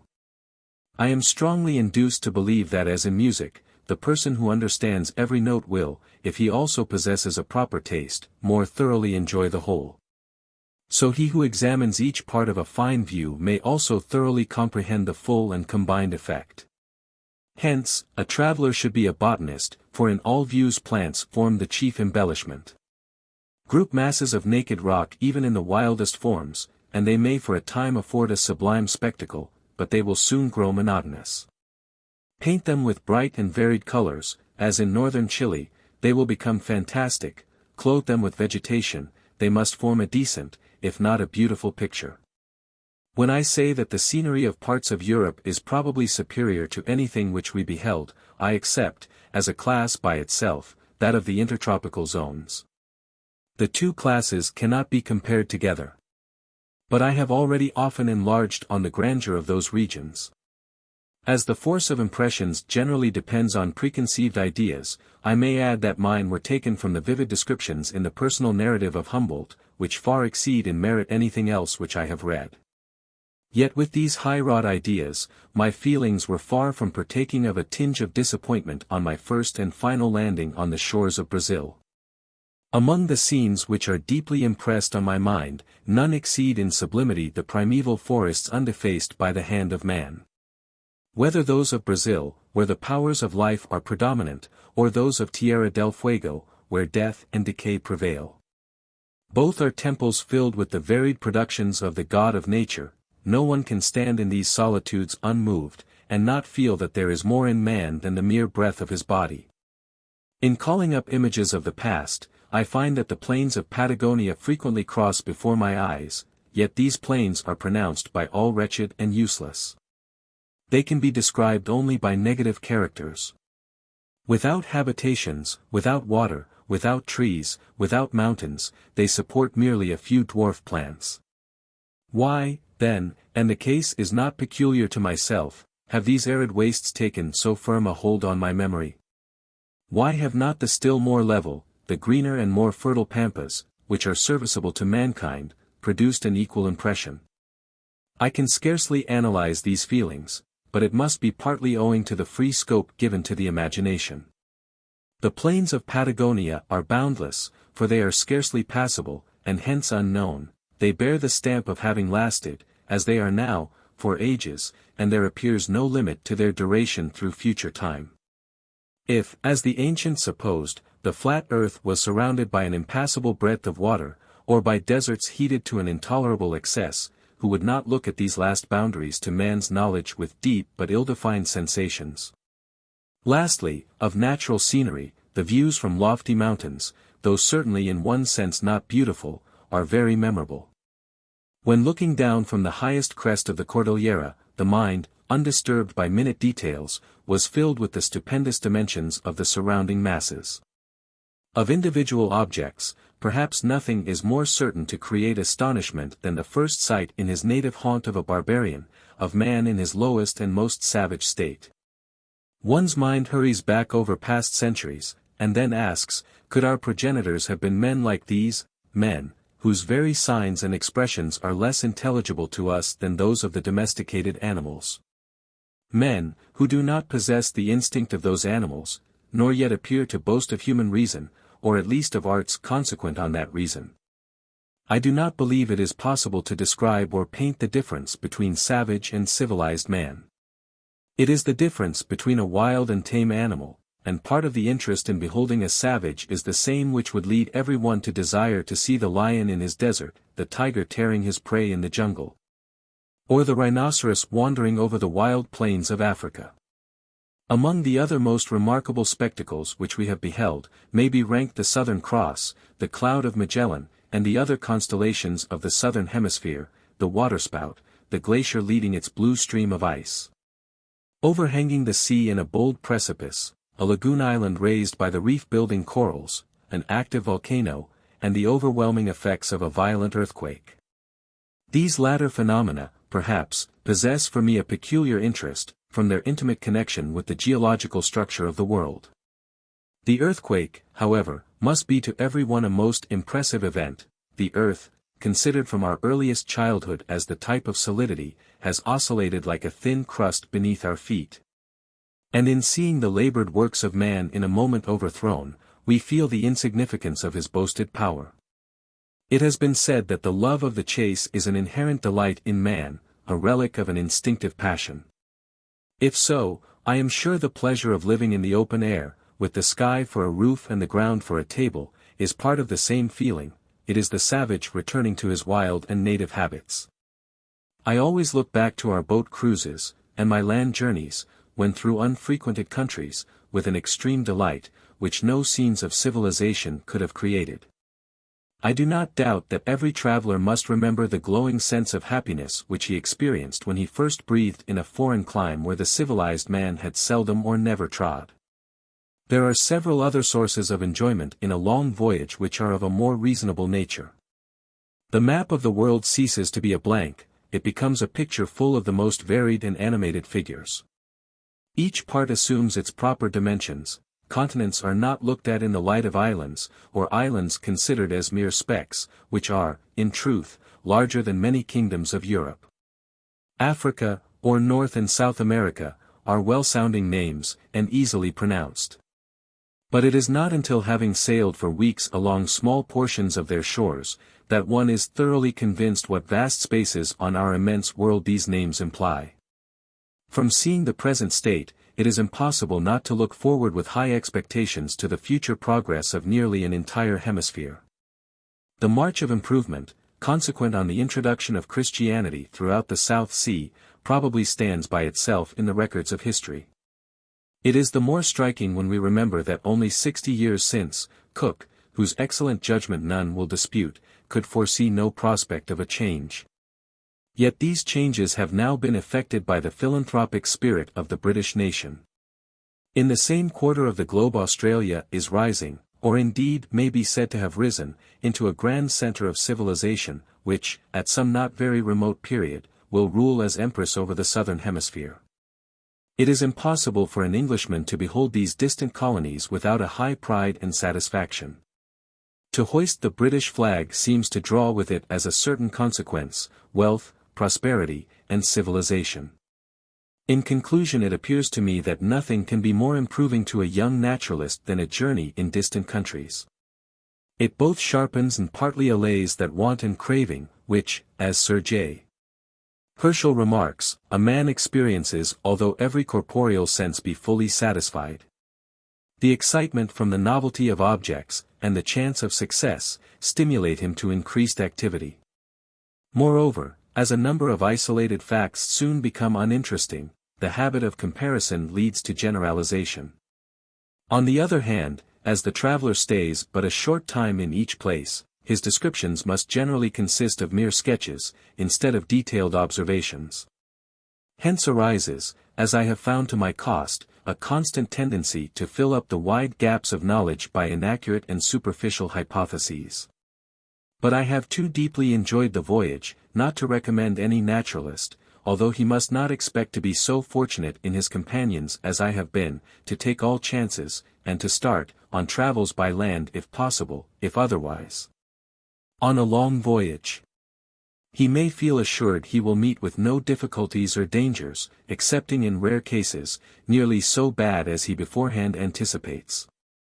In a moral point of view the effect ought to be to teach him good-humored patience, freedom from selfishness, the habit of acting for himself, and of making the best of every occurrence. In short, he ought to partake of the characteristic qualities of most sailors. Traveling ought also to teach him distrust. But at the same time he will discover how many truly kind-hearted people there are, with whom he never before had, or ever again will have any further communication, who yet are ready to offer him the most disinterested assistance.